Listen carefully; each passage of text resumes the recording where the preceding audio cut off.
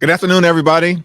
House Democratic Leader Hakeem Jeffries here in the United States Capitol, Washington, D.C. We're on the brink of a Donald Trump and Republican-caused government shutdown.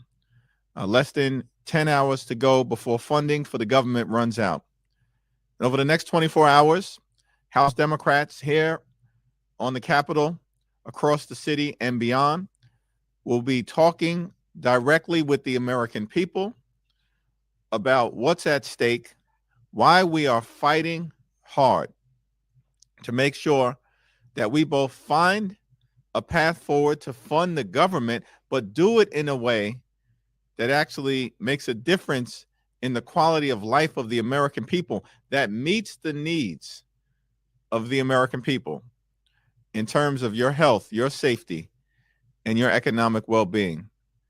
And certainly that makes clear to our Republican colleagues that we will not support a partisan Republican spending bill that continues to gut the health care of the American people. Republicans control the House, the Senate, and the presidency. If the government shuts down, it's because they want the government to shut down. And in fact, they've been going after parts of the federal government that they dislike since the very beginning of this administration on January 20th.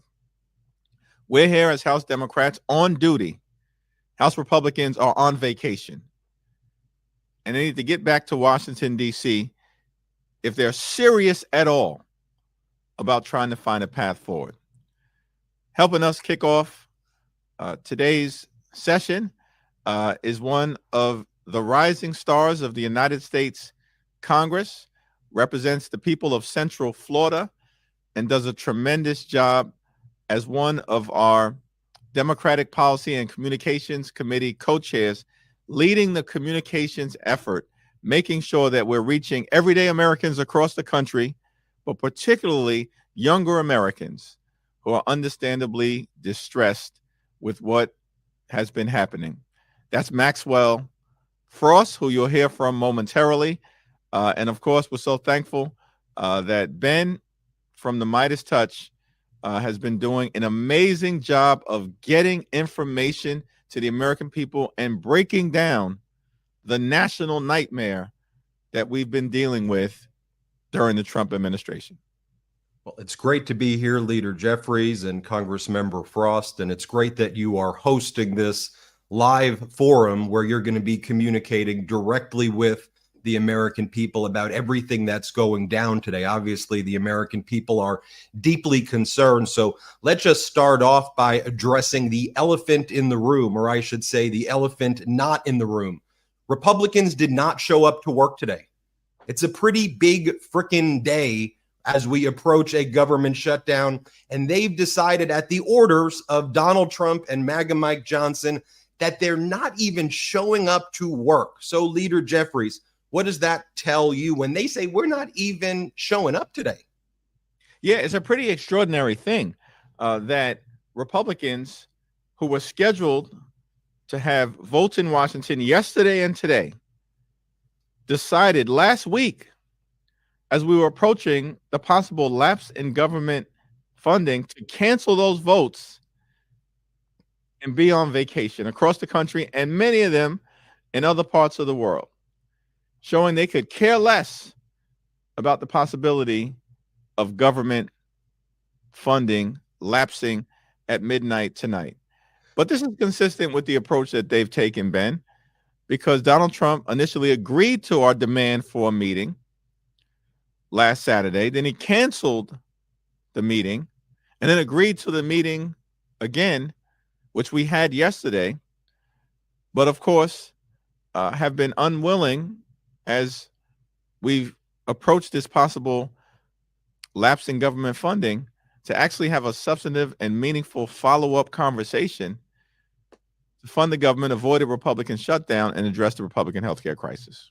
Congressman Frost, same question to you. You know, the Midas Touch Network has captured on tape a lot of Republicans fundraising today. I see them out in a lot of those fancy DC restaurants raising money off of this. Pretty, just, it's a wild concept for me, for someone who is outside politics, who's now kind of getting into this, to be like, they're not showing up right before a shutdown and they're out there just fundraising and trying to bring in millions of dollars for themselves as the American people are suffering. 100%. And just like the leader mentioned, they have the White House, the House, and the Senate. So if we shut down, it's either they wanted us to shut down, or they're so incompetent that we shut down. And here's the thing. You're talking about them having these meetings in fancy restaurants with their donors. A lot of these people they're meeting with are the very same billionaires and owners and top executives of mega corporations that are going to benefit from bills like the big ugly bill that they passed. Rip away healthcare from 17 million people. They want to pass this funding package, which will enable them to continue to raise premiums for working class Americans, just so they can give those same billionaires they're meeting with right now as we speak a tax break. That's what all this is about. And it's the reason why we're here right now. We're here to save healthcare. We're here to lower the cost of healthcare. Republicans are nowhere to be found. They are schmoozing with the very guys that are lining the pockets of their campaign coffers so that way they can get a tax break. And Donald Trump is no different. He's one of these billionaires that wanted to get into the federal government, that got into the presidency to help himself and help his friends. Now, Leader Jeffries, moments ago, Donald Trump held a press conference in the Oval Office where he said that if there's a shutdown, he will do things medically, he says, to hurt people. He talks about firing hundreds of thousands of people in the government, and he talks about inflicting pain. That's what he says he's going to do if there's a shutdown. I'm not sure if you've heard that and have a response to him saying that he will medically hurt people. That's coming from the Oval Office. A bunch of other crazy stuff's coming from the Oval Office too. Like, he claims he's going to be able to reduce healthcare immediately by 1,600%. Dude's just making up numbers, but let's just address him saying he's going to medically hurt people if there's a shutdown. It's another confirmation of the sad state of affairs that the country finds itself in, with an out-of-control leader, an out-of-control administration, and out-of-control MAGA extremists in the majority in the House and in the Senate. It's also confirmation of the fact that we know Republicans are going to own this shutdown. They want to shut the government down. And the reason why they want to shut the government down is they'd rather do that and possibly inflict pain on hard-working Americans, both public servants and beyond, instead of actually meeting the healthcare needs of everyday Americans. The Affordable Care Act tax credits are about to expire this year, and notices are going to start to go out tomorrow, as Maxwell indicated, making it clear to tens of millions of Americans that their healthcare premiums, copays, and deductibles are about to skyrocket by thousands of dollars a year in many cases. That's going to cause medical bankruptcy. That's going to cause people to have to withdraw from their health insurance. And when they get sick, nothing they can do about it. Folks are going to die. This is a life or death issue that we're fighting for on behalf of the American people. And we're not going to let anyone on the other side of the aisle fool the country, gaslight the country, suggesting that this is something that is happening because of Democrats. No.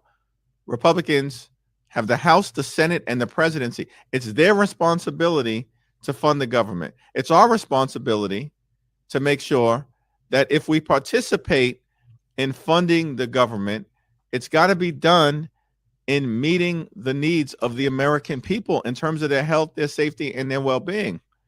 We are not going to participate in the partisan Republican efforts to continue to gut the health care of the American people and do damage to people all across the country. Rural America, urban America, small town America, the heartland of America, and Black and brown communities throughout America. You know, Congressman Frost, you see Donald Trump and MAGA Mike Johnson, they're going back to their usual playbook right here. They're going to blame migrants. They're going to blame the transgender community. They talk about transgender surgeries in Peru. I don't even know where they come up with and make up this stuff. But what Leader Jeffries just said there, I think, is such an important point here. And this is what I'm hearing from our viewers. Because of what Trump and MAGA Mike Johnson is doing, American citizens are going to die. And you know, this isn't an abstract concept. And I know, you know, when corporate news likes to talk about it, it gets pulled into like, well, can you respond to this? But Americans are going to die. And that's why this is a fight, because they're not going to be able to afford insurance. Can you speak to what is actually going to happen if these Affordable Care Act tax credits disappear and what that really means in terms of deaths? Let's just be blunt about it and have the conversation that Trump is killing Americans. Yeah, I'm going to give you an example that actually I just learned about. I was just answering the phone in my office, and I spoke with someone from my district named Mary, who told me she's already done the math. Her healthcare premiums are going to go up about double. So right now she's paying a little less than $500 a month, and it's going to go up to a little bit more than $1,000 a month for her. She's on a fixed income. We already have a cost of living crisis in this country that Donald Trump has made way worse with his reckless tariff policies and everything else he's doing. We have a homeowners insurance crisis in the state of Florida, too, which is almost pushed her to the brink of having to leave her house in the first place. And when I asked her, like, what is this going to mean for you? I mean, she couldn't even, it's hard to comprehend for her what things she's going to have to cut from. Is it going to be food? Is it going to be medicine? What things does she have to cut from to make it work because she lives on a fixed income? And this is someone who's done everything she was told to do. Because the majority of Americans, right, who are going to experience these huge rate hikes for their health care or be kicked off their health care, they've done everything we told them they have to do. Go to work, be a good citizen, right? Then you can retire with dignity. People have done that, and now Donald Trump and Congressional Republicans want to completely flip the script and change it and say, nope, it don't matter what you did. You're going to pay way more for health care. We might kick you off your health care, and it's all to help billionaires. And the first thing you brought up, I think, is really important, Ben, is the fact that Trump is going to try to blame everybody but himself. And this is the Trump playbook. It's really the authoritarian playbook as well.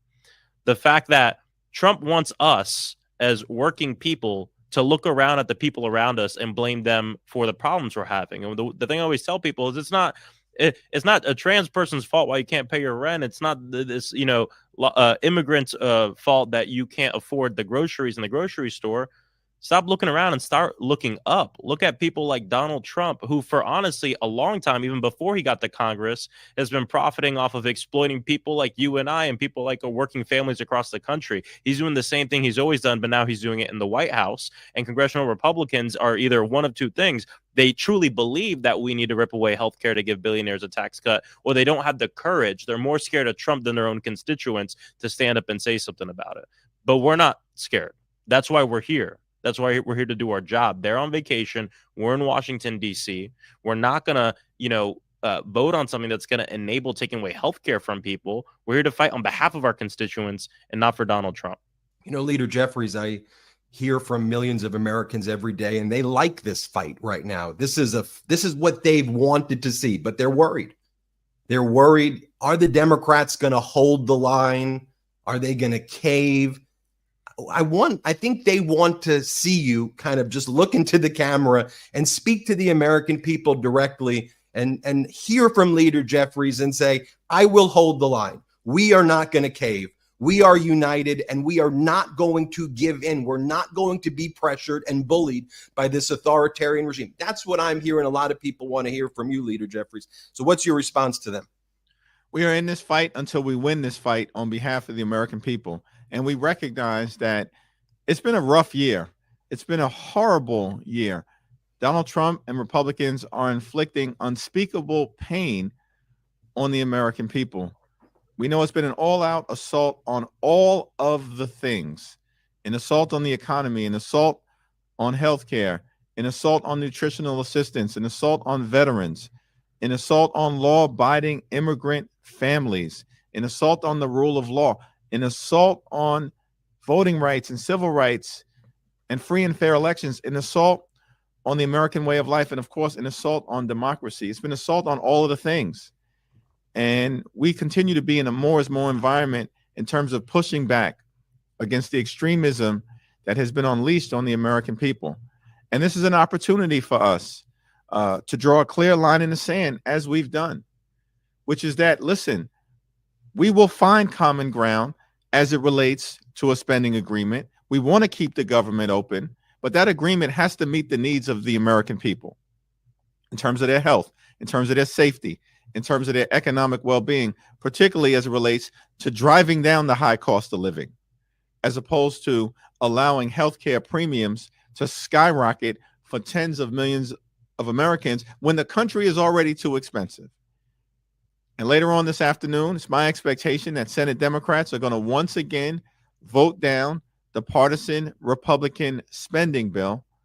And then it will be on Donald Trump and Republicans to decide, are they going to shut the government down, or are they going to work with us to actually address the healthcare crisis that Republicans have created all throughout this year? Largest cut to Medicaid in American history, triggering the possibility of a $536 billion cut to Medicare at the end of this year if Congress doesn't act because of their one big ugly bill.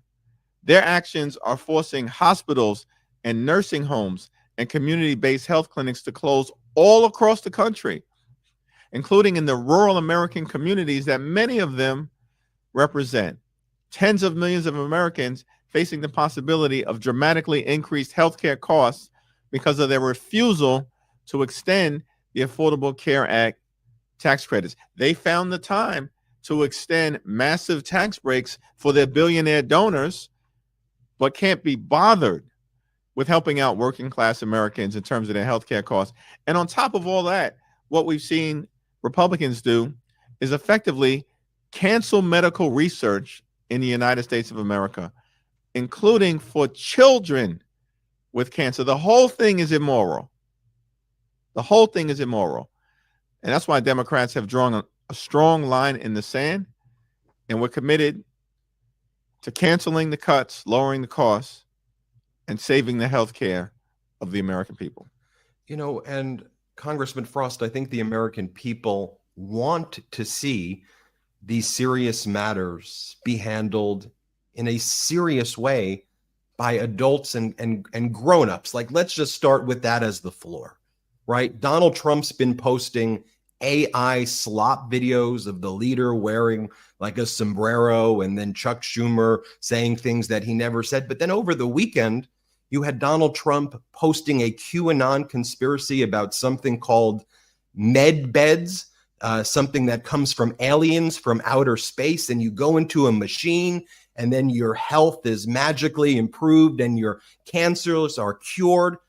And and it's enough of this crap. Oh, it's Donald. That's just how Donald acts. This is the president of the United States, and we're about to reach a shutdown.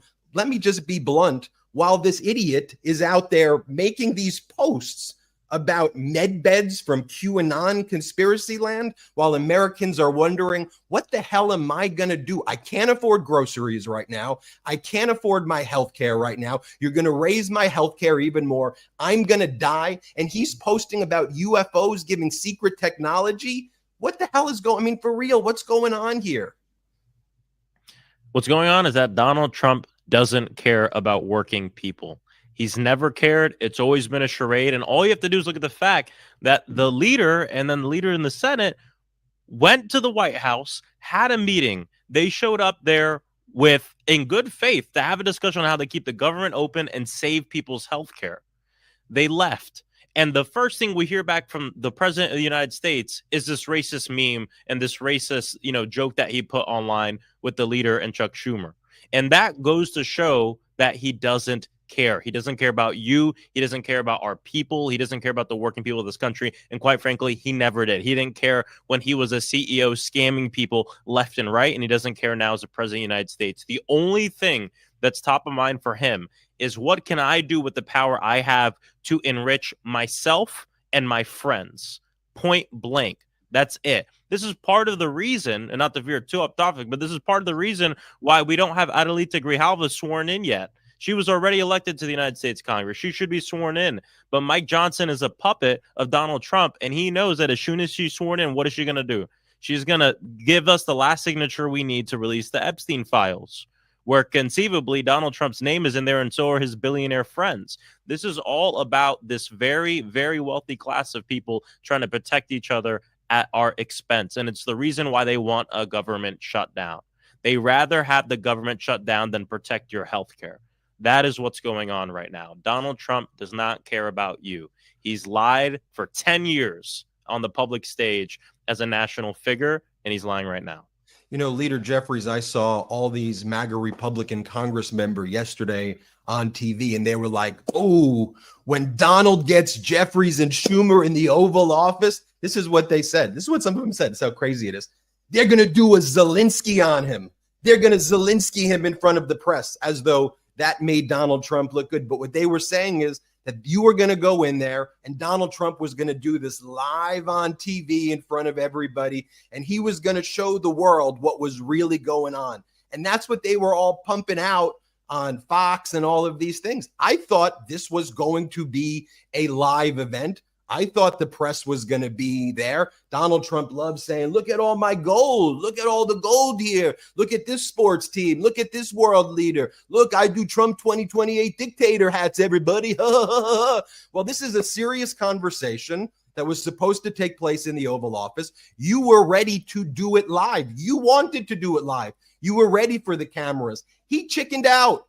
He was a coward. It's one of the things with him too, all tough guy until a major meeting that should have been live. So speak to that before we go about Donald Trump not broadcasting this thing live and doing this in secret. To me, that's crap.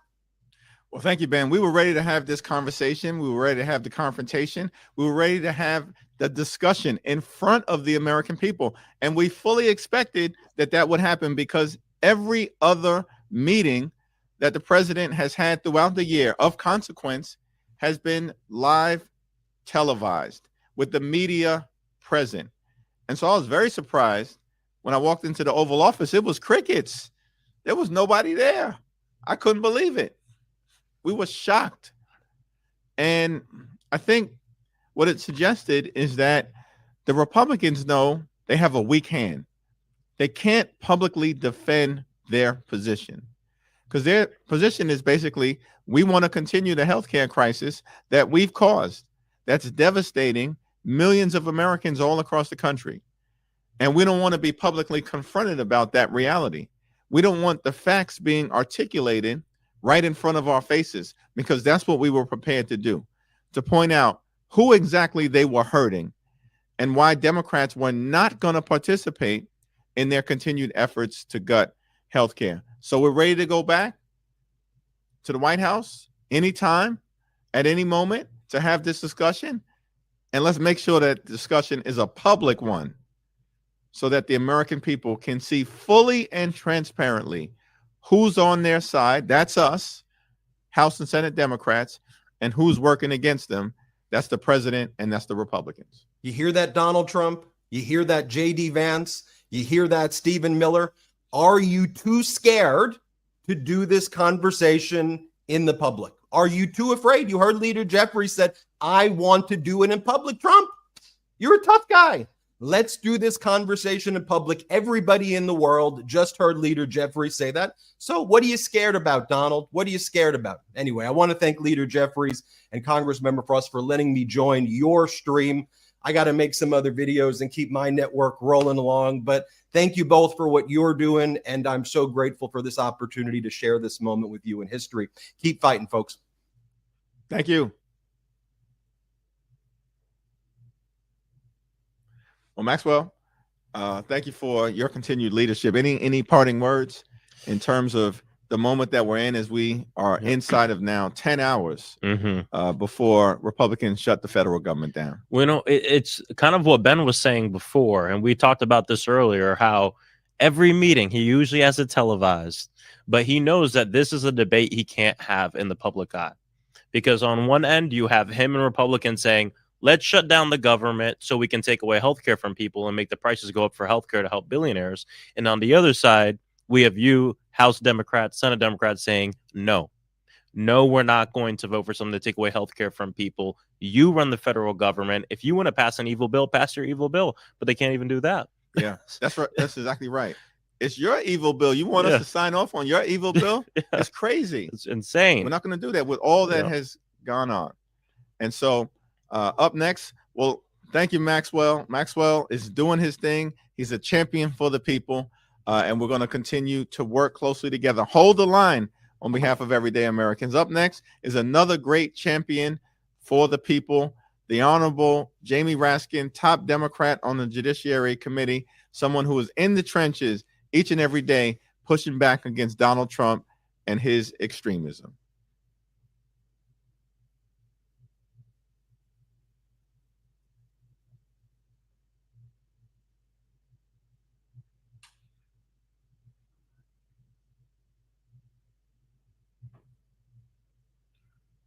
I think we're working on Jamie's. Yeah, I think they're getting his mic together. Mic but you together. know, but earlier when I was talking with Ben about the fact, I was answering some calls from people, and I had someone call in who said, "I'm a lifelong Republican. My whole life I voted Republicans. I voted for Trump this past election, but this fight we're in right now, just over the last week, has really changed her decision on how she wants to vote in the future, because she said, I never thought we'd come to this point where we have one party just talking about preserving healthcare. You have the other side not even wanting to engage on the subject, you know, not even coming from it as from a conservative point of view, saying, well, this is how we're going to do it in a different way. We just don't even want to talk about it. Yeah. We just want to raise your cost of healthcare. We want to cut healthcare for people just to help the richest people in this country. And I think more and more people are waking up. Yeah, it's very powerful. One, that you're engaging with your constituents and sort of hearing in real time the impact that the Republican healthcare crisis has had on them. Mm-hmm. And it's something that all of us, should continue to do throughout this process and beyond. I know you do it on a regular basis, even outside of this possible government shutdown. Mm-hmm. What is, fascinating to me is that, in that Oval Office meeting and in interviews that Republican leaders have done, including Speaker Johnson, they've basically said, healthcare is an extraneous issue. And I had to point out multiple times in that Oval Office meeting, I said, healthcare is not extraneous. It's central Mm-hmm. to the quality of life of the American people. And that's probably part of the reason why none of them wanted it debated. Yep. Because they didn't want the American people to hear their view. Healthcare is extraneous. Absolutely not. And for us to continue to catalog the disaster that the Republican healthcare crisis has been. Mm-hmm. But now we're taking the fight, to them. And as you pointed out, I mean, it's extraordinary. We're on duty. They're on vacation. Yeah. It's crazy. That's why they could care less. That's why we know they could care less about healthcare. And we told them we were coming. And we told them we were coming. This ain't a stunt. We said we're coming here to work, right? So we can keep the government open. It closes tonight. We're here to work on something. They're nowhere to be found. We couldn't even pass a bill if we agreed upon one because they're gone. They're across the country and throughout the world. Yeah. Okay, great.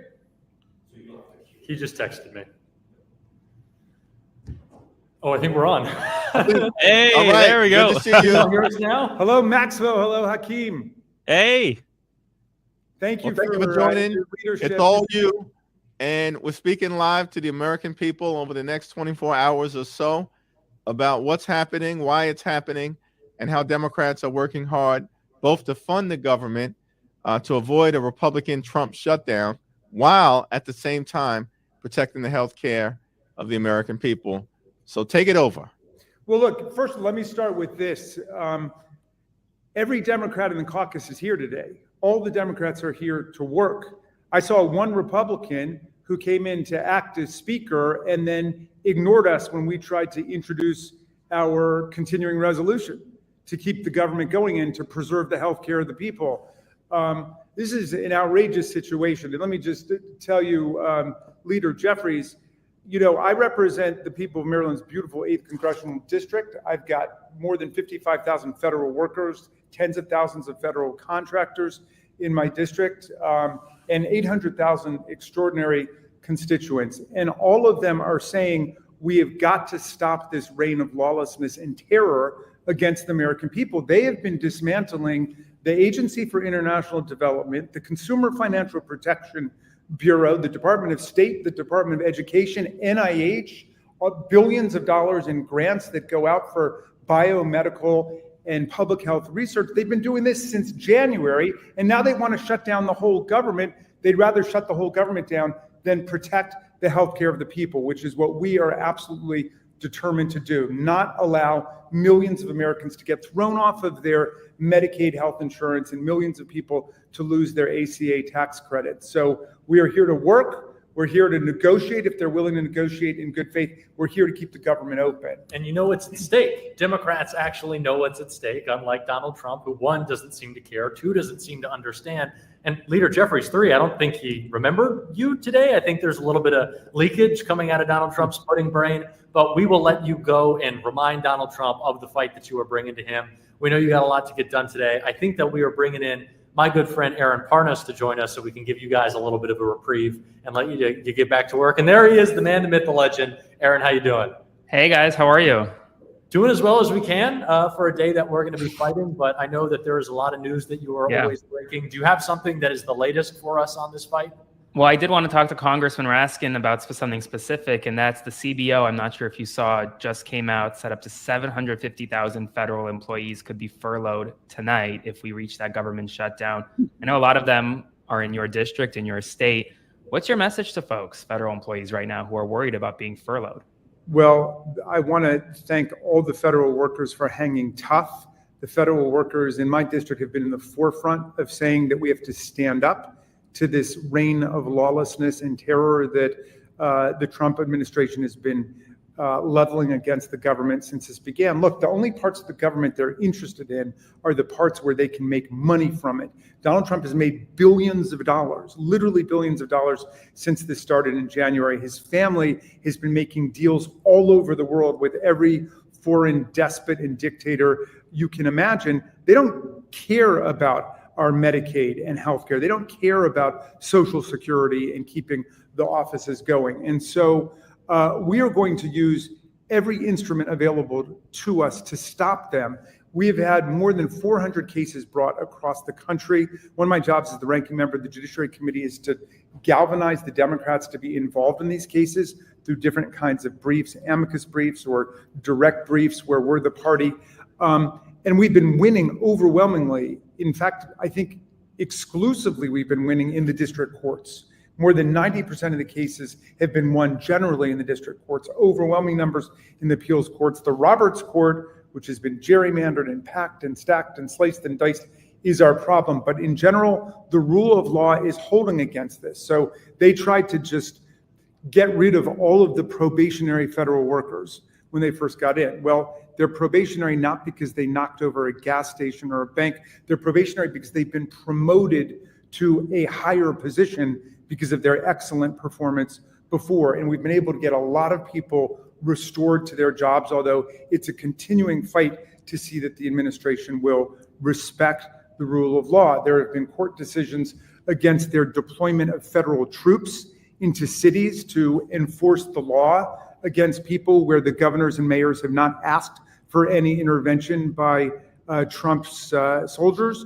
And we've been winning on a whole bunch of other things. Take, for example, the birthright citizenship case where Trump purported to deny birthright citizenship in the country, which is provided for in the first sentence of the 14th Amendment, which says that all persons born or naturalized in the United States are citizens of the United States and the state thereof. We won in 4 district courts, 2 Republican nominees to the court, 2 Democratic nominees to the court. We won in the appeals court, but still they found a way to slow us down on that, saying, well, these should not have been nationwide injunctions, so now we go back as class actions. But the point is, we are going to continue to fight for the federal workforce, and the fact that they're closing the government down does not give them one bit of additional legal authority they didn't already have. So they might try to use it as a political occasion to fire more federal workers. We understand that game, that ploy, but we will meet them in court. We will stop them, and then we're going to beat them next year when we get into the general elections in November.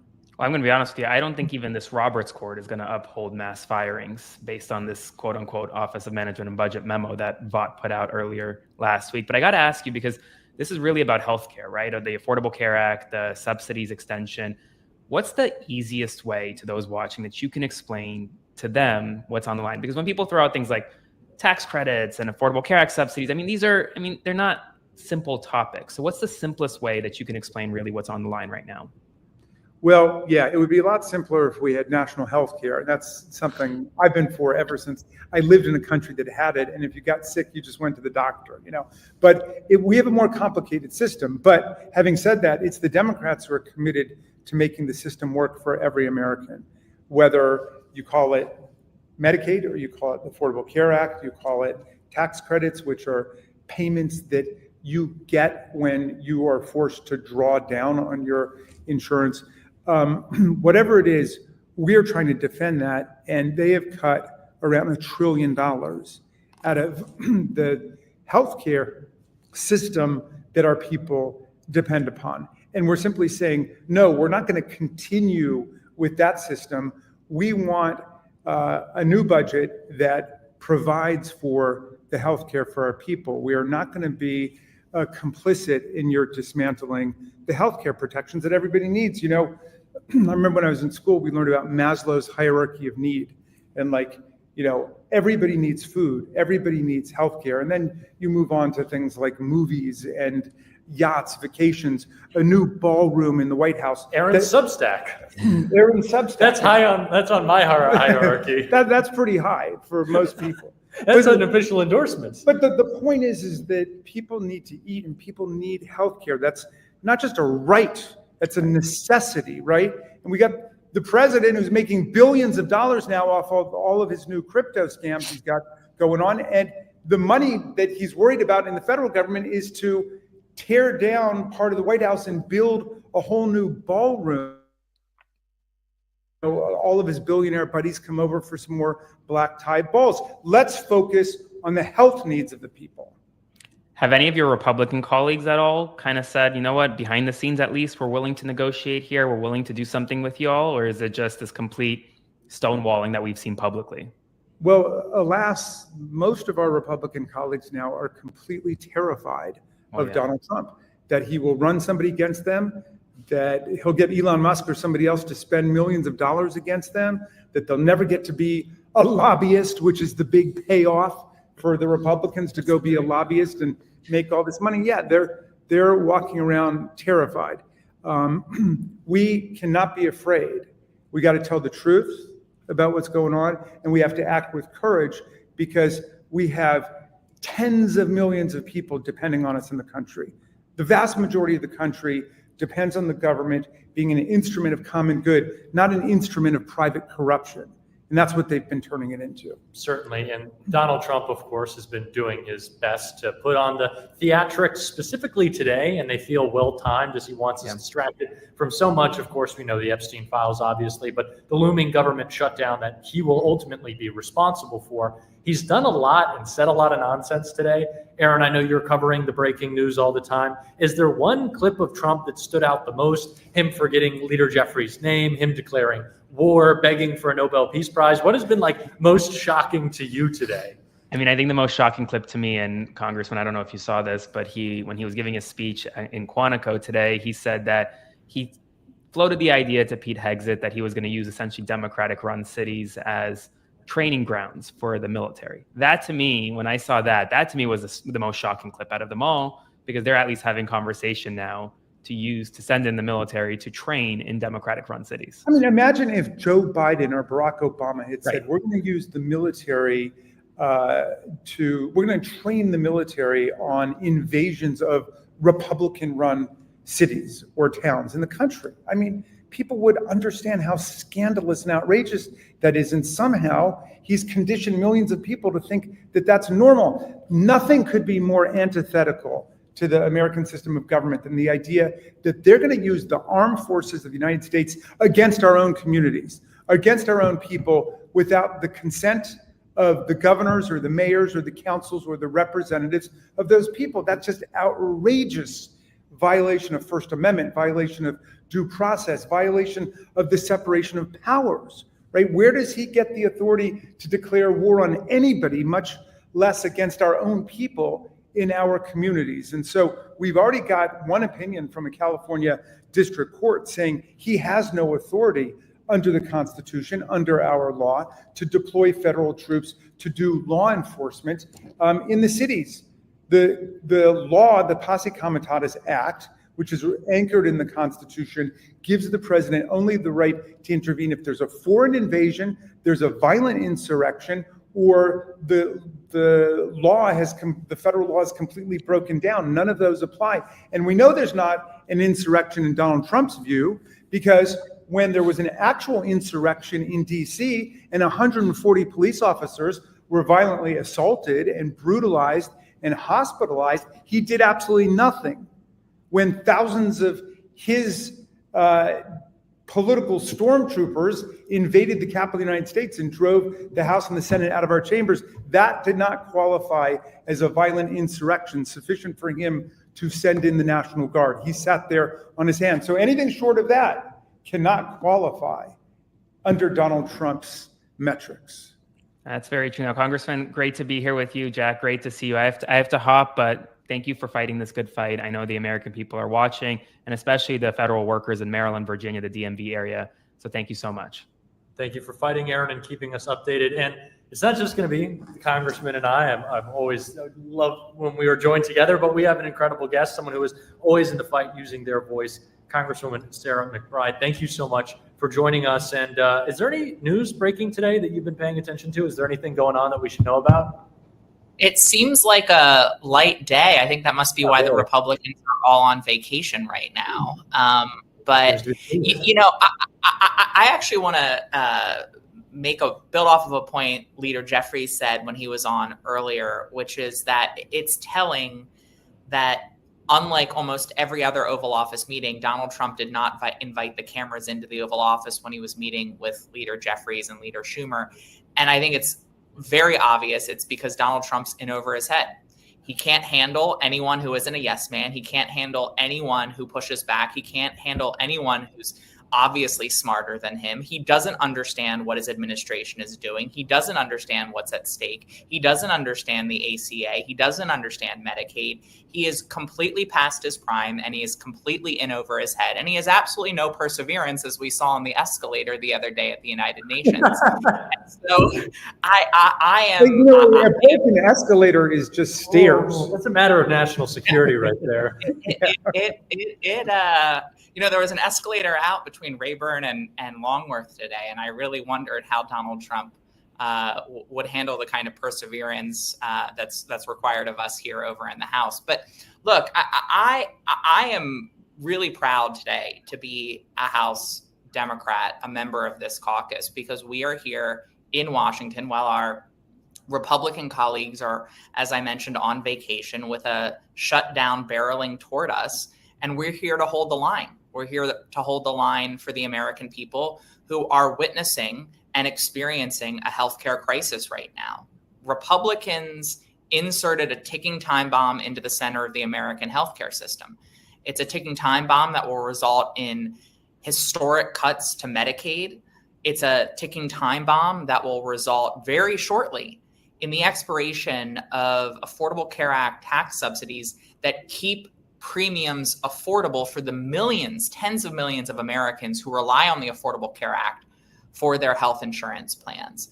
And as that goes off, we're not only going to see massive increases in premiums for people on the Affordable Care Act, we're not only going to see millions lose coverage, but the collateral damage when that bomb goes off will extend to everyone. Because we'll see, as we've already seen, hospitals and healthcare clinics closing in communities where they're already cash strapped and rely on Medicaid and the Affordable Care Act plans for critical funding to keep their doors open. And when those facilities close, we're going to see people who rely on those facilities have to drive longer, take more time off work, and wait longer to get care. And of course, when the folks who lose their coverage, when they get sick, it's not that they'll never get care, it's that they'll get care when they're sicker and the treatment is more expensive. And because they won't have coverage, the cost will be passed on to everyone else. We are living under Trump care. This is an assault on the American healthcare system by Republicans. And we are here in Washington because we know time is of the essence. And at this moment, this budget resolution is the moment for us to save the American healthcare system, to save healthcare for millions of people, to keep premiums from going up astronomically, and of course, to keep the government open. But Republicans are too chicken shit to negotiate. They're too chicken shit to negotiate in public. That's for damn sure. And of course, they want to cut healthcare because they raided the American healthcare system in order to partially pay for tax breaks for billionaires, which was a payoff for those billionaires because they funded Donald Trump's campaign and they're facilitating his authoritarian power grabs. Yep. And Congresswoman, I think you make the very important point that not only is this an assault, but it's an assault seemingly through Donald Trump's own ignorance. He doesn't understand what will happen because of these cuts. He doesn't really seem to care. Earlier today, I know you've been very busy fighting the good fight, but Donald Trump, speaking about Leader Jeffries and Chuck Schumer, said, I met with Chuck Schumer yesterday, and in his words, a very nice gentleman who I didn't really know, you know who I'm talking about. Do you think he's even there in these negotiations? Or like you brought up, he doesn't want the cameras there. Does he know what's happening around him? Well, no. I mean, I think, look, if Congressman Raskin said, can you imagine if Joe Biden did X, Y, or Z, or Barack Obama? I mean, can you imagine if Joe Biden or Barack Obama so consistently were unable to formulate sentences like Donald Trump is incapable of doing? Can you imagine what would happen if Joe Biden or Barack Obama demonstrated a complete lack of understanding around his own government's policies and the healthcare system? I mean, what we are seeing is a president who has lost it, a president who, I mean, candidly, he never had it, but a president who's lost it. And look, I'll also be completely frank here, clearly a president who can't handle strong leaders of color as well. I mean, there is a reason why he's singling out Hakeem Jeffries in this moment. It's because he can't handle someone who's smarter than him. He can't handle someone who pushes back, and he certainly can't handle it when it's coming from a leader of color like Hakeem Jeffries. He doesn't know what damage they have visited upon the country with their healthcare policies. And I mean that just literally, he doesn't know. He doesn't understand. He tweeted against me, or Truth Social, or Lie Social, whatever it was. He went on social media against me because I had just gone on TV to make the point to our Republican colleagues before they voted to throw millions of people off of their health care that they were following Donald Trump blindly, and he didn't know what was in the bill. And then he got so upset about that he started calling me all these names and everything like that. But it hit a nerve because he really doesn't know. And I thought about that this morning because Hakeem Jeffries told our caucus that Trump was really quiet when Jeffries and Schumer were explaining to him what is happening with people in the country. And maybe, I know he doesn't have any empathy or solidarity, but he does have a political sense. And he recognizes that there are millions and millions of people, including, as Steve Bannon kept pointing out, a lot of people in MAGA who are going to be hurt and devastated by their policies. So you've got the politically and morally blind leading the politically and morally blind at this point. And it is up to the Democrats to say, let's not do this. Let's not drive over the cliff. These are our people. I could understand if Kim Jong-un or Vladimir Putin wanted to come over and do this to American people, but we cannot allow American politicians and leaders to do this to our people. Yeah, I mean, he's clearly in an echo chamber. He's clearly surrounded by yes men who filter information to him, who don't tell him anything that they fear might displease him. He's always been an emotionally stunted individual. He's always been immature and insecure.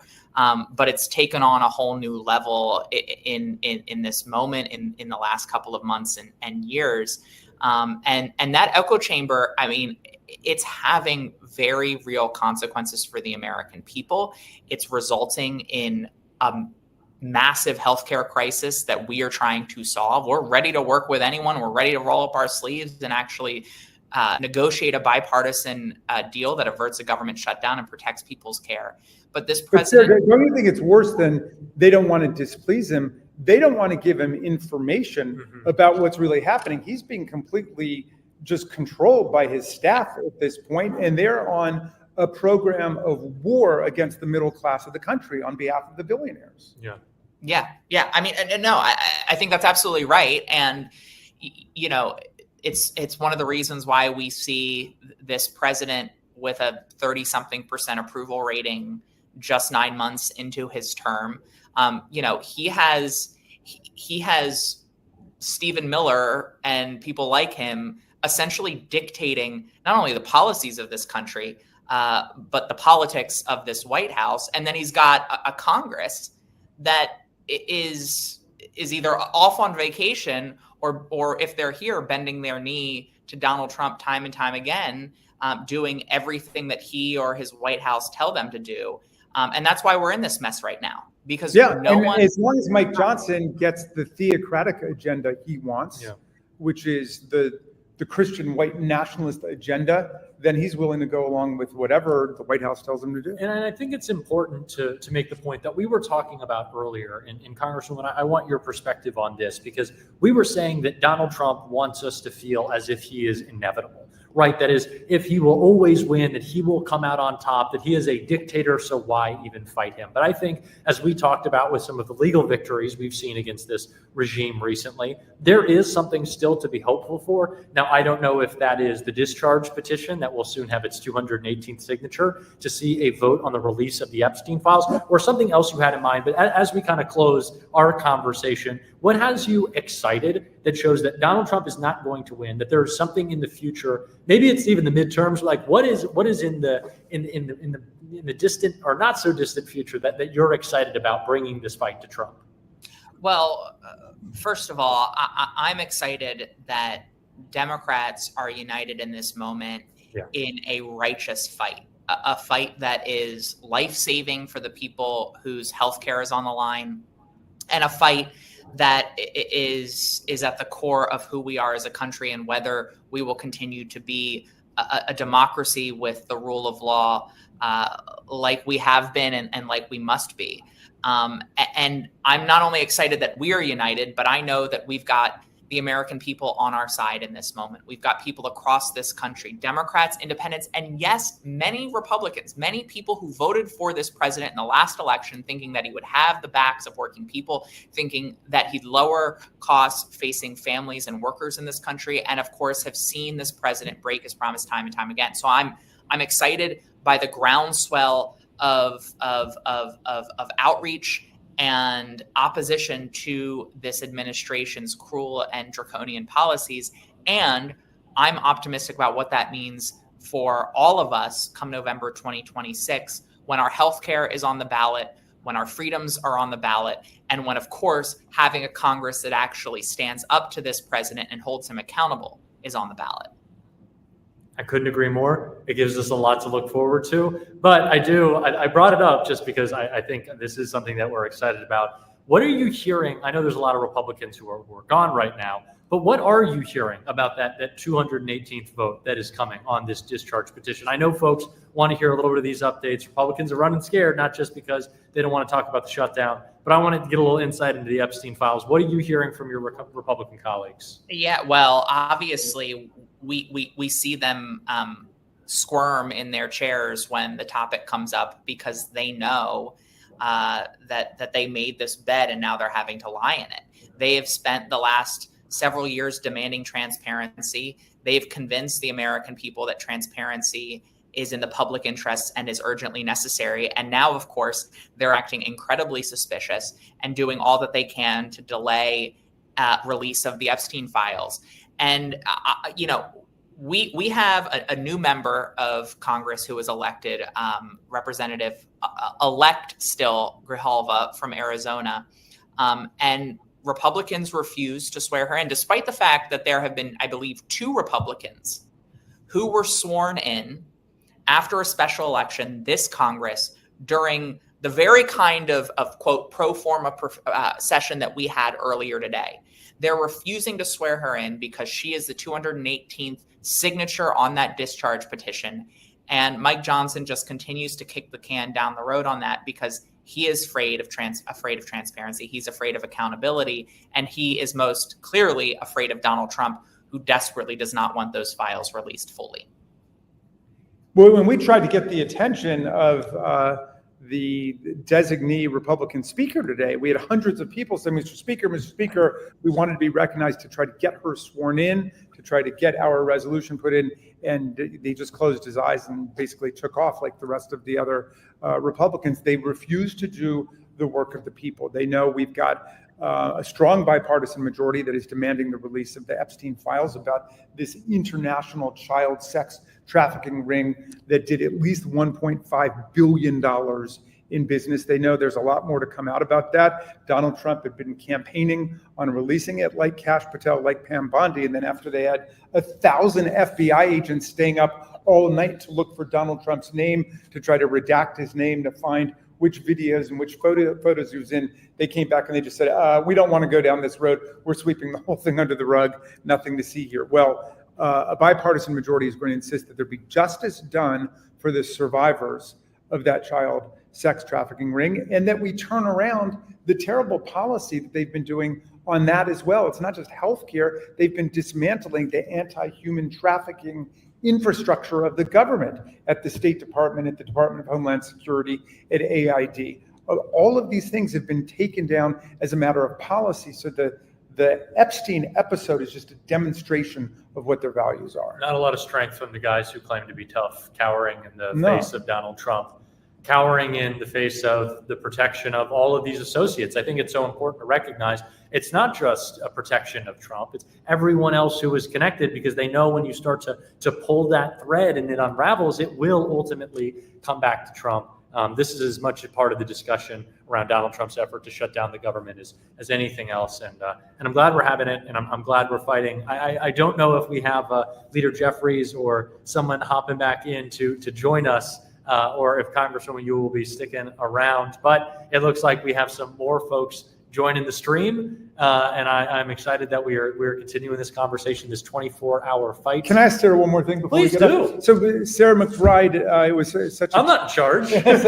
You are. I didn't realize that. You should have told me that. No, it was a joy to get to visit you in Delaware at the end of the summer. I know you've got a lot of federal workers who are in your district in the state of Delaware. I've been amazed that the federal workers in my district have been so out front on telling us to hang tough for the health care of the people. And I just wonder if you've had a comparable experience with your constituents in Delaware. I have had the exact same experience with federal workers in Delaware. They understand that this administration is firing federal workers across government, across programs, across agencies, unilaterally and often illegally. And they know that a shutdown is not what results in this administration firing federal workers. They know this administration is piece by piece, whether we're in a shutdown or not, trying to dismantle the federal workforce in order to grind these programs to a halt, in order to prove that government can't work. And so, that is the government that doesn't profit them directly. They've got no problem with that kind of government. But. Right, they want that for sure. Yeah. And so I've been hearing resolute determination by federal workers in my state that we stand firm in defense of healthcare and in defense of the rule of law, because they know that unless we do that in this moment, unless we guarantee that a budget resolution protects the power of Congress and therefore the money that we appropriate, and that we protect people's healthcare, that unless we do that, federal workers and all Americans will continue to face abuse after abuse by this administration.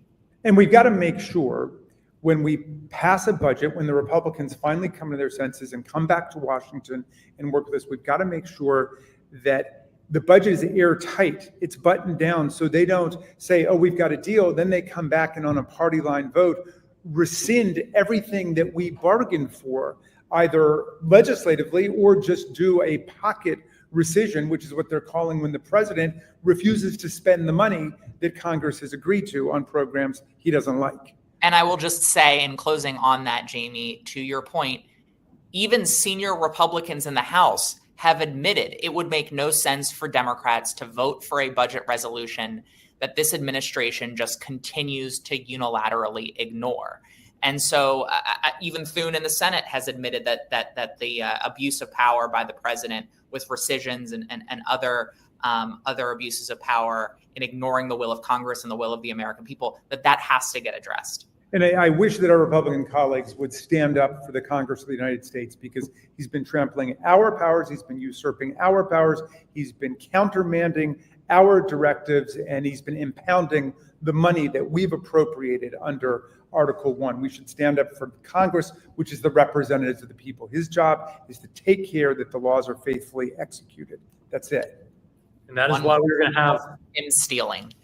And that is why we're going to have more Democrats fighting throughout the day on this stream. We're talking all day long. We're fighting all day long. We are having a few friends from the Congressional Asian Pacific American Caucus up next. This is a live stream that everyone, if you are watching, stick around for. We are going to have lots of Democrats joining us today, fighting today. This is an important moment. This is a moment for moral clarity. This is a moment for backbone. And our friends who are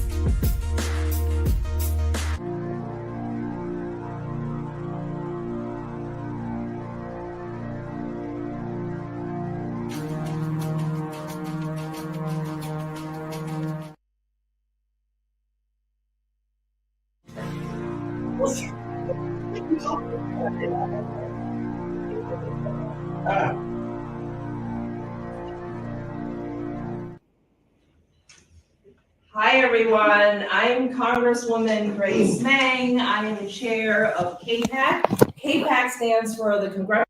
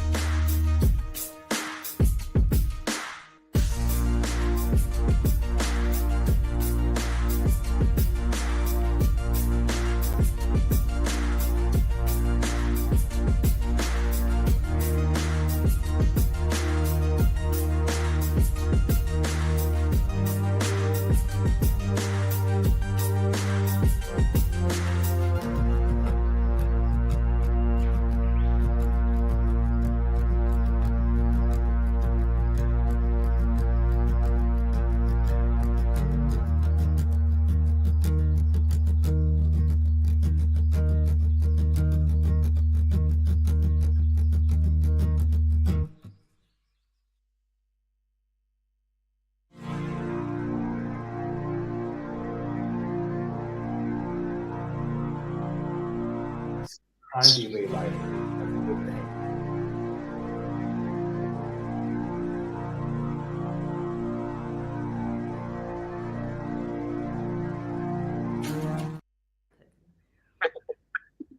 Hi, everyone. I'm Congresswoman Grace Meng. I am chair of CAPAC. CAPAC stands for the Congressional Asian Pacific American Caucus. We have lots of caucuses in Congress. Caucuses are like clubs in high school, and we are so honored to be part of CAPAC. CAPAC is 82 members strong this year, and we consist of Asian Pacific American, Native Hawaiian members from all over the country, and also Congress members who represent significant AA and HPI communities.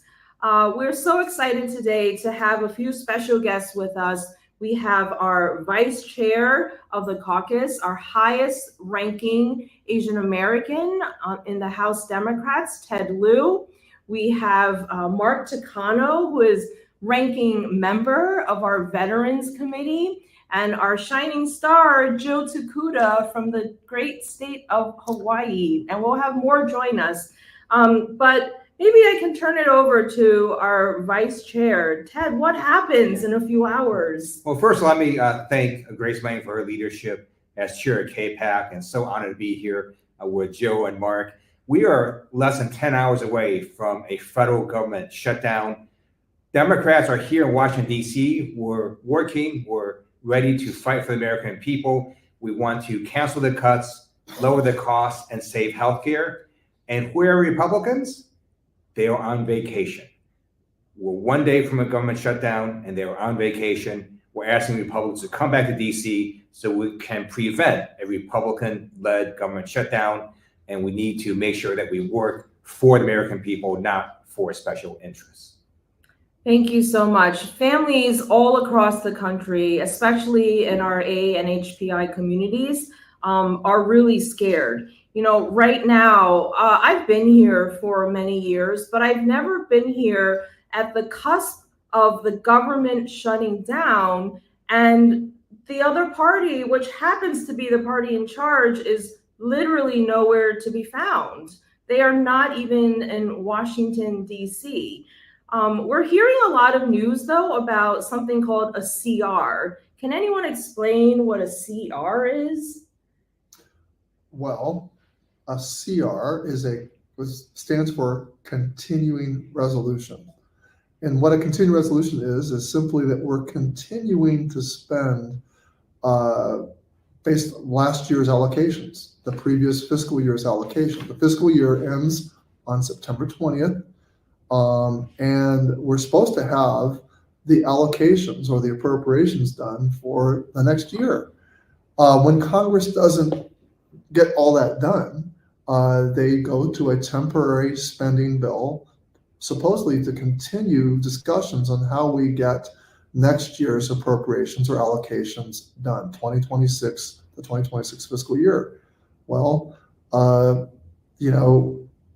we don't have an agreement on next year's allocations, and so we're supposed to go to a CR to temporarily fund the government. The problem is that this CR is not a clean CR, as our Republican colleagues claim. It's not just simply about that.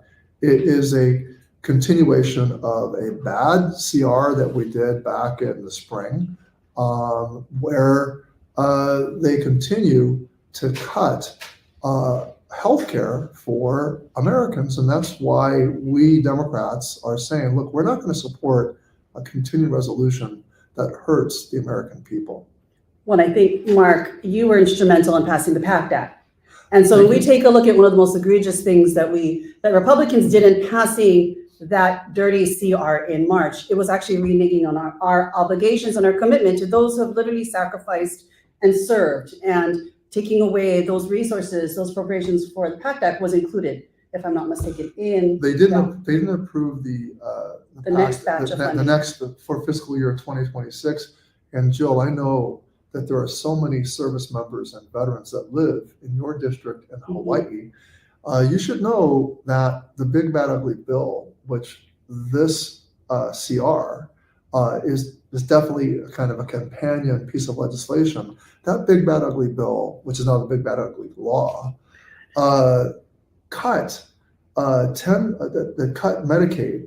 10% of all Medicaid recipients are veterans. Mm-hmm. Of the 19 million Americans that depend on the enhanced tax credits to help them afford to buy insurance policies from the health exchanges, 600,000 of those 19 million are veterans. And you know what? I bet you have a lot. I've been to Hawaii. I've seen all of the small businesses that you have there. Yes, we have many. So many small businesses depend on health exchanges to buy their policies and those premium tax credits to help them afford it.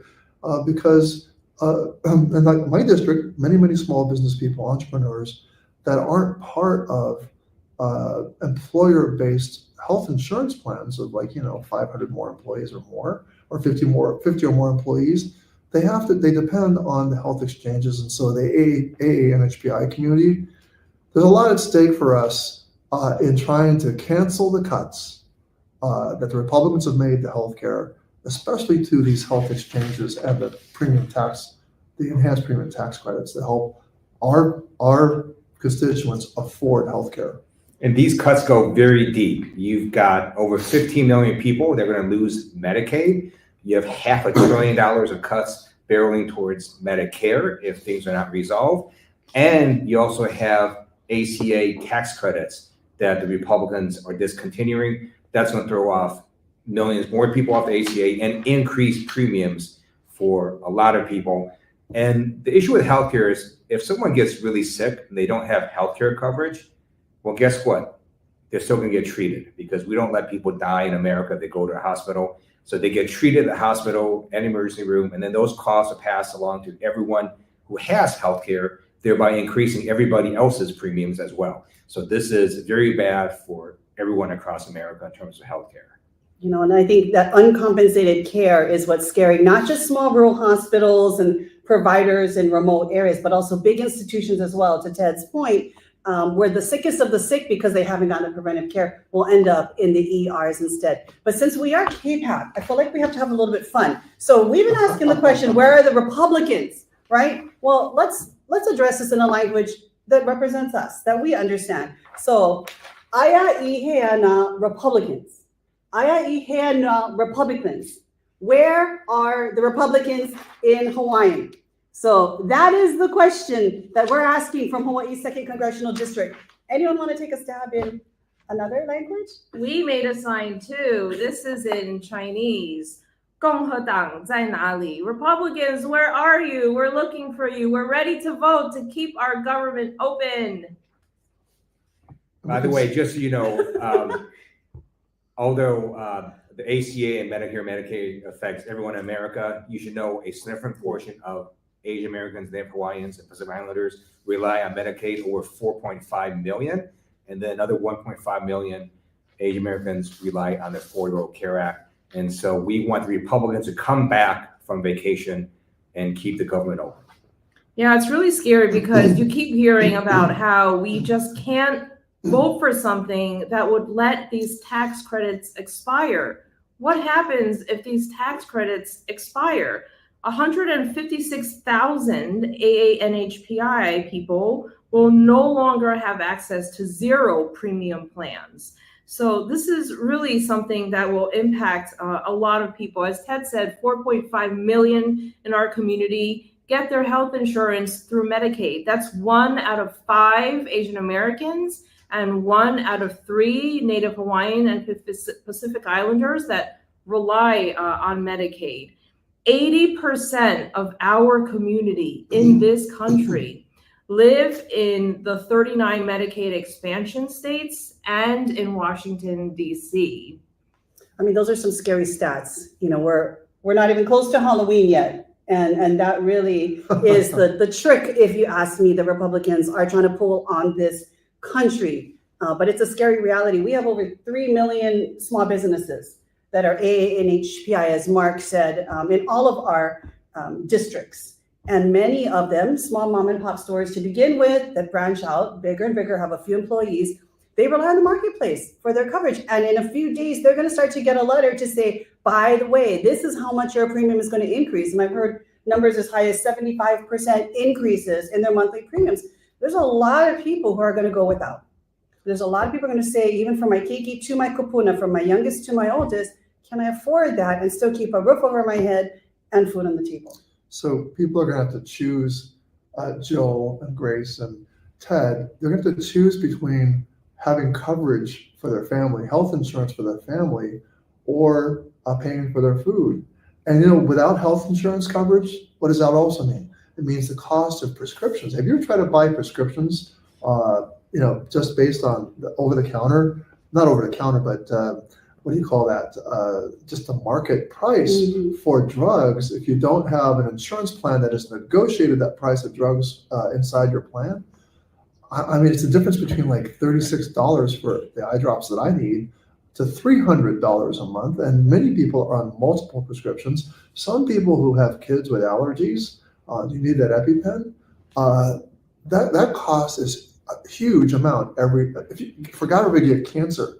One cancer drug can be like $15,000, $20,000 a month.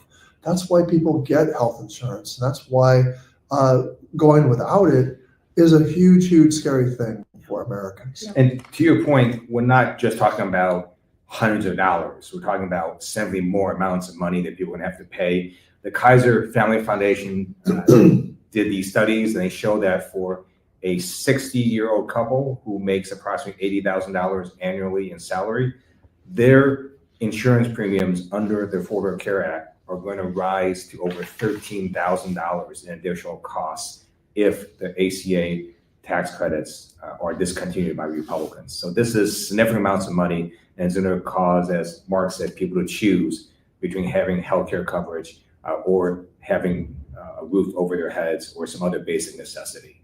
Yeah, it's a really scary time. You know, Jill said it's not Halloween yet. It's almost Halloween.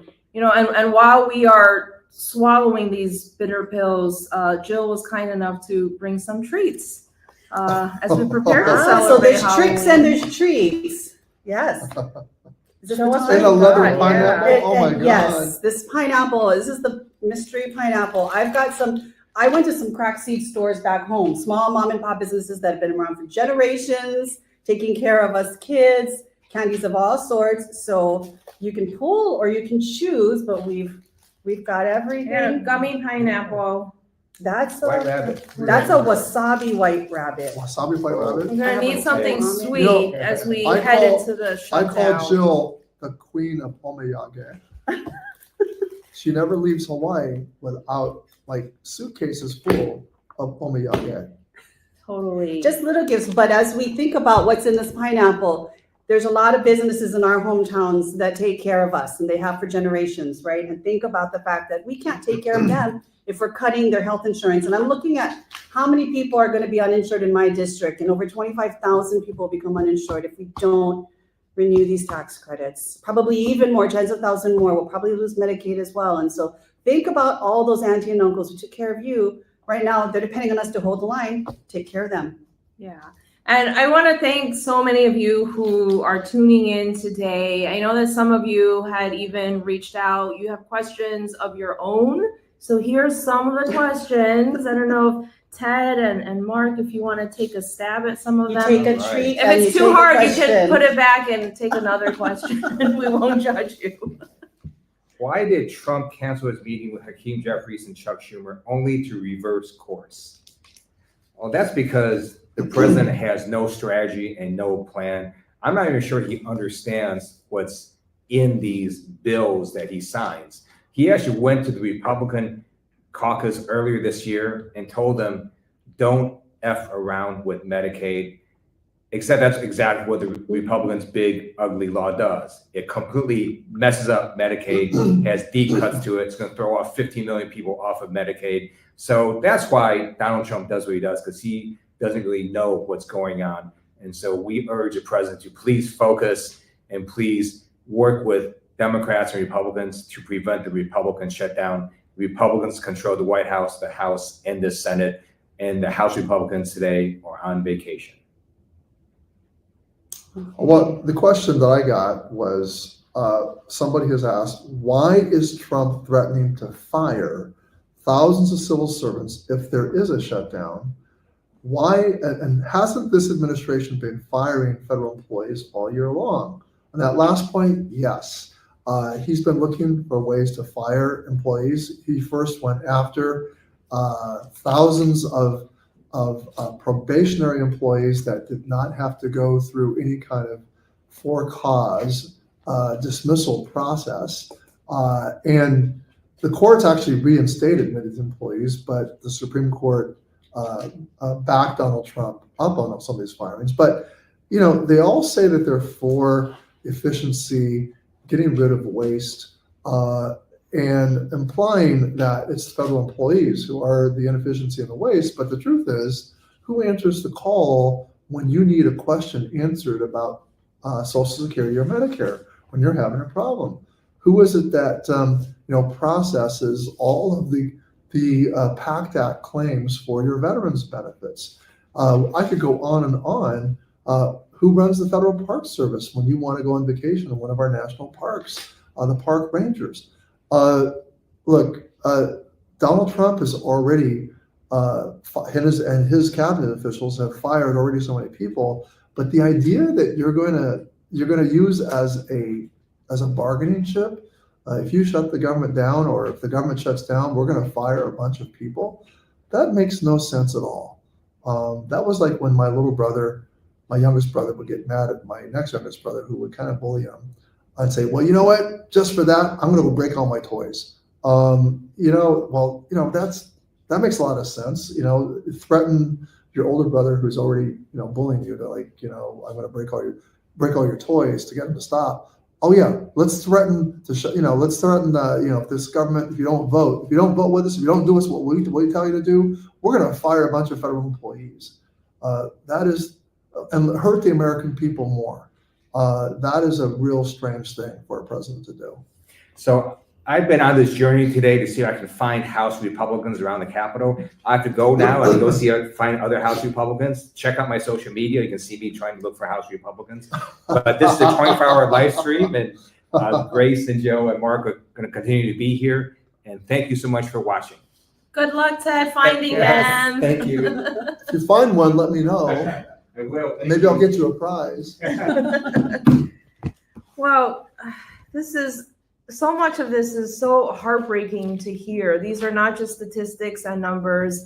They're stories behind real people, real Americans, from Republicans to Democratic families to everyone in between. We've been meeting with a lot of folks who have taken time out of their busy schedules to come to Washington this week. They're telling us how important these tax credits are, and that they are literally a lifeline. We heard from a woman today who was diagnosed with cancer. She had a cough. Her name is Lauren. She had a cough. She went into the doctor's office and came out and was diagnosed with stage 4 cancer. And thankfully, the Affordable Care Act was able to help her. And even though the Republicans tried to repeal it, it did not work. And they tried on the day after she was diagnosed. And so we're hearing so many stories of folks who are here in Washington, but also people that we know from back in our districts. I don't know if you've heard of stories, and if you have any you want to share with our country. Yeah, Joel. Well, I can talk about the people who are on Medicaid. And we heard today from Teresa. Her name was Teresa. She's from New Jersey. I remember the state she's from. She had 2 young 12-year-old boys, that sound like twins, who are autistic. One is pre-verbal. The other, they both need a tremendous amount of help. Medicaid for a working class person who has disabled children is indispensable. The costs for taking care of children who have autism or any kind of disability is just on a working class salary is just not enough. They just could not afford it. And you know what would be horrible is that her sons would not be able to reach the potential that they could.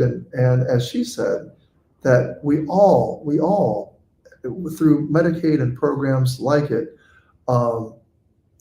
can enable every American to be a contributing member of society. She talked about the wonderful gifts that each of her sons have. And without Medicaid, not only is there medical help not covered, but also Medicaid pays for the specialized education that the public schools just simply cannot provide. Now, I can tell you also stories about Medicaid parents who need Medicaid in my own district. I've visited with them. I have done videos on my own Facebook page. You can go there and look for that video that I'm doing that I have with parents of an autistic child. But the parents of kids with disabilities, they're terrified about these cuts. And let me say something. I mean, Teresa told me something very interesting today. She said, look, it's not just people with kids that have autism. You might have a kid that has severe allergies and needs an EpiPen. And if you are in a certain income level, and we're not talking like super poor, we're talking about people that are working. You know that most of the people on Medicaid actually work. That's the other thing.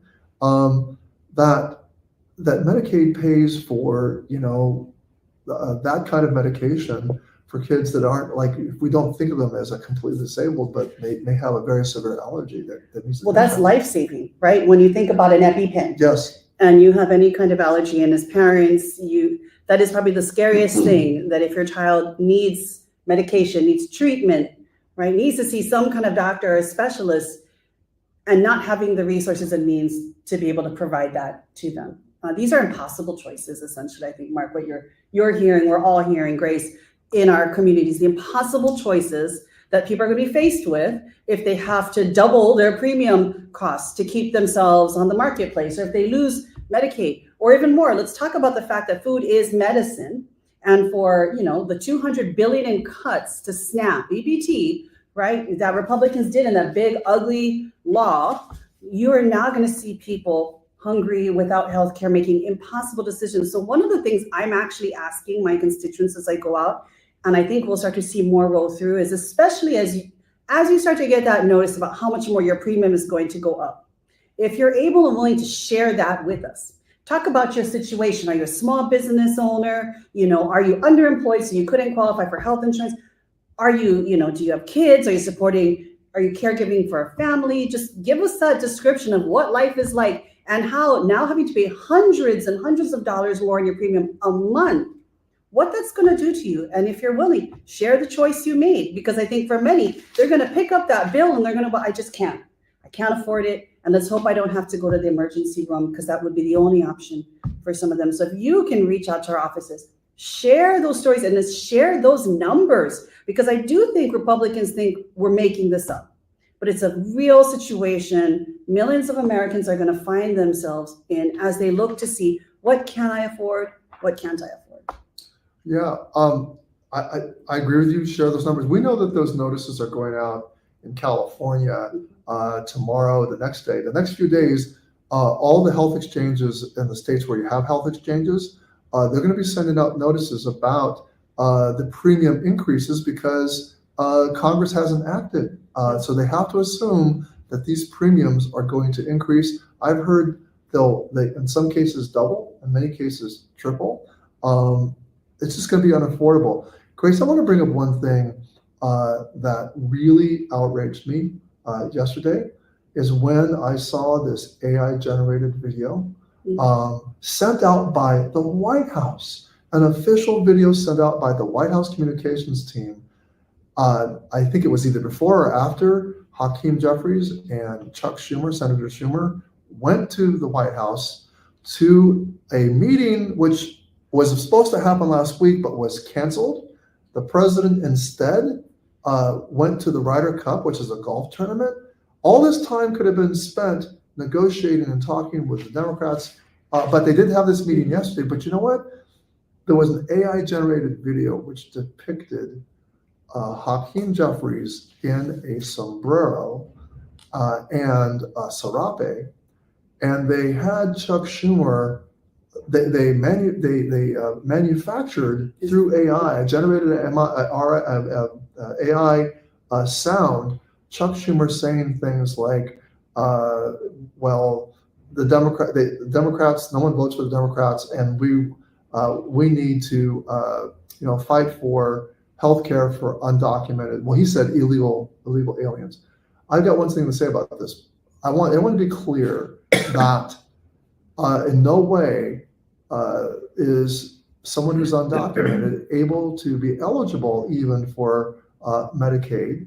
They're not eligible for the enhanced premium tax credits. It is a bald-faced lie that the White House is using. But you know what this is, in my view, as an AAPI?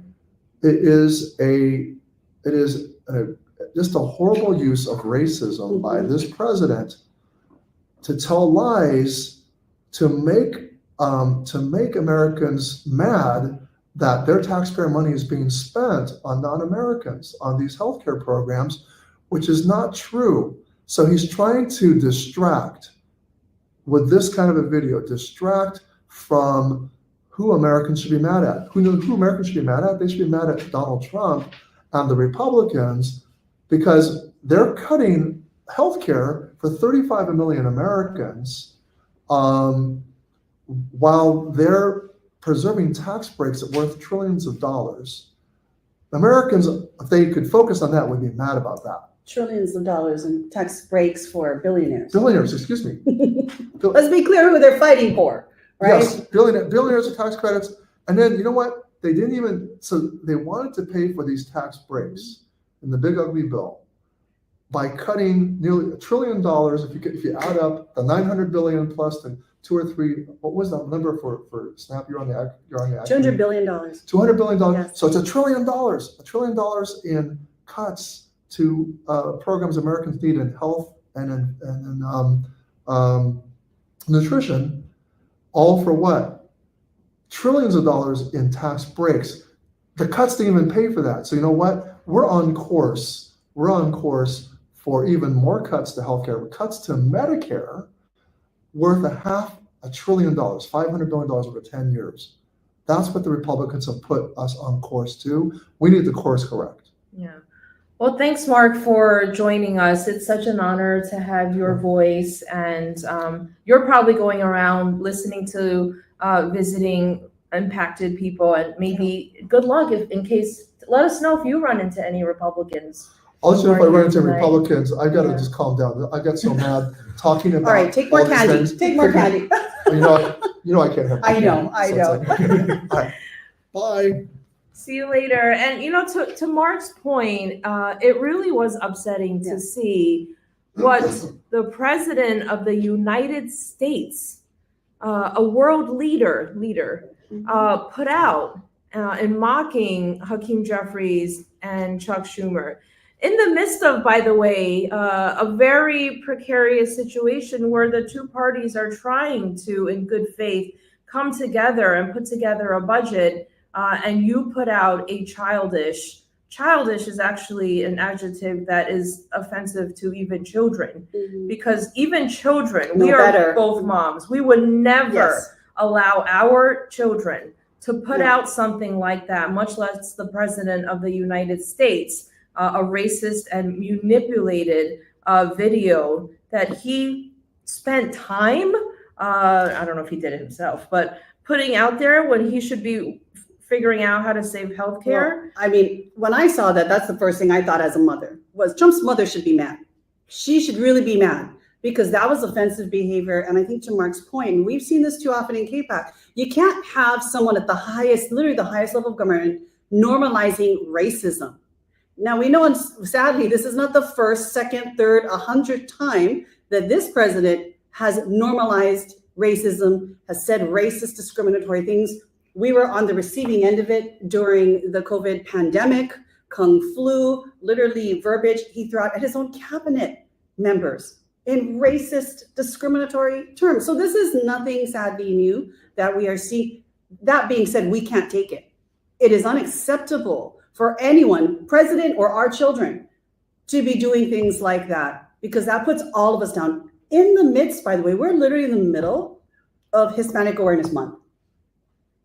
I mean, this is what he do. It's insult injury, and he keeps repeating itself. It cannot be normalized. And I think when we sit here and talk about what we want for the future, we want a government that's open. We want a government that's compassionate, that sees all of us. We want a government that recognizing that healthcare is a right too. And so, it's a long road ahead for us, but I notice your bowl has more questions. We can either eat lots of snacks, which I have plenty of, or we can do both. We could do both. We can have snacks and your snacks and answer questions from fellow Americans. Okay, I like that. Let's see. Let me try one. Well, we kind of touched on this, but Democrats, U.S. Democrats are all back in the Capitol right now. But where are House Republicans? Why are they on vacation?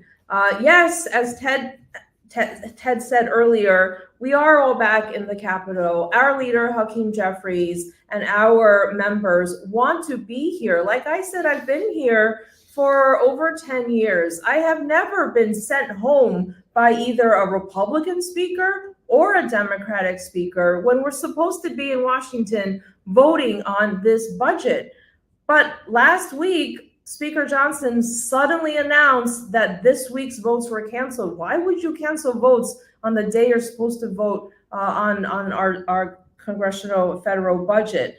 I don't know where they are. I know that they're not here. We don't have any votes scheduled tonight. So there's going to be a shutdown unless a miracle happens and they all come back in the next 6 hours. And, you know, Grace and I were on the floor just a little while ago when they had the pro forma session. We were all there. And if you see any of the pictures from that, literally half the chambers, their side was completely empty. We were all present, ready to vote, ready to start doing the work of the people, but they were all MIA. My question, and this is going to be different for everyone, the answer, will your offices be open during a government shutdown? And so the answer for our office is all of our team has been deemed essential by me.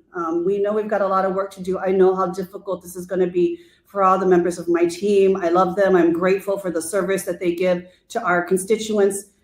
Should it look like it's happening, we'll actually be launching a page on our website that talks about, just answers some FAQs about the shutdown, you know, give some, you know, idea of what might happen. Although I think, as Grace knows, it really is administration to administration, and we're not sure what this administration will do, what they'll keep open or what they'll close.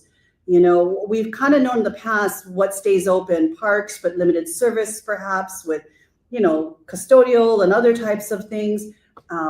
But we really know nothing except the threats that they have been putting on the American people, like mass firing. So our office will be open. Please call us if you need help. Should we be in a shutdown, look to our website, tokuda.house.gov, and we will have a landing page there for you to click on. But Grace, I don't know if you want to share what the situation might be for you. Yeah, we are in the same exact situation. I've made the same decisions for my team because if there is a shutdown, Americans are going to be really scared. This may seem like something very far away, a concept that doesn't relate to everyday people, but it totally does.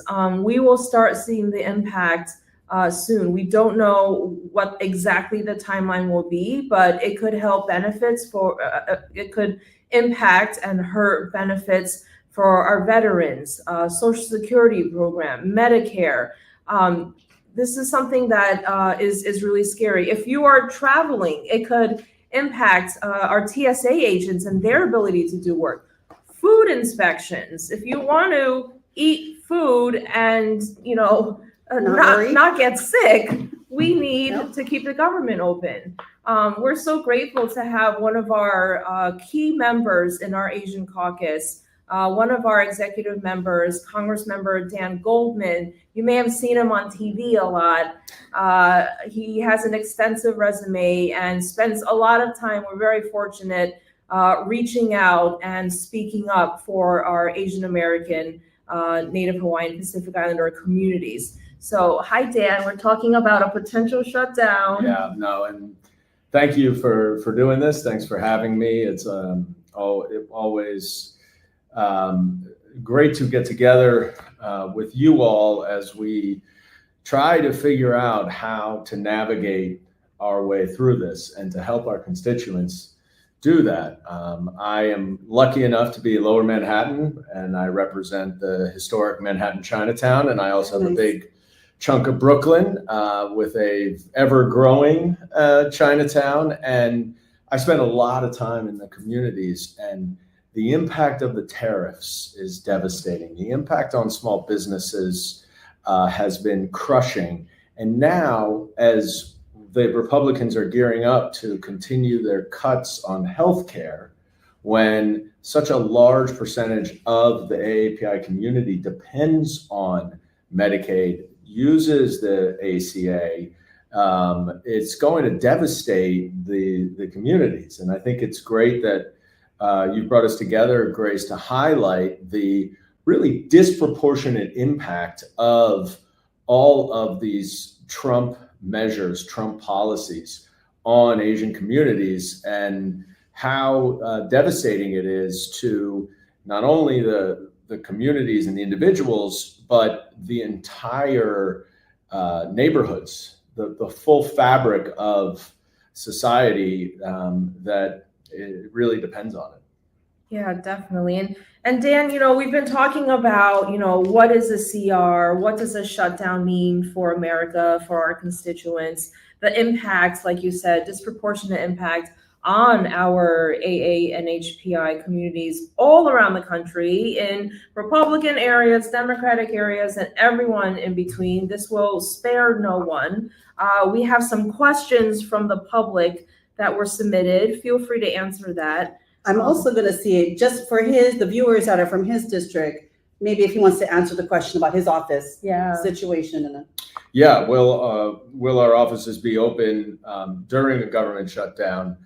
We will be open. We are sort of responsible for our own staffs and somewhat separate from the executive branch. And I have asked my staff to continue to work, even though they will not get paid. And the promise of retroactive pay is important. But frankly, if it gets to the point where people are struggling, I think it is absolutely essential that our staff and our offices are open during these difficult times when people are need advice, need questions, that I'll make sure whatever way is necessary that everybody my staff is not adversely impacted, so they can keep working, because that is absolutely vital. Yeah. And we not only have been receiving questions from the public, but also people have been sharing our stories. As you know, they've been coming to Washington. They've been contacting our office. And I have a bunch of stories. We literally don't have enough time just to hear the stories that I, as one office, have received. But I wanted to share 2 quick stories about how scared people are. One of them, she is she works at a nursing home. She is desperately worried for her residents. Where will they go if extremist politicians slash the very program that is needed, this healthcare program, just to pay for huge tax cuts for their billionaire donors? Not only would my residents lose access to their health care, their medicine, their meals, their activities, friends, and caregivers, but they would lose the only home they now have if these extremists have their way. I'll save the other stories for later, but that is just one example. Think of anyone you know that lives or works at a nursing home. It could be your own grandparent. It could be an elderly neighbors, family. This has real impact on people. I would just add one thing to that story that I hear a lot in the community is the big ugly bill we know is yanking Medicaid away from as many as potentially 15 million Americans. And with these premium tax cuts on the Affordable Care Act, which is a fancy way of saying that it's a way to subsidize it for people that have lower incomes so they can actually get health insurance, that is understandably and deservedly getting a tremendous amount of attention. But the one thing that is not getting enough attention, and you mentioned nursing homes, but it's also federally qualified health centers. These are community-based health centers that are in communities of need where there is a greater necessity for local health care and where many people cannot get preventative health care. And these community health centers provide wraparound preventative health care, and they are absolutely essential to our healthcare system. And I've been talking to a number in my district where one of them told me, for example, that 5% of their current patients do not have insurance.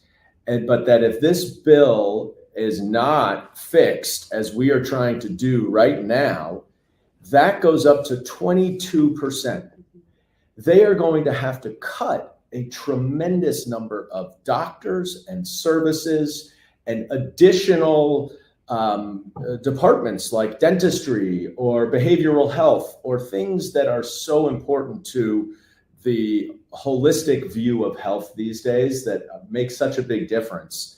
And so that's going to impact so many of our communities, even for those who still will have health insurance, because they won't get access to the best care and the most variety and quantity of care. And I think what Dan mentioned is important. You know, in Hawaii, we have a lot of federally qualified health centers. We have rural health centers. We're rural and remote, and I co-chair the Bipartisan Rural Health Caucus. And one thing I've told people is, even if you don't have Medicaid, even if you're not on the marketplace and you have private pay insurance and you think you're fine, if you live in rural and remote America and other places, you know, if these doors close, if our FQHCs, our rural health centers, small providers, small rural hospitals start to shut down, that's care eliminated for everyone, every single person. That's taking away healthcare access in places where we're already short to begin with. And don't let them fool you that somehow that $50 billion pot, which is a pittance compared to the trillions in tax breaks they gave the billionaires, don't think that this little pot somehow is going to solve everyone's problems.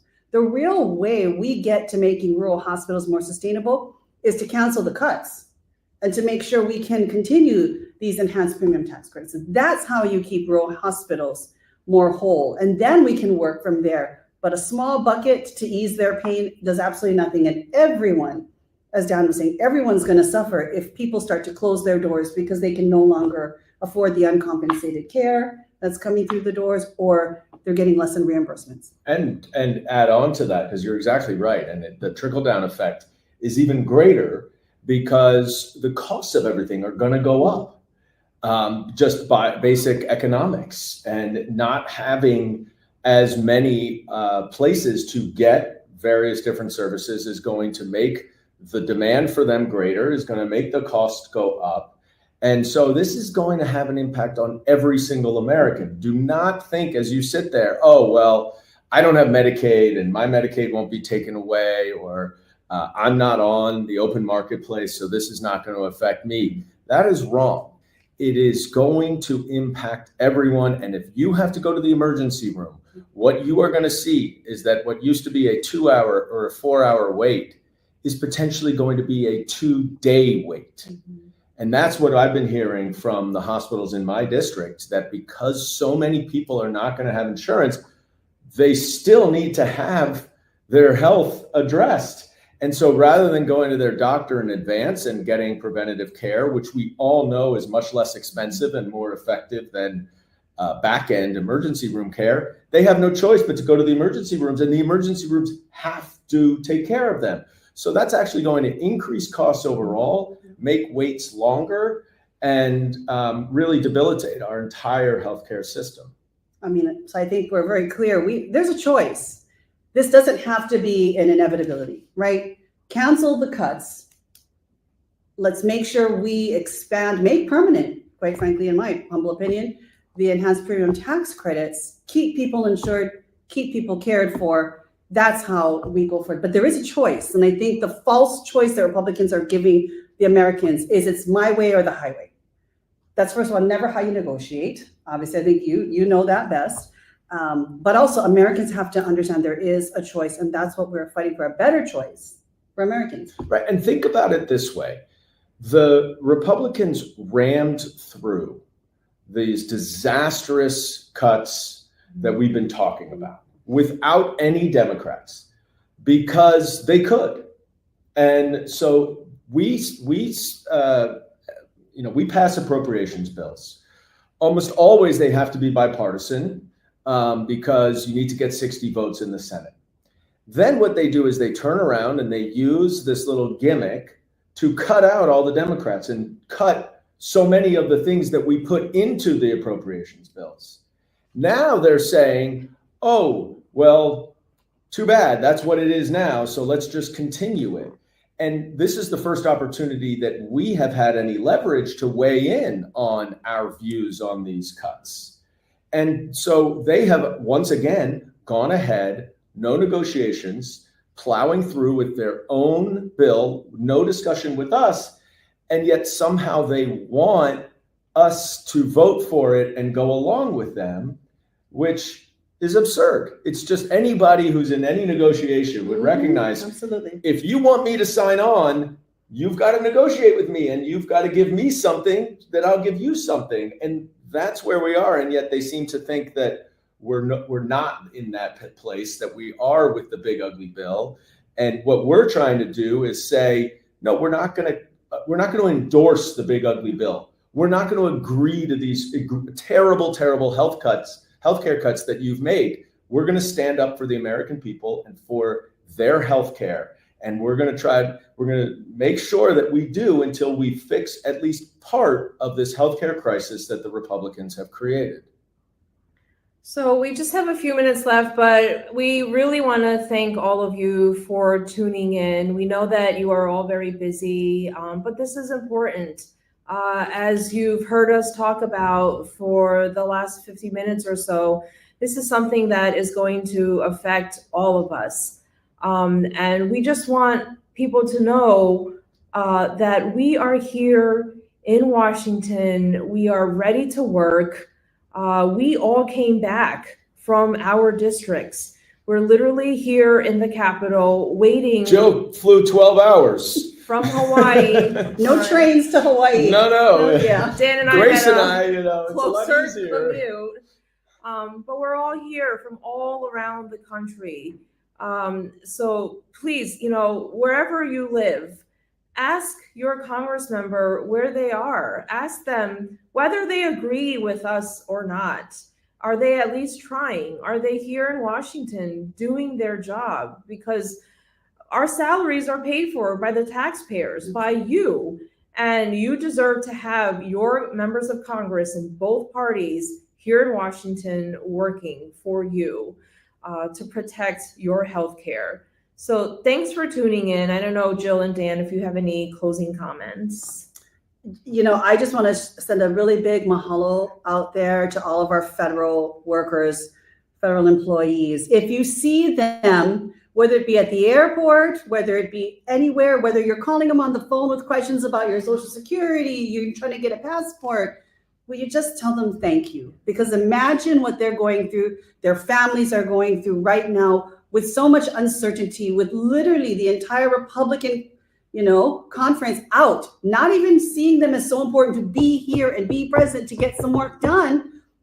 Thank these federal workers. Thank their families for the sacrifices they make, the things they do you don't see, but help you live your everyday life. So big mahalo to all of them, to all of our teams here, which we know it's going to be a hard few hours, days. Let's hope not too much longer than that. But we showed up for work. We need the Republicans to do the same thing too. And again, America, remind them there is a choice. There is a better way where we can protect healthcare. We can keep small businesses like our 3 million ANHI businesses across the country alive, healthy, and well. This is a choice we're supposed to be making on behalf of the people. That's why we're here. Now we need the Republicans to come do the same. And I think that's important. The Democrats are here in Washington 8 hours before the shutdown, ready to pass the bills, to keep the government funded, ready to do whatever is necessary. The Republicans are on vacation. That tells you everything you need to know. Thank you for tuning in.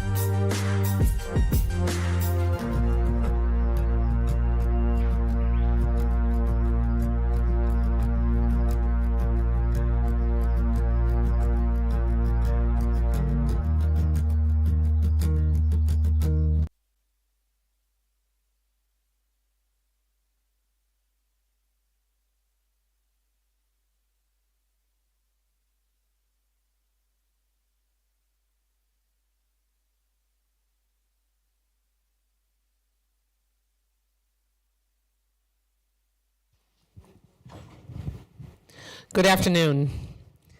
Thank you so much for joining us for this critical conversation and a convening of the House Democratic Policy Steering and Policy Committee.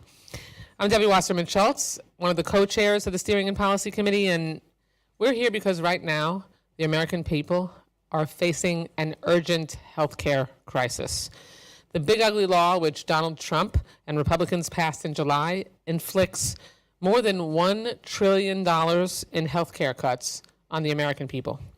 It tears coverage away from more than 15 million Americans. It's driving hospitals and health centers to close and causing the cost of premiums, co-pays, and deductibles to soar. In my state, in my home state of Florida, we have the most Affordable Care Act signups of any state in the country. My own district has the 6th most signups of any district in the country. I have 203,000 people who will see their healthcare costs skyrocket if we do not extend the premium tax credits before the end of this year and as part of this continuing government funding bill. House Democrats all understand this. That's why we're fighting to keep government open while lowering healthcare costs and making sure that hardworking Americans don't lose their health care and that we can focus on canceling cuts. Put very simply, Democrats are ready to walk and chew gum at the same time and understand how essential it is that we do both. We can't wait 7 weeks because these premium increase notices are going to go out starting tomorrow. These healthcare programs and hospitals, community health centers in rural areas, in urban areas, and suburban areas. We had a hospital maternity ward closed down just a few weeks ago at Jackson South because they anticipated the loss in patients that they know is coming like a tidal wave. We're fighting for real people here in our communities who count on affordable health care to keep their families healthy. People like those that we will hear from today, people who put in a hard shift at work, are taking care of their kids, and expect to be able to afford the care that they need when their families get sick. As a breast cancer survivor, I can tell you firsthand, when one day you are the picture of health like I was, and the next day you find a lump in your breast and it turns out to be cancer at 41 years old, you understand that if you don't have your health, you don't have anything. And it is these hardworking Americans that Democrats are fighting for every single day. And no one is doing more in that fight than our remarkable Democratic leader for the House Democratic Caucus, the Honorable Hakeem Jeffries. Leader Jeffries would like to invite you to give us some remarks. Thank you, Debbie.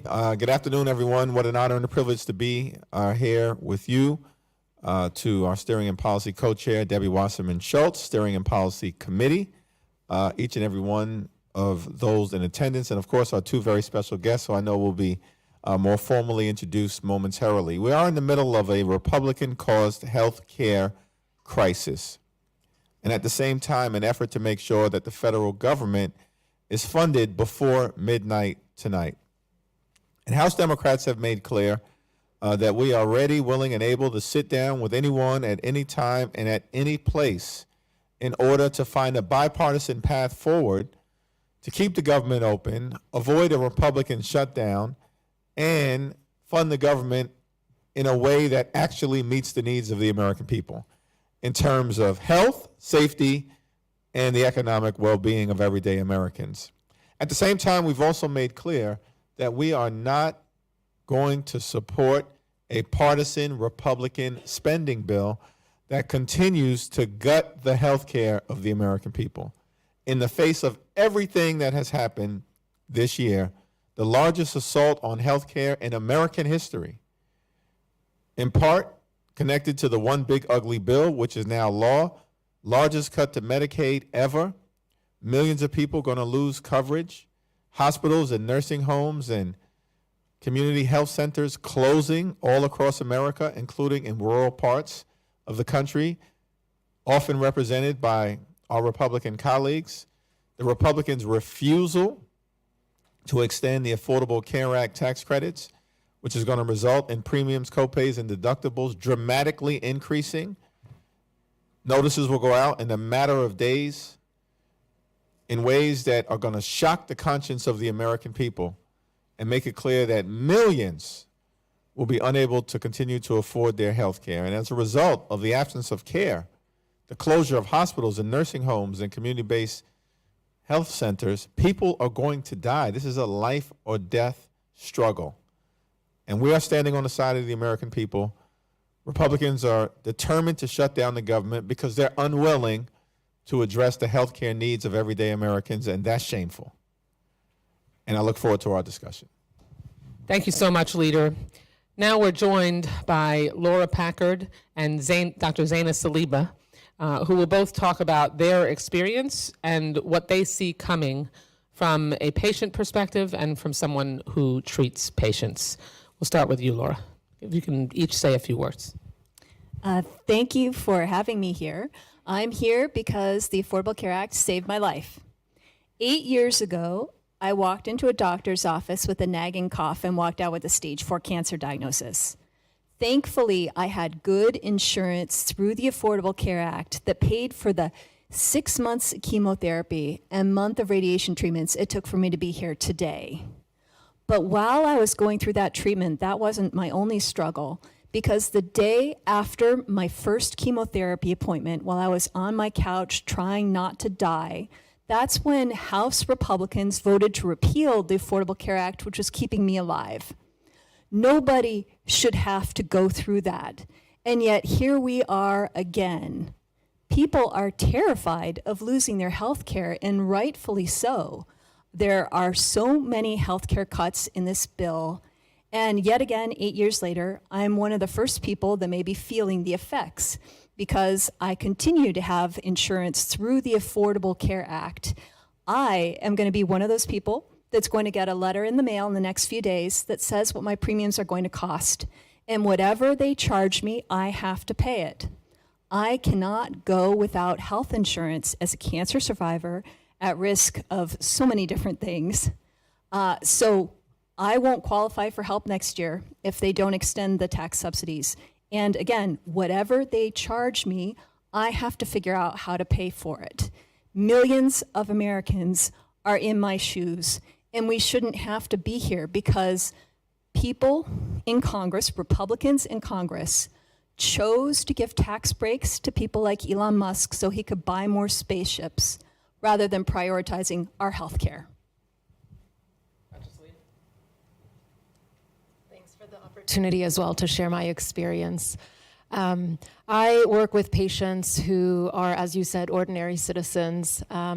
Mental health and substance use disorders do not discriminate. I have patients that are Republican, Democrat, apolitical. I have patients that span the lifespan from, my youngest patient right now is 14, the oldest is 87. My patients work in many sectors, from the education field, technology, farmers as well. So I think that's the first thing to think about, is that this really impacts everybody. It does not just impact one group in society. When we talk about healthcare, my belief is that everyone should have access to it, to equitable, ethical, high-quality care. And you mentioned that it is life-saving, and that is indeed so. I work with pregnant women, and One of them recently got started on buprenorphine. Like many other women, the pregnancy was her road to recovery. And that is a life-saving medication that she is able to afford because she has health insurance. I met with another patient today who had made the decision that they want to stop drinking now. This is also someone on Medicaid because Medicaid is the largest payer for substance use and mental health disorders in this country. Thank you so much to you both for your sharing your stories and the stories of people you care for. Laura, I want to really ask you, because the tax credits, the enhanced tax credits expire December 31st. Republicans keep saying, you know, we've got 7 weeks once we pass what they want to do, which we are insisting on making sure that we focus on getting rid of those cuts and lowering healthcare costs and ensuring that we can save Americans' healthcare. So what does it mean for middle-class families right now who rely on those extended tax credits for healthcare?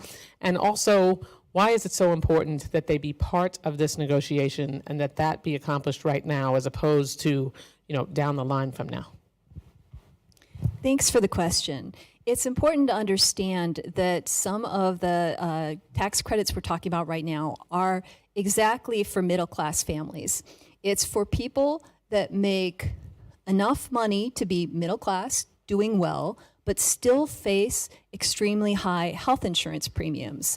I live in Alexandria, Virginia. I'm a small business owner in Alexandria, which is a very high cost of living city in a high cost of living part of the state.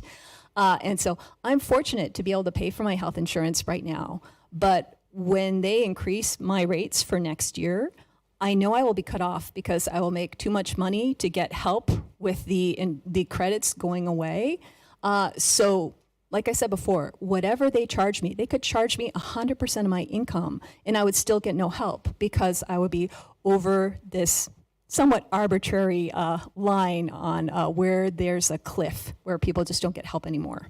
And one of the benefits of the Inflation Reduction Act and the American Rescue Plan was it helped exactly those middle-class families that are fortunate to be doing well, but not doing so well that we have spaceships like Elon Musk.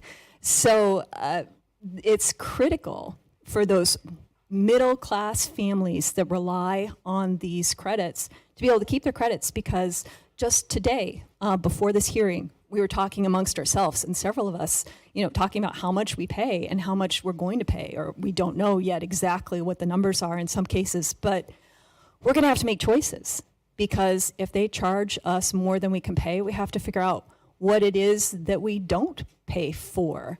And if they are thinking that we will somehow forget about this, every single month I pay my health insurance premium. As a small business owner, I pay that. I see that in my bank account every single month. I will not forget, because every single month I get a big fat reminder.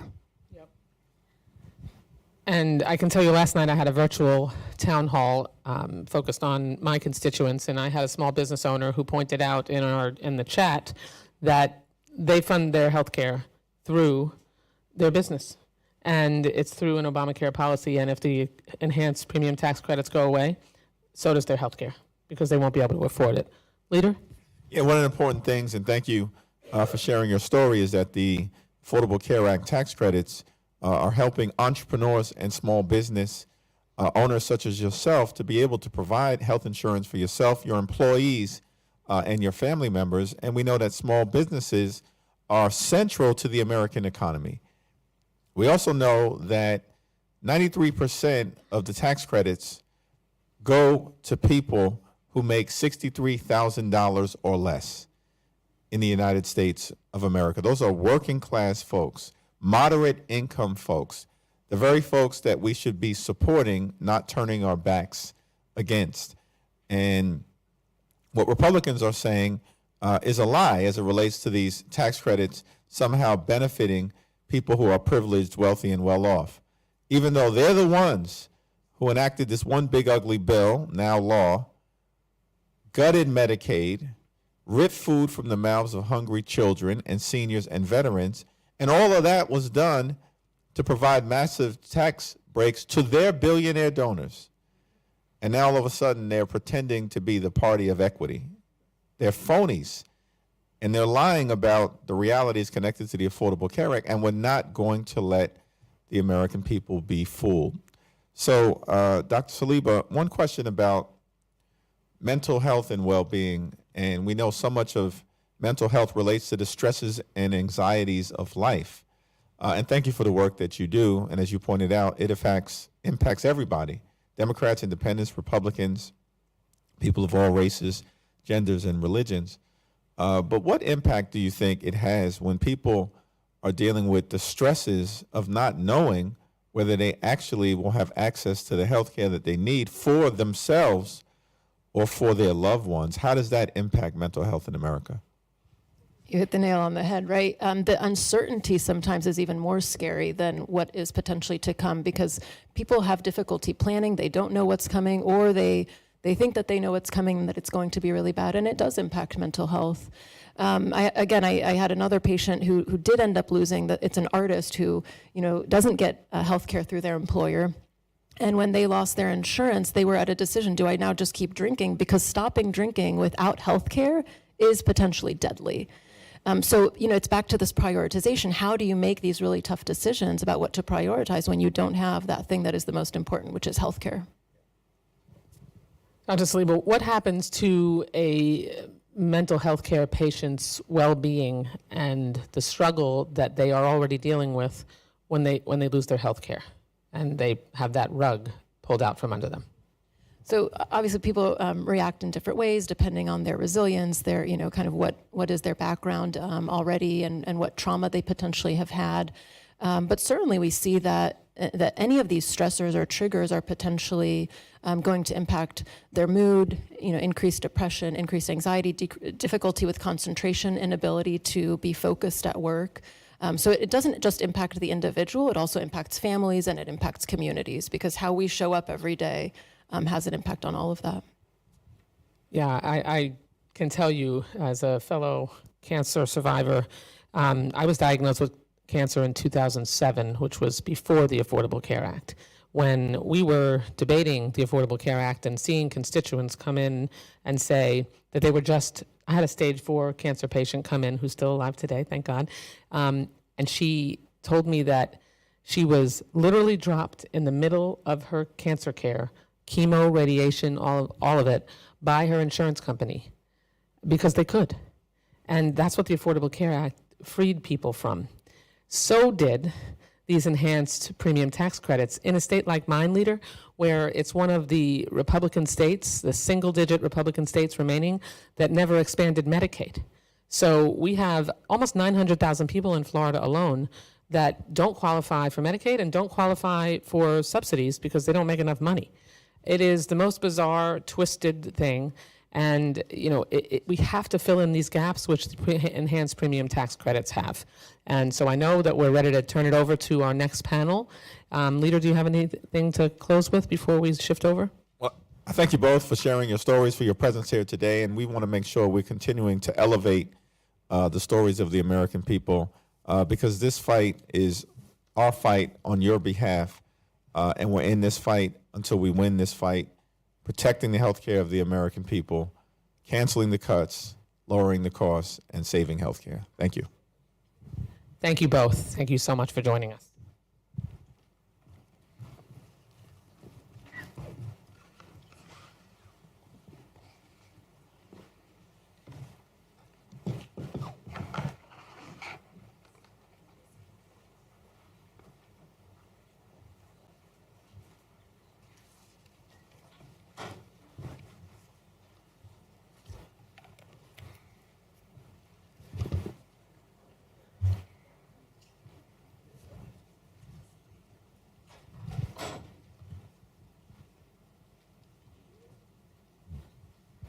All right, we are so grateful to Leader Jeffries and our co-chairs on steering and policy for setting up this opportunity. So we did have some action from Republicans as we head into this shutdown. They gavelled us onto the floor for a whole 2 minutes. And before they decided to literally run off the floor, rather than have this conversation with the American people on how we build a healthcare system that is affordable and allows you to get the care when you need it and where you need it.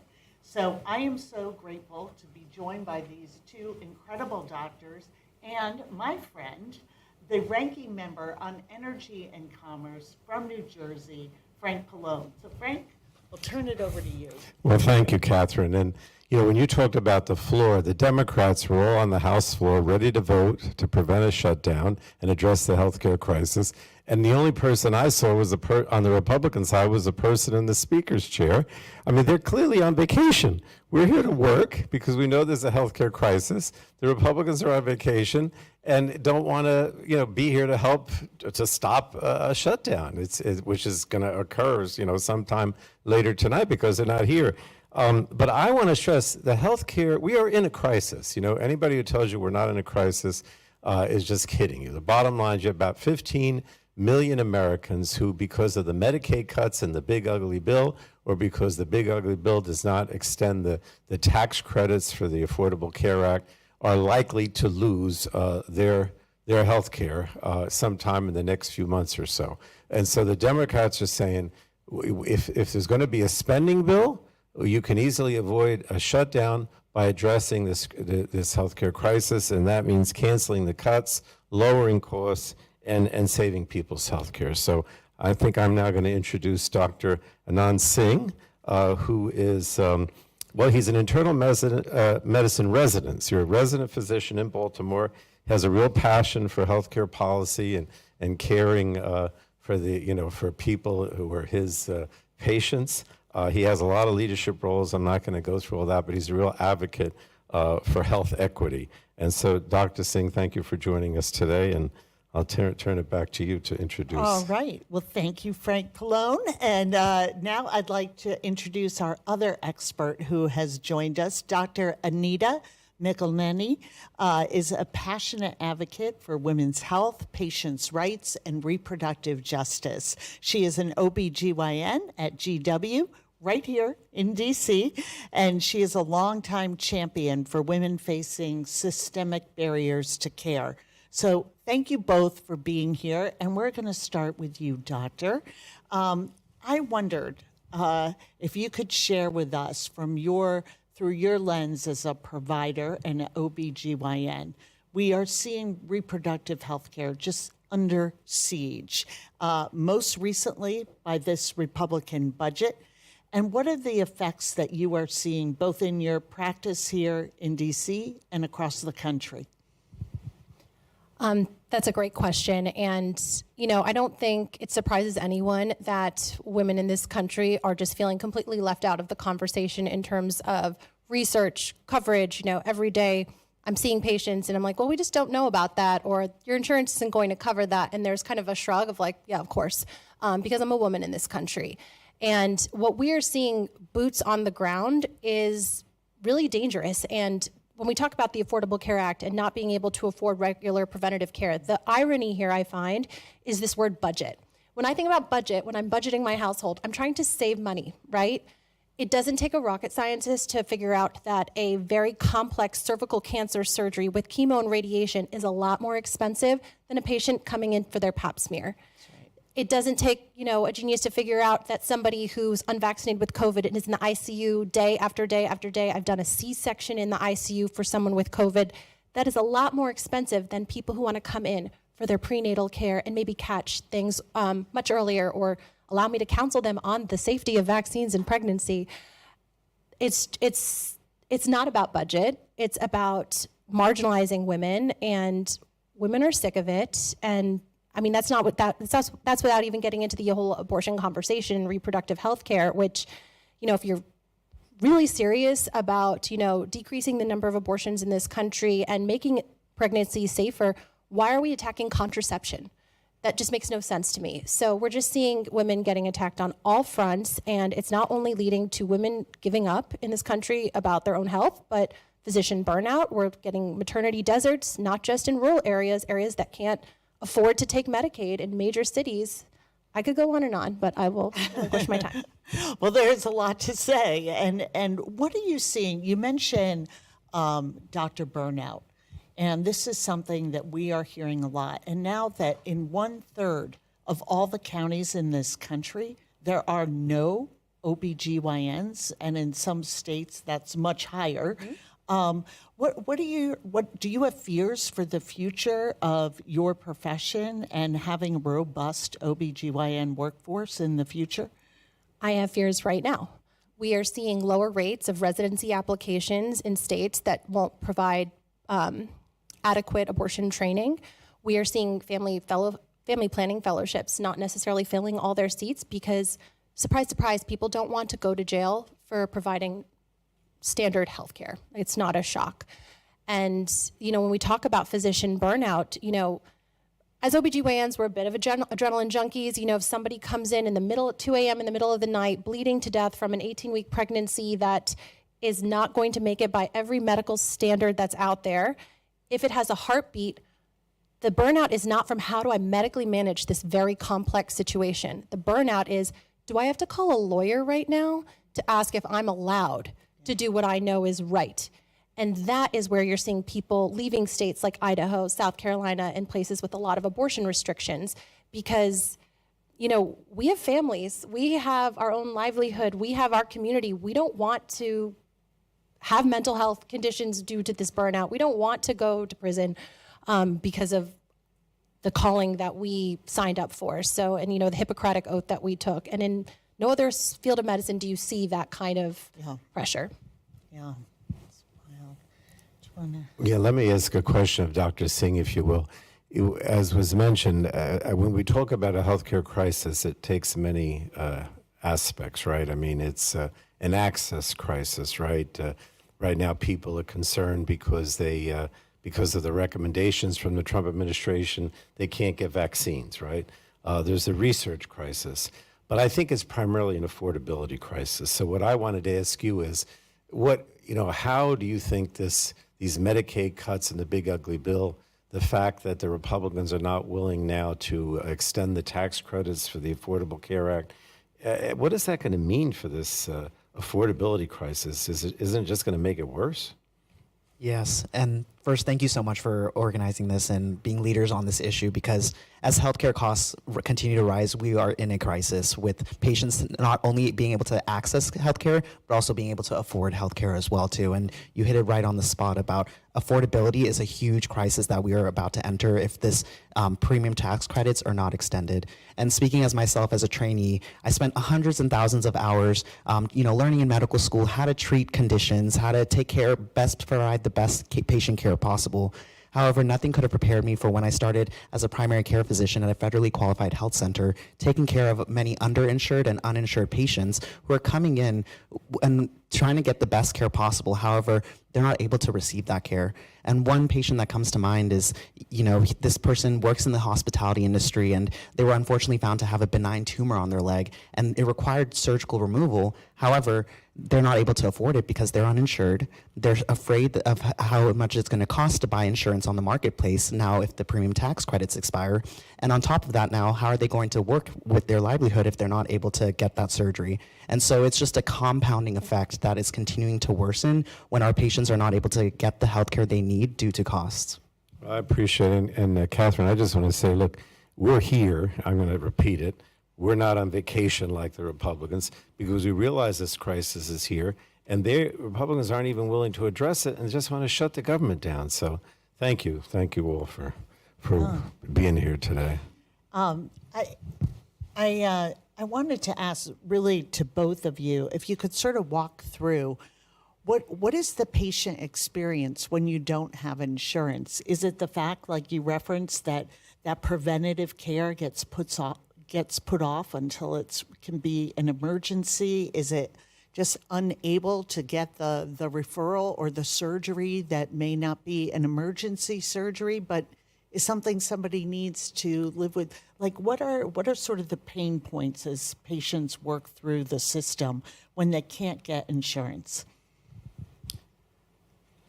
Let me just start this off by saying insurance is already very complex, and it is already very hard to make appointments when you have children, when you have a full-time job. You know, our office hours are the same as your work hours, so often you have to miss your own work to come to your appointment. So it's already so hard.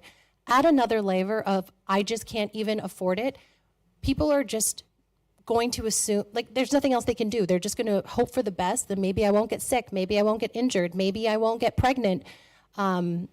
And hope for the best, and then they're going to end up in the ER and put a huge strain on our ER systems. They're going to end up in much more medically complex situations. Again, going back to the fact that it doesn't actually save you any money if you avoid going to preventative health care. And I think, like a lot of things we're seeing in this country, people are just going to lose faith in their healthcare system, because often it's not them looking at, you know, their representatives or whoever voted for the situation they're in. They're looking at their healthcare providers and saying, looking at us and saying, how did you fail us? Yeah. And it's disingenuous, it's untrue, and it's absolutely not what us as healthcare providers want as well. So, yeah. It's absolutely right. Things weren't working great before we got to these major cuts. So you shared one story. What else are you seeing with your patients? I mean, I think just to add, I know we discussed it earlier about physician burnout as well too. I think especially as a new physician moving to a different state to practice medicine, I think it's already, you know, imagine how difficult it is for patients, physicians as well. We're learning how to navigate a system that's constantly changing, as medicine is one of the most regulated industries in the country. And so when we're looking at this, especially as a physician, when I have, for example, this patient who is not able to afford the surgery they need, I feel as if the burden, and it is rightfully on me to making sure that I can take care of the best possible care for my patients, because I'm their primary care doctor, and I'm kind of, as we see it, like the quarterback of making sure that they get all the care they need from all aspects, whether that is to OBGYN or whether that is to surgery. And so as the primary care physician, it's a lot of burnout on me to making sure that, okay, what are some financial assistance programs out there? So now I'm taking it upon myself. So, you know, I'm already spending 80 hours in the hospital weekly, but then on top of that, I go home and I'm researching what are some financial assistance programs out there? How can I better support my patients? And this is just adding more time into my already busy schedule when, you know, I want to spend time with my family. I want to spend time with my friends, but, you know, I also really value, and that's why I went into medicine, is for patient care. And so it's really putting a burden on physicians. And I know we were talking about it earlier as well, but I'm fearful for the future of healthcare overall, and if we go down this path, because it is going to lead to burnout. Well, Catherine, you know, the other thing, we've been stressing Medicaid cuts, Affordable Care Act, but when you talk about an emergency room or a community health center, bottom line is, if people don't get that care because they don't have insurance, right, then the cost for everybody else's insurance, even in the private sector, goes up, right? So before these cuts, we were already hearing about, you know, double-digit increases for the private sector, for people who have jobs, who are not, you know, have insurance through their job. And that's only going to get worse too, right? Because if they have to go to the emergency room, they don't have insurance, it goes into uncompensated care, and then everybody else's insurance goes up as well. I mean, if you want to comment on that. Yeah, I mean, I think it goes back to, I remember taking economics in high school, but there's no such thing as a free lunch. And so that's like economics 101. And unfortunately, with when you look at the healthcare system currently, is that as from a primary care perspective, we're trying to avoid these emergency department visits, because studies have shown that these emergency department visits are much more expensive compared to just going to see your primary care doctor who knows you better, who has a longitudinal relationship with you, and who can actually get you to the right specialist. When you're walking into the hospital, I think the moment you step in through those doors, I think from my end, I feel like we've already failed, because we wanted to prevent that from happening in the first place. And I think that's where it's getting difficult, is trying to navigate how can we make sure that these patients aren't, you know, going to the emergency department. How can we make sure that they live their healthiest lives possible? And when you add these factors such as cost, such as like accessibility, such as just overall management of like care, it gets really difficult to navigate all of that. And what really bothers me, Catherine, too, is that these Medicaid cuts and this refusal to extend the tax credits for the Affordable Care Act or Obamacare, they were all done in order to give bigger tax breaks to large corporate interests and to the very wealthy, billionaires, multimillionaires, whatever. And so when Republicans say to me, well, I don't want to extend the tax credits for the Affordable Care Act, I said, well, you made the tax credits permanent for the billionaires and the corporations, so why don't you want to make the tax credits permanent for the people that need them to get their health care? I mean, the Republicans have created this crisis. This is of their making. It is of their making, and they have not shown up today to help us put the voices of American people back into this discussion. But you did, and we are so grateful to both of you for being here, for the work you do, for being advocates, for patients and for doctors. And we are in this fight with you, and we really appreciate you bringing your experience and unique expertise to this discussion. And as always, Frank, we're so grateful to you and all the work you do on energy and commerce to make healthcare a reality and affordable and accessible for everyone. Thank you all so much.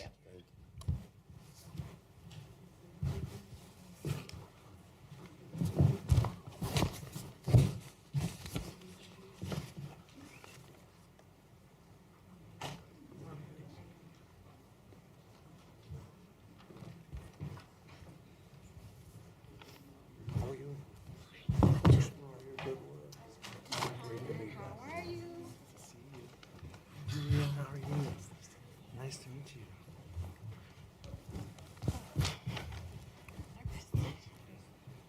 Give me a high sign. Don't be nervous. Don't be nervous.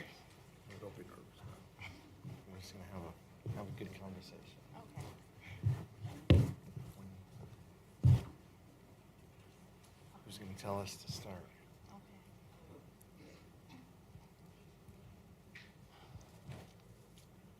We're good? All right, we're good. Thank you. Welcome back, everybody. We have a new panel and a new opportunity to talk about the importance of healthcare in our communities. I'm Pete Aguilar. I'm the chairman of the House Democratic Caucus. I'm here joined by my friend and colleague, the ranking member of the Ways and Means Committee, Richie Neal, as well as we're joined by Sparkle Edwards and Julia Tilley, two dedicated home care workers who are going to share their healthcare stories and experiences. As you know, right now, we're experiencing a healthcare crisis thanks to Donald Trump and the Republicans' big, ugly law. This legislation represents the largest cut of healthcare in American history, and we're seeing that fall out nationwide. Hospitals are closing, patients, wait times and travel times are getting longer, healthcare workers are losing their jobs, and everything is getting more expensive. This urgent issue demands action. And that's why we're here today, to highlight the real-world consequences of the Republican healthcare cuts. We want to hear your stories, but I did want to ask Richie Neal to talk with us about the importance of why we're here.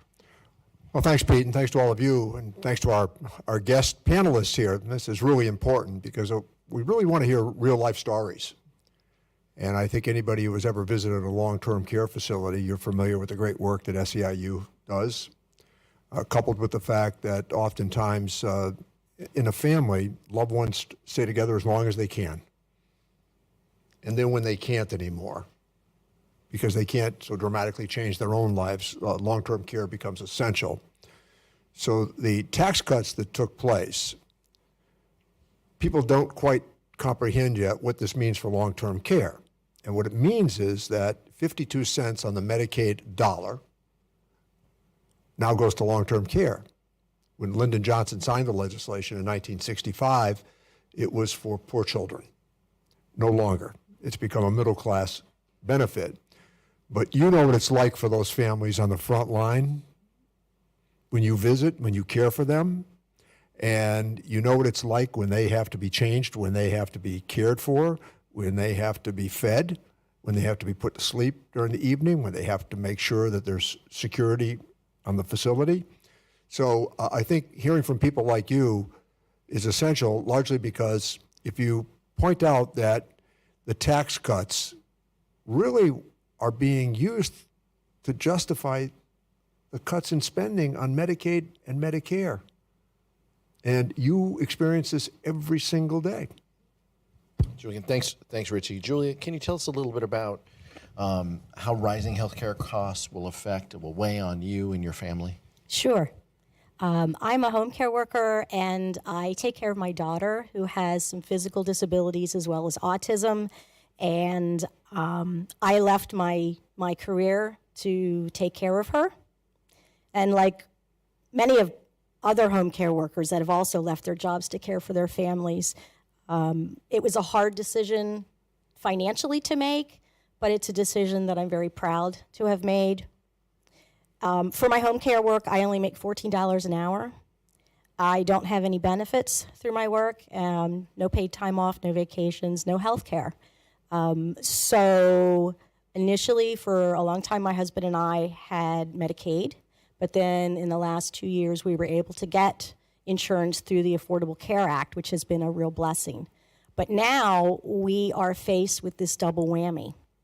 With the cuts to Medicaid looming, that's how all the care for my daughter is funded. In fact, many of the programs and things that she qualifies for, they don't even take private insurance. They only take Medicaid. So we're looking at that, and it's really very terrifying.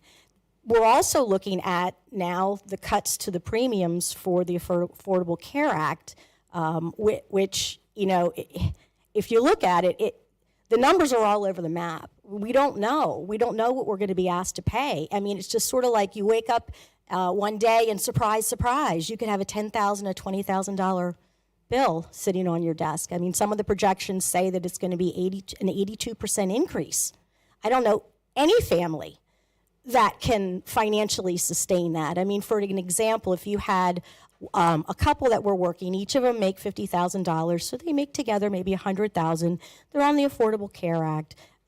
They get this huge raise in their premiums. The average might be around $24,000 total that they're going to be asked to pay on top of all the bills that they're already paying. And I just think that's horribly, horribly, not only unfair, but it's un-American to let people have to scrape by and suffer and not have the care that they need while billionaires get another, they get another tax break. They can, somebody said earlier, Elon can go buy another rocket. That's not fair, and it's not American. Can I ask a quick question? So that means that your annual salary is less than $30,000? Yes. Yeah, I just did the calculation here. $30,000 to care for a child as well. Yes. And it's not like I can not do that and go get a job that would give me benefits because my child still needs care. Yeah. And if I did, there would just be another care worker doing the same job without benefits. And you're facing it on both sides. And I'm facing, yes, absolutely. The care that your child needs is derived from Medicaid, and then the health care that you receive, that you rely on. Correct. Those costs will go up potentially thousands of dollars a month. Right, right. And, if mom's not healthy, the family's not healthy. What decisions would that mean for you and your family if those costs went up, as you said, 80% or $1,000, $2,000 a month? I don't even really know how that would play out. We're counting on you guys. And we're very, very grateful for the line that you're holding and that you continue to hold, and we're with you in the fight. Thank you so much. I appreciate it. Thanks for sharing, Julia. And Sparkle, tell me what Medicaid means to you and your family and how it helps people live a life with dignity. Thank you for the question. First, thank you for the opportunity for allowing me to be here to speak today. When it comes to Medicaid and how it helps families, I have worked in the Medicaid space for 20 years, outside of being a home care worker for my uncle. My uncle had a stroke in 2020 during the height of the pandemic, and he's very young, so he was not a senior citizen. He was not even 50 years old when he had this stroke, and it changed his life. It changed the lives of our family. Before applying for his Medicaid, we were paying out of pocket for medical equipment. Do you know the cost to rent a hospital bed? The cost to pay for some of these medications out of pocket. At the time, I was working in the Medicaid space as a care coordinator. So we applied for his Medicaid. He was able to receive a waiver and get the care that he needs. Having health care should not be a luxury, right? It's something that everyone needs. It's a right. It's not a privilege to have health care. It should be a right. You have a sense of dignity when you're able to go to the doctor, when you're able to care for yourself.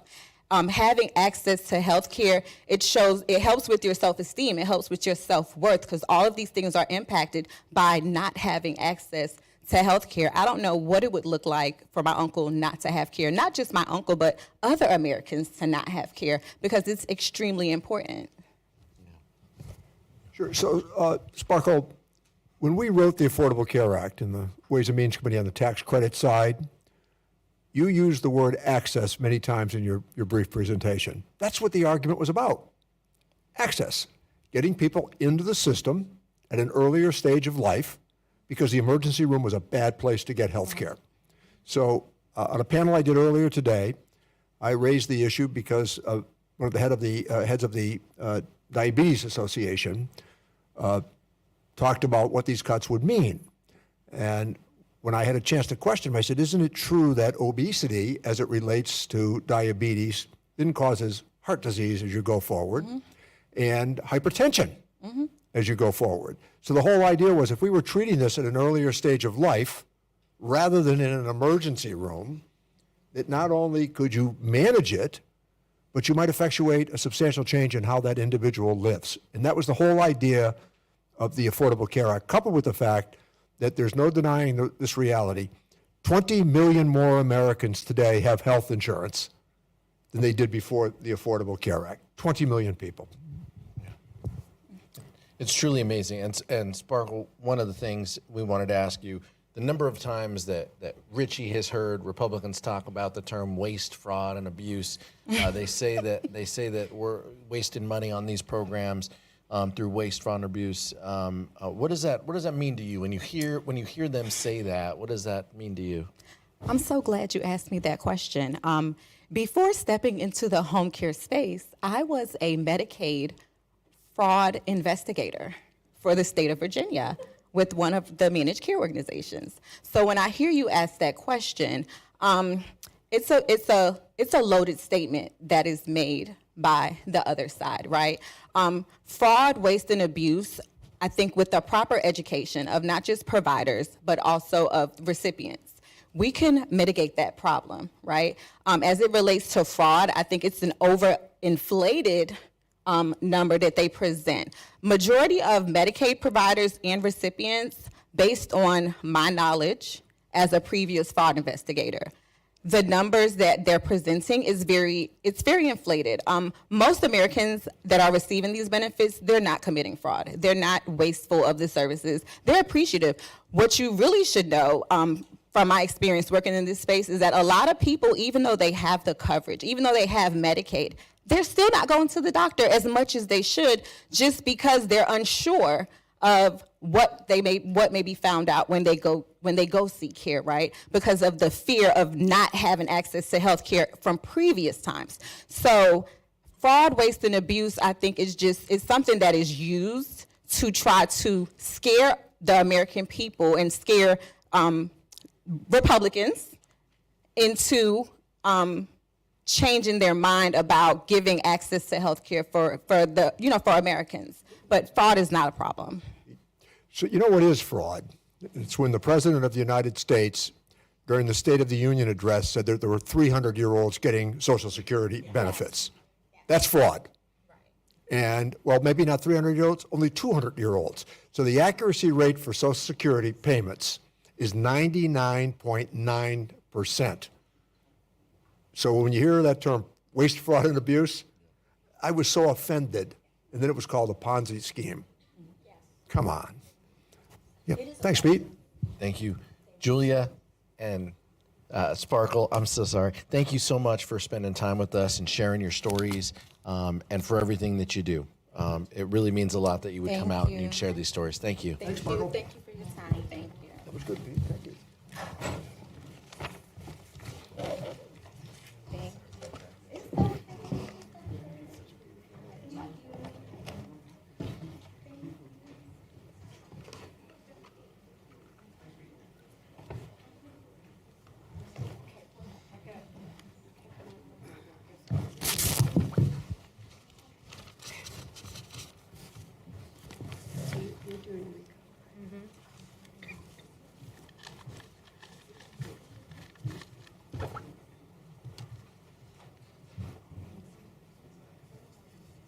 Are we ready?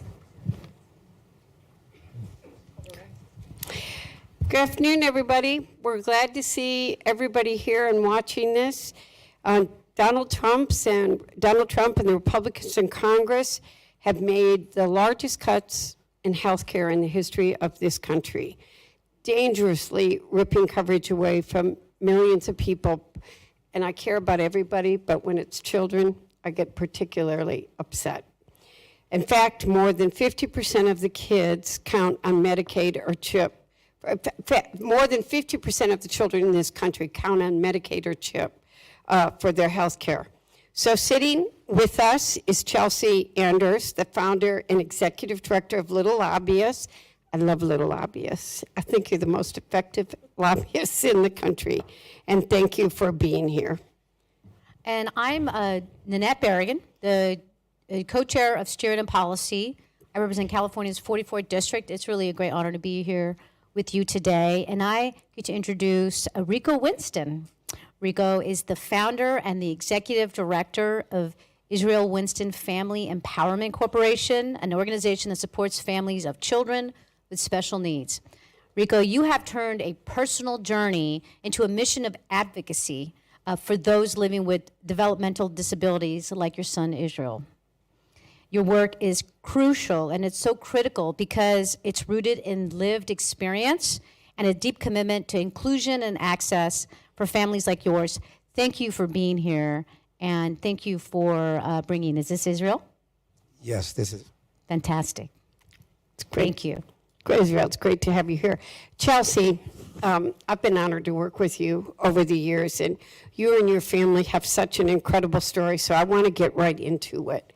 Can you tell us a little about yourself and your family and why you all made the decisions from move to Texas to Pennsylvania? Yes, absolutely. So I am the very proud mother of Olivia Anders. She is 10.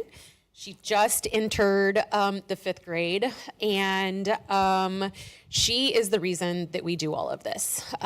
We lived in the state of Texas, and despite the fact that it has a very low cost of living, we could not afford to stay.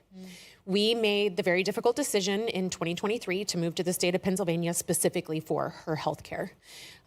We experience the same types of struggles. We have the same types of costs as Rico's family, as any other family that has a child with medical complex needs does. Olivia's daily care that helps her live and thrive is something that is out of reach to my family without Medicaid waiver programs. Her formula, her medications, $2,000 just for the formula that she uses to get her nutrition, right? A manual wheelchair, $8,000. A pre-owned van in order to put that wheelchair in, $70,000. Wow. And my husband and I are fortunate enough to probably be in the top 5% of earners in this country. We have very good tech white-collar jobs, and yet we are one medical emergency away from destitution. So when we moved to Pennsylvania, we're able to take advantage of the Medicaid waiver programs to cover those costs for her. And when we cut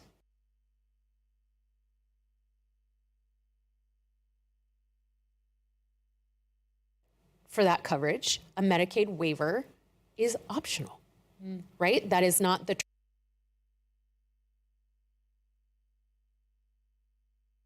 we talk about all the time. This waiver program is partially funded by the federal government.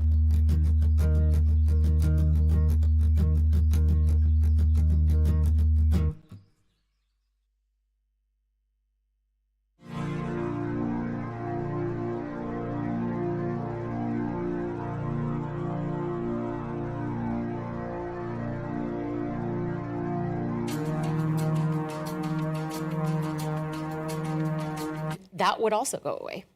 So how do I continue to work this very high-paying job and still take care of my daughter if all of that goes away? And is that help part of the Medicaid program?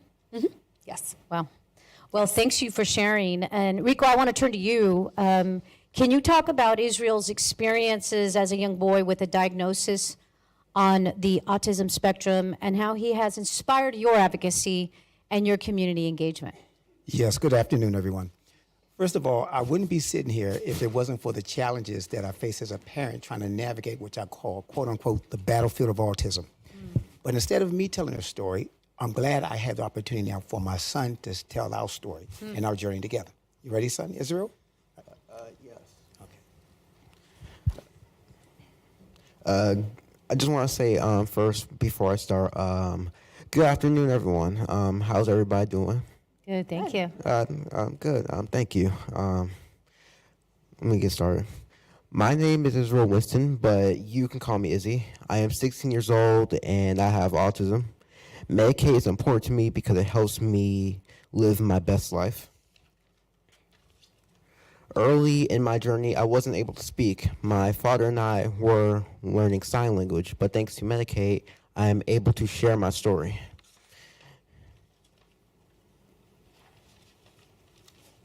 Medicaid helps me to be strong. It helps me to advocate for myself and others. Without Medicaid, I would not be here before you today, sharing this important message about Medicaid. When people can see a doctor get the medical services and support they need, they live their best lives.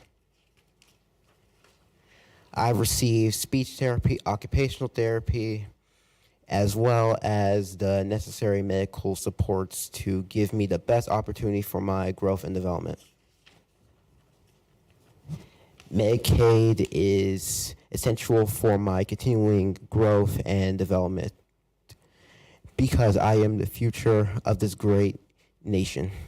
The reality is it's not just about me, it's about every American, but also the future of this great nation, the United States of America. Thank you. Wow, Izzy, thanks for sharing that story. And I could see why you're inspired and why you advocate so hard for Izzy and, children like him. And that's what we House Democrats are doing. We're here to fight for all Americans because we know healthcare impacts everybody. Chelsea, let me ask you a question. One, I think for both of you, what would it mean if you lost the Medicaid support? But what do you want America to know about Chelsea and other people with children with complicated problems, and why they matter so much and why they're so effective as little lobbyists? So we have a family mantra that we are pushing on our little lobbyist friends and families as well. We live by the mantra, there is no such thing as other people's children, right? We are asking our elected representatives to not only understand that, but to meet us where we are, right? We are not asking for handouts. We are not asking for any type of special treatment. We are asking for help in equaling out the playing field in a way that we can make sure that our kids get to the next phase of life, right? Like I'm sitting across the table from Izzy with tears in my eyes because I would love it if Olivia gets to the point where she can advocate for herself like Izzy does, right? She can't do that without the medical interventions and the developmental disability supports that she needs. She can't do that without someone to teach her how to use her speech device. It's not going to be me, right? I'm just a IT program manager. I don't know how to use an AAC device. I am learning with her, right? But if I don't have the opportunity to buy that $17,000 machine for her to use, how do I give her the power that Izzy has to use her own voice and to prove that she is worthy of this healthcare, right? We just want our kids to be able to grow up and have a future. That's all. That's all. And we would pay for every single one of these things ourselves if we could, but we can't. We can't. Well, thank you for sharing that. Rico, navigating a developmental disability like autism comes with unique challenges, and you mentioned a little bit about that. As a parent, can you share what it's like to worry about your child being able to access the healthcare services they need to thrive? It's overwhelming. It's fear. So the absence of resources such as Medicaid to provide the stimulating programs, OT therapy, speech, and so forth, there's no telling where he would be. He wouldn't be sitting here, and I wouldn't be here, because it's emotional to see your child not being able to speak or to say the words, I love you. It's devastating. So this has propelled me to advocate initially for himself, but for me to find the strength for us to join together and to advocate for other children and their families. I don't want us to even think about what his future would hold if he still cannot have the resources that he needs, such as Medicaid, in place to put him continues on the trajectory as which he is on now.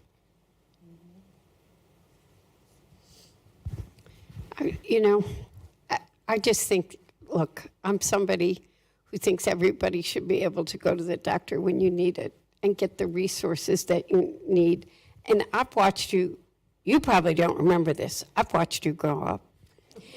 And you have become the most articulate young man, and you're helping so many people because you were able to have people that helped your dad and you.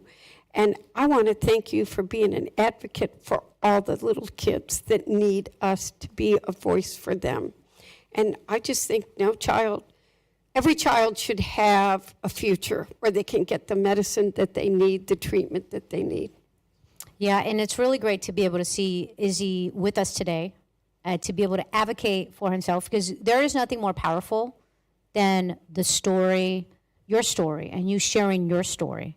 So thank you, Izzy, for being here, and we look forward to the day that Olivia will be able to also advocate for herself. And she's got a lot to say. And she's very powerful. Have you met Olivia? I've not met Olivia, but we are so blessed to have parents and children that care enough to help be a voice for those that can't get here or are afraid to do it. And that's why we're here, because we need to make sure those that need a helping hand are getting that helping hand and help up. Yeah, and so just know we're here for you. We're here for your family. Democrats are all about canceling these cuts to Medicaid. We're all about lowering cost and premiums and fighting for the extension of the ACA subsidies and saving your health care. And so that's why we're here today. We're going to stay in Washington to do that. Thank you all for sharing today. Thank you. Thank you for having us.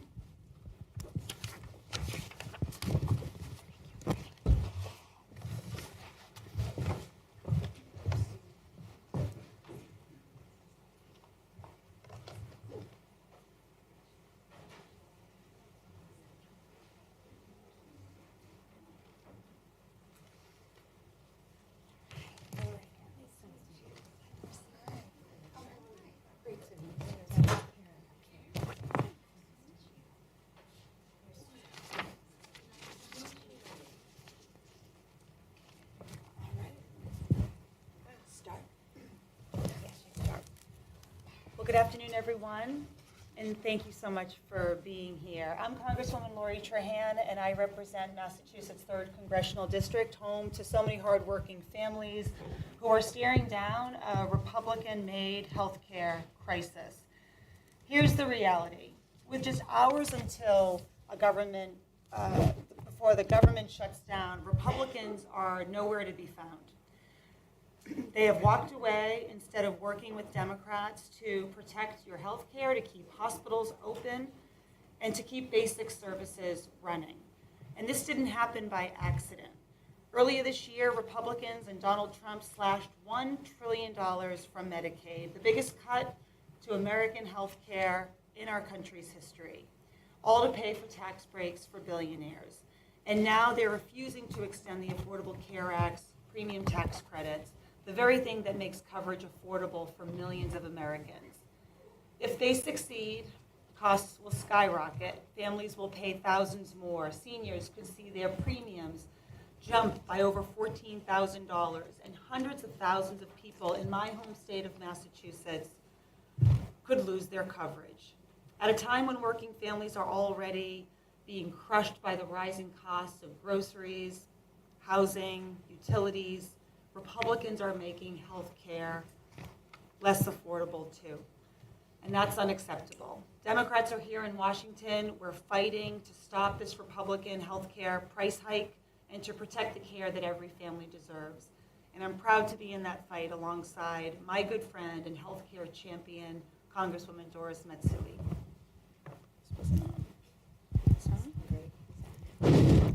Thank you very much. She's really a champion herself. Thank you, Representative Trahan. And I want to thank you all storytellers here for being with us here today. We're looking forward to listening to you. We're here to talk about the Republicans' health care crisis and their attempts to cut credits that keep affordable coverage in reach for over 20 million Americans. If we don't extend the tax credits now, those families are going to see huge increases in their premiums. In the coming days and weeks, millions of Americans will get notices that their premiums are more than doubling next year. An estimated 5 million Americans will drop coverage entirely because of that. That's why Democrats are standing strong. Democrats know we have to cancel the cuts, lower the costs, and save health care. We can't let Republicans reverse years of progress we've made since the ACA was written and passed. And it's not just an attack on families. Republicans' refusal to extend these credits is an attack on small businesses. Half of Americans who rely on premiums tax credits are small businesses, small business owners, employees, and self-employed entrepreneurs. I've heard from small business owners in my district who made it clear what will happen if these credits expire and premiums skyrocket. They'll be forced to either cut back on, growing their businesses or make the difficult choice and not cover their employees' health care. And in the face of this uncertainty and inflation caused by the Trump administration, they can't afford another blow. I'm excited to have two amazing speakers here with us today to help illustrate the impossible situation Republicans have created for small businesses. Marcia St. Hilaire Finn and Cara Pitt DeAndrea. Marcia and Cara, could you tell us a little bit about your work and what the premium tax credits mean for you and the people you work with? Marcia? Yes. Hi. Thank you for the opportunity to share my story today.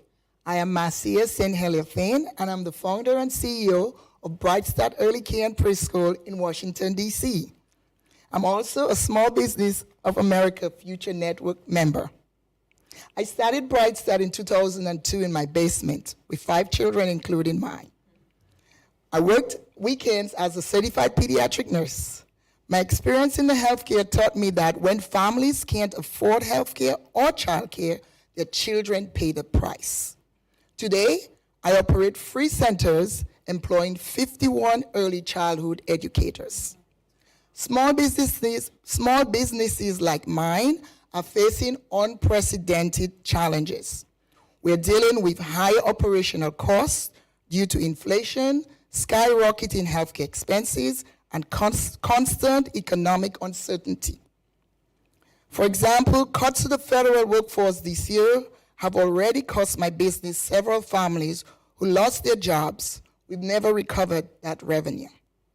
Now, we're facing another threat, a potential government shutdown, which would mean more federal workers being furloughed without pay or losing their jobs.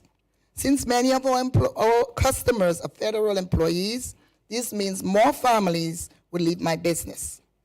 Every furlough, every firing ripples through small business like mine. Congress is fighting over the fate of tax credits that help millions of Americans, including many small business owners and their employees, afford health care coverage. Without action, these credits will expire at the end of the year, and health insurance will soar by an average of 20%. The fact that the majority of members of Congress appear ready to hold our entire government hostage, threatening the paychecks of federal workers and the stability of small businesses, just to strip affordable health care is mind-boggling. Without action, these credits will expire and healthcare becomes unaffordable for millions. A recent Small Business for America's Future survey found 55% of small businesses have owners, employees, or families who rely on these premium tax credits.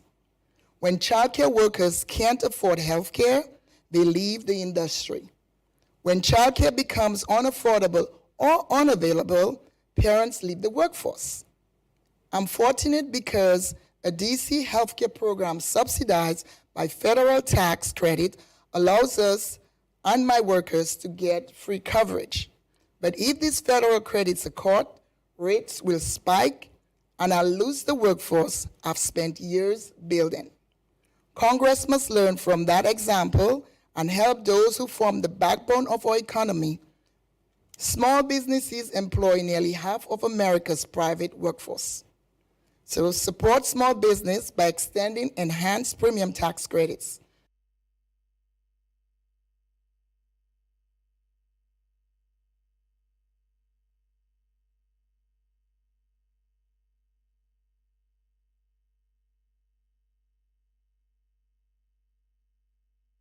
Andrea. I run a nonprofit daycare in Milwaukee, Wisconsin. I'm also a member of Main Street Alliance, who supports small businesses across America with over 30,000 members and small businesses to give a voice to us when we don't have other lobbyists or other people helping to speak up for us. Marcia said a large amount, which I would like to piggyback on, which is a very important points that I think what's extremely important is that personally, I also receive my health care from the marketplace, like many people in this room. And as an advocate for early human development, as an advocate of healthy families, as an advocate for our community, I've made the conscious choice to stay in the nonprofit sector, in a sector that is highly devalued, highly fragile. And I've done that because I've been able to bridge my health care. I've done that because I believe in the commitment, and I've been able to do that because I've been able to bridge my health care with the marketplace and with the Affordable Care Act.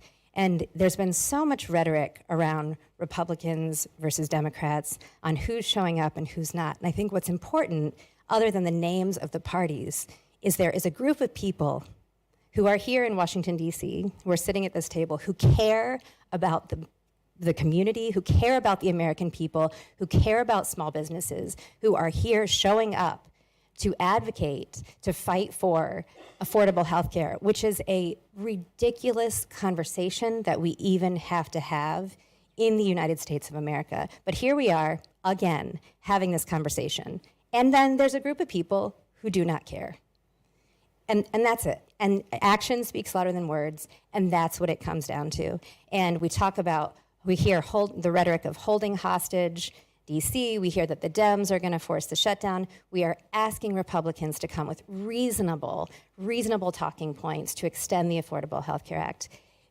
Beyond, just don't hurt us. We want to show up for you. We want to take care of your children. We want to be the small businesses that bridge the gaps that big corporations cannot give. Marcia cannot give. Marcia and I are in unique positions that we run centers that we get to help make the rules for families that need different hours, for families that need exceptions, for families that need scholarships when there are furloughs, when there are layoffs, when they're trying to go to interviews, but they haven't been given the funding for their childcare. Healthy childcare, quality childcare makes healthy families. Healthy families make great employees for the rest of the country. Great employees make America a lot of money, right? Good business, if the United States of America is run as a business, great businesses give their employees the best benefits possible. And the best benefits possible right now is to pass a sustained, long-term, locked-in, affordable health care to let us keep providing the services that we just want to be great at. We just want to take care of your kids. We just want to provide services that other businesses don't provide. So let us do it and support us. Well said by both of you. Thank you, Marcia. Thank you, Kara.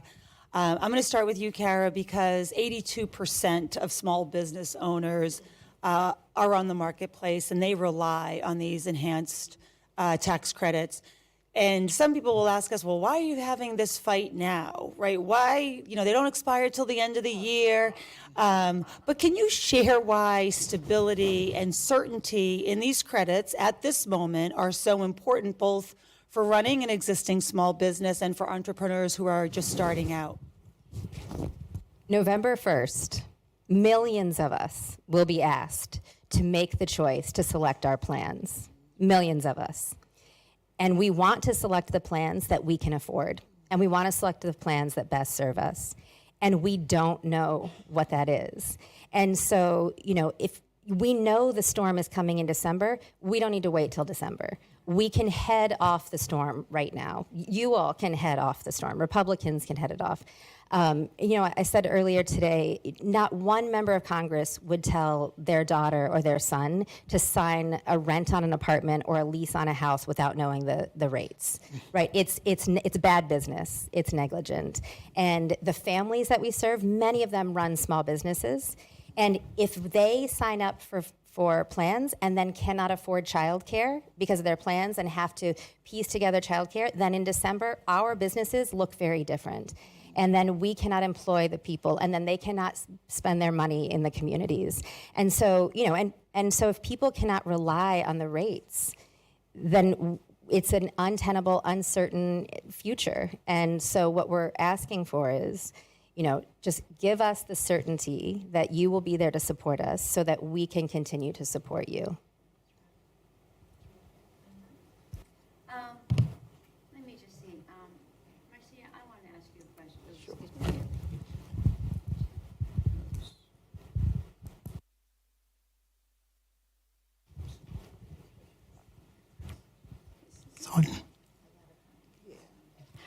question. Marcia, I want to ask you a question. I am a strong believer that prevention saves lives. The ACA put affordable preventive care in reach for millions of Americans.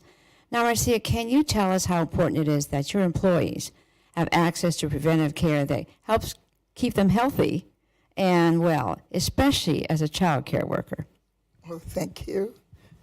Yes, so in the early childhood space, it's important to have healthy educators or healthy providers. If they're not healthy, they can't take care of children. If you have children, you understand the energy that is needed to take care of a child, right? So for an educator to show up and ready and willing to take care of your child, and today we are faced with a lot of challenged children, a lot of behavioral issues, which requires more patience, more energy, more health, well-being. So in our space, if we don't have the ACH, even though in DC it's subsidized, if that goes away, then the cost is now passed on to our early childhood educators who can't barely afford it. Prior to the ACH, we subsidize it. With the increased cost, I don't think we'll be able to. That would mean loss of workers, and in childcare, it's a numbers game, right? And it's not plug and play. Teachers need to be trained on how to handle the children with emotional behavior. So in that case, we would have to look at our employees, maybe reduce staffing hours and no benefits. And for someone, I pride myself on providing, when I started, that was one of my big things, make sure that teachers in that space are respected and feel valued. And the way they feel valued is through benefits. So for me, that would be very devastating because now I'm going against what was the impetus for me to do the early childhood, to provide value in benefits to the providers. So the ACA going away would really devastate me and our company, and even the teachers that love what they do. We want them to show up every day and feel valued. So we want it to be around. Thank you so much, Congresswoman Matsui, Marcia, and Kara. We all know about the ripple effects when you take health care away from families, from children, from seniors, but I think you were really articulate in giving us those effects to small businesses and how widespread these cuts are going to cause problems for our communities and for your employees. So thank you so much for being here on this roundtable. Thank you. Thank you.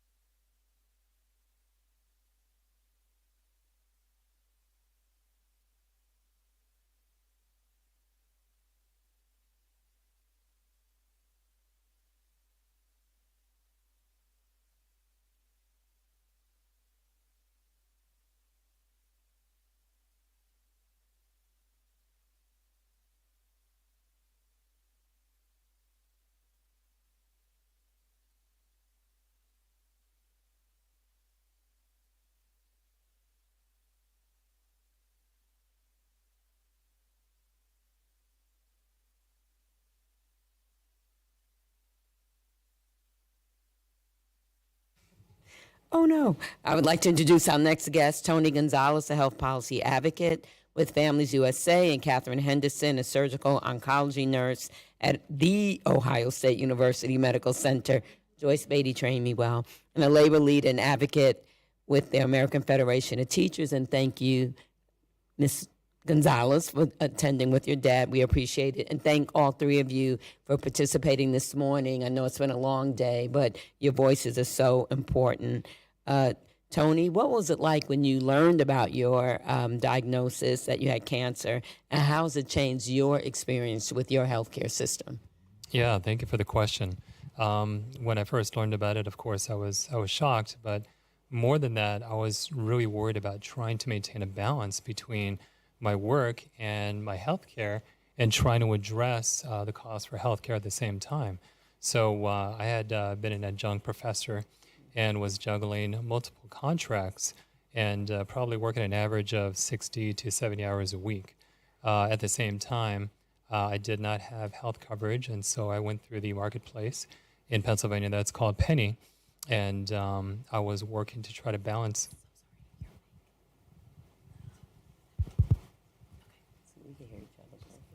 Yep, a little closer here. Trying to balance everything at the same time. So, it's very preoccupied, and how am I going to maintain a work schedule? Because I love my career, I love my job, but at the same time, there's no way that I can go on disability full time. I want to provide for my family. I want to make sure they have the resources we need to maintain food and utilities and their own healthcare needs at the same time. Thank you. Yeah, and Tony, I'm Congresswoman Maxine Dexter from Oregon. I'm also a physician, and so that really resonates with me that a lot of our patients really are trying to balance wanting to work but needing the resources to take care of themselves. What will happen to your health care if the enhanced premium tax credits go away? That is a great question. So I've kind of thought about that and planned ahead as well. And something that's going to impact us is if those go away, I'm faced with a few different choices. One is, of course, not paying for coverage altogether. I'm faced with paying for food, utilities, mortgage, insurances, and making sure that those are maintained. But at the same time, my wife also has chronic illnesses. And so it's just not my stage 4 cancer that is need to be treated, but also my wife has certain medical needs as well. And so now I'm faced with, okay, we need this health insurance. Do I go and get a part-time job, some kind of contract to supplement? But now I'm going against my oncologist's wishes that say, Tony, you need to slow down. You need to focus on your treatment. You can't be working 60, 70, 80 hours a week. And I'm like, where's the compromise? What do I do? Clear that it doesn't pencil out. And so again, we're making impossible decisions, and our community is making impossible decisions. So Catherine, as a physician, I know how devastating it is for patients to go without healthcare coverage. We're just talking about this. Can you tell me what worries you most about these forthcoming Republican cuts to healthcare? Yes, thank you very much for the question. So I think that what we are facing right now is just a lot of worry and uncertainty about the future. And for patients, that is detrimental. That's life altering. No one should have to pick between, like Tony is saying, cancer treatment and paying their rent or being able to afford their next meal. So right now, the U.S. is facing a huge crisis, and we need to be working together to help American families afford health care and to be able to afford to just exist at this point, because that's really what's coming down to. Before I hand it over to Congresswoman Kelly, I think that that is so important that we don't just continue to put people in this terrible situation where they're making these incredibly impossible choices, but that we actually make it available and affordable, because frankly, people are still going to get sick. Tony would still be sick if he didn't have health care or not, but it allows him to still work and take care of his family. It's absolutely to all of our benefit to pay for health care coverage. You know, we've traveled we've traveled places in the United States. We were in Louisiana, and they said 33 hospitals would close if the big ugly bill was implemented. In my state of Illinois, just in the rural area, 9 hospitals. So how will hospitals like yours absorb a $1 trillion in health care costs that the Republicans just passed? And really, how will it impact your ability to provide care, beside the fact that some hospitals are going to close and there won't be close care? That is absolutely correct. So for Ohio alone, we are looking at a potential for 11 of the rural area hospitals to close, and that will put increased burdens on those communities for them to go to other places to receive care. People don't have adequate transportation, and then to come into the cities that are already stretched. Healthcare providers are already, thin as is, and to continue on this route and put more burden on them is just astronomical detriment that will happen. As I say, the other thing that scares me, that we're going to lose people in the healthcare profession. Hospitals are foundational. Sometimes they're the largest employers in those communities. So if those hospitals close, it doesn't just hurt the patients, it hurts the whole community. And then pregnant women having to drive extraordinary distances to get prenatal care. Some are just going to forgo that because they need to stay close to home with their kids and their families. So we will have sicker people, worse economies in our rural areas, and frankly, it is a crisis. And I know that we've been saying crisis left and right lately, but this is a disaster that we can see, and we just keep driving towards it unless the Republicans come to the table and actually agree to fix this problem that they've created. Definitely. I was going to ask you, how long is your hospital close to you? I know you live in Pennsylvania. Yeah, great question. So I do have a local hospital in my area. However, I find that some of the doctors in Pittsburgh are a bit more proficient. So I travel to Pittsburgh, which is about an hour and a half away. And then I've also been working with the City of Hope Cancer Treatment Center in Atlanta for some specialized treatment there. So between Pittsburgh and Atlanta, I go back and forth for my treatment. So it's pretty arduous in and of itself. And to me, an hour and a half sounds far. Yeah. I don't know. But I just want to thank each and every one of you for joining this very special conversation. It was really meaningful, and your heartfelt stories are truly, the fuel for our fight to lower healthcare costs and ensure that every American gets the healthcare they need in the richest country in the history of the world. As people have said all through this, healthcare should be a right and accessible to everyone, not just a privilege for the well-off. So that's why we're here. That's why we're fighting. We're fighting to keep the government open while lowering the cost of health care. And we're going to keep the fight going. We're going to keep the fight going for you and you and you and, all of us. And we're going to stop this Republican health care crisis and do right by the American people, because you deserve better. So Thank you for sharing your stories. I know it's been a long day, but we appreciate you all so much. And thanks to the audience for listening. Take care.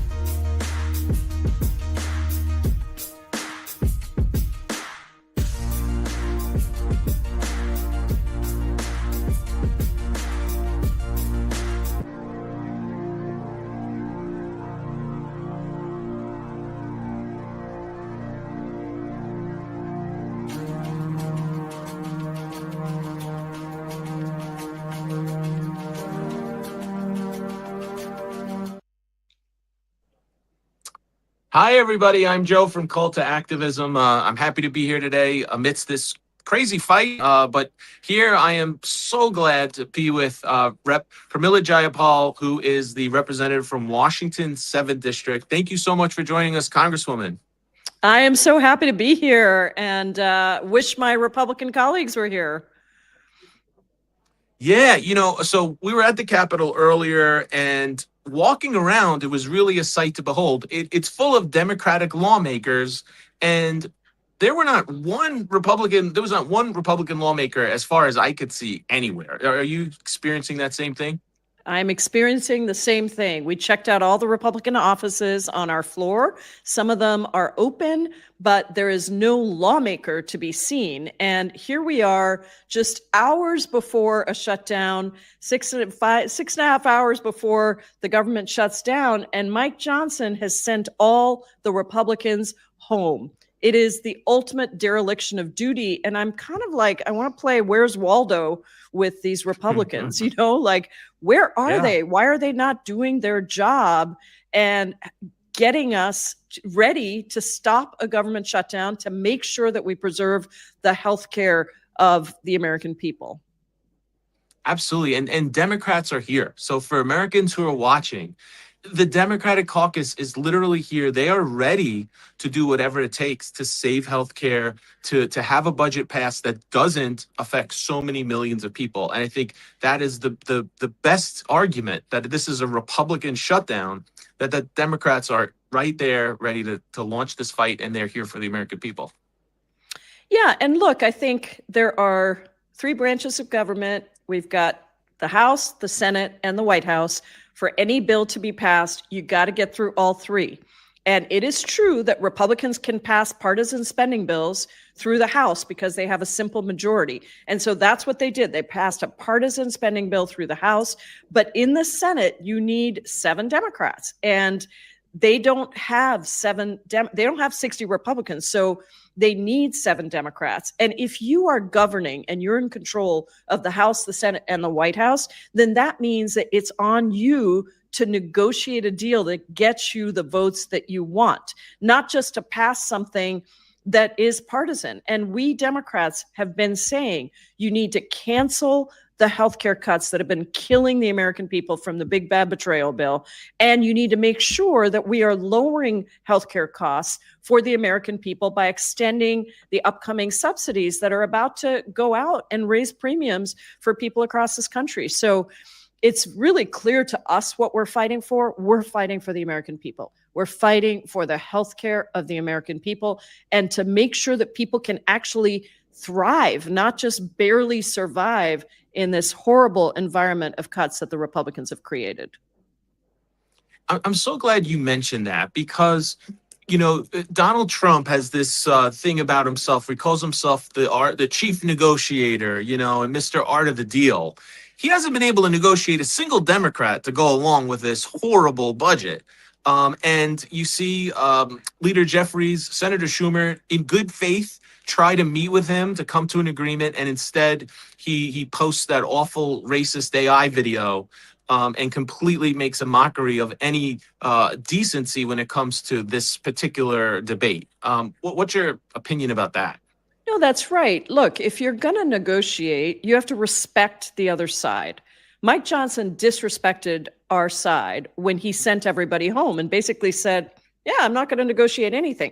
Donald Trump then disrespected our side when he posted an AI. I mean, to see coming out of the White House a racist AI fake video mocking the very people whose votes he needs, to me, that's not a great negotiator. But Joe, you and I know Donald Trump says he's a lot of things. He said he was for lowering costs on day one. He said he was going to end all the wars. Remember that? He said we're at peace. He's going to be nominated for the Nobel Peace Prize because he's ended all the wars. None of those things have happened. What they have done with their big bad betrayal bill is kicked 15 million Americans off of health care, set up a crisis of $500 billion of crisis on Social Security and Medicare. And now they want to literally continue to cut healthcare for people across this country. Everyone's struggling. My constituents, they see their rural hospitals shutting down. They see their premiums going up. They can't afford healthcare already. They can't afford the cost of groceries. They're making choices to have, casseroles every night because they can't afford to have anything else.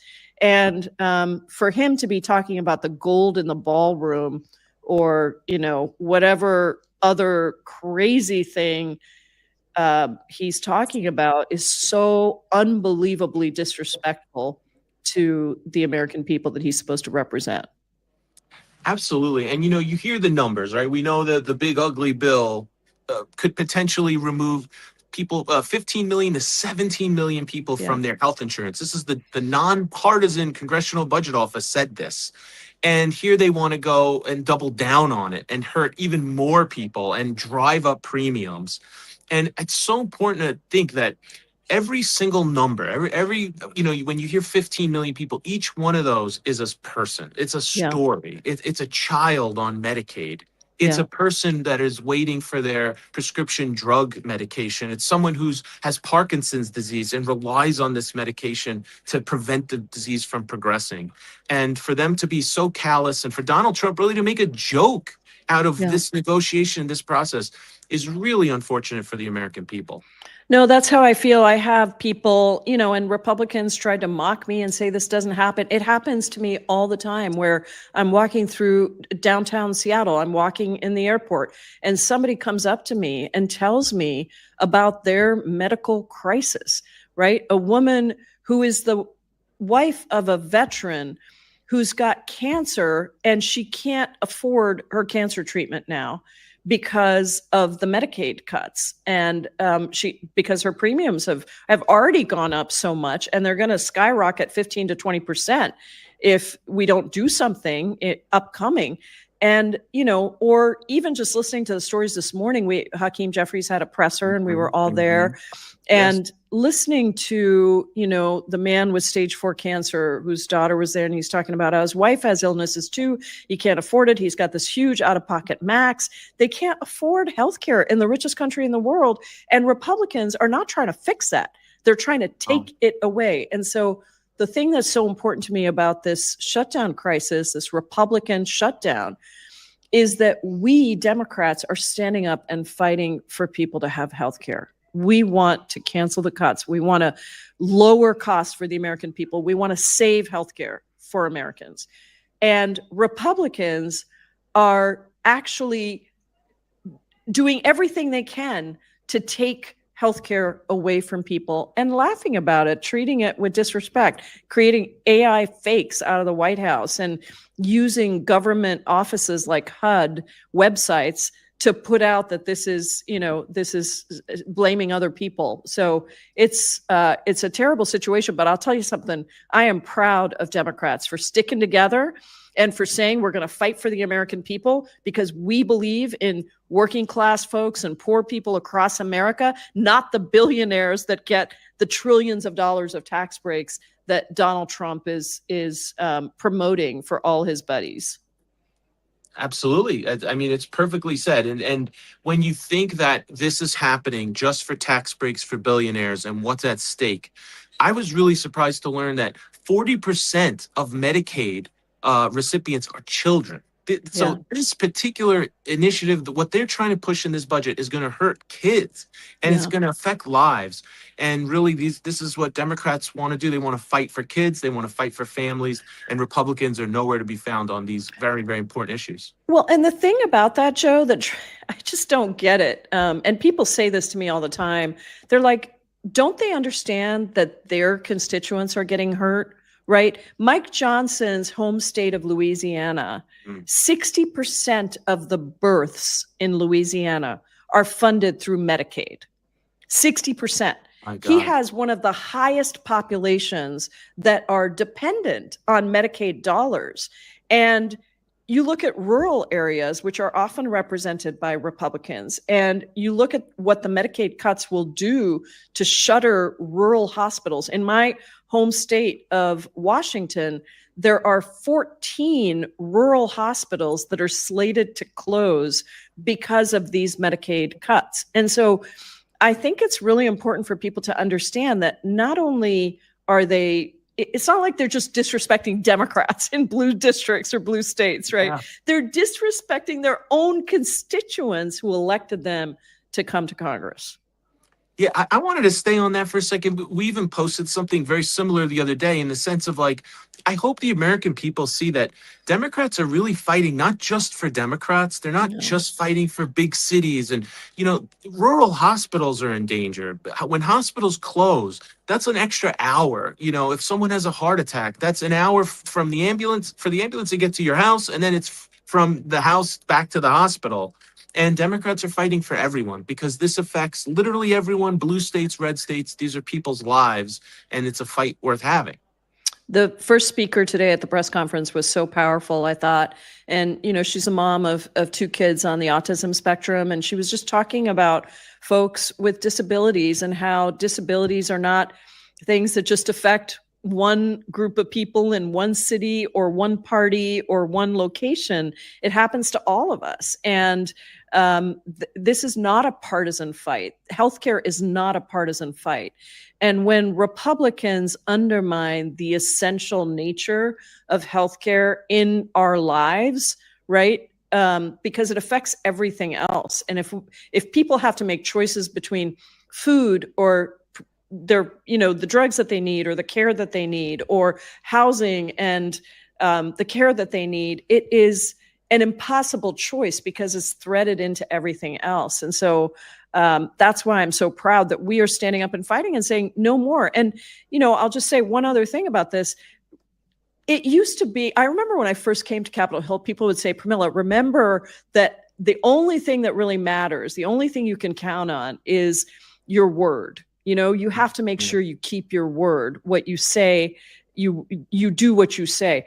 These Republicans just make promises and break them. It's unprecedented that we would make deals on bills around funding for different agencies, and then the other side would go pass a partisan rescissions package that strips away the funding that they just agreed to 3 months ago. And so I think that's the other thing about this that people have to know. Any deal has got to make sure that it is ironclad. I mean, really ironclad, because they just keep making promises and breaking them here in Congress, just like they do to the American people. Absolutely. Absolutely. I'm curious, if I may, if you had a chance to speak directly to Mike Johnson, what would you tell him if you could?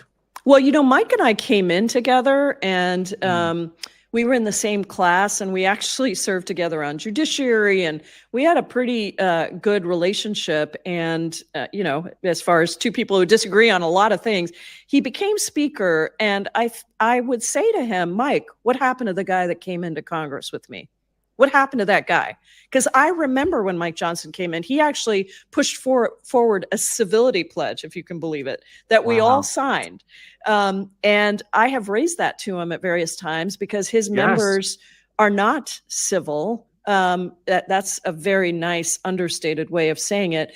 And I don't see that he does anything about it. But more importantly, the civility of respect to the American people to have health care and to push forward bills that are, that destroy people's lives. I would say, Mike, you came in here wanting to build something for people. I remember that guy.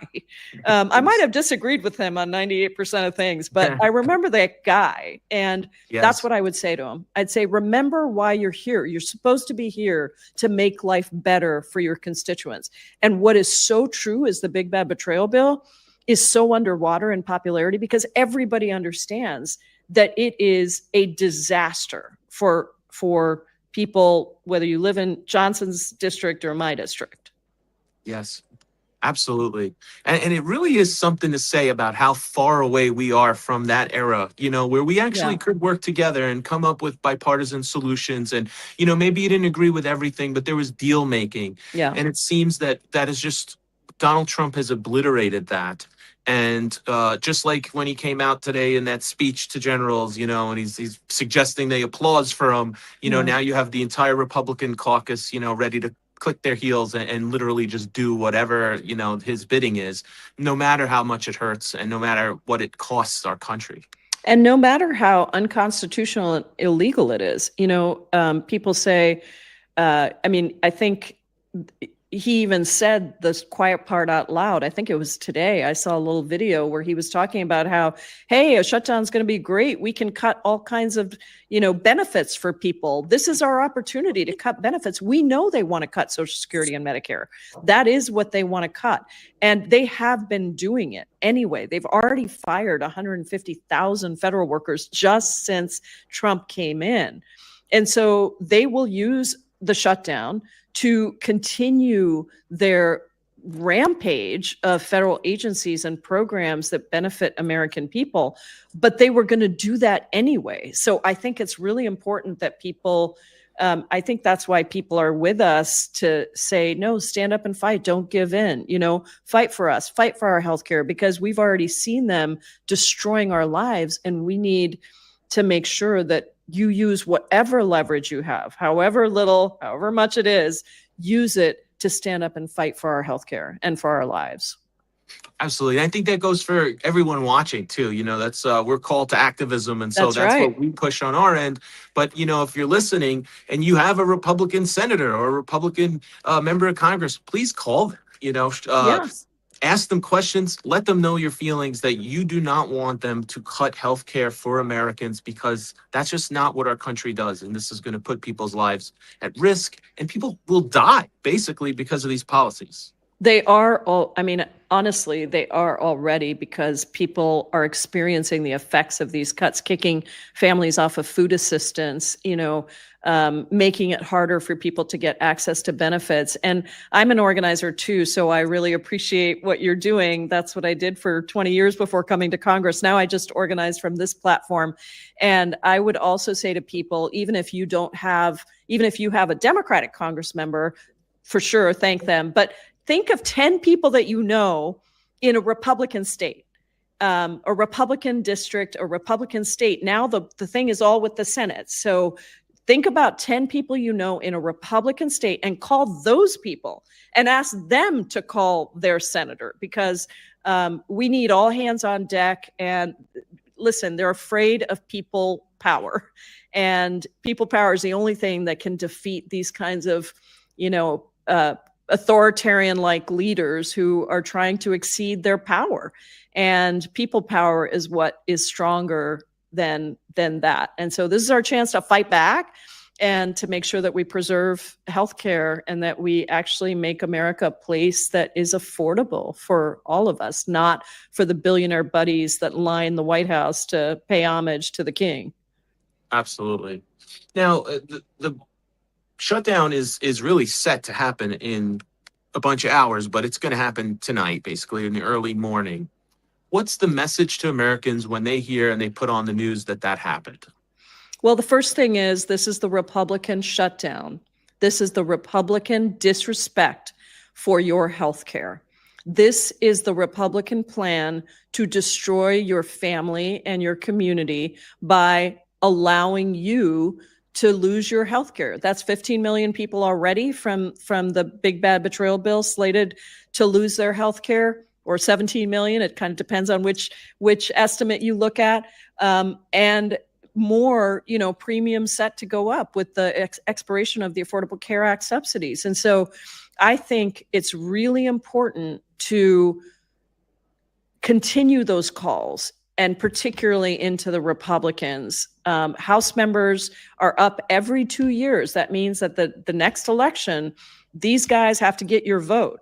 And if they're going to oppose your health care and keeping the government open so that and restoring the cuts that they made and making sure that your healthcare costs go down, they should not be reelected. And you need to let them know that.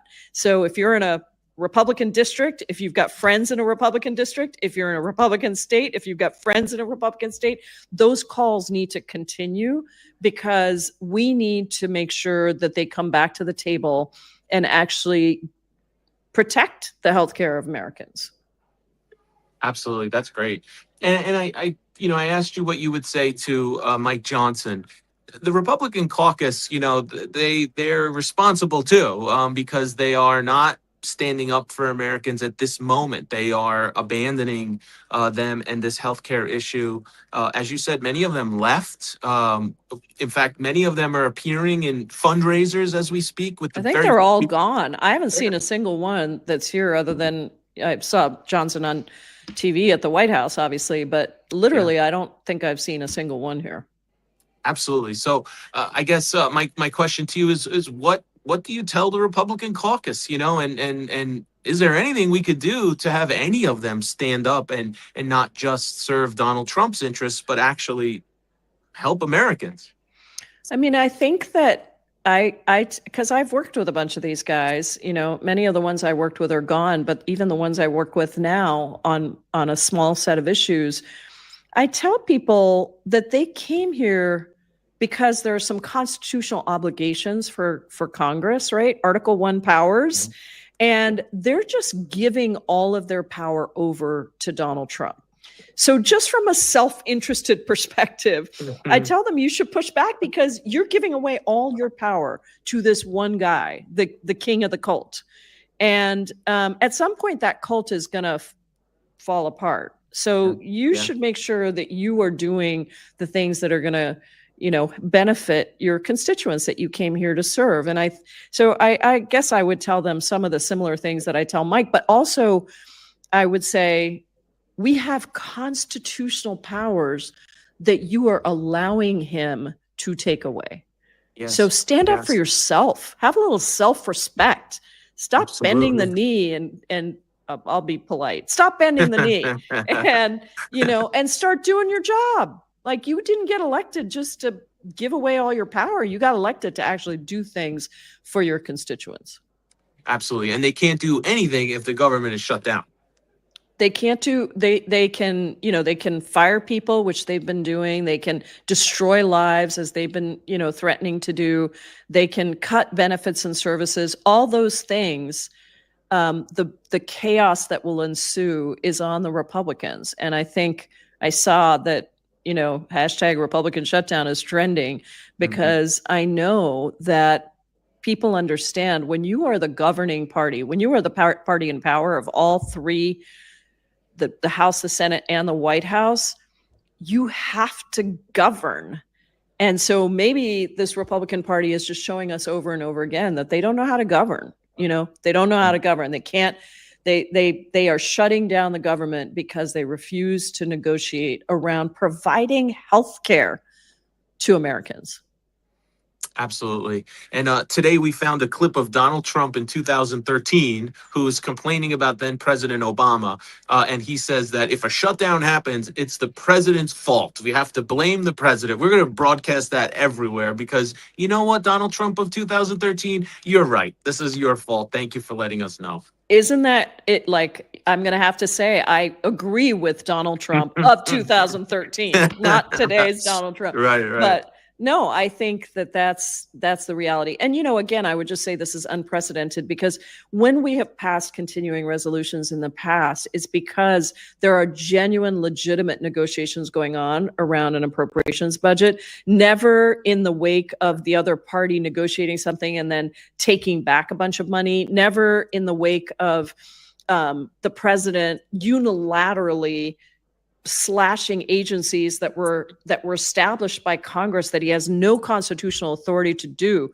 So this really is an unprecedented situation where we've seen so much destruction and so many lies and promises broken that we have no choice but to stand up and fight for the American people. That's what they sent us here to do.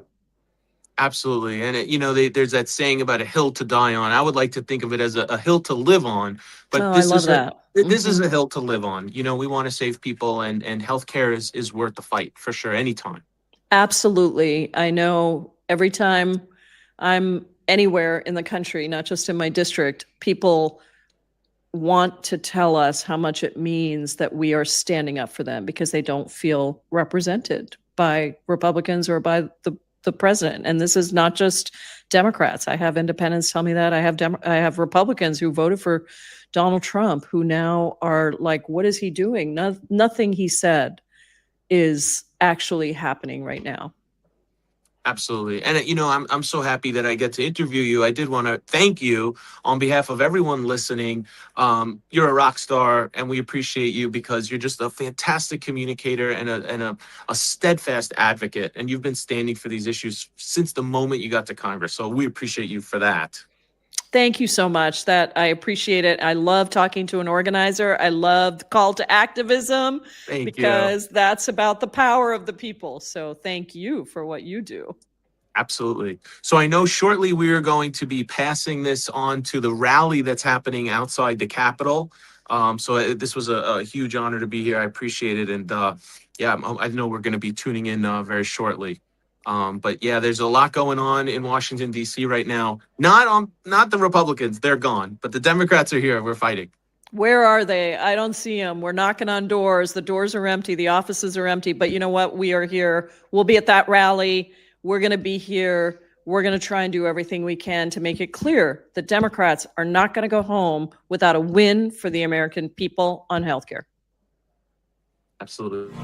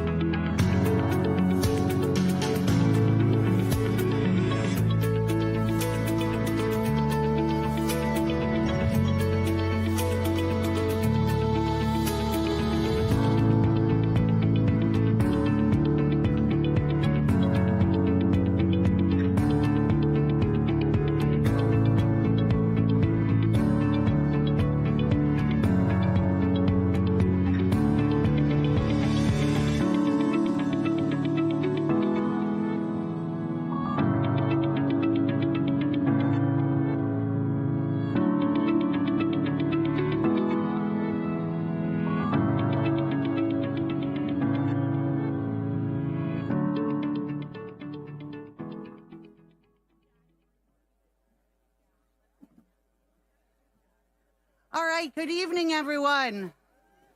Good evening. We're going to get this started. So if everyone who is here wants to join in. My name is Kristen Kroll, and it's an honor and privilege to be here. I'm the director of Fair Share America, and we are here tonight standing in solidarity with millions of Americans who are again facing losing health care coverage.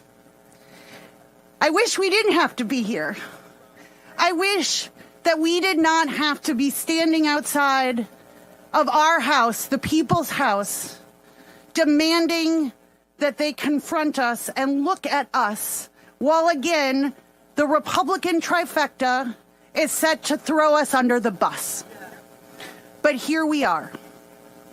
Last time I was in Washington, D.C., right on the steps, was only a few months ago. And we were standing up to protect Medicaid and the health care coverage that tens of millions of Americans rely on. And this week, a little over a week ago, a young man who relied on Medicaid, whose mother stood on this stage and told her story, died. And his name was Tucker. And so, to every member of Congress that we elect and send to represent us, our lives are at stake. We're not here to play partisan politics. We are simply demanding that you fund the health care that we deserve.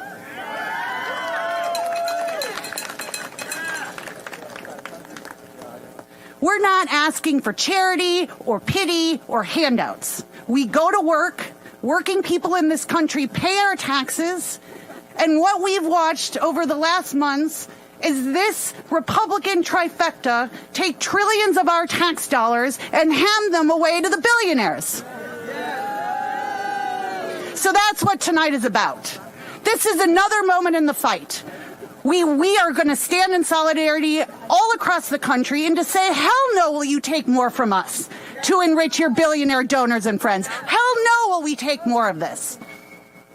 And so to everyone here tonight that is standing in solidarity and watching our government, be on notice that we, the American public, are not backing down from this fight tonight or ever.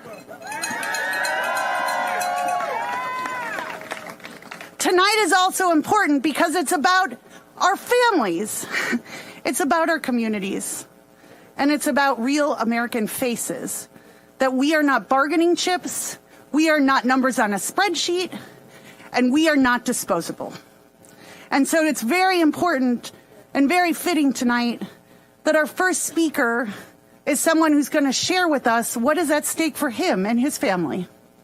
So Tony Gonzalez has traveled from Pennsylvania. He's been making his case, making our collective case today all over Capitol Hill, all over Washington, D.C.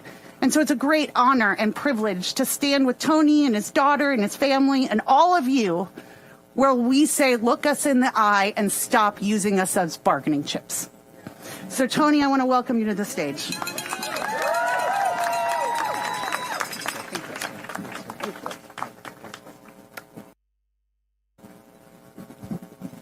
Thank you, Kristen, and thank you, everyone, for taking the time out of your days, your busy lives, to come here and advocate for health care, for the stipends, for people to live.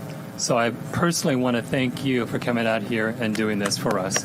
So thank you again. Kristen mentioned this was about family, and I have my daughter, Amber Gonzalez, up here with me. If you heard my discussion and my statement this morning in the press conference, I was diagnosed roughly 2 years ago with stage 4 thymic carcinoma. It is a very rare cancer. There's only a few hundred cases, according to my oncologist, of this a year. So they're very uncertain on how to treat this. And mind you, I was a very healthy individual. I ran 6 days out of the week.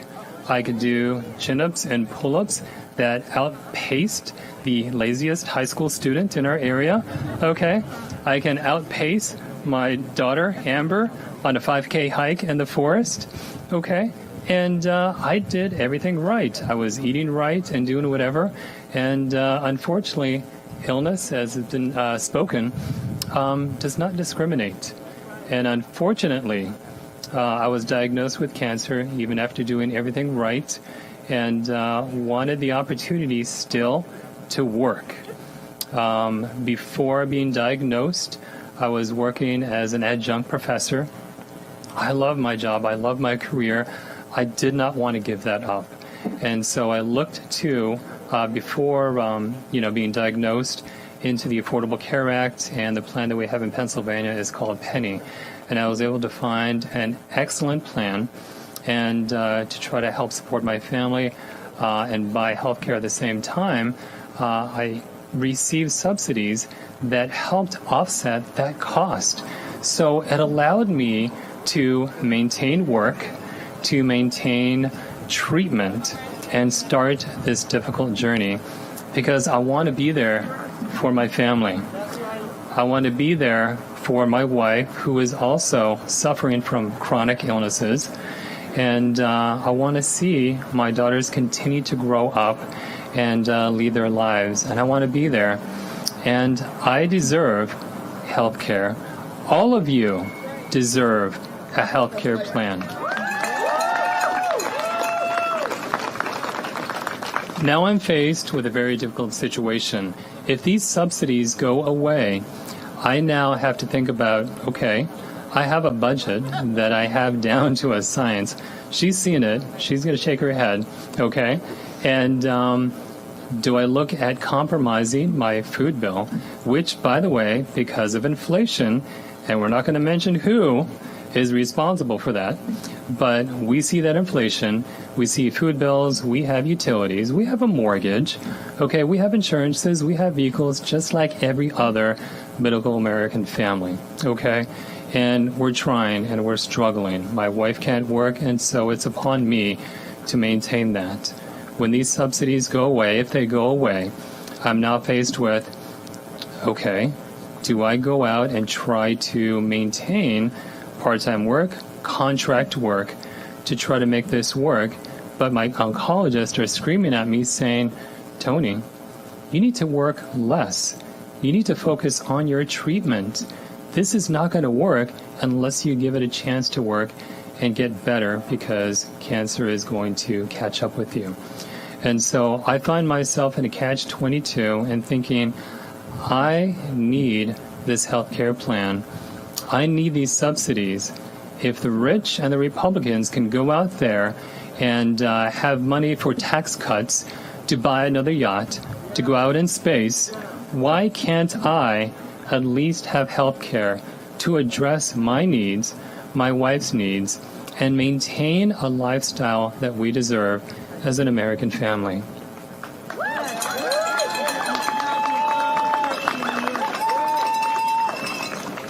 So my message is this, and I challenge all the Republicans and to you, Mr. Trump, if you are watching, if you do not do this for us and millions of Americans, if this disease takes me because I am unable to maintain my health coverage, my blood is going to be on your hands. It is my prayer that all of us will continue to strive to maintain health, that we might maintain our health coverage, our insurances, and maintain these subsidies so that we can continue to contribute to American society and become the citizens that we're striving to become. But we need this in our lives. We need these blessings to help us to grow as Americans so that we can achieve and continue to contribute to our societies and our communities and to our families who deserve us to be there with this health coverage. I thank you for your time. God bless you, and thank you.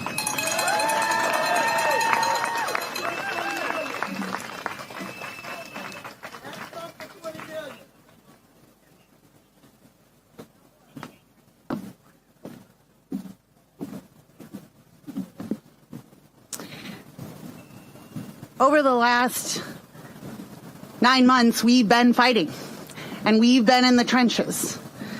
And when the Republicans were advancing the one ugly bill, the Democrats stood strong, and they stood united with the American public, and they stood united with us. And so it's a great honor tonight to have champions among us and to remind ourselves that while we rail against the Republicans for abandoning us, we have to also celebrate those who have stuck their necks out, those that have hung in this fight, and those that are continuing to go in and negotiate and fight on our behalf. So it's a great privilege and honor to be on the stage tonight with a bunch of our champions, and I'm excited to turn it over to Representative Greg Casar from Texas. Thank you. Buenas tardes. I'm Greg Casar. I'm proud to represent the heart of Texas, and these House Democrats are ready to fight for an America that workers can afford, an America that is not run by the billionaire class, an America where health care is a basic right. And these Democrats have been standing strong, so I want y'all to give it up for Congresswoman Tlaib, Congressman Pallone, Congressman Garcia, Congresswoman Barragan, Congresswoman Kelly, Congresswoman Randall, Congresswoman Del Bene, Congresswoman Ballant. Let's hear it, y'all. Come on. Congressman Foster, Congresswoman Sewell, Congresswoman Wasserman Schultz, Congressman Thompson. I think I got them all. I said Foster, but we can clap for Foster again.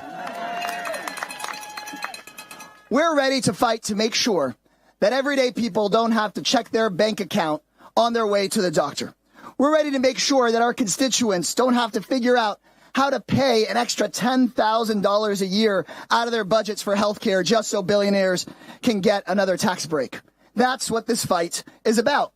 People can talk about cloture and continuing resolutions. This ain't about that. This is about whether this government is for everyday people or for the billionaire class and their puppet politicians. Democrats want to keep your government open and keep your life affordable. Republicans want to shut it down to cut your health care. This should not be a partisan issue, because when I talk to everyday people in Texas and across America, people agree that it does not make sense for John Cornyn and Ted Cruz trying to make it so a family of four has to pay, and we've got the numbers, $9,381 more a year for health care in Texas. Is that right? No. Is that right? No. Republican Speaker Mike Johnson is fighting to make sure that families in his district have to pay $11,000 more a year in health care. Is that right? No. Is that right? No. So what are Republicans doing? Are they here in D.C. to explain their positions? No. Are they here in D.C. to make a deal? No. No, House Republicans have gone into the witness protection program. They're on vacation with their billionaire donors somewhere. There are more mentions of Donald Trump and the Epstein files than there are House Republicans here in D.C. today. So when people ask who's to blame for the shutdown, I think it is crystal clear. Crystal clear. Now, I want to address the state of the Democratic Party a little bit, because not everybody wants to talk about it, but I think it's important to talk about it. There are, of course, millions of people that see how Trump is the most corrupt president in American history, how he's robbing people. But folks want to know who the Democrats are, what we're willing to stand for. And it's no secret that at times we've been divided. At times there's been questions about what we're willing to stand for. But thanks to your organizing, thanks to your pushing, for the first time in the Trump administration, House and Senate Democrats have stood united and have given this answer. This week, unlike Republicans, Democrats are willing to stand up, fight back, and make sure workers can afford their health care rather than making sure that Jeff Bezos can afford another jet. How about that? How about that for a Democratic Party? And I have one more word for y'all as organizers, and less for the cameras or the media or anything else. I know that things feel very discouraging right now. It can feel like we are helpless. And I know that even when we win this fight on health care, that we will not have stopped all of Donald Trump's wannabe authoritarian and dictator ambitions. We've got some real work to do. So when I feel helpless, when I've been having a hard time, I look to folks that have been in situations like ours. I just got back from visiting with leaders from all over the world at the United Nations, including with some Latin American leaders who in their own countries in the 70s and 80s dealt with military dictatorships with a much tighter grip on their governments than Trump has on ours. And their message to me and to all of us was very clear, which is this: just like in life, in this work, there are no shortcuts. There is no simple solution to this. You cannot just take the elevator to the place we all want to go. You've got to take the stairs, step by step by step, house meeting by house meeting, electoral campaign by electoral campaign, advocating, knocking on doors, talking to your neighbors, rally after rally after rally, step by step, until we bring along hundreds of millions of Americans who are sick and tired of this wannabe dictator and are ready to look out for one another. Because they're in it for the money and for the power. But we are in it for each other, and we're in it for the long haul, and they cannot take that away. Not now, not ever. We are never giving up on this country, because this is our home, this is our fight, and our vote, while it is for your health care, is also a vote of confidence in each and every one of you, because no politician is going to be here to save us. It's going to be you all staying united, talking to everyday people until the day is won, and we're going to get there. And nobody knows that better than our Speaker Emerita, Nancy Pelosi, who's just joined us. Let's hear it for Speaker Pelosi. Thank you guys so very, very much. And next up, we're hearing from Senator Merkley. Oh, sorry. Is it Merkley or Pelosi? I'm not allowed to pick up here. Also, we have been joined by one more new House Democrat, the first ever Latina elected from the state of Arizona. Adelita Grijalva is here with y'all. And a round of applause for Congresswoman Maxine Dexter, new member from Portland. Thank you guys so much. Why don't you go ahead, Nancy? Nancy, why don't you go ahead? Nancy, why don't you go ahead? Okay, I'll jump in here. Oh, my goodness. The progressives from the House side are giving us the right story. Are you behind them? Now, I see a sign right over here that says the rich get richer while we get sicker. Can you bring that sign on up here? I like that. I don't like what's happened. I'll tell you that. We've had 9 months of Trump, and it's made us sicker and poor. 9 months of being sicker and poor. Tariffs that are raising the cost of everything, like a sales tax across America, and other provisions that are, well, this destruction of health care. Well, I have a question for you. This is a philosophy the Republicans are putting forward, and their philosophy is families lose and billionaires win. Do you like that philosophy? How about hell no? Hell no, that's right. And it's like, well, we'll take child nutrition away. Why? To finance tax cuts for billionaires. Is that right? And we're going to destroy Medicaid, whenever my state, the Oregon Health Plan, to do tax cuts for billionaires. Is that right? And we're going to run up $30 trillion of debt over 30 years, compromising all the programs in the future for families. Is that right?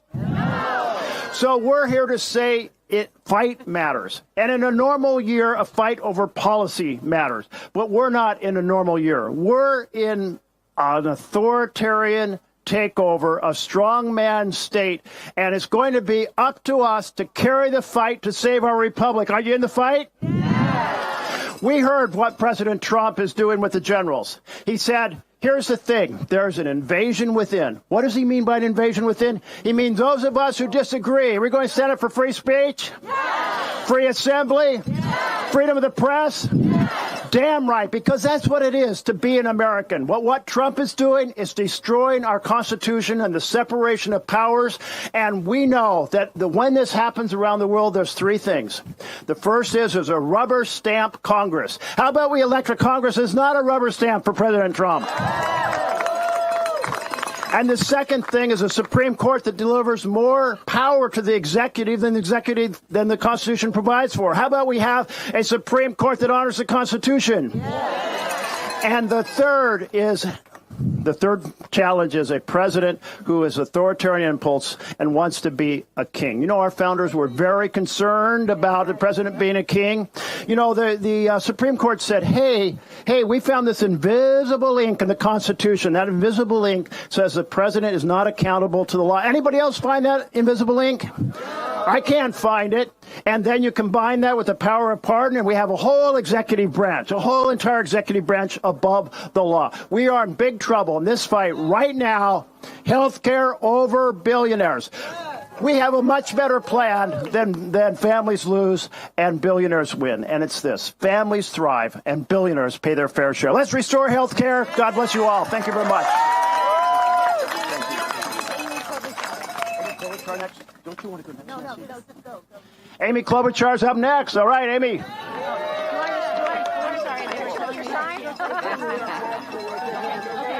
I will defer to the speaker. Okay, all right. Well, thank you, everyone. And we are here from the Senate, fresh off our vote, where we are standing up for the American people when it comes to health care. We are here today for one reason, and that is that Republicans have created a health care crisis in this country. And by the way, to our colleagues on the Republican side who we would love to have join us on our legislation, ironically, a week ago we had many more votes on ours than they did because they decided to go home, not to mention what they've done in the House. We're standing with the people. And when they say they need an off-ramp, I say to them, an off-ramp? My people are standing on a cliff right now. They're standing on a health insurance cliff as they look at what's happening. Kaiser report today, doubling of the premiums with the Affordable Care Act. There are moms trying to figure out if they're going to have cancer trials for their kids because of the NIH frozen funds. time and time again, healthcare matters to the people of this country. And when I hear them say, oh, we'll look at this in December, we'll look at this in January, this is not a December thing, this is not a January thing, this is a now thing. This is a now thing. The other thing we know about them is they are going to rubber stamp what Donald Trump wants. So the reason that Leader Jeffries and that Leader Schumer were so focused on getting that meeting with Donald Trump is not because they wanted to see the gold in the Oval Office, okay? It was because they know that if they even make an agreement with their Republican leaders, he can just come in and change it the next day. So that is why it is so important that he lead. He prides himself in the art of the deal. And it's time for him to deal with us on behalf of the American people. So when you look at what he did after that meeting, that offending AI-created video that he put up, to me, I was like, let's just say bad sign, okay? He was not taking this seriously at all. But you know what? Those deepfake videos, people know what they are. But you know what doesn't lie? Their grocery bills don't lie. Their electricity bills don't lie. And their health care insurance bills don't lie. So that is why we are united on this. We are moving forward. They need to come to the table. They run the White House. They run the House. They run the Senate. And they need to keep this government open and work with us. Thank you.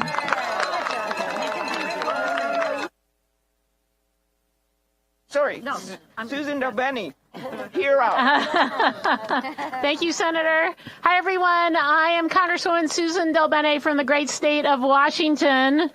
And it is an honor to be here with all of you because the way we make a difference is by sharing our stories and using our voices and standing up for our communities. That's exactly what you are doing.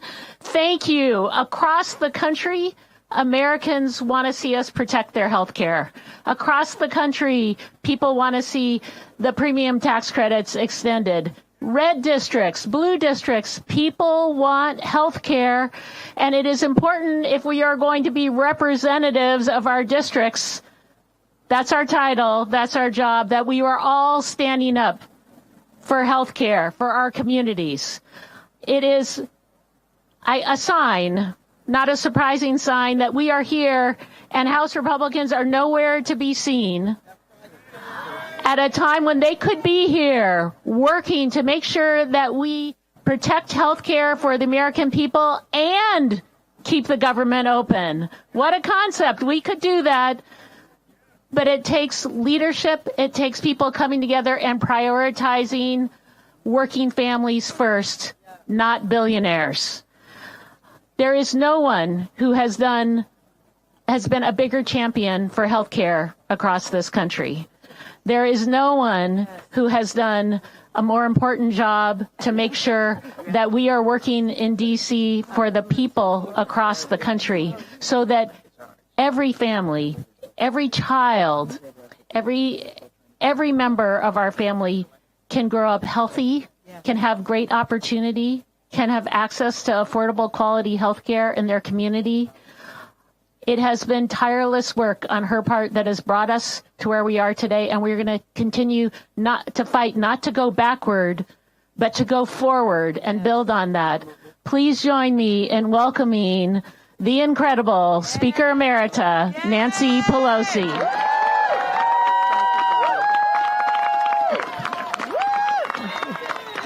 Thank you very much, Susan Delbene. Susan is the chair of the Democratic Congressional Campaign Committee. And you know, the antidote to all ailments is to win the election. Win the election. Susan, thank you. Thank you for your leadership. Okay, a couple things. We recently celebrated this year we celebrated the 15th anniversary of the Affordable Care Act. When we passed it, we did so without one Republican vote.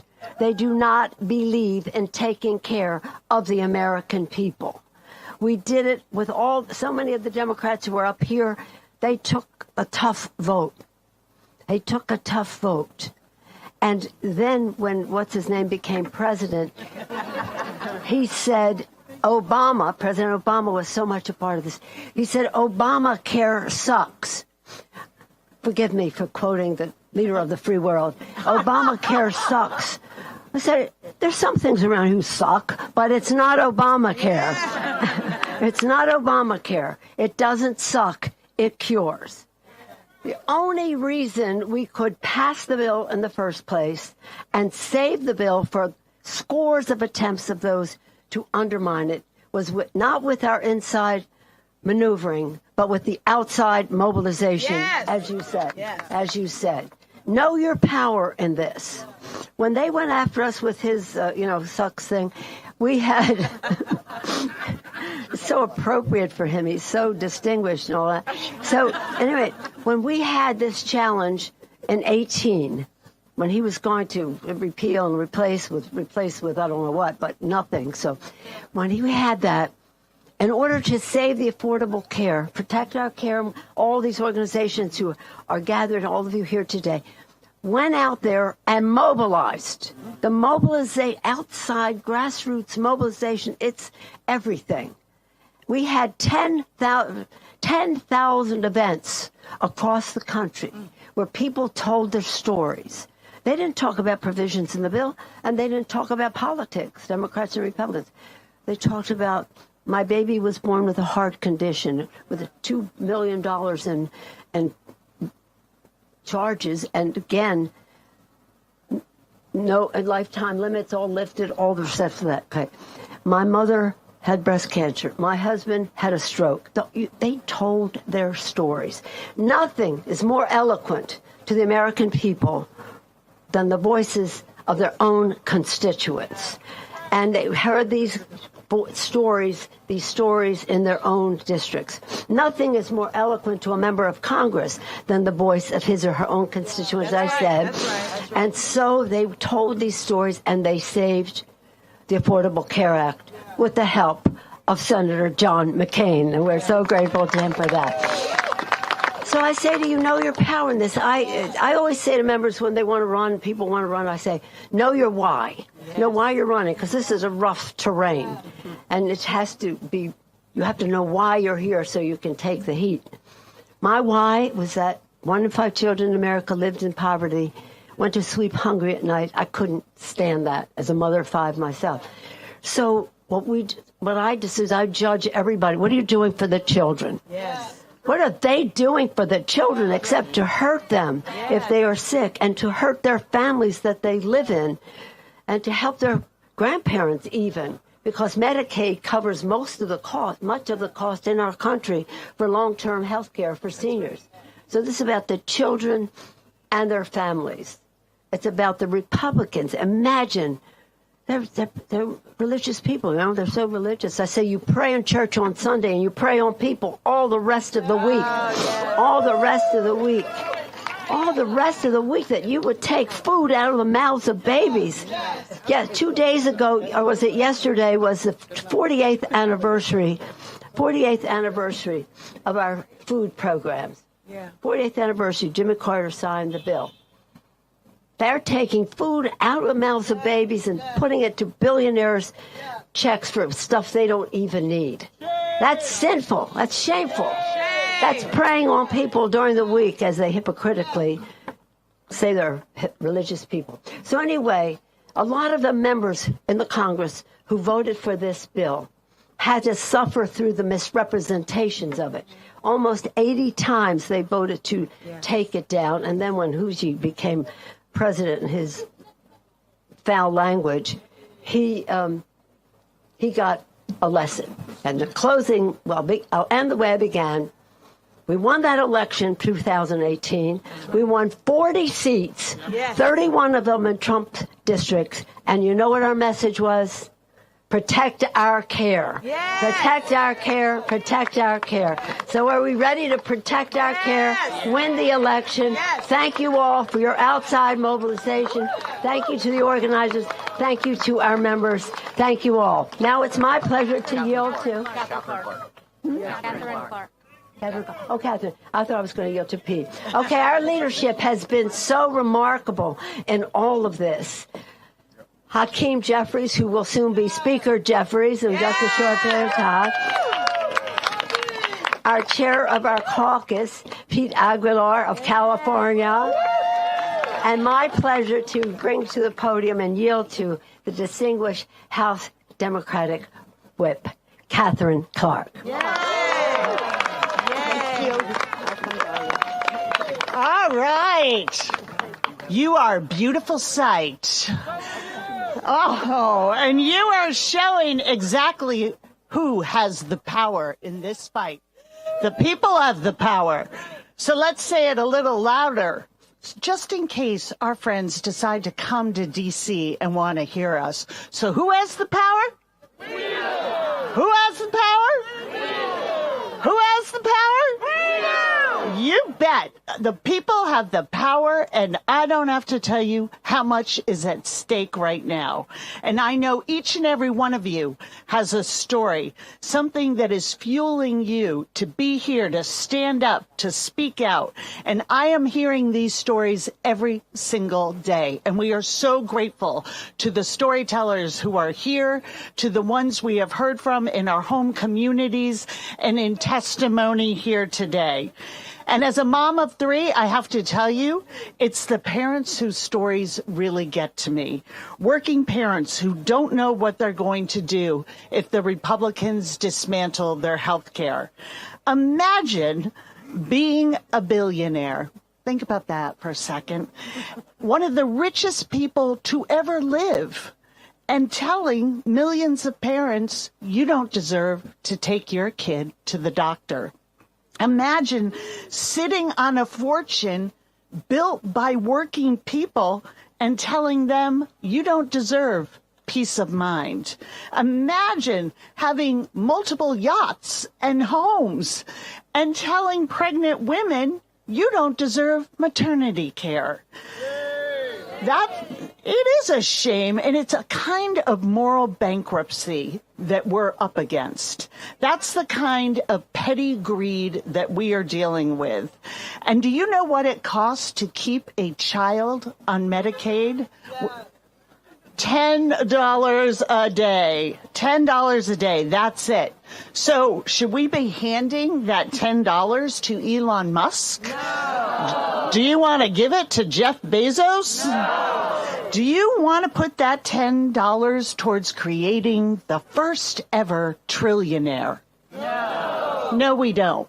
We want to give that $10 to a newborn and build a healthy, happy future. Yeah. That's what we want to do. That's the investment we want to make. And we're here to say, let's invest more in our future. Let's invest more in children and people who need health care. And how about we have billionaires actually pay their taxes in full? And how about we stop rewarding, through our taxation system, the hoarded wealth of a very few? Yes. How about we start rewarding the hard work of the many? Yes. We are not going to back down from this fight, and we are in this with you because our lives are on the line, our children's lives are on the line, and we know this: when the people fight, we win. Yes. Thank you for being here. I'm good. Thank you so much, Whip Clark. Let's give Catherine Clark a round of applause. You're fighting. She is always fighting for us, and on behalf of the Democratic colleagues, I'm chair of the Democratic caucus. We are so pleased to be here with all of the organizers and all of the volunteers who helped put this together. Thank you so much. We are in debt to you for keeping this issue front and center. Every Democrat up on this stage feels a deep sense of obligation and responsibility to look out for the health care of the American public. Members are coming in and out, but I did want to call attention. Debbie Wasserman Schultz and Bill Foster, in addition to Nancy Pelosi, they voted for the Affordable Care Act, right? Every member up here has a responsibility to defend the Affordable Care Act, and that's what we have been doing for our tenure in Congress. There's no doubt about it that we are in a full-blown healthcare crisis in this country because of Donald Trump and his Republican henchmen. Their first major bill that we all talked about, and we told the American public what it would do, but it produced the largest cut to healthcare in American history. Just let that sink in. And we told them that this was going to be shameful. We told them that this was wrong. We told them that this was going to hurt people. And they didn't listen. They didn't listen to you. They didn't listen to your stories. They didn't listen to us. Instead of protecting your health care, they're gutting it. Instead of looking out for your well-being first, they're putting their rich and powerful friends ahead of us. Instead of lowering your costs, they're raising them. Instead of funding government, they're on vacation right now. Well, Democrats won't stand for that.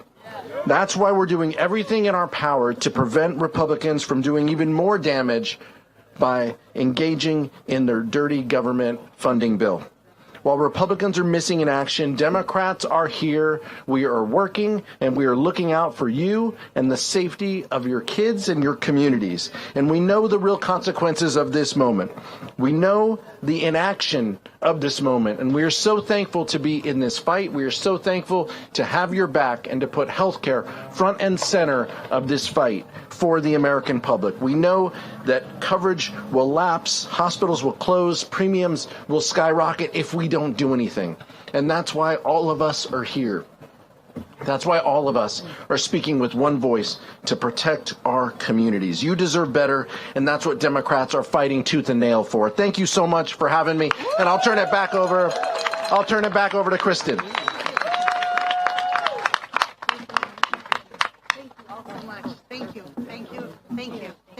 Thank you so much. Can we get one more giant round of applause and thank you to our Democratic champions, ladies and gentlemen.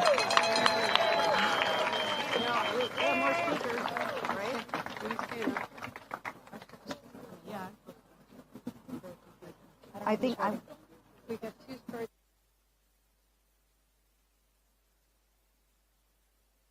All right, we're getting our act together up here. We're welcoming some other brave women and storytellers because, as everyone has said, this is personal. This is personal for all of us. And right now, while this Republican trifecta further enriches the billionaire class, most Americans have less than $600 in their checking account. If the Republicans allow the subsidies to expire, we know this further drives up our costs. Medical debt is one of the most serious and scary things a family can go through. And for many of us, including myself, this is personal. 20 years ago, as a single mom, it was one $886 dental bill that sent my family into a downward spiral. First, the lights were turned out. Then my car was repossessed. And ultimately, we lost our home to foreclosure. And I don't say this because I want pity. I say this because those in power often make us feel ashamed. They make us feel that it is our fault. When the truth is, the system is so rigged for working people right now that it is not our fault. And so tonight we're going to shed some light on what working families and real people are enduring in this country. So give a round welcome to Kara, who comes to us from Milwaukee, my home state, and other brave women, and we're going to share some more stories. So thank you. Thank you. Thanks so much. Thank you for having me. My name is Kara Pitt-DeAndrea. I run a mid-sized, small, nonprofit child development center in the city of Milwaukee. Thank you. Yeah, Wisconsin. I'm here with Main Street Alliance, who is huge advocacy for supporting small businesses like the one that I run. And if any of you know what it takes to run a small business, you know it is not for the faint of heart.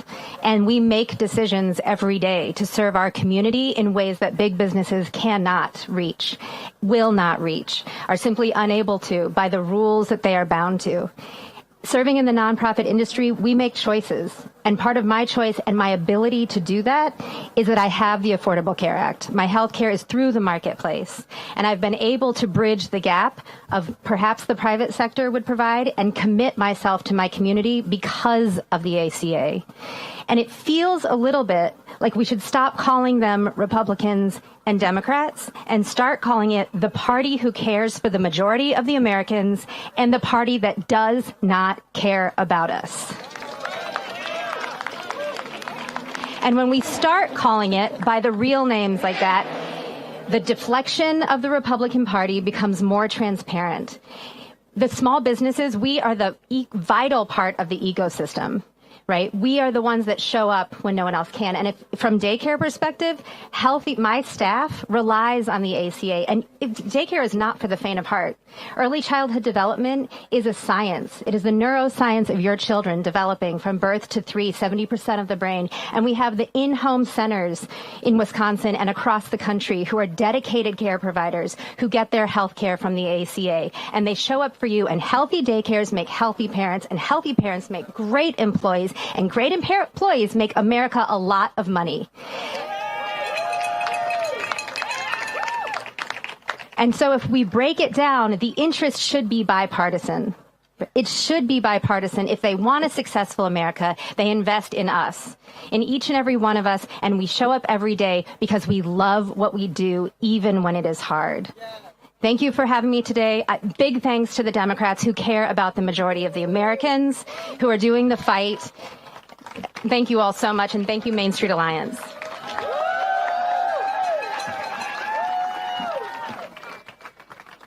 Good evening. My name is Patricia Watson, but everyone calls me Trish.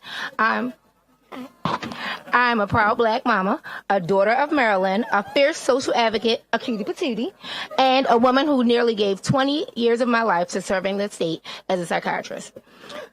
That same work left me permanently disabled, and let me be clear, I'm alive today for one reason: Planned Parenthood, Medicaid. And I'm going to pause and let that sink in, because I'm not just a number. I'm a daughter. I'm a mother. I'm someone's sister. I'm your cousin. I'm your neighbor. I'm your friend. I'm your advocate.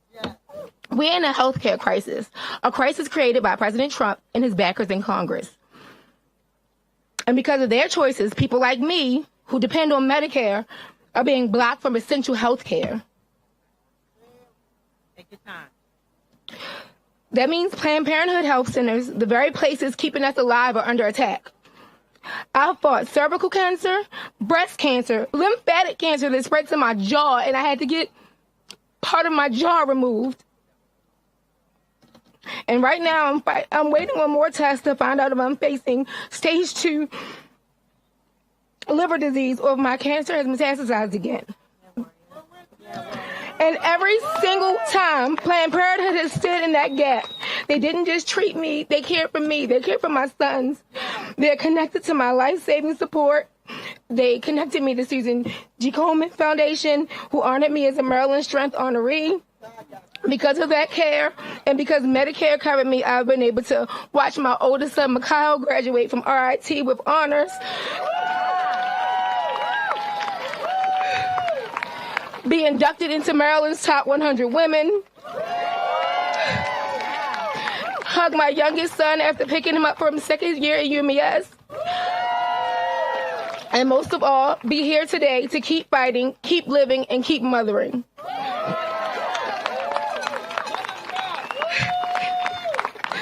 And that's what this is about: values and why it matters. Dignity, access, family, and survival. People like me don't have the luxury of waiting on politics or red tape. We don't need debates. We need care. We need care. We don't need cruelty. We need action. I'm standing here today because Medicaid and Planned Parenthood gave me the chance to keep raising my sons to be amazing men, to keep serving my community and keep living. And that's not charity, that's humanity. That's survival. And let's be real, this is not about parties, it's about people. Protect Medicaid, protect affordable health care, because without it, people like me don't just get left behind, we die. Thank you.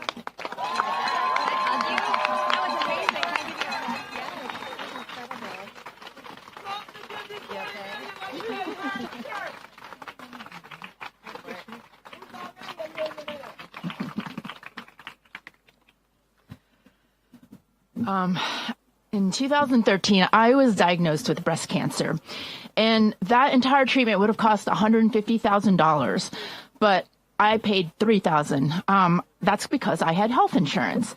And as a freelance artist and writer, I don't have coverage through a job, so I have to pay for it out of my pocket.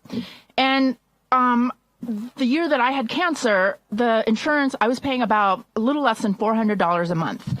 And that's kind of a lot of money for a freelancer if anybody out here works for themselves. But it was the responsible thing to do.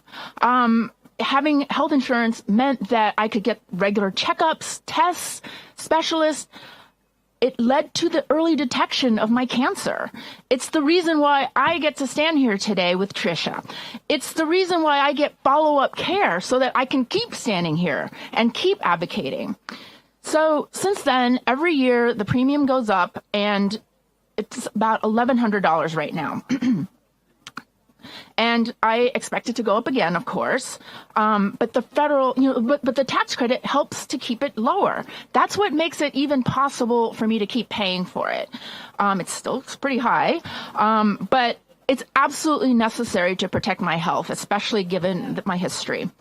So last month, I got this email from the DC health insurance marketplace, and it said, your tax credits are ending. And I totally freaked out. I started kind of figuring out, like, what does this mean? I mean, based on the past, it means that probably I'm going to be paying double what I have been paying for healthcare. That means I'm going to be paying 20% of my income, 1/5 of my income. And that just blows my mind. I haven't quite figured out how that's going to even happen. So healthcare has always been a priority for me, even when paying for it meant sacrifice, and it's going to be a sacrifice. It's worth paying for because it means that I don't have to wait around until it's too late to find out about a disease that could have been cured if it had been detected soon enough.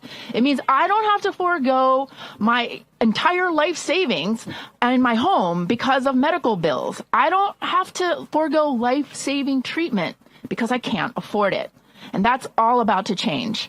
I'm one of the people who's just above the 400% of the federal poverty line who's going to be most affected by this. And it sounds like a lot, 400%, but it barely puts me just barely into the middle class. Trust me, it's not that much money. And I'm going to be like I said, I'm going to be one of the people who's going to be most hurt when Republicans take away the tax credit. Without the tax credit, I don't know if I'm going to be able to afford health care, the kind of health care that once saved my life and could save my life again. As a freelancer, I already work way more than 40 hours a week. I can't actually take on any more work. I am maxed out. And so I am outraged that Republicans have driven up the health care costs. They're taking away our tax credits. Why? To put more money in billionaires' pockets. It's for their billionaire friends and donors and buddies. It's greed. It's greed. Greed. Greed is not good. Everything costs too much. Everything is getting more expensive every day. Trump and the Republicans are making it worse every day. Not just with this, but they're making it worse with their policies, and they're not doing anything to make our lives better. And I'm not just speaking for me and my Democratic friends. I'm speaking for everyone. It does not matter what your political party is. This will affect you. This will make your life worse.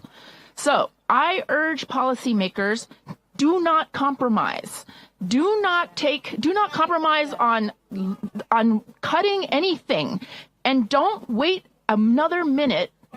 We have to fight back. As our Congress people said earlier, we must fight back. We cannot compromise now. We cannot compromise for a year from now. We can never compromise, because this is about all of us together and about our basic human right of having health care. I don't want to have to keep worrying about this every time somebody wants more money for their friends or they want more power for them. So Thank you so much for letting me be here today. And let's keep fight. Yes, fight back. Thank you.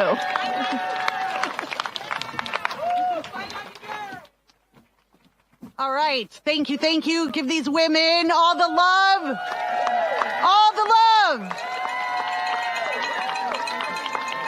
All right. We have a more special guests who are walking down from doing the people's work to stand in solidarity with us.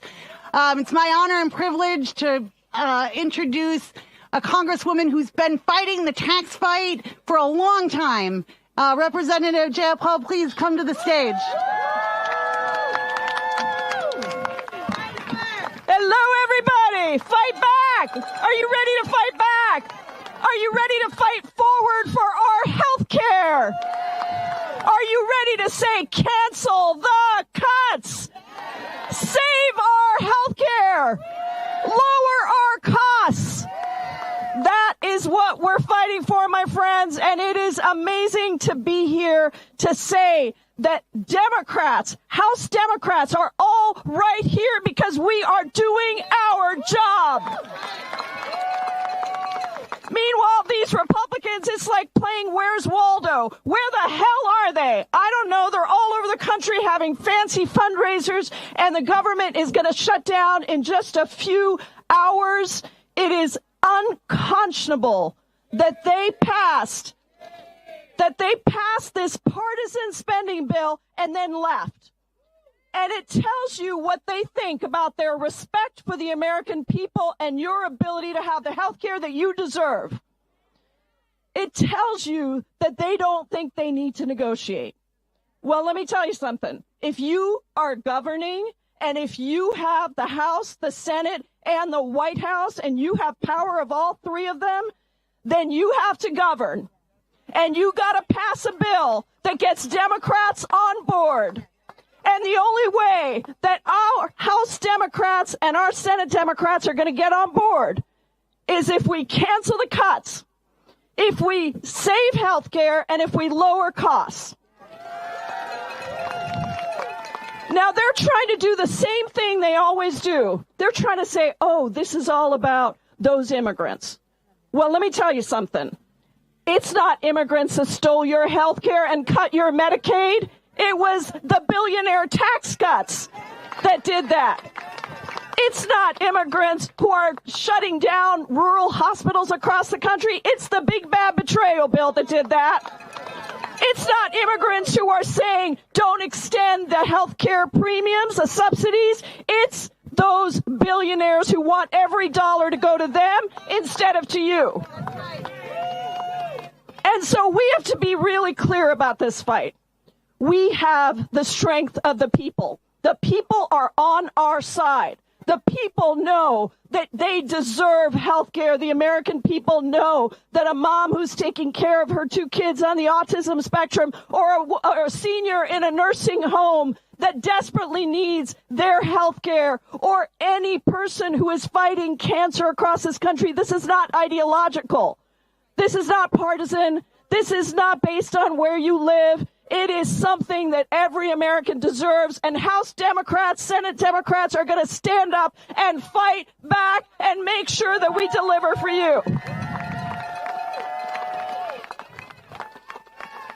And we have the incredible honor and privilege of being led by somebody in the House Democratic caucus who has been showing us what it means to keep Democrats united, who has been showing us what it means to stand up and fight for the affordability of people and not for the billionaires. We have somebody who leads the House Democratic caucus who has kept us united on every vote, including this last one when we said, no, hell no, we're not voting for your partisan spending bill. So please join me in welcoming our House Democratic leader, Hakeem Jeffries.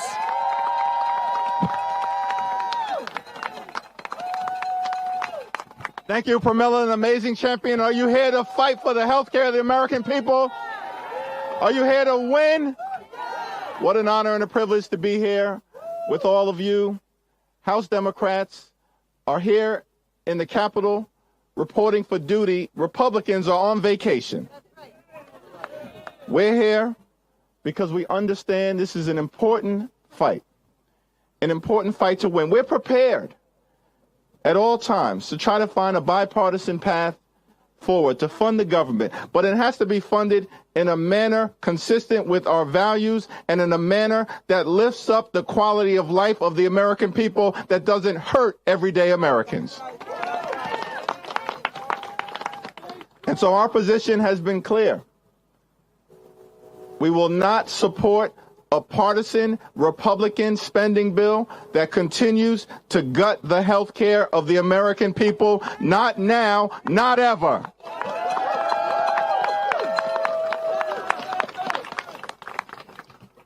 Now, yesterday, Chuck Schumer and I met in the Oval Office with the president and Republican leadership. In that meeting, it was extraordinary. Some of the Republican leaders said health care is extraneous. We said, no, health care is not extraneous. Health care is central to the quality of life of the American people, and that's why we're fighting.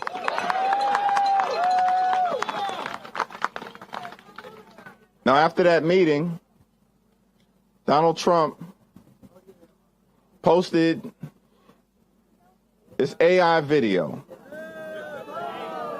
featuring myself and Chuck Schumer. It was a fake video. It was a disgusting video. It was a racist video. It was unbecoming of anyone purporting to be the president of the United States of America. But y'all, I ain't scared. I'm from Brooklyn. We get down like Shirley Chisholm, unbought and unbossed at all times. So, Mr. President, allow me to reintroduce myself. I'm the House Democratic leader. The House Democratic caucus is 217 members strong. We're part of a separate and co-equal branch of government. That means we don't work for Donald Trump. We don't work for J.D. Vance. We don't work for billionaire donors. We work for all of you, the American people. And that's why we're here together, House Democrats, Senate Democrats, standing together with all of you. Your values are our values, and our values are your values. And together, we're fighting to cancel the cuts, lower the cost, and save health care. We're fighting together for your Medicaid. Are we fighting for your Medicaid? We're fighting together for your Medicaid. We're fighting together for your Medicare. We're fighting together for the Affordable Care Act. We're fighting to protect your hospitals. We're fighting to protect our nursing homes. We're fighting to protect our community-based health clinics.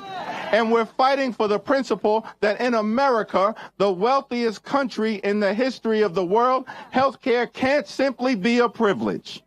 For the wealthy, the well-off, and the well-connected. We're fighting for the principle that in this country, healthcare must be a right available to every single American at all times. At all times. At all times. And so this fight won't be easy, but I trust the resiliency of the American people.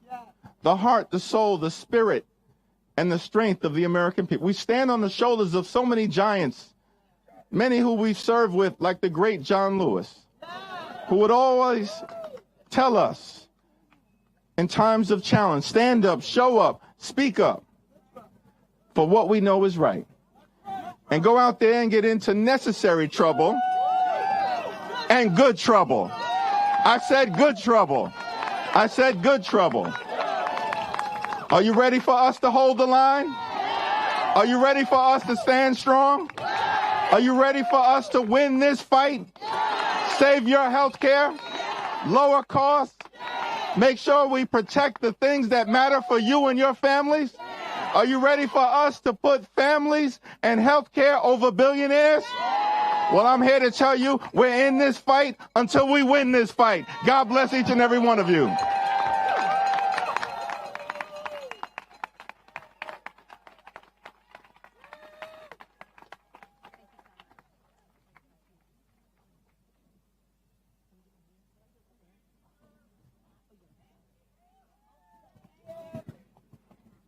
We want health care. What do we want?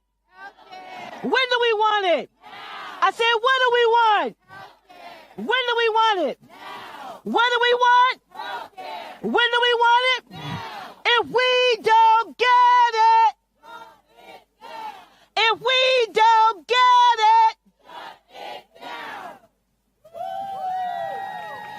hadn't planned on doing that, but my brother Hakeem got me fired up tonight. Jumbo Bwana, everyone, I invite you to take notice of the solid ground beneath your feet and briefly acknowledge the original stewards and custodians of this land, Washington, D.C., the Anacostan, Pamunkey, and Piscataway Indians, and honor them and state that it's past time that we begin to share and care for this land with all native tribes.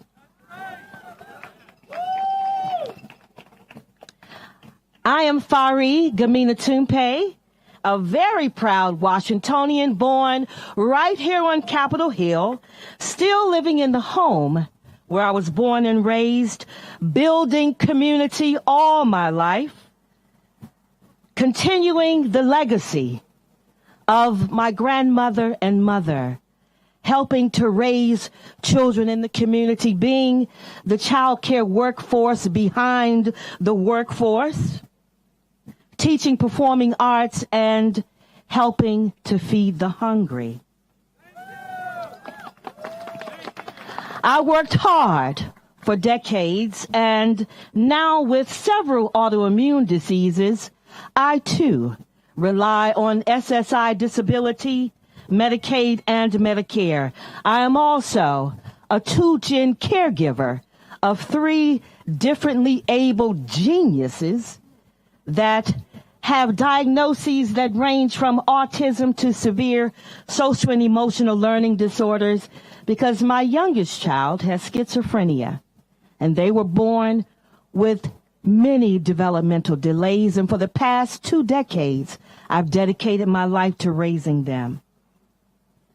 But like all of my sisters here, and like all of you, I am a healthcare hero.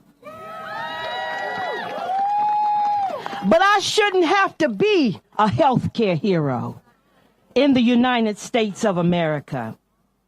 The very Reverend Dr. Martin Luther King Jr.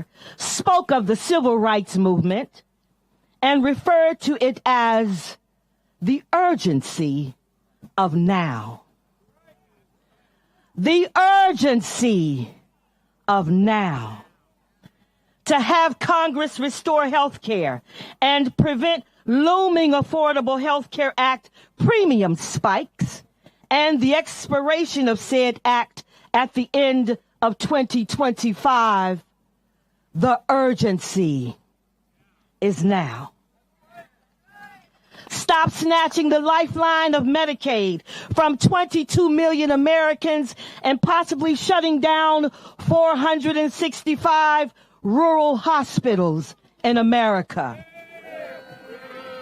Stop demanding prior authorizations for our life-saving medications.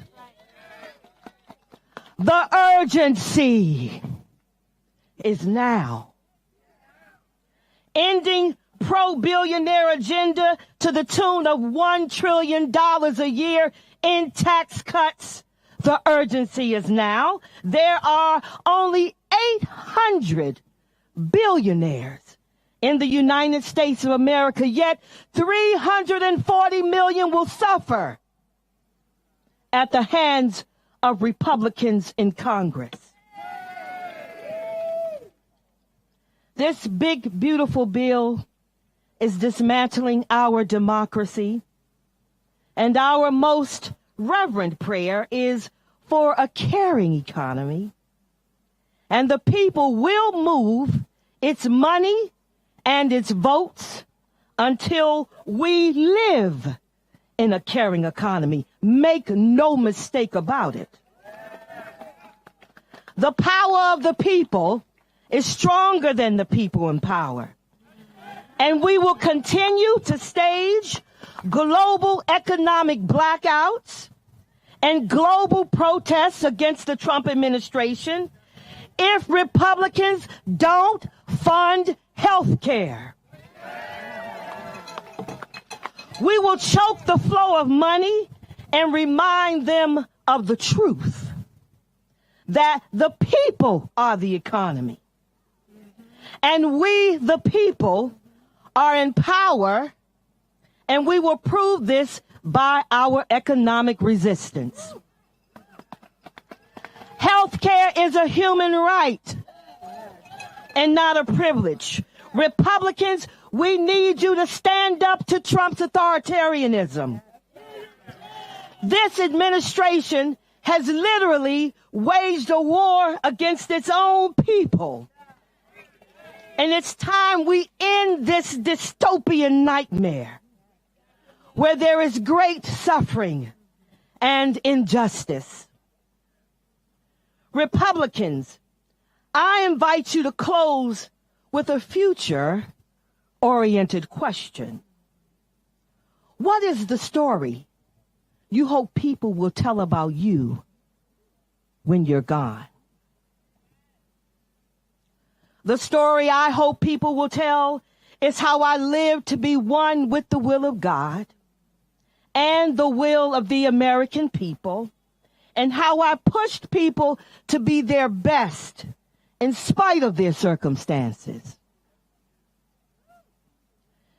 My fellow Americans, don't worry and don't fear. Let us not forget that true retribution is, was, and will always be solely in God's hands and in God's time. And if God chooses to make us wait a bit for that day of retribution, it is because he wants that day to taste that much sweeter. We all need a moment of life that supersedes politics and promotes healthy living and liberty for all Americans. My brothers and sisters, the urgency is now.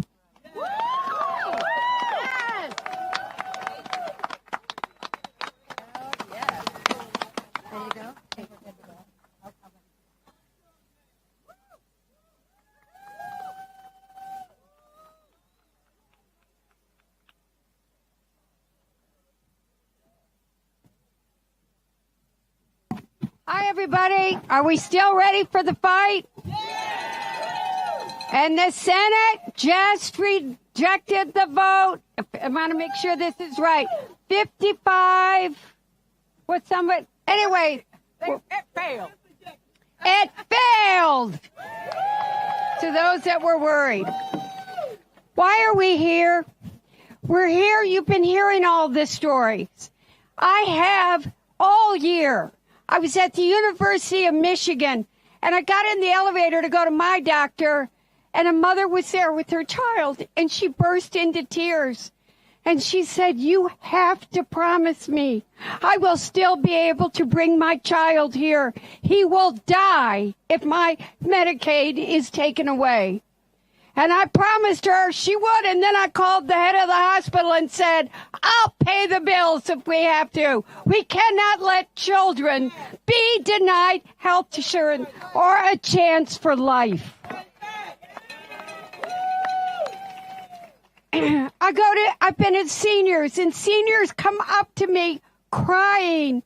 My husband is in a long-term care facility. If I lose Medicaid, where will he live? Or does he just die? And now, here's the reality, as you've heard from so many, that insurance premiums are starting to go out now for 26. People get their information October 1st. The exchange opens November 1st. The tax credit expires at the end of December. A couple in my district, Michigan, 60 years old, both of them work. if they lose their affordable tax care credit, their premium is going to go up $11,000, $250. That is a 164% increase in what their health care insurance is going to be. Well, what the decisions they have to make? You know, after we passed the bill, I won't use the word I want to use. We were in all night. We seemed to do all of our work in the middle of the night. And I got a call. My mother was being rushed to the hospital by ambulance. She's okay. But I sat in the emergency room that whole weekend. She needed to be admitted, and there was no bed. And I sat there with many other patients that I got to know and their families. And all I could think about is our health care system is broken now, and we're making it worse. My church, my nuns taught me that our responsibility is that when you are sick, you took care of me. If you are sick in this country, you should be able to go to the doctor, get the care you need, and afford your medicine. And that's why we are here. Because we are in a crisis. People are going to lose their health care insurance. And we're here. The Democrats are here. We want to sit at the table. We want a bipartisan solution. You can't do it if you're not here. But at some point, it is worth the fight. And for me, telling little children they're not going to die because they've got a right to be able to go to the doctor is worth taking a stand.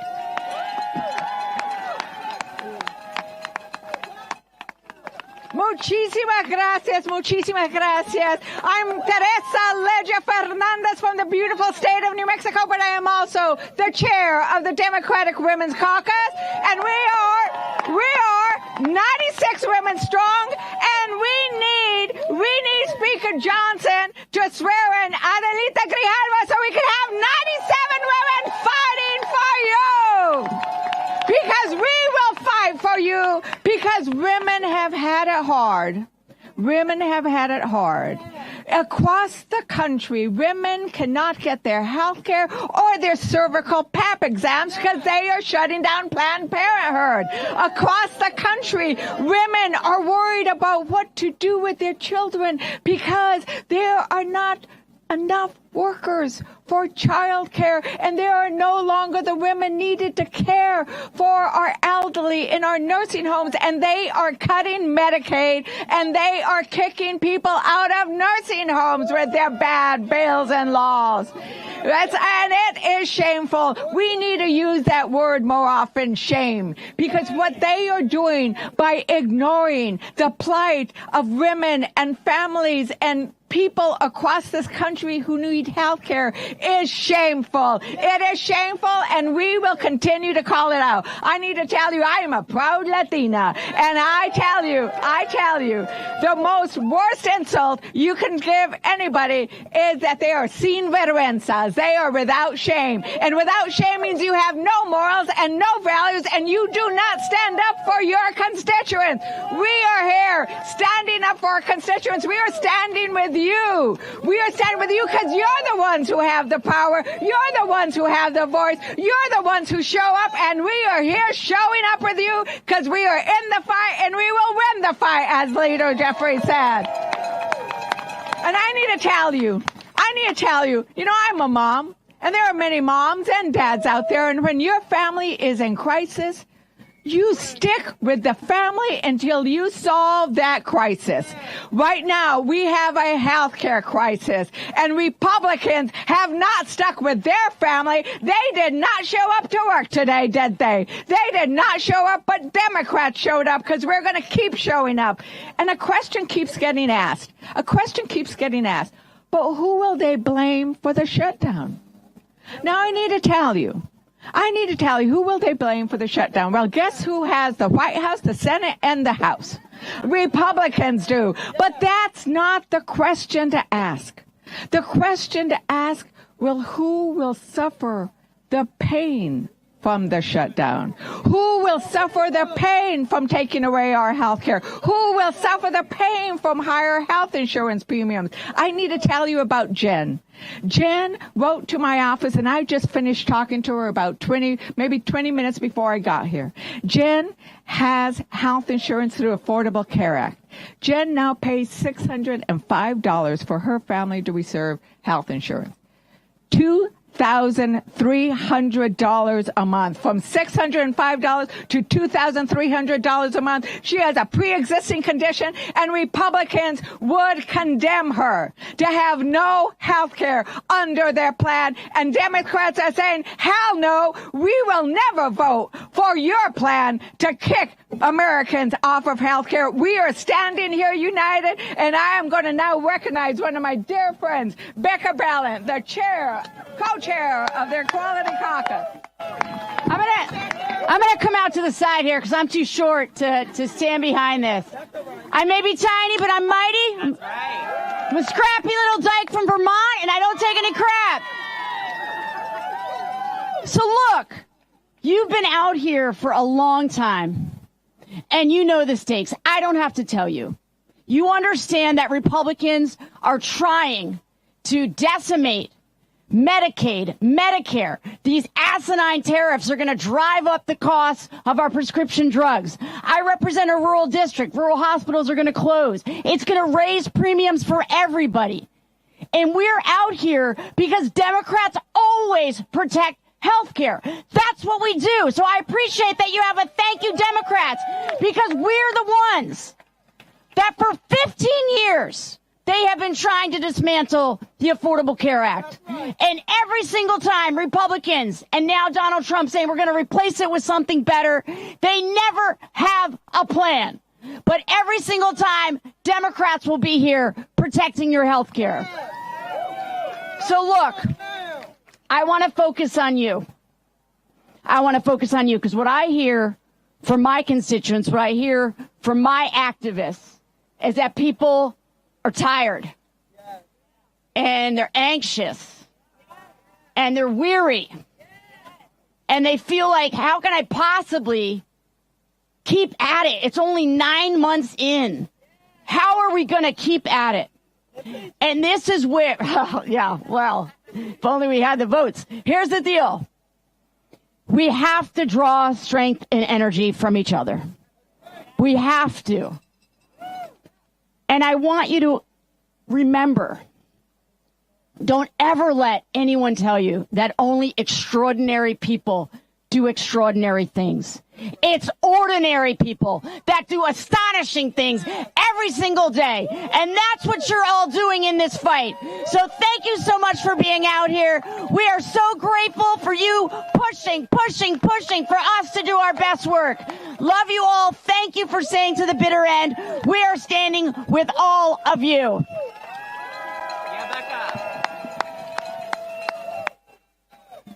And now, one of the co-chairs of the Equality Caucus with me, Sarah McBride, representative from Delaware.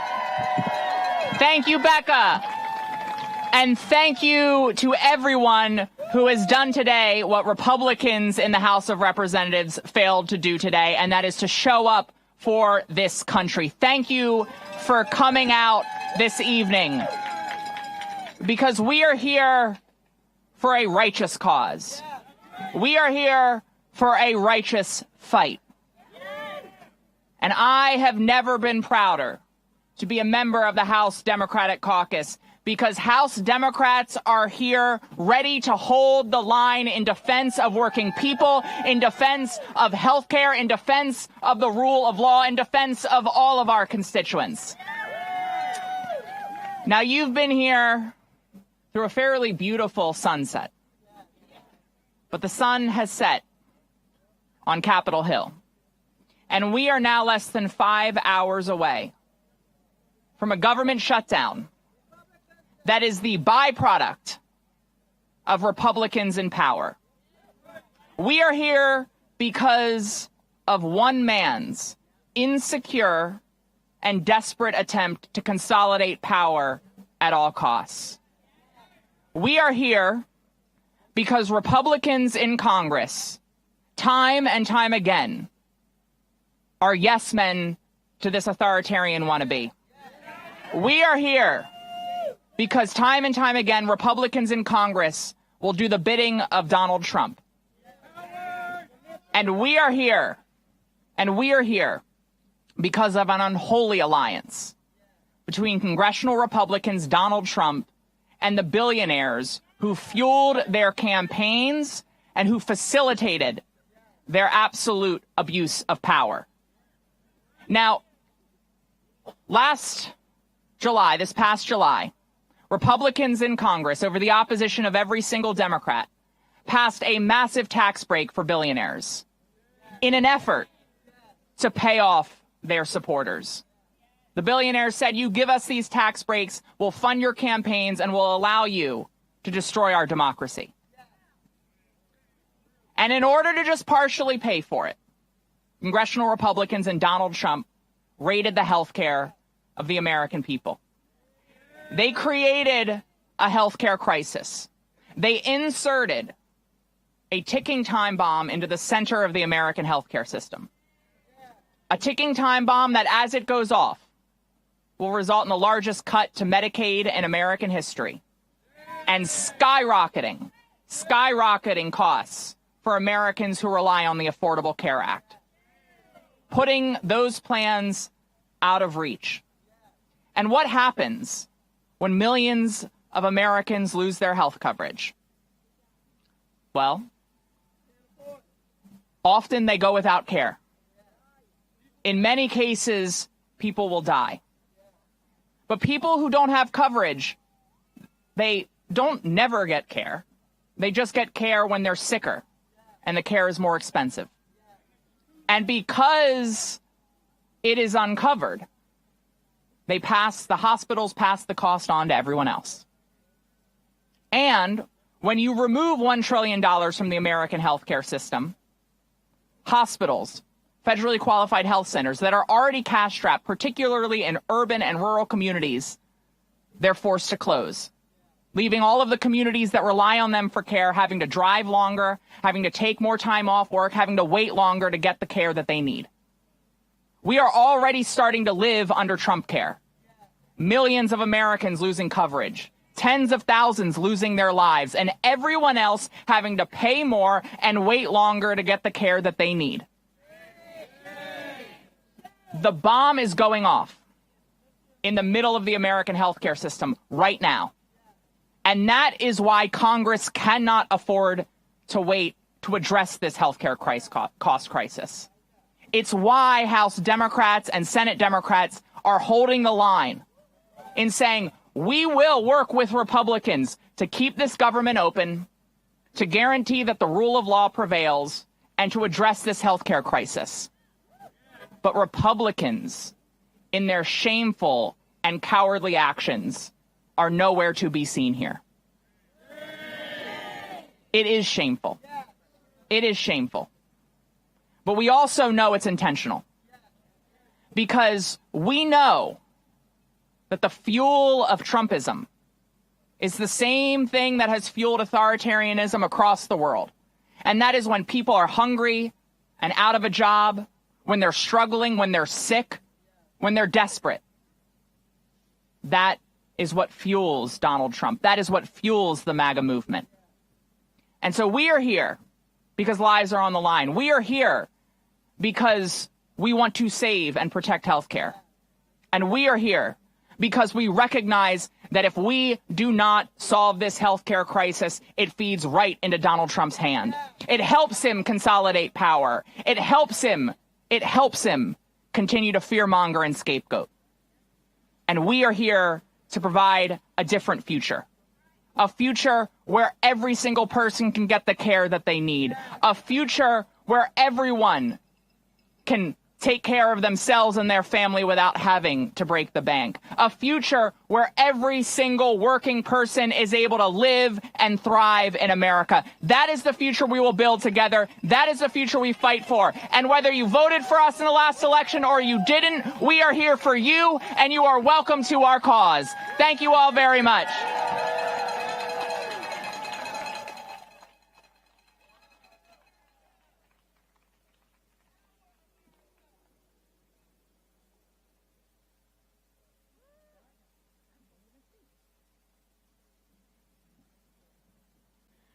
Good evening. So thank you for giving me the opportunity to speak regarding our health care. My name is Sparkle Edwards. I am a home care worker from the state of Virginia. I am a caregiver for my uncle. In the height of the pandemic in 2020, my uncle had a stroke. And because of his stroke, he needed care. At the time, my uncle did not have health care coverage because he could not afford it. So our family was paying out of pocket. We were renting medical equipment. Once he got out of the hospital, we were renting medical equipment to cover his care, paying out of pocket for medication. I was acting as a caregiver at that time while working a full-time job, while having my own family. As a result of this, I stopped working to provide care for him full-time. Applied for Medicaid. He was able to get covered, which covered all of his services. He had a cardiologist, a neurologist, a regular primary care doctor, physical therapy, occupational therapy, speech therapy. So all of these services were in place. However, as a home care worker, I was not making enough money to take care of my own family. So I had to go back to work in addition to being a caregiver for my uncle. I have always worked in the Medicaid space. I've worked in Medicaid for over 20 years. I know I don't look like it. I look kind of young, even though it's dark. But I've worked in the Medicaid spaces for over 20 years. So I've always had a heart for this population. So I understand what it means to have Medicaid, not just as a caregiver, right? But also as a person who sees how Medicaid impacts others. I see it from both sides. I see it from a provider side as someone who works in the space with recipients of Medicaid. But I also see it on a personal side as a family member who has a loved one who relies on Medicaid. I'm thankful that I had the experience and the knowledge that I had so that I can help facilitate and guide his services. And I was able to overcome a lot of barriers because I knew the questions to ask. I knew the places to go. I knew the things to do to get him the care that he needs. But every family does not have someone like me to advocate for them, right?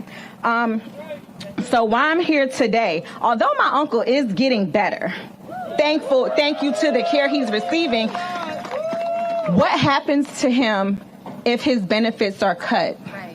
What happens? Do we go back paying out of pocket for a neurologist, for a cardiologist, for physical therapy, for speech therapy, and the 9 medications that he's on 3 times a day? That cost is astronomical. I have not pulled out my calculator to add it up because I know it is outside of my reach. However, home care is something that is close to my heart. Caring for my uncle is something that's close to my heart. Caring for individuals who cannot advocate for themselves is also close to my heart. At present, I've decided to return to school to pursue a master's in healthcare law so that I can continue to advocate for others who cannot advocate for themselves. Healthcare should not be unattainable in this country, right? Healthcare is not a privilege. It is a right to have healthcare, right? Access to quality health care is something that every American should have. Access to quality health care helps to improve our self-esteem. It helps to improve our quality of life. It helps to improve our economy because healthy citizens can support the economy, pay into the economy, work at jobs within this country, pay taxes within this country. So we would be paying back into the system that we're getting from, right? So sometimes it's hard for people to fathom what it looks like to need access to this care. Maybe you know someone that was born blind. Maybe you know someone that was born deaf. Maybe you know someone that was born with some kind of physical or intellectual disability. Anyone can suffer from an accident or a sudden medical emergency. We're all one illness or injury away from being a Medicaid recipient or being someone that relies on disability or Medicare. It's just one illness, one accident, one diagnosis away from needing the same care that they're trying to cut. And And all of our health care needs to be affordable. But the big ugly bill not only makes health care unaffordable, there's parts of that legislation that make it difficult for people who may qualify for the exemption to get that exemption because they're trying to overburden them with additional paperwork, trying to get through to apply for this exemption. A lot of people, like my uncle, who received Medicaid, who has a Medicaid waiver, he does not know how to communicate his health care needs. He does not understand what his needs are. He cannot speak for himself. He cannot advocate for himself. So it's very critical and important that we understand that this bill cannot stay in place. It has to go. For me, and I'm sure for most of you guys here, protecting health care is not just because we have a loved one. For me, it's my uncle. He is my person. But for you, it's someone else. It may be someone's child. It may be someone's parent. It may be someone's significant other. We all have our whys. However, I'm jumping all over the place because it's dark and I can't see, but it's okay, right? I've seen the impact of affordable health care and what it does, not just for people like my uncle, but for the people that I have worked with on a day-to-day basis. I want our legislators to know that they need to remember why they were voted in office, why they ran for the position. They are here to serve. And as a servant, you put your needs last and put the needs of the people that you serve first. We need to be represented by people who understand what we desire and what we need as Americans, protecting our health care, fixing the cruel health care attacks made by the big ugly bill, putting people before money, before dollars. It's a shame, and my heart is broken, and I'm typically not a person who has a difficulty saying what I need to say, but it's a scary time because I don't know what we would do if he did not have access to his health care. I don't even know what that looks like for us. I wouldn't even know how to communicate that to him in a way that he can also understand, because although my uncle is getting better, he cannot read his name. He doesn't even understand the medications that he's on. So he's always going to need a caregiver. And having one that can be paid is vital. It's important, but also having one that has a livable wage. I just thank you guys for the opportunity to speak. And I just want us to remember that we need to continue to fight to protect our care, to protect our health care, and to fight for those who do not have the ability to fight for themselves. Thank you.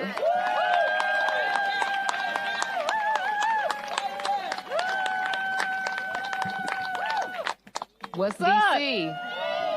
It's been an amazing day. I have come all the way from Ohio to stand with you all, to stand with our colleagues, and we will continue to fight. Good evening. My name is Catherine Henderson, and I'm a surgical oncology nurse at The Ohio State University, Wexner Medical Center, James Cancer Hospital. I am also very proud to say that I am a member of the Ohio Nurses Association, which is an affiliate of AFT.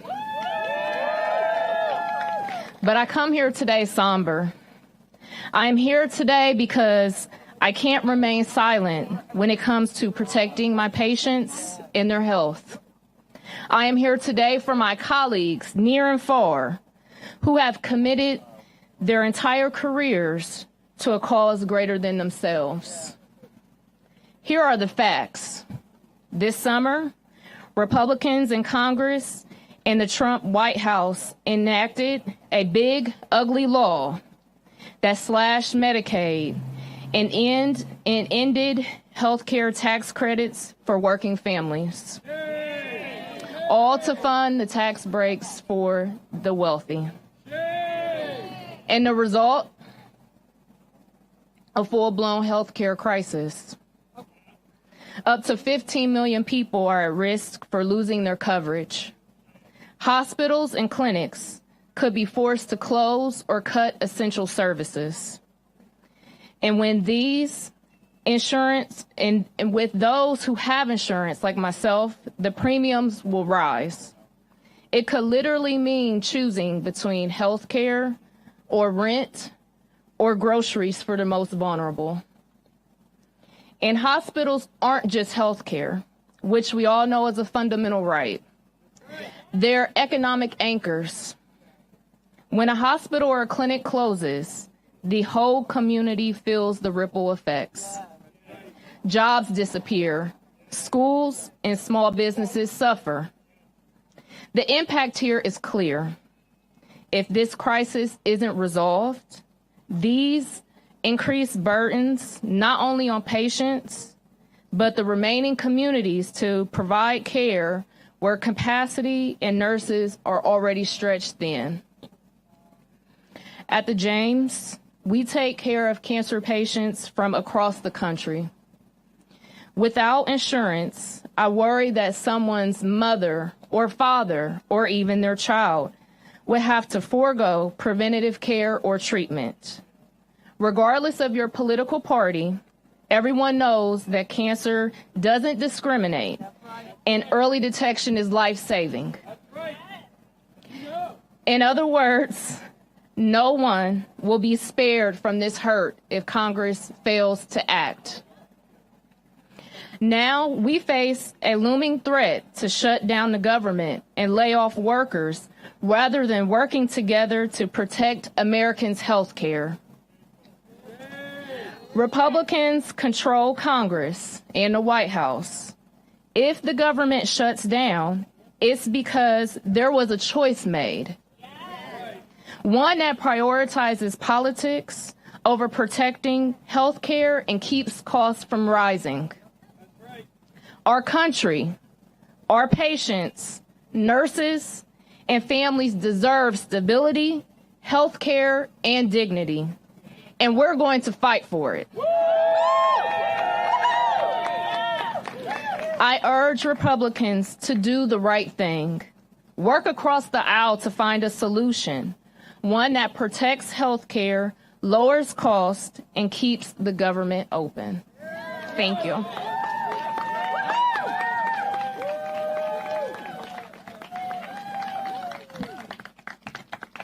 Hi, I'm Heidi Appel. I'm a critical care pediatrician. Every day, thank you guys for being here. Every day, I care for some of the most vulnerable children you can imagine. Children who are fighting for their lives after a liver or bowel transplant. Children who depend on feeding tubes or ventilators. Children whose parents sit at their bedside praying that tomorrow will bring them a little more strength. For those families, Medicaid isn't just a program on paper. It's their lifeline. It's what pays for the medications that keeps a transplanted organ from being rejected. It's what covers the surgeries and follow-up care that give a child a chance to go home, to go to school, to simply live. When we cut Medicaid, we are not trimming a budget line. We are cutting into a child's chance to survive.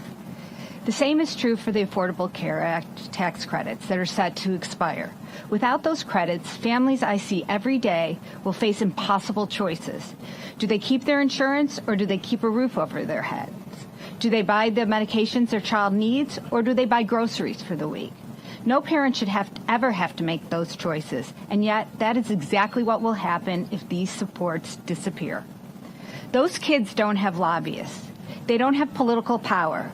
What they have are parents who love them fiercely, and doctors like me who will fight for them with everything we have.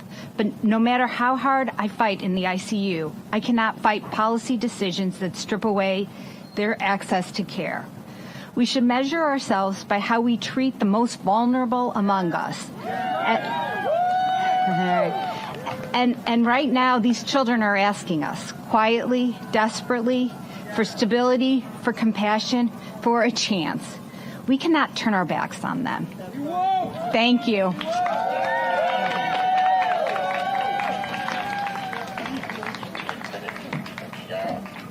All right, I have an announcement to make. As of just a few moments ago, the Senate has held strong, and we are headed for a government shutdown. So we stand together. What do we want? Health care now. What do we want? Health care now. What do we want? All right. So we're going to continue on because there are more stories to be told. The next champion that I'm so delighted to bring to the stage hails from Massachusetts, a state that knows exactly what to do because they passed the millionaire's tax. Congresswoman Ayanna Pressley, welcome her with the big Fair Share America welcome.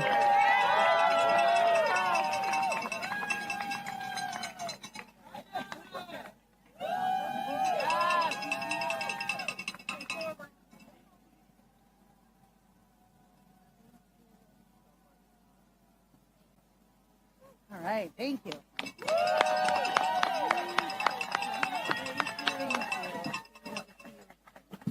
All right, thank you all for your patience. You know, it's I just keep revisiting King's words, where do we go from here, chaos or community? And this is certainly a moment of chaos, of cruelty, of corruption, but yes, of community. And so thank you for your patience while I leaned into that for a moment. You know, it's incredible to be here with all of you, and I would say, you know, on the in the midst of a fight to free D.C. and a military occupation, the fact that we're here is in and of itself a radical act. So thank you for being here tonight. And although I don't know you all personally, I know why you're here. You're here because you give a damn. You're here because you give a damn about your neighbor, your fellow worker, and every single person who calls this country home. I know we keep talking about the impacts of this policy violence on our most vulnerable, but the truth of the matter is in this moment, we're all vulnerable. This harm is coming for everyone. The moment we find ourselves in is a difficult one. I know my shoulders feel weighted and my heart feels heavy as we stare down this manufactured Republican shutdown, but solidarity is a powerful thing. And each one of you gives me hope. We are now hours away from Republicans shutting the government down. I want to talk about what that really means, not in headlines or the most palatable talking points, but what that means for people's lives, for people's livelihoods. When I was first running for office, actually to the city council many years ago, I often said that I wanted to be a voice for the voiceless, but I quickly learned that that's not actually my role. The truth of the matter is that there's no such thing as being voiceless. Everyone has a voice, but not every voice is heard. And so what I want to do in this moment is amplify the voices of our loved ones, of our neighbors, of our coworkers, the voices of the people that I was sent here to represent in the Massachusetts 7th Congressional District. Or people like a cafeteria worker who works in this very building who was sent home tonight without any hours on their schedule, unclear when and if their next paycheck is coming. The voices of folks on a fixed income, worried about essential benefits. The voices of families struggling to afford their health care, already facing the threat of losing coverage. Donald Trump is as clueless as he is cruel. He doesn't know what it's like to be a parent sitting in the parking lot of an emergency room, waiting to see if their child's fever is too severe to manage. Donald Trump doesn't know what it's like to scramble to get the formula that your baby needs. Donald Trump doesn't know or care about this country beyond his own nose. But you, people of good faith, gathered here tonight because you give a damn. Every day, the cruelty of this Republican majority reinforces for me that there is no deficit of resource, but there is a deficit of empathy. In my district, the Massachusetts 7th, 29,000 people will have to pay more for health care. Over 35,000 people will lose their coverage entirely. These are not just abstract numbers. This is the grandmother in Dorchester who's already skipping meals to pay for her prescriptions. This is the young mom in Chelsea who told me she doesn't know how she'll afford her child's asthma inhaler if premiums go up. This is the federal contractor in Somerville who's already living paycheck to paycheck and may not see a paycheck at all. I was sworn into Congress in 2019 during the occupants' first government shutdown. I remember how harmful it was to workers, families, and businesses alike. For weeks, grant funding was withheld. Families were denied paychecks and businesses navigated uncertainty. That shutdown lasted 35 days, but the hardship it caused folks had a ripple effect for months, even years. Third-party government contractors, for example, never received the back pay they deserve from that shutdown. That's custodial staff and cafeteria workers who were never made whole. Right now, we're staring down a Republican-manufactured shutdown that would hurt our economy and my district. And instead of working with Democrats to do their job, to fund the government and address the health care crisis that they created, Republicans are cheering for a government shutdown and pushing a terrible bill that will push health care out of reach of our families. Shame. It is a shame. It is cruel, and it is avoidable. Totally preventable. This bad faith budget they put forward doubles down on the hurt and harm of the big ugly bill that they rammed through Congress. This is as cruel and unnecessary again as it is preventable. Republicans control the House, control the Senate and the White House. Y'all keep talking about this mandate you have. We'll do something with it that actually helps people instead of enacting more hurt and more harm. Put forward a budget that addresses the health care crisis that you created. Democrats are ready to do just that, ready to keep the government open, ready to protect families, and ready to mitigate the harm from this Republican-made crisis. I want to be clear. I will not stand by. I'm not going quietly into the night while Republicans make our families poorer, sicker, hungrier, and more vulnerable, all in the name of so-called efficiency. That is not what we're here to do. To every family in the Massachusetts 7th and across our nation who would be impacted by a Republican shutdown, know this. I see you. I'm fighting for you, and I will not give up. Thank you, family. Appreciate you.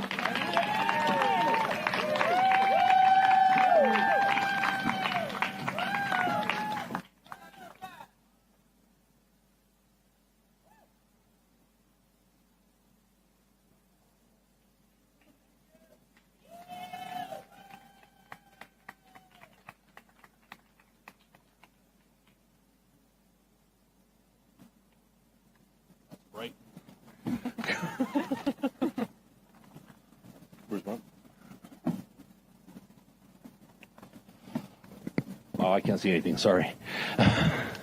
My name is Steve Gomez. I'm a father of three from Gilbert. Work in the telecommunications industry. First off, I have to state Speaker Emerita Pelosi, that story that she told about the baby that was born with a heart condition and the $2 million in care, that was mine. So our journey's been a long one. My wife and I are self-employed, and we've been on the ACA for the past 5 years. That's how we've gotten our health care. During that time, we have seen our premiums go up. Everything goes up in price. Obviously, you know who can't help that, right? But the way that they've gone up recently and the way that they will continue to go up with the way that the Republicans, with everything that's happening with this bill that has been passed and the reduction of the subsidies and tax credits, is just, we can't even imagine what's going to happen, how bad this is going to be. I'm not trying to be boastful, but I'm proud of my house. We live in a beautiful 2,800 square foot house in Gilbert, Arizona. Pool, it's beautiful. We love it. I love our house. Worked hard for it. My health care premiums are $677, more than my mortgage every month. We've taken and utilized the ACA subsidies in the past, as have millions of families. And families like ours, like many others, need these programs in order to keep their children healthy and in school, to keep parents healthy, working and providing for their families, to keep the economy and their systems going. But if these subsidies expire, it's going to be catastrophic for millions. Families are going to have to choose between health care and other necessities, rent, utilities, groceries, etc. Yet the Republicans have chosen billionaires and corporations over their constituents, as evident by the fact that all of the Republican congressmen and congresswomen have flown the coop.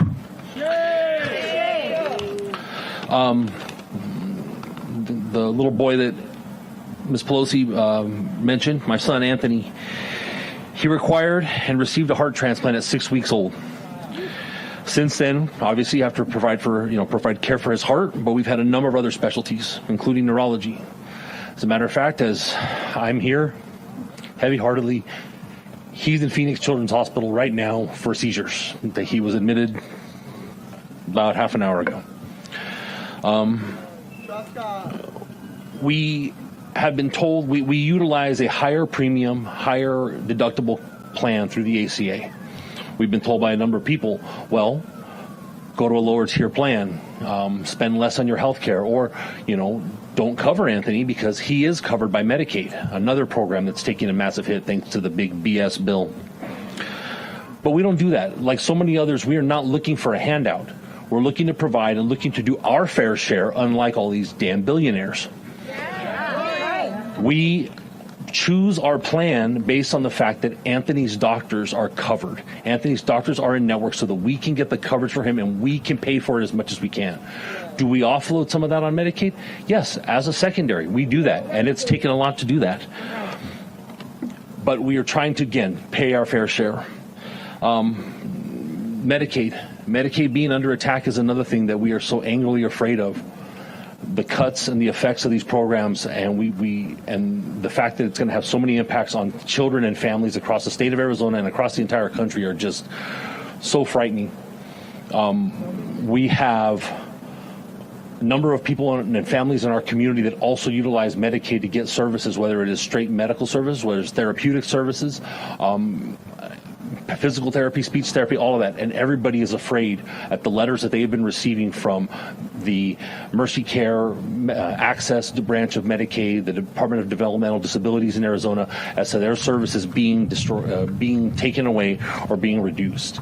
It's a real life nightmare that people in Arizona and people across the country are facing. We have to remember that for the first 4 years of him being in office, we heard about how he and all of his lackeys and cronies were going to replace the ACA with something bigger, better, and cheaper for the American family. Of course, that amounted to the same thing that most of his statements amount to, and that's just a bunch of hot air. Now, thanks to the big BS bill, he and his lackeys have passed, and the fact that they will not pass any health care extensions of the subsidies in this budgetary exercise, they're going to strip away health care from millions of families across the country. But of course, they're giving it to, they're doing it to give tax cuts to those who need it the most. Bezos, Musk, and the rest of the billionaires, right? Being frank, I don't know how to say this without sounding curt. I feel the shutdown almost might be a good thing. It is time for us as the people and the Democrats to hold the Republicans accountable.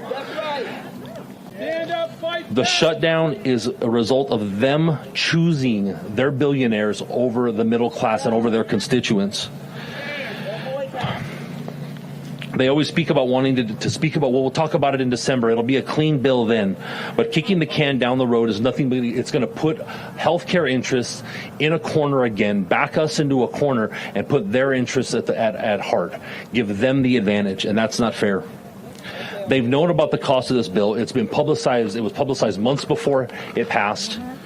They've known about it, and they've known that the detriment it was going to do, the damage it was going to do to the health care for the American people, and they've chosen their side in this argument. They've chosen where their interests lie. I feel horrible for the cafeteria workers that were mentioned, for security guards, for all these people that are, park rangers that are going to be furloughed over the next few months. Hopefully not that long, few days, weeks, hopefully. But if that happens, it needs to be placed squarely on the shoulders of the Republican Party and of their dear leader. I'm not even speaking his name. It has to be placed on them. They need to own it, and the Democrats need to send the messaging to make sure that they know that this was their choosing. It was nobody was forced into anything. It was their choice. With that, I want to introduce Ms. Laura Packard, another great advocate. Thank you. Thank you. Hi, my name is Laura Packard, and I'm a small business owner in Alexandria, Virginia. Thank you, everybody who's still out here tonight. It has been a long and hard day. But let me tell you a thing about long and hard. I'm here because the Affordable Care Act saved my life. 8 years ago, I was diagnosed with stage 4 cancer, and what that meant was 6 months of chemotherapy treatments. Every other week, I would go to the chemotherapy center, sit in a chair. They would inject 4 types of poison into my body for several hours. I would then spend a week or more feeling like hell. And just when I was starting to feel better, it was time to do it again. That was my life for 6 months. But that wasn't even the worst part. The worst part was the day after that first chemotherapy session when I was on my couch trying not to die. That's when Republicans in the U.S. House voted to take away my health care and the health care of millions of other Americans, and then they held a party to celebrate. That was 8 years ago, and now they're doing it again. But we know how to do hard things. We are here to fight for the health care that all of us need and deserve. So thank you to every speaker tonight. Thank you to everybody who is attending here tonight, because when we fight, we win.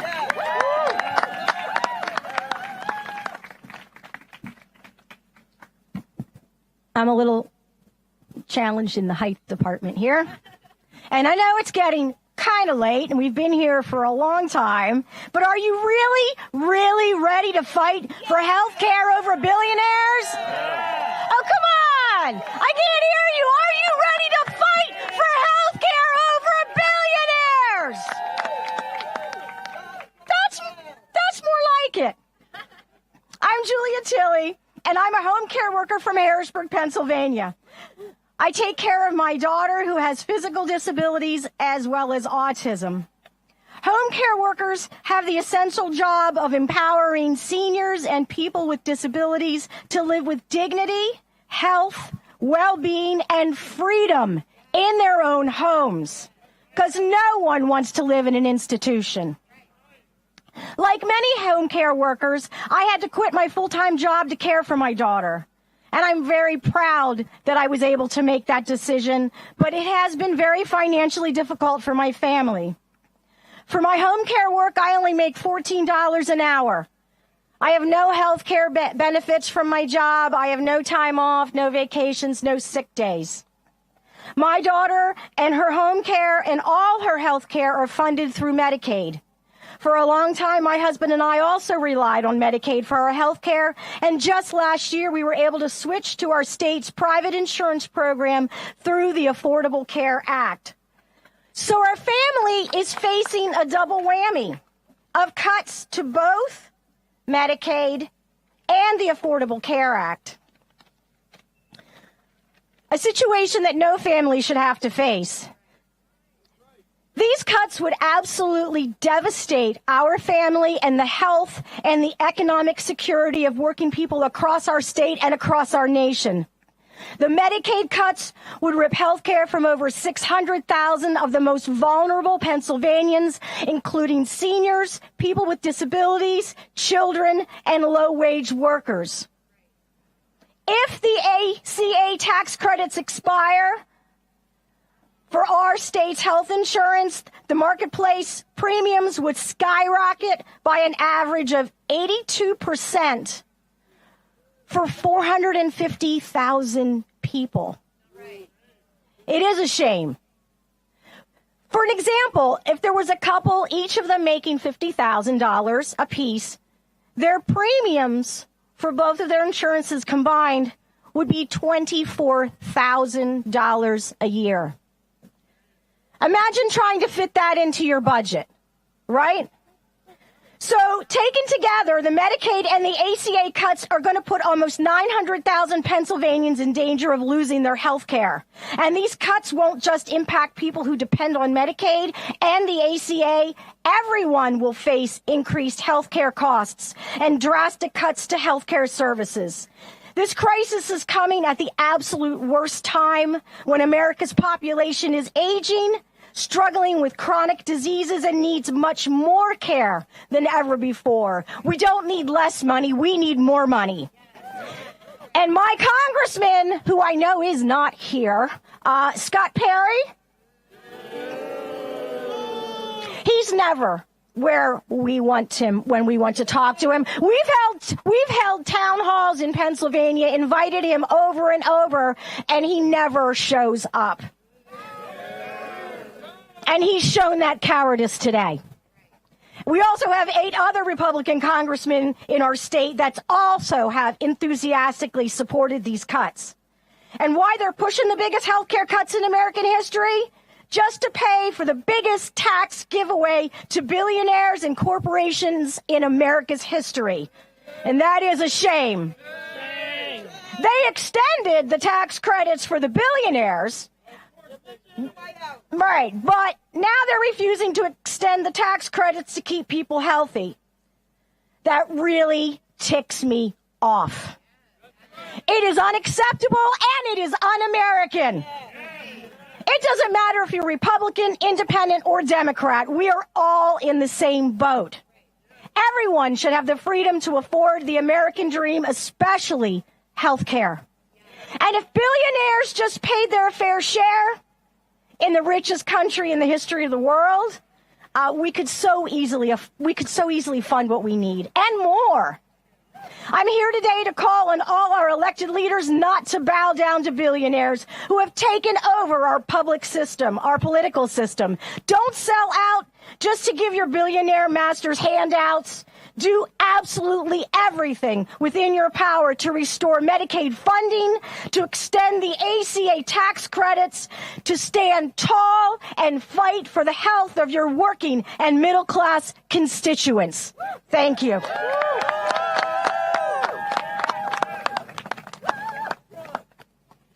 Hello, everybody. My name is Bernita Richardson. I am a physician assistant who did not plan on becoming a Medicaid advocate. But I also didn't plan on becoming a full-time caregiver for my mom, my dad, and my son. Life throws challenges at you, and we, like many families, rise to meet them.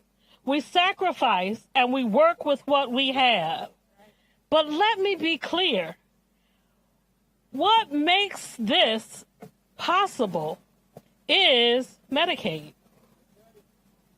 It's the difference between my family having what they want, and what they need, or nothing at all. But now, with Representative Kiggins and other Republicans voting to slash Medicaid funding, I'm left wondering how long we will be able to hold on. We're already living off my savings, my parents' Social Security. We're bracing for higher health care costs on top of extremely high grocery bills, rising gas prices, and even utility bills are going up. And now this. These are not just numbers on a spreadsheet. These are our lives. But let's be honest about how we got here. Republicans in Washington, led by Trump, passed a law that gave away $4.5 trillion in tax cuts to billionaires and giant corporations. That wasn't for free. It came with a cost to our families like mine, and being forced to pay on top of worrying about how we'll pay for prescriptions, doctor visits, medical devices, and home health care. It's not fair. Now we're facing a government shutdown that we hear is on its way just a few hours from now, higher ACA premiums, and devastating cuts to Medicaid and Medicare, all because Republicans chose billionaires over the rest of us. They had a choice. They could have let billionaires pay their fair share. Instead, they gutted programs that working people depend on and still added trillions to the national debt. We don't need or want another excuse. We need accountability. We need leaders who will stand up for working families. Because here's the truth. With a fair tax system, we could afford the care, the education, and the opportunities that every American family deserves if only billionaires paid their share. Including Trump. We don't need more tax breaks for billionaires. We need policies that help working families, people like me, my son, my parents, and people in my community. So I'm here to say loudly and clearly today that we are watching. We see what's happening. We will not be silent, and we will fight back because there's too much at stake. Thank you. I am Bernita Richardson, and I'm turning it over to my friend Paul. Yeah, it's pretty dark, but hey everyone, I'm Paul Asadebe. I'm a federal worker. I'm a steward with AFGE Local 476 at the Department of Housing and Urban Development, and I'm an organizer with the Federal Unionists Network. And up until yesterday, I was also someone who helped everyone in this country get access to safe, affordable housing. Wow. That's housing for every single American all across this country. But yesterday, I was one of two people as a whistleblower who was fired for telling the American people about what the government was already doing to shut down their rights, their civil rights, their ability to access housing. And since the government was already shutting down, I want to tell you exactly what they were doing to shut it down, because they've attempted to retaliate against me and anyone who speaks out to defend the truth and defend the public, but I'm not going to be silent. I'm going to tell you exactly what is happening to your government and to your rights.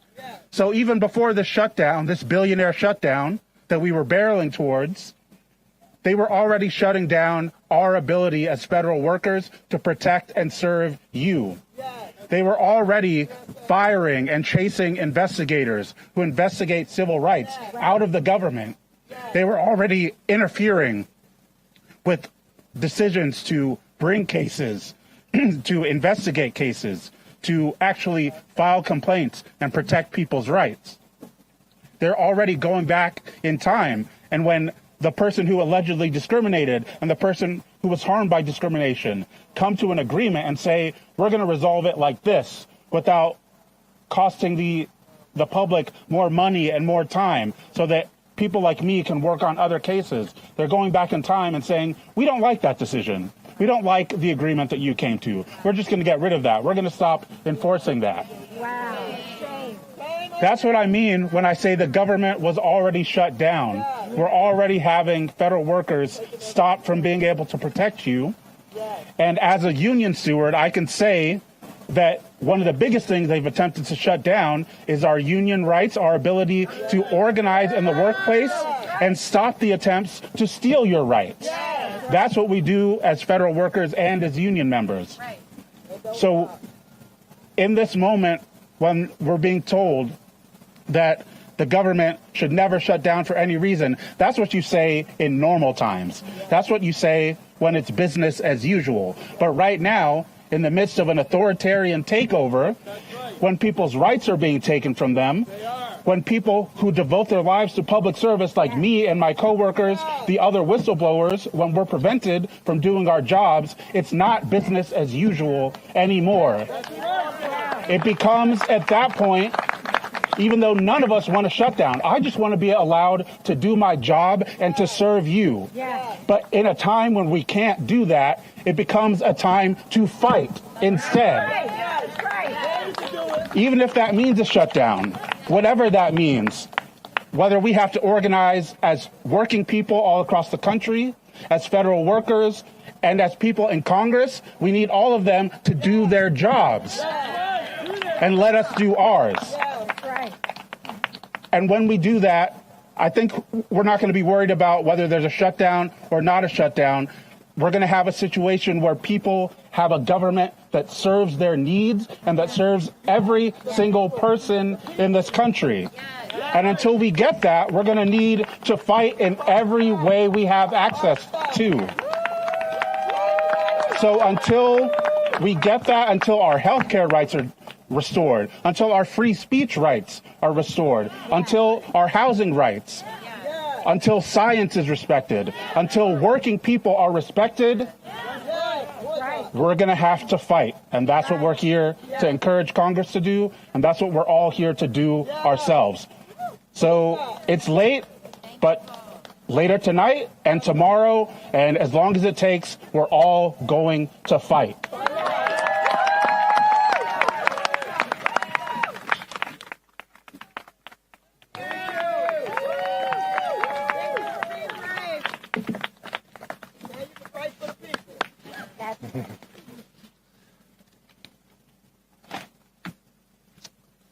Good evening.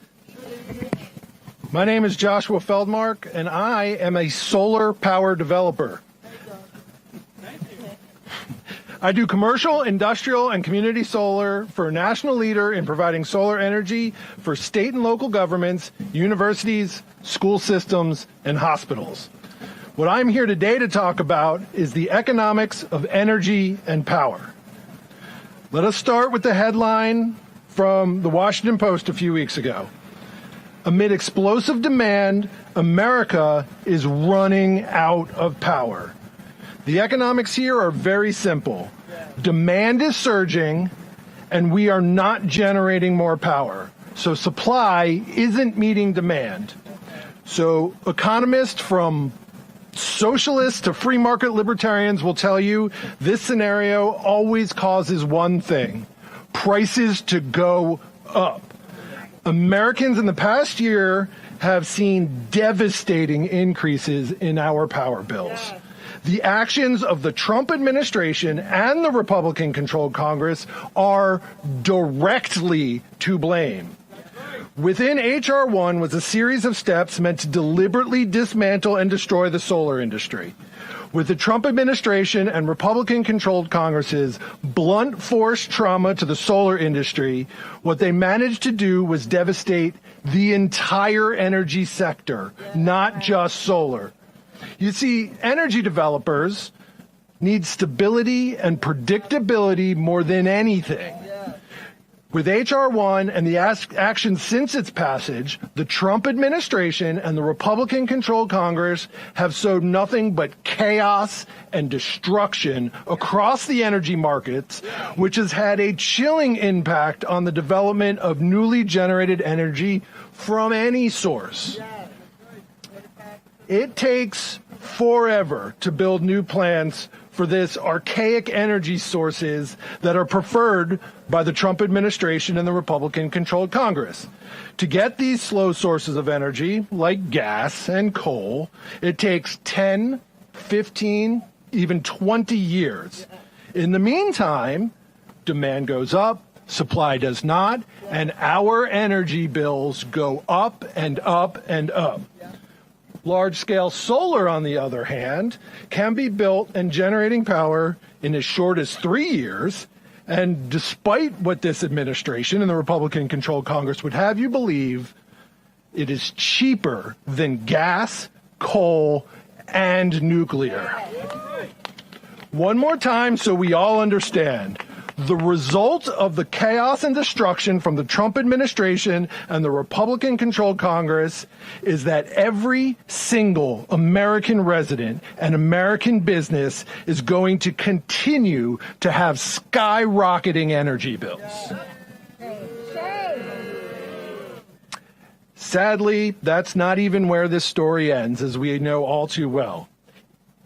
It says here, if the Trump administration and the Republican-controlled Congress see fit to cause a government shutdown, I'll change that to now that the Trump administration and the Republican-controlled Congress clearly see fit to cause a government shutdown, good projects that are now being fast-tracked to meet the Trump administration's arbitrary and capricious deadlines will all face unbearable burdens and as a direct result of this shutdown. If the Trump administration, now that the Trump administration and the Republican-controlled Congress are closing the government and allowing more pain and suffering, more loss of income, and allowing every single one of our energy bills to go up. I said here, please come to the negotiating table. They clearly do not care that your bills are going up. And I will just say, time to open the government back up. Let's get it back open. Let's bring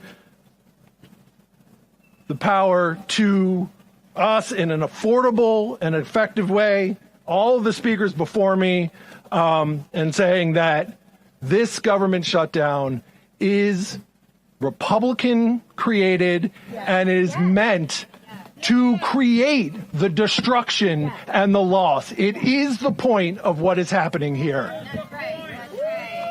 Thank you guys all for being here all the way late. I think I'm it. That's it.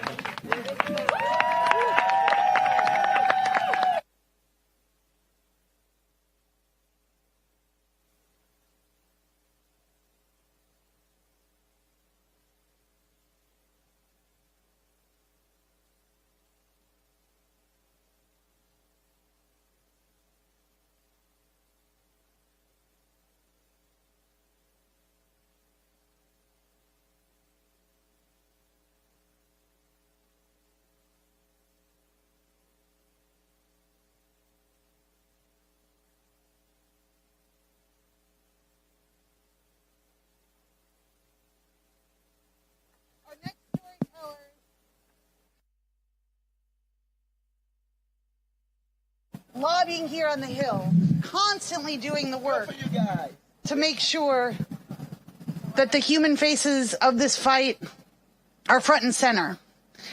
And it's really incredible to welcome the Little Lobbyists, who, I don't know if you're following them on social media, it is inspiring. So please, we're going to turn this program over to our friends.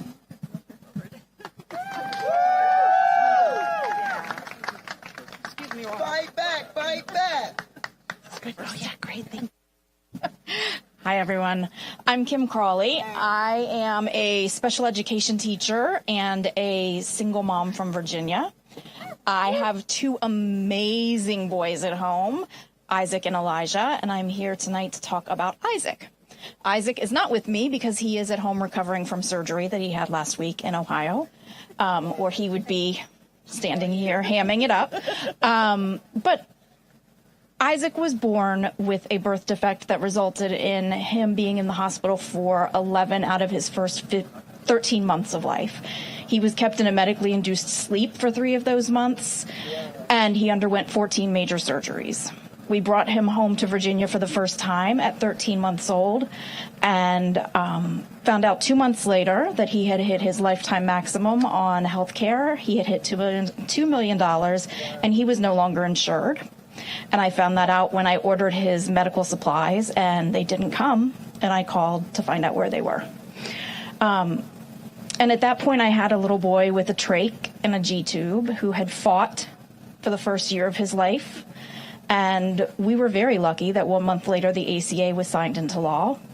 and Isaac was covered by insurance. But while he was in the NICU, I was told to enroll in Medicaid, and I thought, we don't need Medicaid. Everybody keeps telling me we have really good insurance. Like, we're not Medicaid.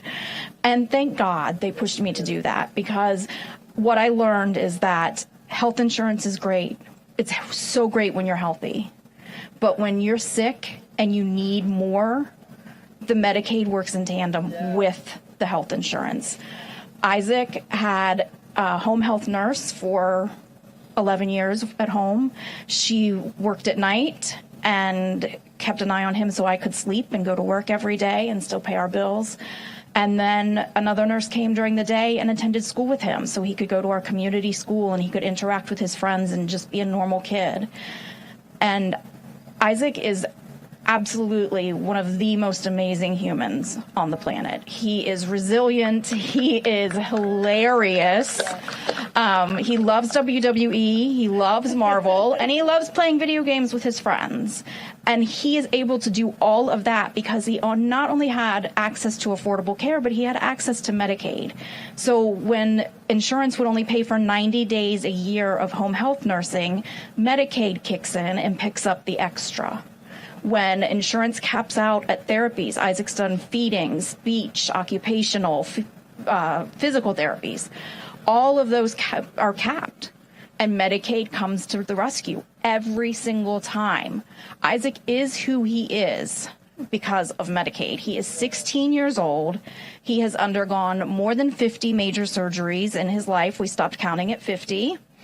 And he is remarkable. He was just recently diagnosed with the superpower of autism, so we've added that to his bio at this point. But I just think it's very important to recognize that the two work together.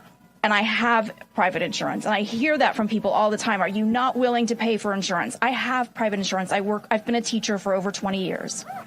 I'm doing it. I'm doing what I need to do. And I need my government to do what they're supposed to do. And I think that one thing the Republicans haven't realized is they messed with the wrong group. We are caregivers. This is what we do. I have fought Isaac's entire life. I started fighting before he was born when I was told that I should consider terminating his pregnancy. And I did not. I had a choice. I made a choice. And he is here. And now the people that really want you to have those babies don't want to take care of that baby. And it is infuriating. And I have taken on doctors, I have taken on insurance companies, school systems, nursing agencies, therapies. The Republicans are nothing.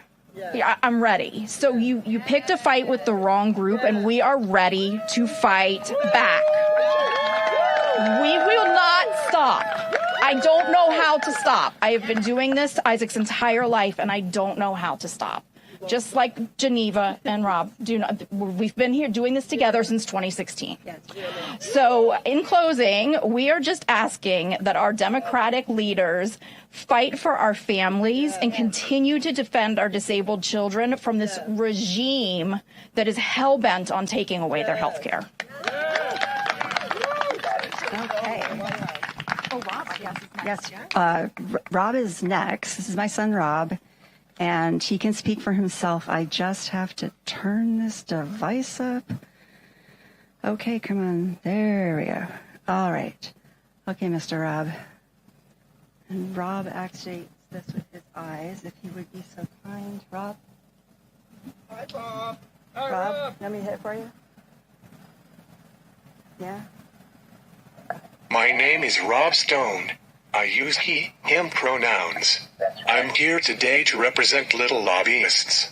I'm an artist and advocate for healthcare and disability rights. I live in Maryland with my family. I am 28 years old, and I am fighting for me and other disabled children and adults to live with dignity in our communities. Medicaid home and community-based services are my lifeline, but Congressional Republicans have slashed Medicaid funding. I want to live a fulfilling, independent life in my community. I should be able to control my own life, just like anyone else. I'm a grown-ass man and should not have to rely on charity or have to live in a facility. Republicans said they wouldn't hurt the most vulnerable people on Medicaid. Well, they lied to everyone. Republicans own this government shutdown. Republicans have to fix this by putting back all the Medicaid funding they stole from me and other vulnerable people. All right, you're awesome. Fight back, Rob! Fight back, Rob! That's right. Okay.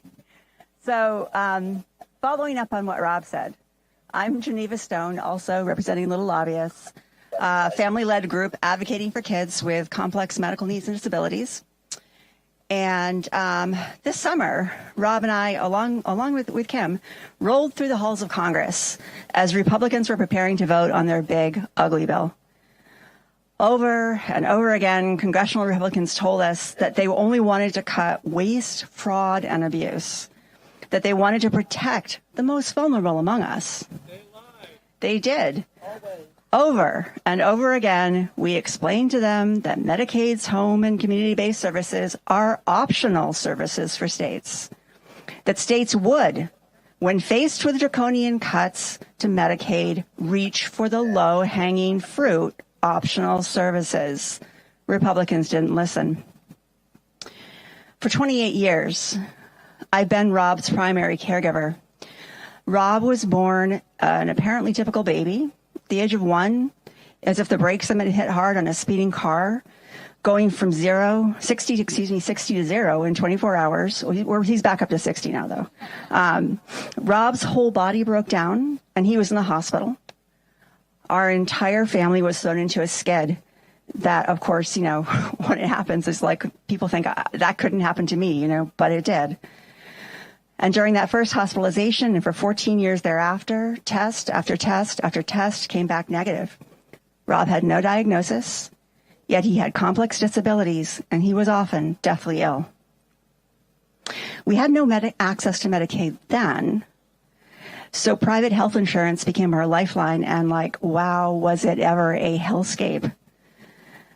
That was in 1998, almost 30 years ago, before the internet, smartphones, attached files, and the regular use of email, before the Affordable Care Act, before the Olmstead decision, and only 8 years after the Americans with Disabilities Act was signed into law. When Rob's genetic illness presented itself, the Human Genome Project at NIH had just been launched. 5 years later, in 2004, NIH published the first full human DNA sequence. 7 years after that, genome sequencing, became available to families, and that's how we got a diagnosis for Rob in 2012, an ultra-rare form of dystonia Parkinsonism that affects about 50 people worldwide, and he's the only one in the U.S. He's very proud of that. There's still no single gene test for DYT-PRKRA today. And I mean, Rob even has a treatment now. And this is because of science. This is because of healthcare. This is because of NIH. Now, these have been the crown jewels part of the crown jewels of America. I mean, I know no kings, but, crown jewels. We were the people who had the scientists that could, find cures. People came to us, and now that's all been stripped away. And over the course of the last 8+ months, every part of the healthcare system, medical research and Medicaid services, have been slashed and burned. For me, it's kind of like watching Rob crash that suddenly all over again, except this time, it's everybody. I don't want to go back to 1998. Why Republicans want to crash and burn the systems that keep medically complex and disabled children and adults alive, thriving, and in their communities makes no sense to me. The version of America I grew up with, I was born in 1964, but the version of America I grew up with was like Star Trek, boldly going where no one has gone before. So why go back? Why? We're not going back. Thank you.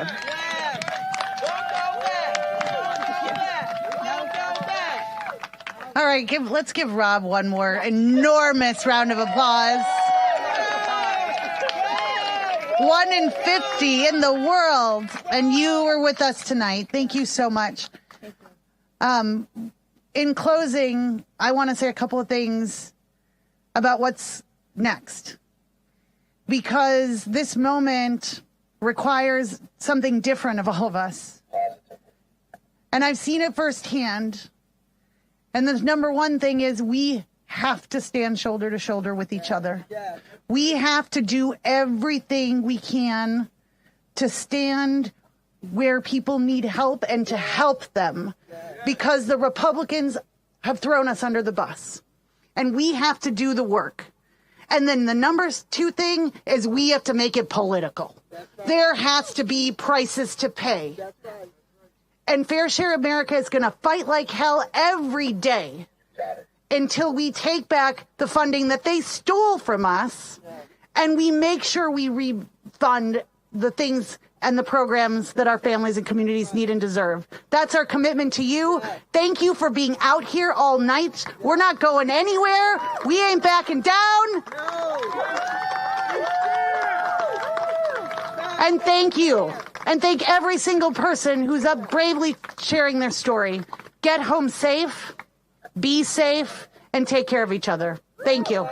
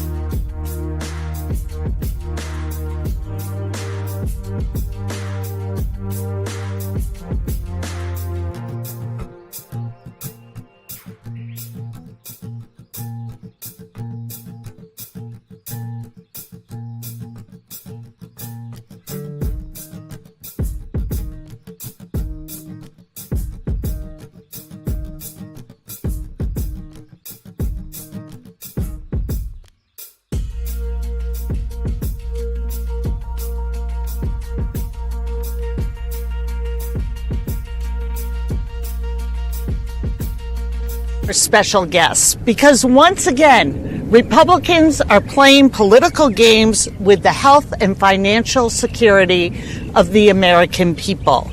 And once again, they are stealing from the working class to give to the billionaire class. And once again, it is women and families who are paying the heaviest price. The same right-wingers who lecture women about having more babies in the same breath are saying, but let's kick millions of women off of their health insurance. Let's defund women's health clinics. Let's cut Medicaid by $1 trillion. $1 trillion. And let's be very clear about who they are taking that money from.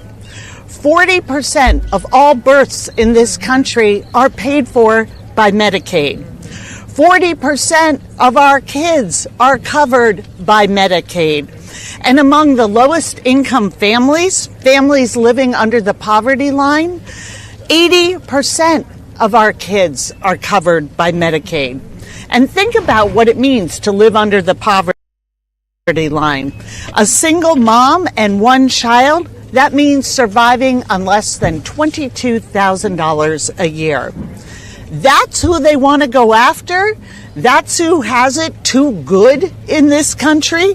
That's who needs to sacrifice more and get by with less.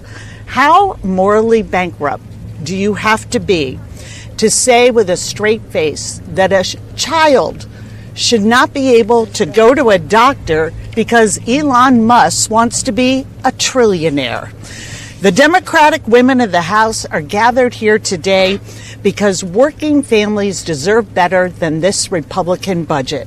They deserve better than this Republican healthcare crisis. They deserve better than a Republican Congress that prioritizes billionaires' wealth over families' well-being.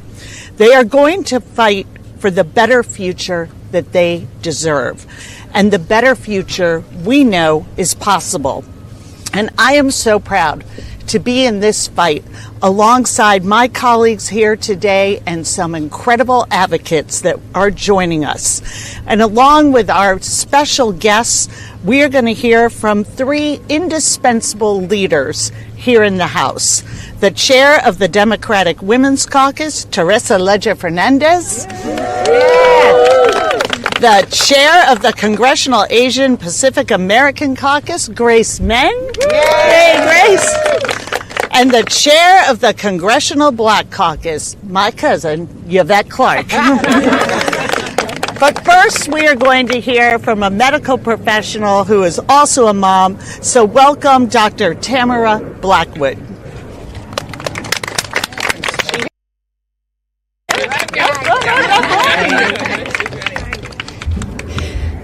Hi, good afternoon. My name is Dr. Tamara Gail Blackwood, and I'm a pediatrician right here in D.C. Every day, I take care of children and families who depend on Medicaid to keep their children healthy and safe. A few weeks ago, I saw a little boy and his family had a lapse in their Medicaid coverage. During that time, the family had to decide between keeping their lights on and paying for their child's controller medication. That ended up, for him, he ended up in our emergency room. He had a prolonged ICU stay and he almost did not make it. Medicaid is not a luxury. It is a lifeline. It is keeping our children in not only our local community, but our national community alive. For some of my teenage patients, the mental health care access that Medicaid affords could be the difference between life and death. Medicaid keeps our children healthy. As Representative Clark was telling us, Medicaid pays for over 24 million births in this country. That means when I see patients and they're healthy, so many times it's because their mothers had access to the prenatal care that Medicaid affords.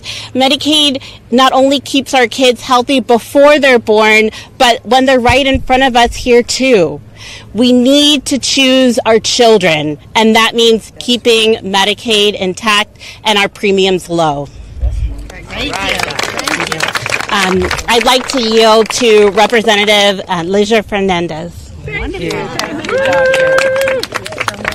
Thank you. And each of the stories that we're hearing today are going to be echoed across every community in America. Each of the stories is heartbreaking and unique, but it is nevertheless reflecting stories that could be told in millions of households. So I want to thank you, Democratic Whip Chair Clark, for bringing these stories to D.C. today for us all to hear. And we know that a government shutdown will hurt women the hardest. Women are the majority of the federal workplace. But we also know that women are the ones who are worried about taking care of their families, making sure that their families are healthy, who are having those babies, who are standing up and being there when there is an emergency. And women do not abandon their families during an emergency. But today we know that Republicans have abandoned America during this emergency health care crisis. Because what is the question we should be asking, not is who to blame for the shutdown, is what are the consequences? That's the question. Who will be harmed if we don't stand up for America's health care? And that's why it's so important to hear the stories of not just the doctors, but of the mothers who are doing everything they can to keep their children healthy. Yes, I am Teresa Leger Fernandez, and I am very proud today to introduce another Teresa, Teresa Leone, a mother raising twin boys. I am also the mother of twins, Teresa. Wow. So you and I share a lot in common, and we are in this fight together. Definitely. Please join us. Thank you. Thank you. Thank you. My name is Teresa Leone, and I'm the single mother of twin boys, Dylan and Max, who are both profoundly autistic. Dylan is nonverbal, but deeply empathetic. His smile can brighten the hardest of days, and he loves to help with chores, especially gardening and landscaping. Max is pre-verbal, but he's already taught himself how to read, solve math problems, and master technologies in ways that constantly surprise me. In fact, let me share a story that always makes me laugh. One day, Max hacked into his program security system so that he could play fart noises over the intercom for the whole building. It caused a lot of panic when they were trying to figure out who was watching the cameras. And I was pretty scared that he was able to hack into something like that. But it also reminded me that my boys aren't defined by their challenges. They're full of light, mischief, and possibility, just like any other kids. But here's the reality. Because of their profound needs, it has fallen on me as their mother to provide round-the-clock care. Like so many women, I had to step away from my career. I spent decades as a retail operations manager. I was proud of that career. It gave me stability and independence. But when my boys needed more, I left. Not only that job, but over the past 2 years, 6 part-time retail jobs that I had to choose to either stay at work or leave and take care of my children. And a mother will always choose her children. That choice has meant living in poverty. It has meant putting my own stability and career aside, and has meant relying on Medicaid. Not because I want to, but because without Medicaid, my children's therapies, their medical care, and even the chance for them to thrive would be impossible. So when we talk about cuts to Medicaid, I need you to hear this. We're not talking about numbers on a page. We're talking about my children losing their lifelines. We're talking about kids like Max, whose talents could one day make him a computer genius, or maybe just the world's best prankster, never getting the support. he needs to reach his potential. We're talking about kids like Dylan, whose empathy and joy could change the lives of everyone around him, being denied the chance to shine. And as women, as mothers, we know who carries this burden. It's us. It is the mothers who step out of the workforce, who live in poverty, who shoulder the invisible labor of caregiving, only to have the government threaten to take away the one thing that keeps our families afloat. No mother should have to sacrifice everything, her income, her career, her stability, only to be told that her children's lifelines are too expensive. Yet that's exactly what these cuts would do. I believe with all of my heart that every person has a gift to give the world if they're given the chance and the support. Medicaid is what gives my children that chance. Taken away won't just devastate my family. It will devastate futures that deserve to be built. Thank you.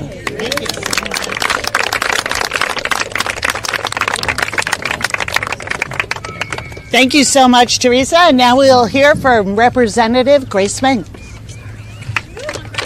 Yeah, Grace.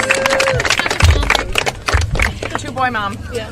Good afternoon, everyone. There's a trend here. Hi, I'm Congresswoman Grace Meng from Queens, New York, and I just want to thank our outstanding Democratic Whip, Catherine Clark, for bringing us together this afternoon. Yeah. Thank you, Catherine, for always making sure that we prioritize our children and our families. As the mom of two boys, as you know, I know firsthand how vital it is for women and families to have access to the health care that they need. But the recent Medicaid cuts made by Republicans and their refusal to extend tax credits for health care premiums are unacceptable. These attacks on our healthcare system need to end, and I will keep up the fight to protect our healthcare and lower costs. I'm so proud today to introduce Laura Packard, a stage 4 cancer survivor. The Affordable Care Act helped to save her life, but the day after her first chemotherapy session, the Republican House voted to dismantle the ACA. Fortunately, this repeal did not happen, and she will now talk about how she would be hit hard if her health care is impacted.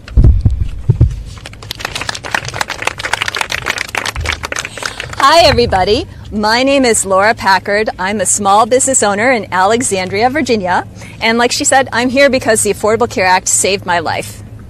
8 years ago, I walked into a doctor's office with a nagging cough and walked out with a stage 4 cancer diagnosis. Thankfully, I had good insurance through the Affordable Care Act, which paid for the 6 months of chemotherapy and month of radiation treatments it took for me to be here in remission today.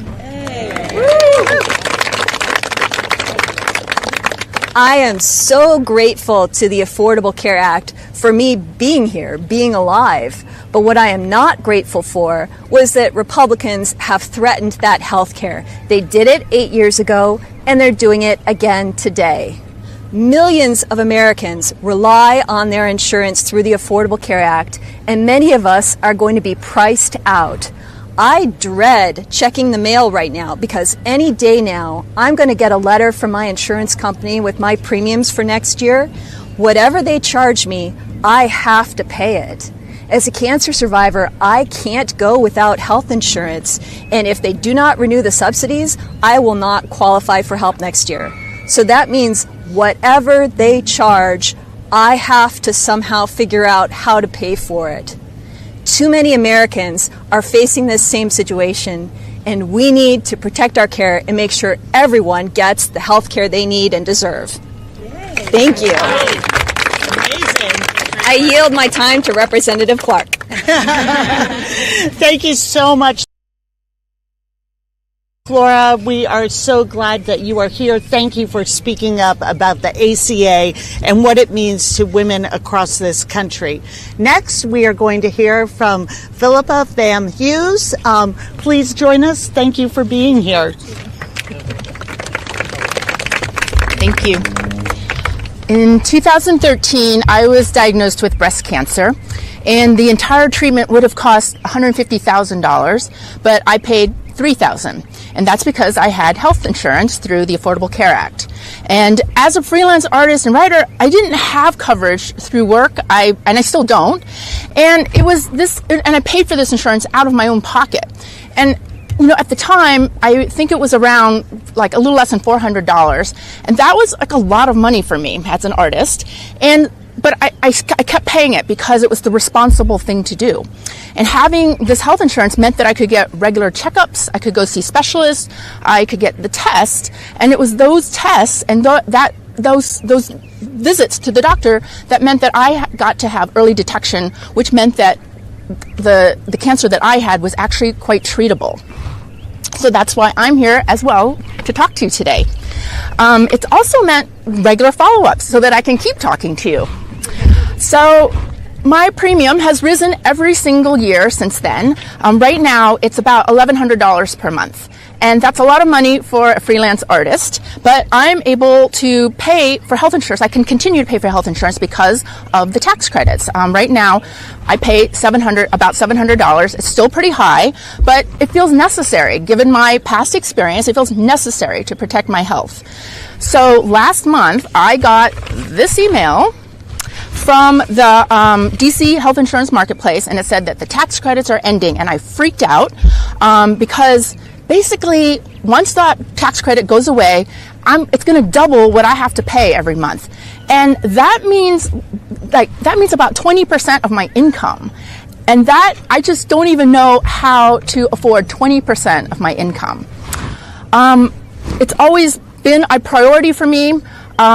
It's meant, even when it's meant making a sacrifice, it means the visits and the tests that mean early detection for diseases that can be cured.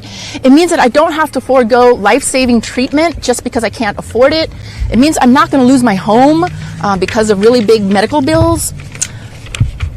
So I'm one of those people who's like just above the 400% of the poverty line that's really going to be affected by this. The poverty line for a single person like me is a little over $15,000. And as a middle class person, that puts me in a middle class, and as a middle class person, I'm going to be hurt most by this legislation, or among the many people who are going to be hurt most by this legislation. And that's who Republicans are going to take the health care from, people like me. And without this tax credit, I just don't know how I'm going to be able to afford the insurance that once saved my life. As a freelancer, I work way more than 40 hours a week. I don't know if any of you all know what that's like, but it's a lot. And it's not like I can take another job on at this point. And so I'm pretty outraged that Republicans have voted to drive up my healthcare costs, and it's all to give tax cuts to their billionaire buddies. They don't need the money. And so everything already costs too much. Everything keeps costing more and more every day, every week. And Trump and the Republicans are simply making it worse. So I am urging policymakers to not compromise on any cuts in our health care, the tax credit, and any coverage anytime ever from now until forever, because we can't compromise on this for any of us, for middle-class Americans like me. Thank you so much.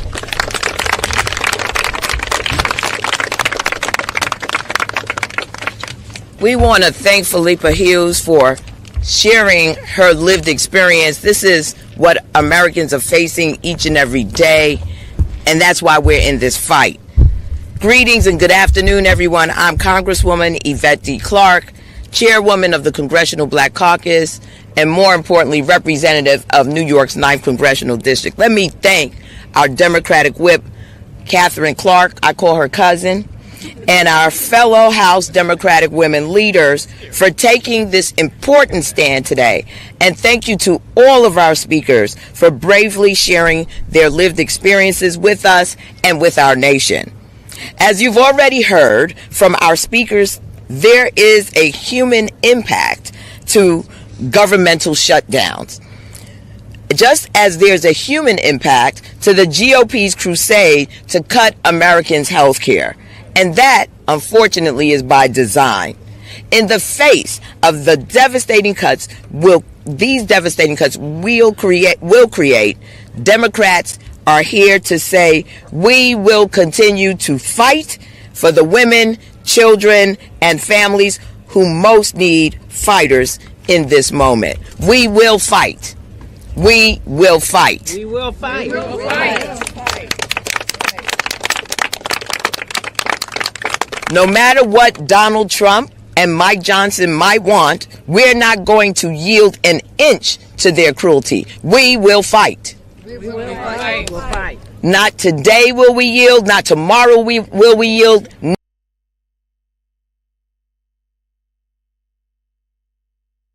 Yield. The American people deserve better.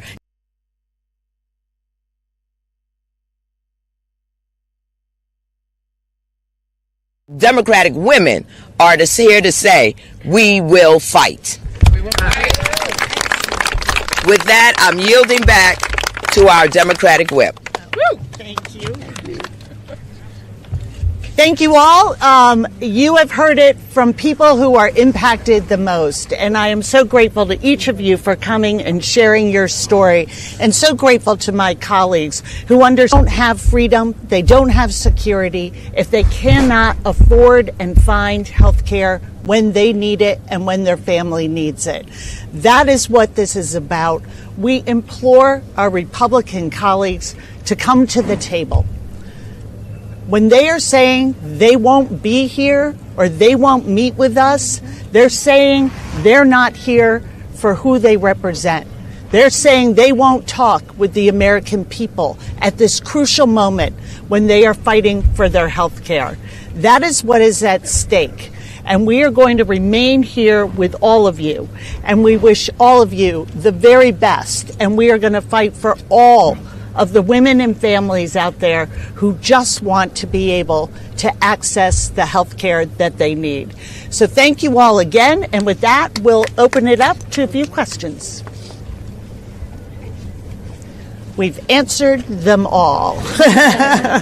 Again, thanks to my colleagues and thanks to our speakers.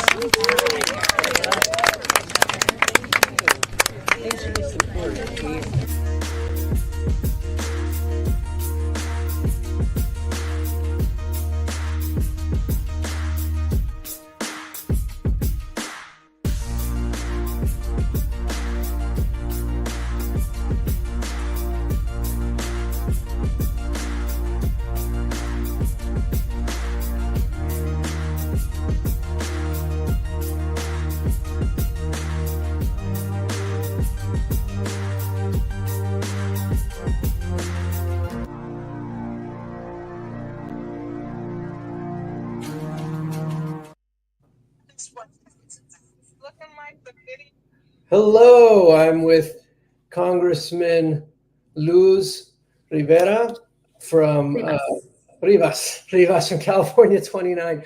I apologize. Congressman Rivas is an engineer, educator, and public servant who was elected to the House of Representatives in 2025 to represent California's 29th Congressional District. She is the first Latina to represent the district and the only Latina in Congress with a STEM background.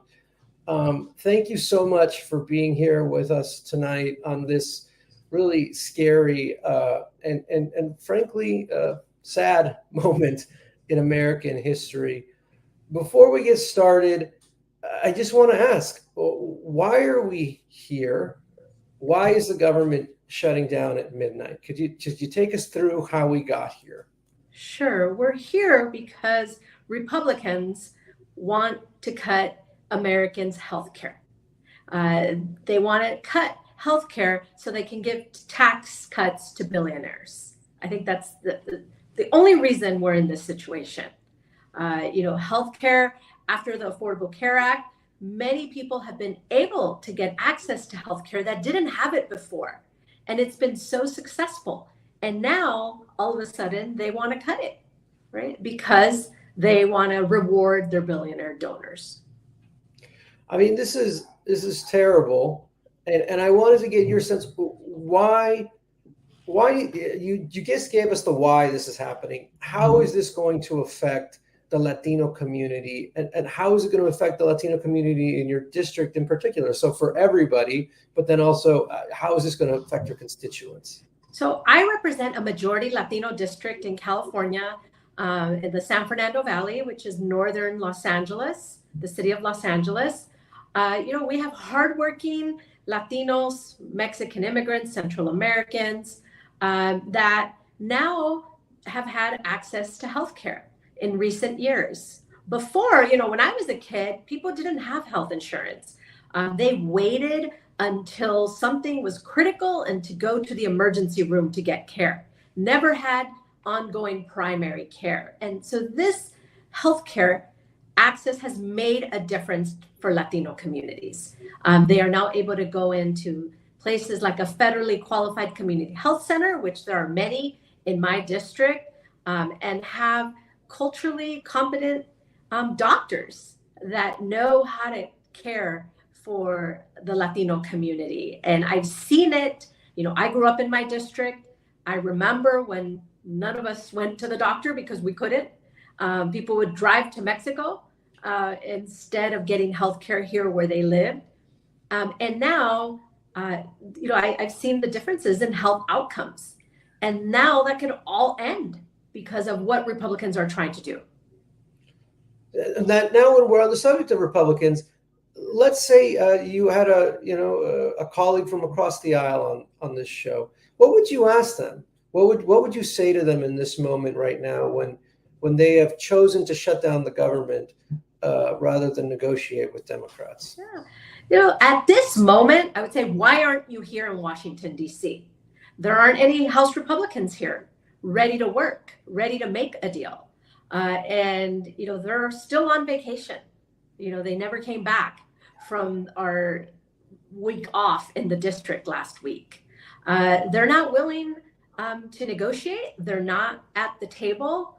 We're not there because they're not there. I think a lot of Americans are like, why aren't they talking to each other?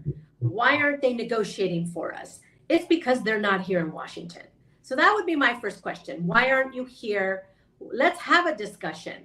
Why isn't Speaker Johnson talking to our leader and the whole leadership team to come to an agreement?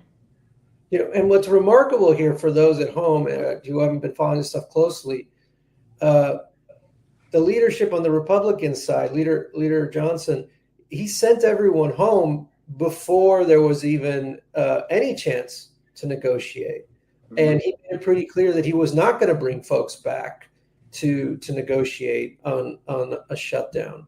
And I think what's particularly remarkable, in a traditional negotiation, you usually put forward some sort of budget, right? And then there's private negotiations, and then there's public negotiations, and then there's negotiations with the White House.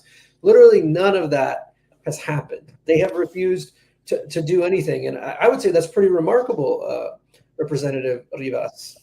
Yeah, Speaker Johnson, we got a notice last week that there was no reason to be here in Washington, that there would be no session.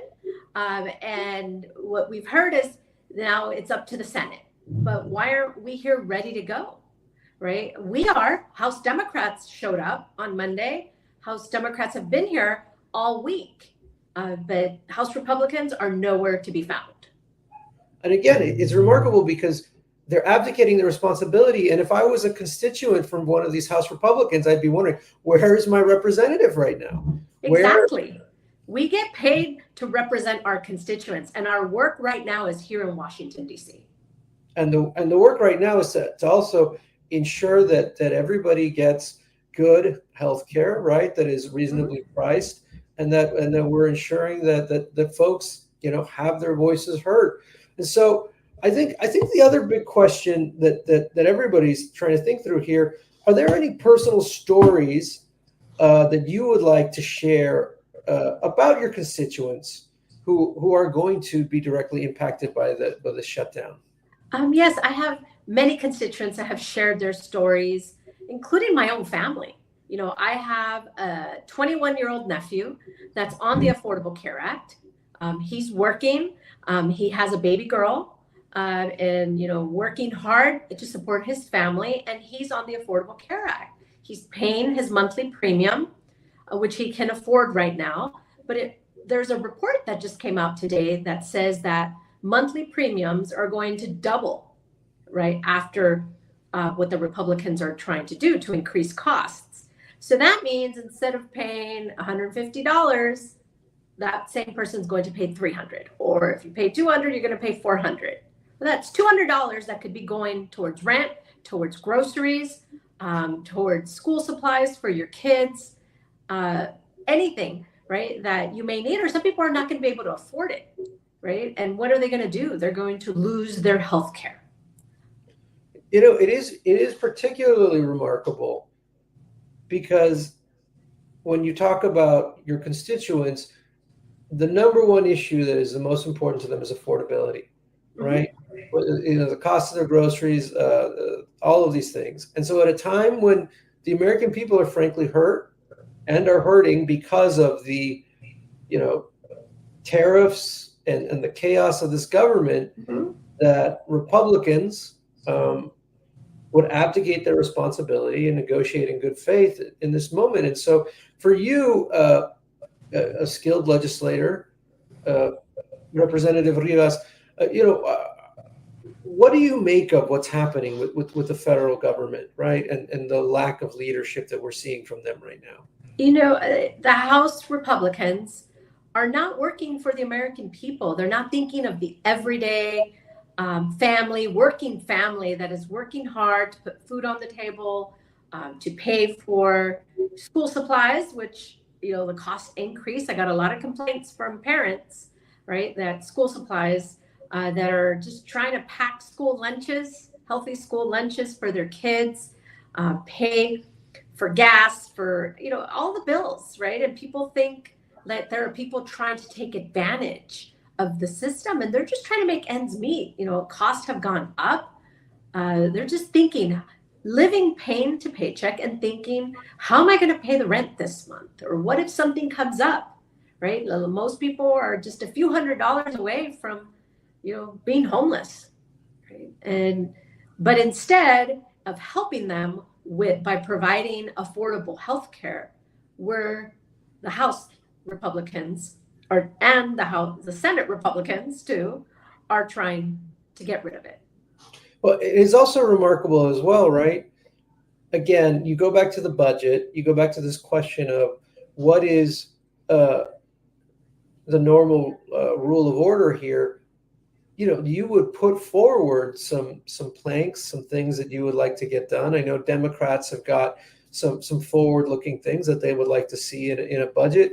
Could you care to go into that? What would you look for in a normal set of negotiations in this moment? Well, one of the things since I was just talking about the Affordable Care Act, I would look for that those subsidies wouldn't be cut, right? That people would still be able to afford their monthly premium, their health care. That because of the Affordable Care Act, many people now have health care. We've heard stories this week at the press conferences and the rallies that I've attended this week of people that were diagnosed with stage 4 cancer. And because they had the Affordable Care Act, because they were on Obamacare, they were able to get chemotherapy and are now still alive. So we're working hard to keep people alive. We're fighting for them, right? Imagine if you didn't have health insurance, no access to healthcare, and you were diagnosed with stage 4 cancer. What do? It's millions of dollars probably in chemotherapy and all the healthcare that you need. Like no regular person has that money. Who has that money? We're barely making it, paying our rent and other bills that we have. No, I get it. And I think it's particularly tricky too, right? When you put it all together, right? This administration has fired hundreds of thousands of government employees. And they want to fire more for this shutdown. They're already announcing it. Imagine if you're a federal employee, how scared you are that you may lose your job next week. Well, and it's not just that they're federal employees. I mean, yes, that is it. It's that this is the person who administers your Social Security check. This is the person who is helping you process your Medicaid, Medicare coverage issues. And so, again, I feel like the other thing that's lost in this conversation is the majority of government workers do not actually work in DC. They're all over the country, right? They're at these various states. And so, yeah, I would just wanted to get your thoughts. It seems haphazard, cruel. What's your take on this? The actions from this administration are just pure evil and cruel, right? They, like you said, with federal workers, most people associate federal workers with DC, that they live here in Maryland and Virginia. And there are thousands here in this region, of course. But back home in California, there's a veterans hospital down the street from my district that employs many people. They're providing healthcare to our veterans, which I have a lot of Vietnam veterans in my district. There's the people that work at the field offices for the Social Security that are making sure that our retired seniors get their monthly check. My mom lives off of Social Security. She gets $1,100 a month, and she needs that check. And if it doesn't come or if it's delayed, then we have some issues. And like most senior citizens, they need that money to live. And the people, the federal workers that help them every week, they're essential. We need them, and they should be paid. Well, and it's also remarkable, right? Let's say you're talking to somebody in your district and they say, well, why do we have this shutdown? Mm-hmm. What are you telling them? Like, what are substantively are Republicans fighting for in this shutdown? Because again, they control the government, they control the Senate, they control the House. So what exactly are they fighting for in shutting down the government? Yeah, I've been getting a lot of questions, right? Everyday people, they're working. My district, people are going to work in traffic in LA, right? They're on the 405 freeway right now trying to get home to their families. And they're just starting to hear about this. And so I've been getting calls. What does a government shutdown mean? What does it mean for me? And why is it happening? And I get a lot of calls. Why aren't you talking to them? One, they're not here, right? They're not here. I'm here ready to work. I'm thousands of miles away from home, and I'm ready to work, as like every House Democrat is. And, they are, I don't understand what they want. They want to give tax cuts to rich people instead of fighting for their constituents. The majority of Republicans represent people that are on the Affordable Care Act or on Medicaid. In California, David Baladeo's district, which is north of me, of LA County, it's in Kern County and Bakersfield, that district has the highest percentage of constituents on Medicaid in the nation. That district is number one. Wow. Right? So how could that representative is not representing their constituents, right? They're saying it's okay if you don't have health care, right? It's okay. I don't care. And those are children and families, the majority Latino district too, that will be without health care. And not just health care for the people, but there are hospitals that will shut down, many in rural areas. Central California, the Central Valley in California, is an agricultural and rural area that there's some counties that only have one hospital. And that hospital primarily serves people that are on Medicaid or in California or all throughout the country. But I'm thinking of where I'm from and how it directly affects people that I know. And those hospitals will shut down. That means that nurses and other healthcare workers will lose their jobs. What does that do to the local economy? Imagine what that does. Well, and I think you're raising a really good point, right? Because I think the other piece here is there are so many Latinos on Medicaid.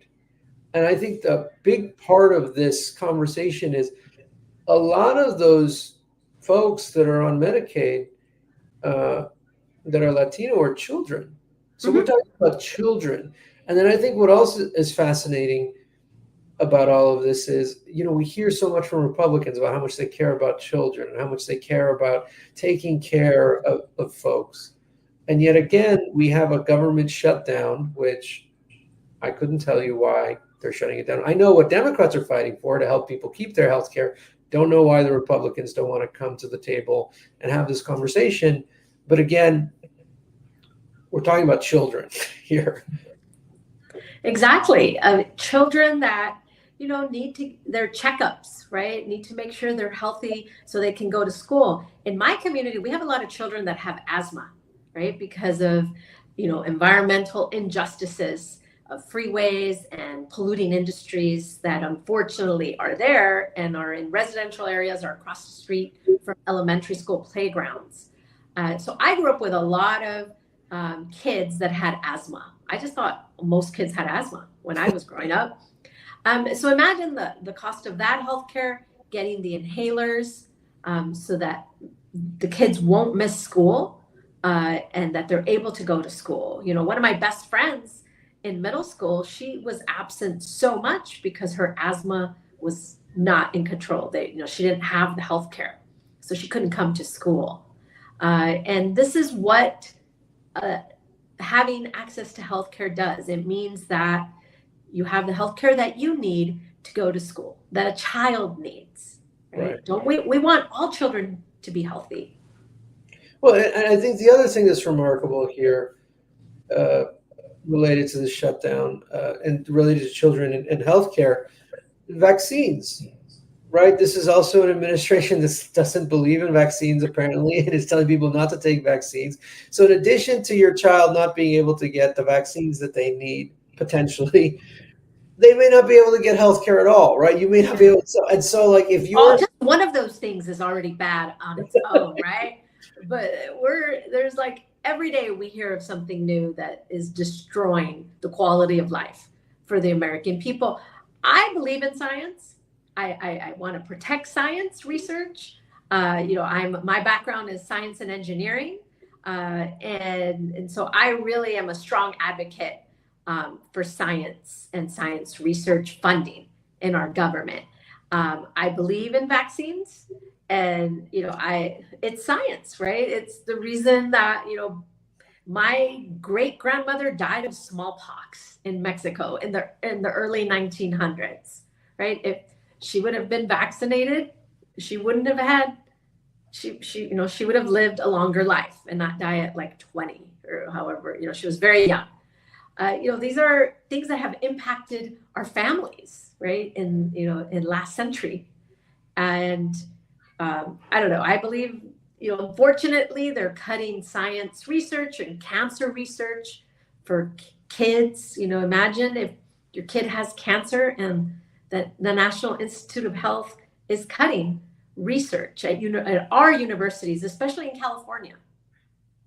No, I what's remarkable is I'm a parent, and I do know some. I have a friend whose child is, he has a disease, and they need research, and they are. They are trying to find solutions for what's going on with their child, and it's very hard to see all of this stuff happening. And a lot of that research is funded by the federal government, has been either by the National Institutes of Health, the National Science Foundation, other federal agencies that give, especially the seed funding to university faculty, scientists that get their first funding from the federal government to start their labs. That's not, the basic science research is not funded by industry.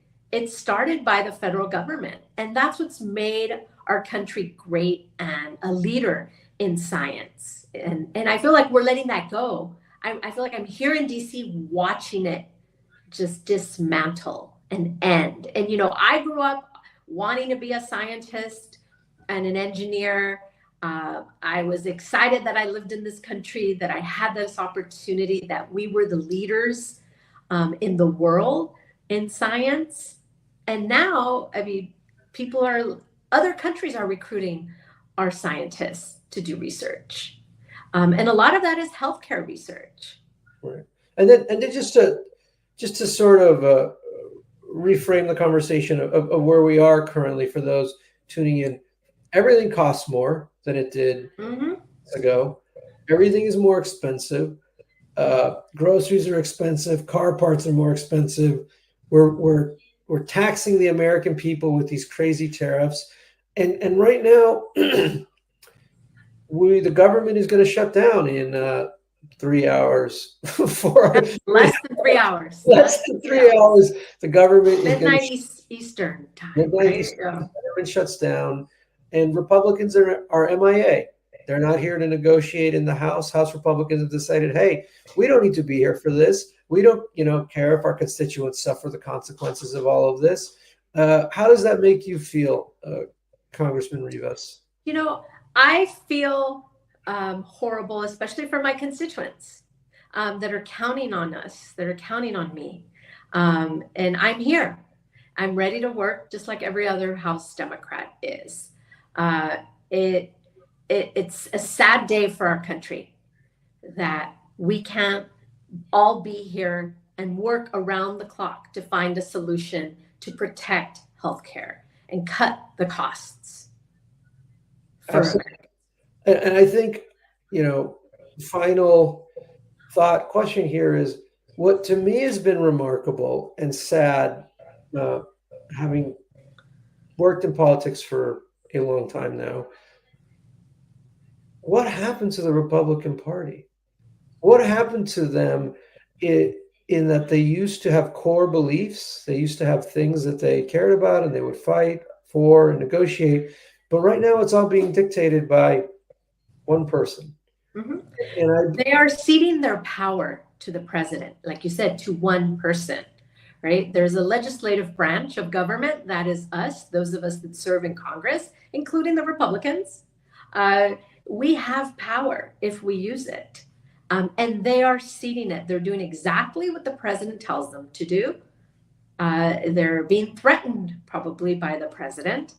And they're all just in line with him. Instead of speaking up for their constituents, where they have districts that have a higher percentage of Medicaid constituents than I do, right? Yeah. No, they're not willing to speak up. They are putting, and I think you put this perfectly, and I want to repeat it for anyone watching. They are putting one person above all of their constituents, above all of the people who voted to elect them to do a job in service of them and their country. Because I do believe in their hearts, they know what they are doing is wrong. But I also agree with you, Congressman Rivas, they are scared of one person. And I want to give you the last minute here, please. Final thoughts before we put it over to the next folks. Yeah, well, thank you for having me. Thank you for this opportunity to talk to people that are wondering what we're doing, what is happening. So many people don't know why there will be a government shutdown. And there will, unfortunately, because this is the Republicans that are causing this government shutdown, because all Democrats are here and ready to work for the American people, to make sure that their health care is protected. And I encourage everyone to continue listening, to advocate, call your representative, especially if you're represented by a Republican or if you know someone that is. They should be here and fighting for healthcare too. But thank you so much for having me today. And I'm glad that House Democrats are running this 24-hour live stream, because American people can wake up at any time in the night and just turn this on and hear their representatives talk to them. Wonderful. And even better news, we have an incredible panel coming up next. We've got Don Lemon with Representative Ariana Presley. And I think I am now going to turn it over to Don, who's going to take over hosting duties for me. Thank you so much. Thank you. Thank you, Christian. Oh, Don, we can't hear you.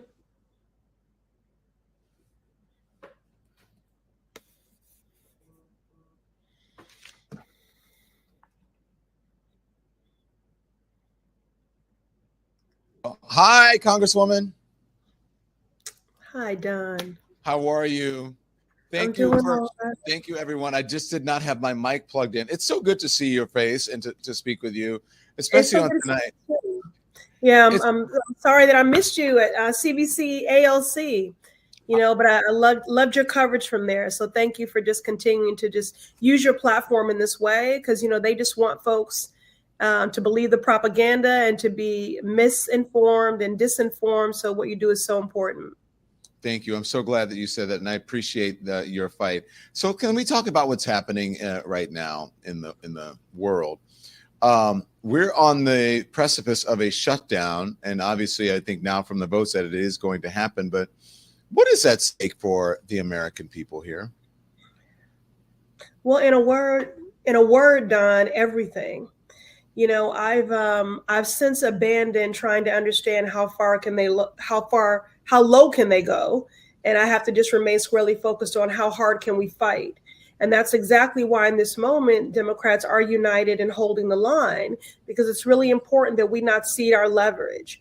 And this is the leverage that we have in this moment to do everything possible to force their hand to do right by the people who sent them here. And Don, I think it is so much bigger than being a Democrat or being a Republican. It's simply about being a person of conscience and showing up for the people who sent you here. And the people of this country from every walk of life. I mean, we talk a lot about our most vulnerable, but honestly, Don, everyone is vulnerable when it comes to the fiscally irresponsible policies of this administration, when it comes to these chaotic tariffs, when it comes to their long, march towards authoritarianism and the resegregating of our society and a nation of forced birth. In the name of efficiency, they have cut Medicaid to some 15 million people with that big, ugly law, cut SNAP benefits. I mean, you're just talking about $2 per meal per day. So they've, to me, it's policy violence. It really is. That's interesting. Policy violence. It's policy violence. It's very violent to deny a hungry child. It's violent to deny someone access to healthcare, which is their human right. And so they've already created this healthcare crisis. And, Don, I represent one of the most unequal districts in the country, the Massachusetts 7th, in a 3-mile radius from Cambridge, home to MIT and Harvard, to Roxbury's Nubian Square, the blackest part of my district. Life expectancy drops by 30 years. So it's already an unequal district, and that's true across all outcomes, especially health. And what's made a difference is community health centers, and these are some of the most vulnerable institutions to the impacts of cuts in Medicaid, because they rely on those reimbursements. And then when you look at this partisan spending bill, this stands to compound what is already a healthcare crisis. Nursing homes will close. Community health centers will close. People stand to be evicted. There will be mass layoffs. It's just going to compound the hurt. And all because of, other than attacking Black women, Don, I don't know anybody that Donald Trump is more obsessed with than Barack Obama. And the whole reason that they work actively to gut the Affordable Care Act, or Obamacare, is because it's Obama. And so the cruelty is the point here. The pettiness is the point here. And they need to rise above it and do what they've been sent here to do. Well, Congresswoman, let me ask you, what is it? I don't understand the whole partisan aspect of this, because I think I've told you this before. I'm registered as an independent. And so for me, I'm trying to figure out, who of any political party would not want affordable health care for all Americans? Who would not want tax credits, especially now when the rich people are getting tax credits? I don't understand how that's even an issue in this, which is one of the reasons I'm doing this. I don't understand where Republicans are coming from this time around. Well, as I said, Don, I mean, look, I have to talk in terms of Democrats and Republicans because there's some procedural realities here in our ability to advance a spending, package here. And the issue right now is, I mean, Don, how can they say they want to lower the temperature?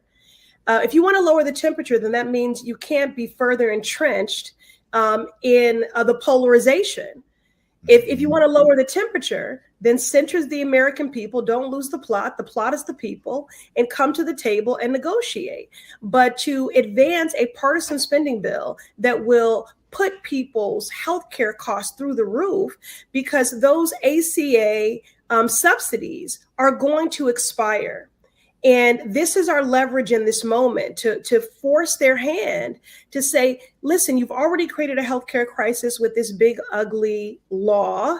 You took healthcare away from 15 million people because of Medicaid cuts. And now, if we don't force your hand to not allow these subsidies, to expire, then many more people will see such an increase in their healthcare costs, Don, that they simply will go without healthcare. So that means that, if you're seeing an increase of $700 or more, I mean, when people are already struggling, let's just put this in real terms. That means someone is not going to be able to pay for their insulin. That means someone's not going to be able to pay for their blood pressure medication. That means people are going to go without, Don. I mean, I'm not being hysterical, though I know they like to say that women are being hysterical, but the fact of the matter here is that people will die. People will go without health care. They will not get diagnosed. They won't get the care that they need. So you're saying, your question is, why would any party do this? Don, forget about a party. Why would any person do this? Well, that's my point. So what you're saying, why? Why would the cruelty is the point. And like I said, when you have an administration that moves in grievance and retribution, I mean, I really do think that, unfortunately, Donald Trump's to-do list is, play golf, attack Black women, befriend our enemies, alienate our allies, and cause harm to working families.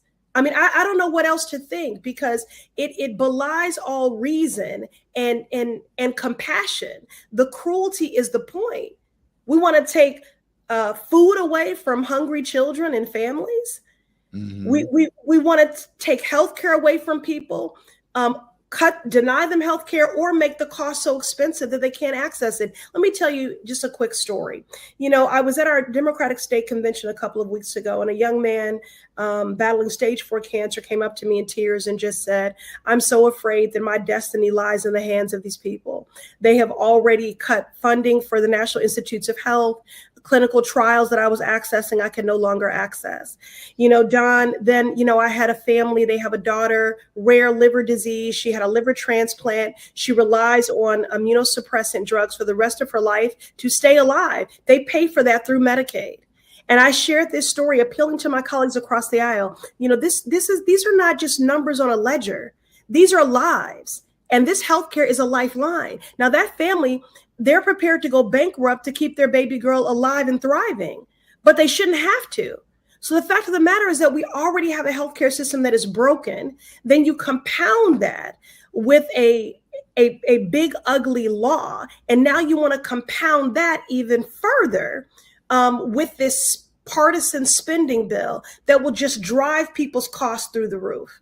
And people are going to be hungrier. They're going to be poorer.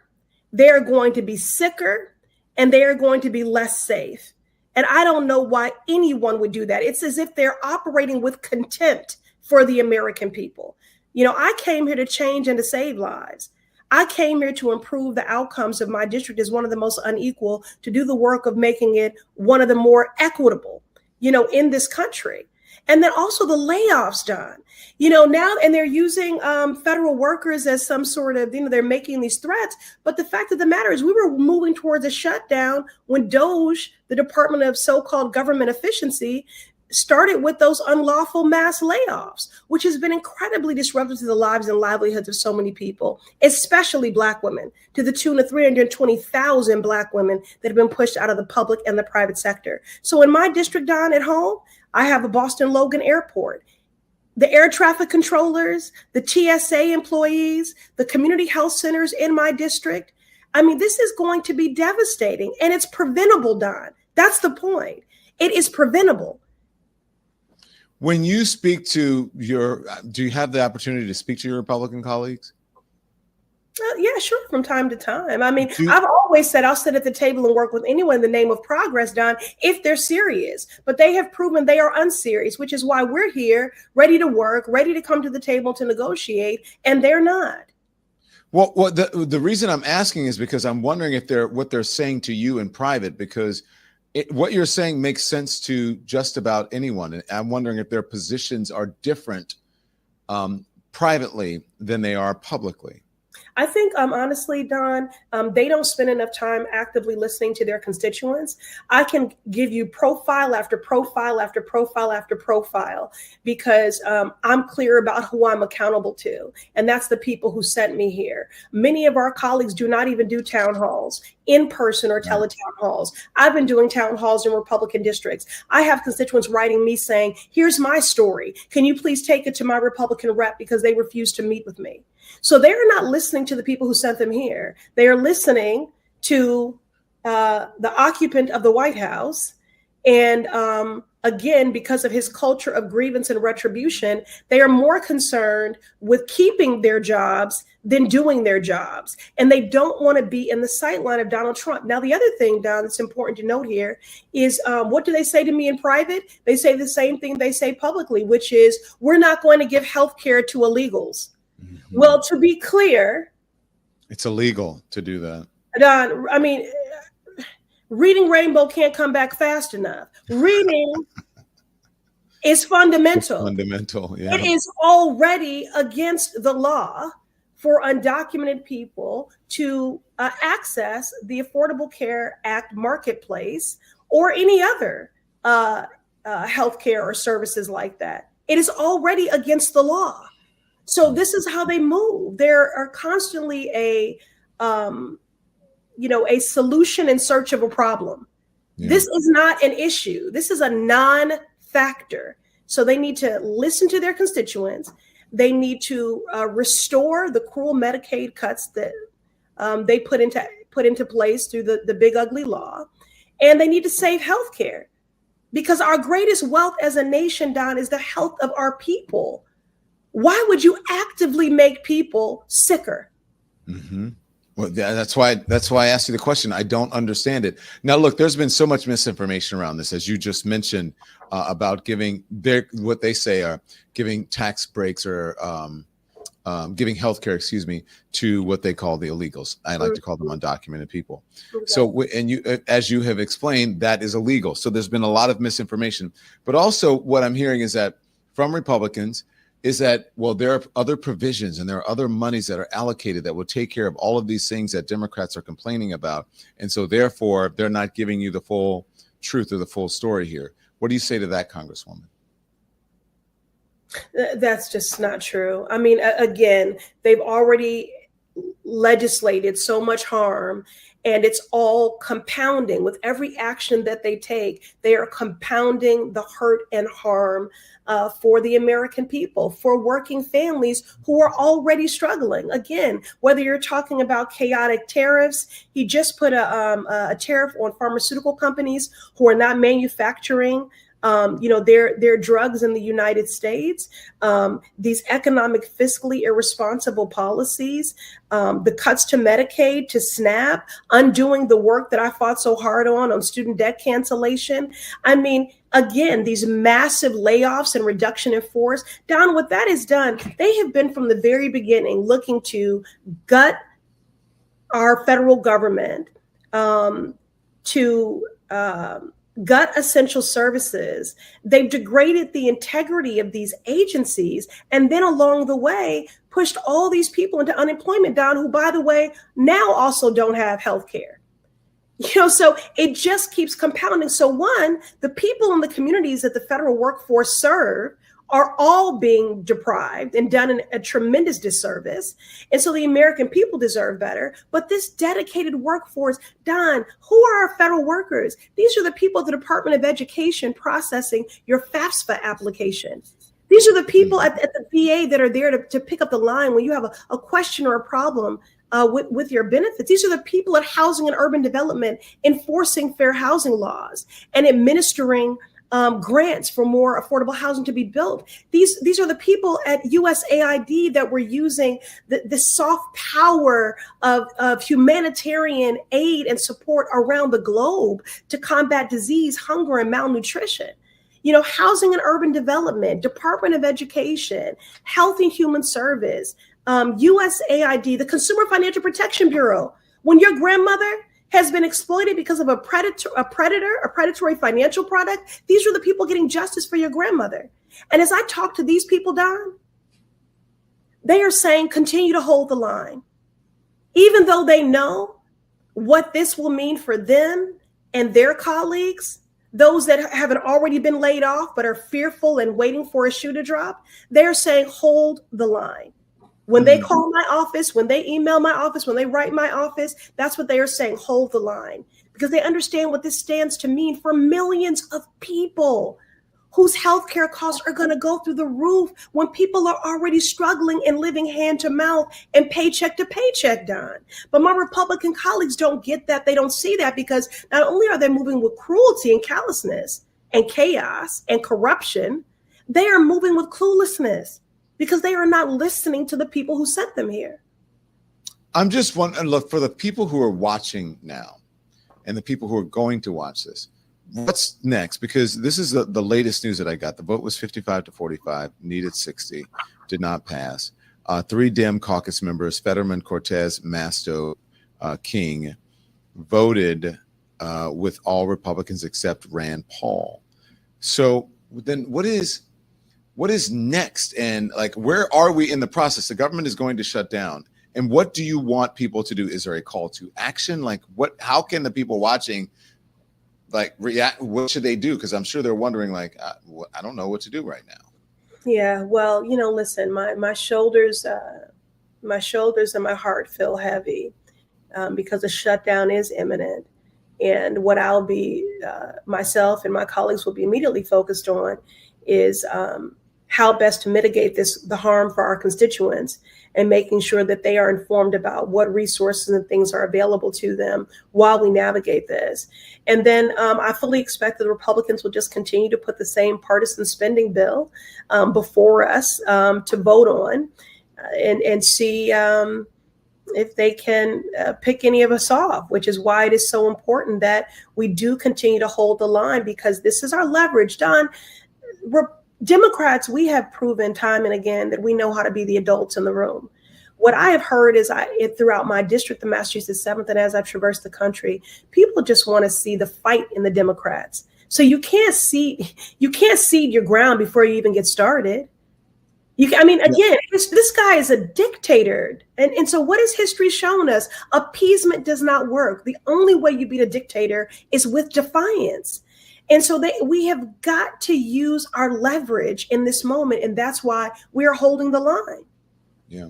You know, I said that today on my post, I said that this was in the opening of my show, that this is sort of a fight or a test for the soul of the Democratic Party. I think that people in the Democratic Party, and not just in the Democratic Party, but folks who don't like this tyrannical Trump regime, I think that they are looking for Democrats to hold the line, and not that some of them are like, well, I don't want the government to shut down, but I think that Democrats have to do something, and that makes us different this time. That's what's different this time.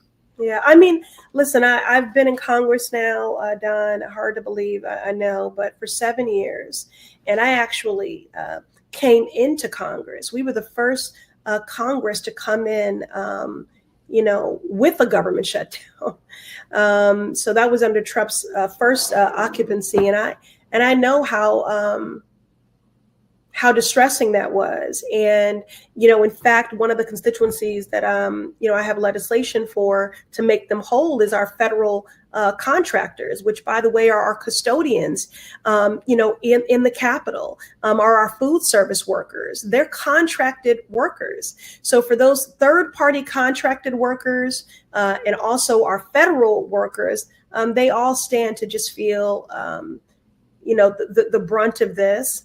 while still, reporting to work, and not getting paid. And I know that those disruptions were not just for the 35 days of that shutdown, for many of them, they were never made whole. They spent, months, in some instances, years recovering, because once you're behind, you're behind. If anyone knows what it is to live check to check and to rely on those things, I know I certainly grew up that way. Sorry, it's my husband calling me. I want to tell him I'm with Don. I'm with Don. You can talk to him. Tell him what you're doing.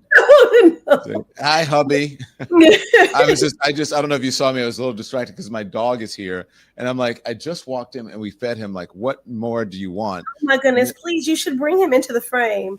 I don't know where he went. We need some puppy therapy, Don. That's the very least you can do in the midst of this all. But yeah, so I just remember how hard that 35-day shutdown was. For the people in communities that we serve, and also for those who work with us here every day. Can we talk about something that's very important to you? And I know that's women's reproductive rights. Yeah. And that is on the line with this shutdown as well. What specifically is on the line here, and what do you tell women who are concerned? Not just women, all of them. I'm concerned about it, but especially women, because it affects women personally. Okay, so let me just say this. I co-chair the Reproductive Freedom Caucus in the House. We named it. It used to be the Pro-Choice Caucus. Now it's the Reproductive Freedom Caucus. And when we say reproductive health and freedom, this is the spectrum. This is everything from access to birth control in pill form, to IUDs, to access to abortion care, which is health care. Don, if you suffer a miscarriage, the treatment for that is abortion care. If you suffer an ectopic pregnancy, the treatment for that is abortion care. And then also, because we get to decide if, how, and when to grow our families, access to IVF. So all of those things, whether you're talking about uterine fibroids, menopause, all of these things have to do with reproductive health care and reproductive freedom and justice. And it's always ironic to me that the Republicans claim to be the party of freedom, but their agenda is really an anti-freedom agenda. People that want to control what you do with your body, that want to control what you read, that want to control free speech. This is, that want to control how you move. That's an anti-freedom agenda, truly. And so in this partisan spending bill, because of their efforts to gut the Affordable Care Act and to deny those subsidies, what will happen is that people who have insurance, who are seeking abortion care, they want to actually deny providers in that marketplace from providing abortion care. So it's sort of like a backdoor abortion ban. As I said, they've been working actively towards a nationwide ban on abortion, and they do that through abortion bans, through restrictive laws. So the more and more you are denying access, you are getting closer and closer to a nationwide ban, which is a nation of forced birth. Which is a healthcare justice issue, which is a human rights issue, which is an economic justice issue. Think about that, a nation of forced birth.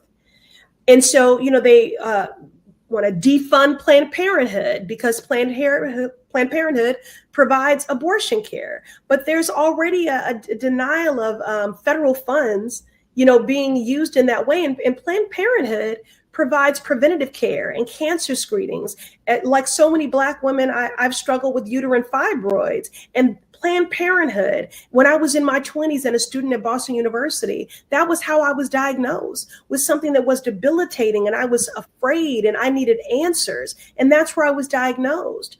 So, again, when you consider the cuts to Medicaid, 15 million people, and then you consider this partisan spending bill, which means to gut the Affordable Care Act and those subsidies which lowered the cost of healthcare, you are putting healthcare out of reach for people, Don, which means that people will not pursue preventative care. People will not be diagnosed, if they're battling something, and people that are already diagnosed will be denied treatment. So people are going to get sick.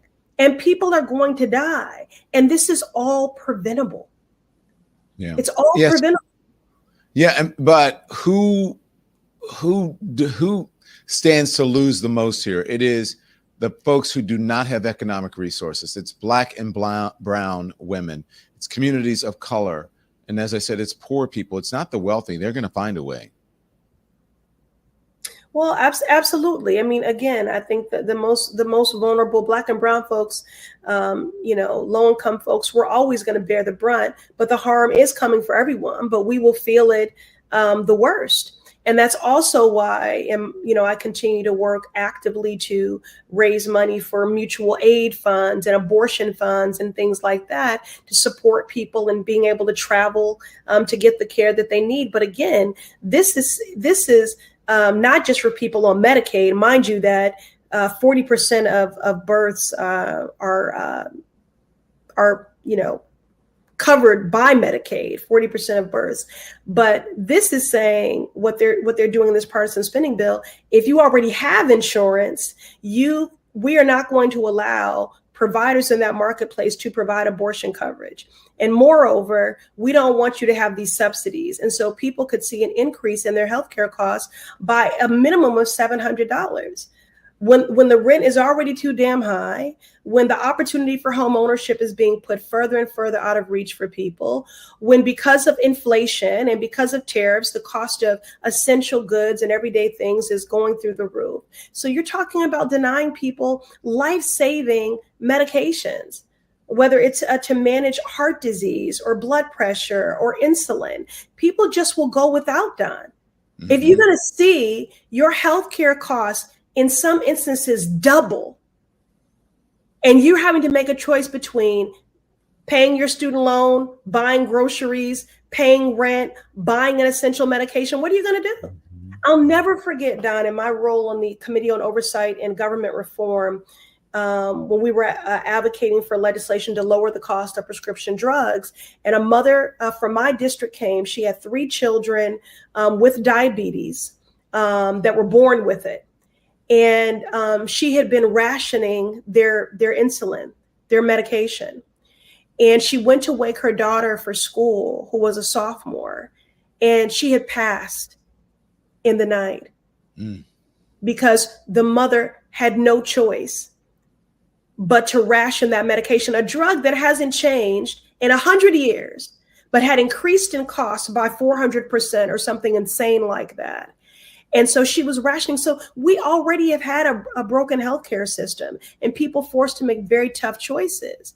So it has been game changing, those subsidies that lowered the cost of healthcare.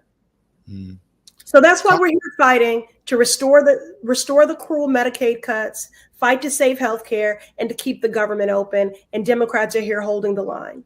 Is there anything that gives folks hope that you can say?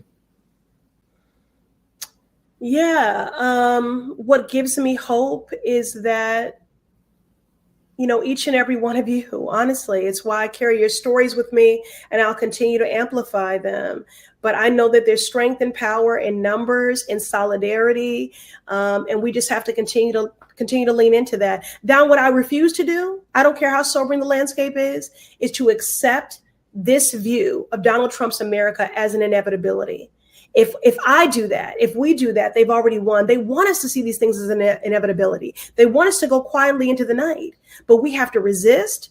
We have to reject. We have to obstruct at every turn. And so what gives me hope is that I do believe we will get to the other side and that we will survive this with community. Congresswoman, I'm so grateful that I could talk to you. It was an honor to be able to speak to you about this. And I mean, we have 2 hours left before it's 10 o'clock. We have 2 hours left. Okay, we got to pass the mic. I know I have some colleagues from Virginia that are going to be tapping in here shortly. Thank you, Congresswoman Ayanna Pressley, Democrat of Massachusetts. We appreciate it. And speaking of, she's right. We do have to pass the torch. So I want to hand it over to my friend Neera Tanden and also Representative James Walkinshaw and Representative Suhas Subramaniam. So good to have both of you or all of you on. Oh, hey, what's up? What's up, Representative Subramaniam? I don't know you, James Walkinshaw, but I do know Neera Tanden and I do know Representative Subramaniam. And so hopefully we will get to know each other soon as well. Thank you so much, Don. That was great. I see your videos outside the Capitol, so I hope to bump into you one day. It's so great to be with you, Congressman Walkinshaw and Congressman Subramanian. Just have to say a certain shout out to Representative Subramanian. Just been a longtime fan. It's great to have a fellow Indian American in government. And I just really want to congratulate both of you, Congressman Walkinshaw. You had a recent victory, big turnout election, which is great. And you also are a new member of Congress. So I imagine that this kind of fight we're having over a basic issue of whether we are going to see a doubling of premiums for, over 20 million Americans. It might seem odd to people who are new to Congress and new to these debates, but here we are. And I really just wanted to ask you, both of you are really at the heart of this debate because on the one hand, Democrats are really fighting for, a really simple issue, which is at a time where costs are very high. Democrats in the House and Senate are fighting for just ensuring that Americans, over 20 million Americans, don't see a premium shock this November, really just weeks away. Some people will get that premium shock starting in mid-October, unless Congress acts. And so that's what's on one side of this. And on the other, the President Trump and Republicans are refusing to negotiate. But really, more than that, they're holding federal workers hostage. It's really an extortion tactic to threaten their jobs, to harm them even more than they've been sort of traumatized over the last year from DOJ. So I'd love for you two to share how you see this debate, how you're racking up this conflict, whether it's really crucial that we stand up in this moment. First to you, Congressman Walkinshaw, and then to Congressman Subramanian. Just love you to share your thoughts, given, you're really in the heat of this debate. Yeah, thanks, Neera. I appreciate the way you framed that. And, I'm new as a member of Congress. For better or worse, I'm not new to both these kind of healthcare fights and shutdowns. I was Jerry Connolly's chief of staff in 2009 and 2010 when we were fighting to pass the Affordable Care Act. I was there for the shutdown in 2013 when, Ted Cruz and Republicans were trying to strip healthcare away from hardworking Americans. So, one of the things that I have seen consistently throughout my career has been Republicans in Washington. If there is one thing that just gets them fired up and super excited, right? Like it has them doing those Pete Hegseth workout videos, like doing pull-ups and everything. It is the opportunity to take healthcare away from working people, usually paired with a massive tax cut or giveaway for billionaires or corporations. And that's been consistent for the last 15 years and probably even before that. And I think that's what we're seeing today. That's what we saw with the big ugly bill, right? That was all about massive tax cuts for the very, very wealthy and taking away healthcare from, people who are working hard each and every day and really, really need it. And, I think that's what this Trump shutdown looks like it's going to happen in less than 2 hours is all about. At the end of the day, Trump and Republicans in Washington are so dead set on cutting Medicaid, so dead set on allowing ACA premiums to skyrocket that they're willing to shut down the government over it. And that's a sad thing, but unfortunately, I don't think it's a surprise, quite frankly. It's been a consistent position of theirs for many, many years. So, we just have to stand strong in this moment, continue fighting for the people we represent, folks who need access to affordable health care, the federal workers who have been pawns in this game. And I know we'll have time to talk more about that, but that's kind of the situation as I see it today, 1 hour and 54 minutes before the Trump shutdown. Congressman Subramanian, I would love you to talk about healthcare and then also how you're seeing, this kind of use of federal workers and the federal workforce as a pawn and a game rather than people to really help. Absolutely. I mean, Congressman Walkinshaw said it best. I mean, they are willing to shut down the government in order to protect their ability to take away healthcare from millions of Americans. Think about that.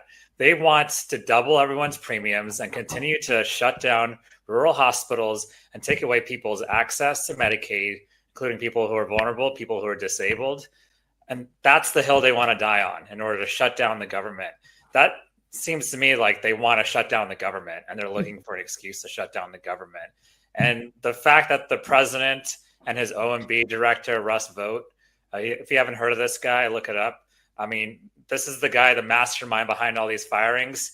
He's fired up about this. He can't wait to use this as an excuse to continue his illegal firings and his illegal cuts to benefits and the programs that benefit every single American.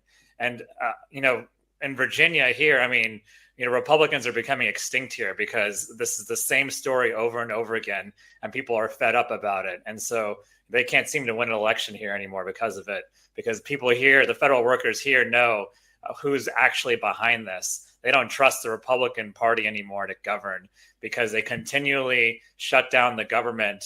Every 6 months, they put us through this drama. When Democrats had control of Congress and the White House, there was no shutdown fight. We passed budgets, right? But yet, whenever Republicans have control of government, they fumble the ball over and over again. And so that's why we're back here again. We can't pass budgets in Congress because Republicans can't govern.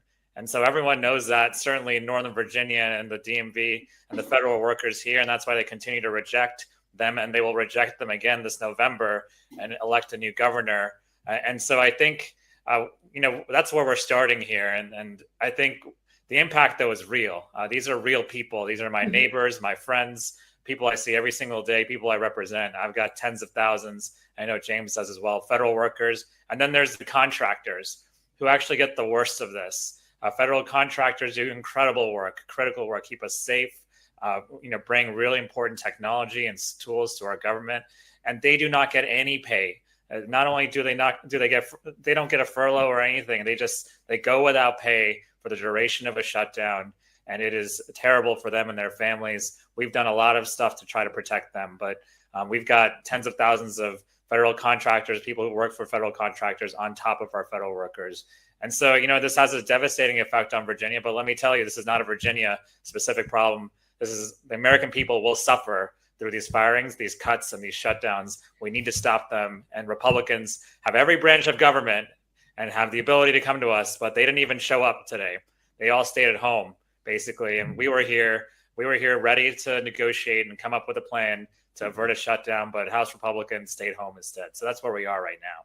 I want to return to the fact that House Republicans haven't been anywhere to be seen over days and days and days, right? Left the Capitol last week, not even willing to, be in Washington. Who knows what they're all doing. So I'll definitely return to that. But I really wanted to focus in on the federal workers and this point. And I think it's really important to recognize that the courts have undone a lot of these attacks. Not enough, but, many of the courts, just the other day, we got a ruling on the Voice of America staff. And so, there are these illegal firings, but then we do have the courts coming in. But I think what I really want to focus in on is, we really are in a completely unprecedented moment, aren't we? Because we've never had a president who basically used the threat of firing, permanent firings, which are, according to the law, actually illegal. You are not supposed to fire people. It is actually specified in the statute that they're not supposed to be fired. But basically, we have a president who is using, our friends and neighbors and their lives and, just their fears and their concerns as a weapon, a cudgel against Democrats. It's as if only Democrats would care about the federal workers and Republicans would never care about the federal workers. I mean, there's a fascinating look into what's happening here. And, I just want to ask you both to comment on the fact that, as you're pointing out, federal workers are contributing to the economy of Virginia. They are contributing. They're public servants doing jobs like protecting us from traffic accidents, airline accidents, from protecting our food and water. And yet, so today the president was basically saying, like, I'm going to cause a lot of pain to these people if I don't get my way in this, shutdown discussion. And I just wanted to ask you, how does that feel to your constituents, to be kind of dehumanized and used as pawns in that way? And again, what's reassuring is that this has generally been found illegal, but it doesn't still upends people's lives. So we'd love to, get your perspective as people who are really representing those federal workers who are under direct assault. So, I'm sure both of us here, I know I hear every single day from federal workers who, have either been fired, driven out, or left federal service because they couldn't in good conscience do the things that this administration was pressuring them to do in whatever capacity is that they served. And that's been going on for 9 months now. Federal workers have been under siege and under assault by the Trump administration. And I think it's important to kind of go up to the 50,000 foot level and try to understand what's happening here and why. The Trump administration would have us believe that DOGE and these reductions in the federal workforce are somehow about saving money or reducing the deficit or efficiency. Well, they spent more than $16 billion to pay people not to work for months. You have to have like a MAGA worm in your brain to think that's somehow efficient. It's not efficient. What this is all about is creating a federal workforce of 2+ million people, and it's still 2+ million people today, even after the job losses, that is loyal to Donald Trump rather than loyal to the Constitution and serving the American people, right? Trump wants every federal worker to be like the insurance lawyer from Florida that he just appointed as interim U.S. attorney in the Eastern District of Virginia, who will do whatever he asks her to do after he fired the other U.S. attorneys who wouldn't pursue his political prosecutions. He wants absolutely everybody to be a toady for him. And he's working to drive out federal workers who aren't. And one thing I'll add, just and you referenced it, Neera, with respect to the threat of mass firings during a shutdown that Russ Vought has put out there. I have an op-ed on MSNBC.com today where I lay out the fact that what he is threatening to do is flatly illegal. Absolutely. Right? The Anti-Deficiency Act is very clear.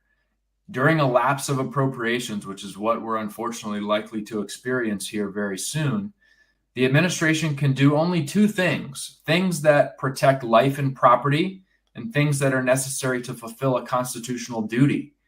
Implementing RIFs, or large-scale layoffs, don't meet either of those criteria. In fact, quite the opposite.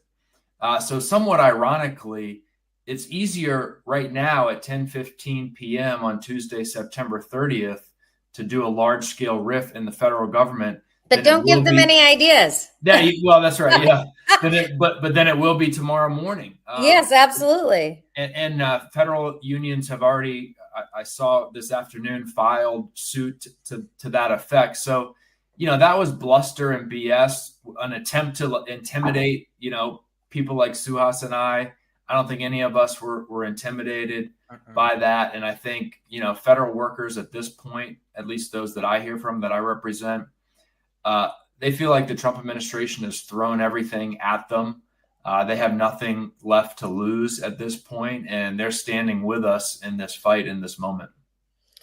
Thank you so much for that, Congressman Walkinshaw. And then I don't know if you wanted to add anything, Congressman Subramanian, just about the fact that Russ Vought, the president, are just happily like gleefully almost willing to torture federal workers, really threaten them, use them as pawns, all, as we said, in order to avoid giving other people like healthcare relief or really stopping them from seeing massive premium increases. So, I mean, it's sort of like we hurt one group, we hurt another group, we hurt both groups, we hurt the American people. But just talk about how that must feel to a federal worker to just be so, in a sense, dehumanized by the president and Russ Vought, who are really just trying to, don't think of them as anything other than a pawn, and only just assume only Democrats would care about them as like their livelihoods, which is also really odd if you think about it, because, you know, I mean, like lots of federal workers are actually Republicans. And so just if you could share your views on that, that would be so great. No, absolutely. I mean, look, the federal workers and contractors that I know and see every day, a lot of them took less money to come to the federal government because they believed in something bigger. A lot of them are actually overqualified for their jobs, have been doing it for a long time. They just love what they do because they know that the work is important to our country. And so whether it's a USDA doing nutrition guidelines, whether it's, a scientist, at NASA, they're doing really important work that moves our country forward. And it's been one of our superpowers to invest in these really important programs and have really good people. And the way we brought them in from the private sector, we pay them less salary, but then we tell them, you're doing incredible work that is important. Now imagine that person now is told that they're a terrible person, that they're doing terrible work, that they're looking for reasons to fire them, that they need to add to the traffic and fight the traffic every single morning at 7 a.m. to come to DC, and that we may even try to relocate their agency altogether because we want to get rid of them. That's what the Trump administration is saying, right? And this is part of the MAGA plan, basically, to take over and control institutions so they can weaponize them against us, basically. And so that's been the plan all along, and that's sort of what's trying to play out. And my constituents understand that, and they see that for what it is. And so what they don't want is for us to do what some of those law firms did, right? And just capitulate. Yeah, what are those institutions of education may have done, what some of those other industries have done, like in the media, right? And capitulated and in fear of Trump and the Trump administration, right? What they want us to do is take a stand for them, because even the ones that weren't fired are having a terrible experience, but they're going in because they believe not in this administration or this president, but they believe in the mission. They can make more money in the private sector. Many of them are very qualified and can do just fine in the private sector, but they believe in the mission, believe in this country, and don't care who's president, right? But they understand that when they have 20-something Doge staffers walking up and down the hallways with no credentials, no background in that, subject matter, telling them what to do and that they're doing a bad job, they want to see us fight for them too. And so part of this is also to fight for them and take a stand for them and give them a voice in this process.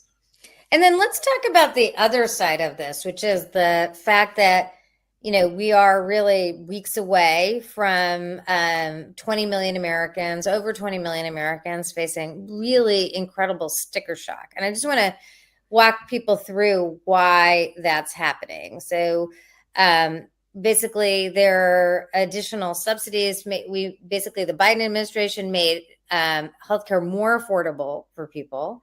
And for years now, we've known that will expire at the end of 2025. And so Democrats last year, roughly at this time, then at the end of the year, then at the beginning of the year, have really gone to Republicans and said, let's extend the premium tax credits. Let's keep making healthcare affordable for people in the ACA marketplaces. And let me just remind people who these people are. Everyone in the ACA marketplaces, these are marketplaces for health insurance in every state in the country, and they are really middle-class Americans. They make $40,000 to $65,000, $70,000, $35,000 to $75,000. They're all working. They're people who just can't get health insurance through their employer. Many of them are small business owners.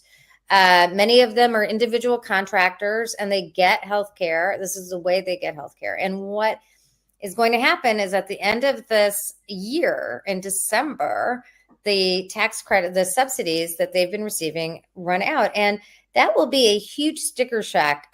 According to the Kaiser Family Foundation in Virginia, the average premium increase will be 167%, and premiums will go up from $438 on average a month to $1,169 per month. So let's just step back. Basically, Democrats are saying, let's not have all these working class, middle class Americans experience this huge increase in costs.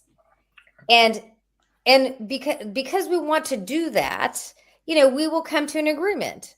But Republicans have basically said, we refuse to do that. We want this premium shock to happen.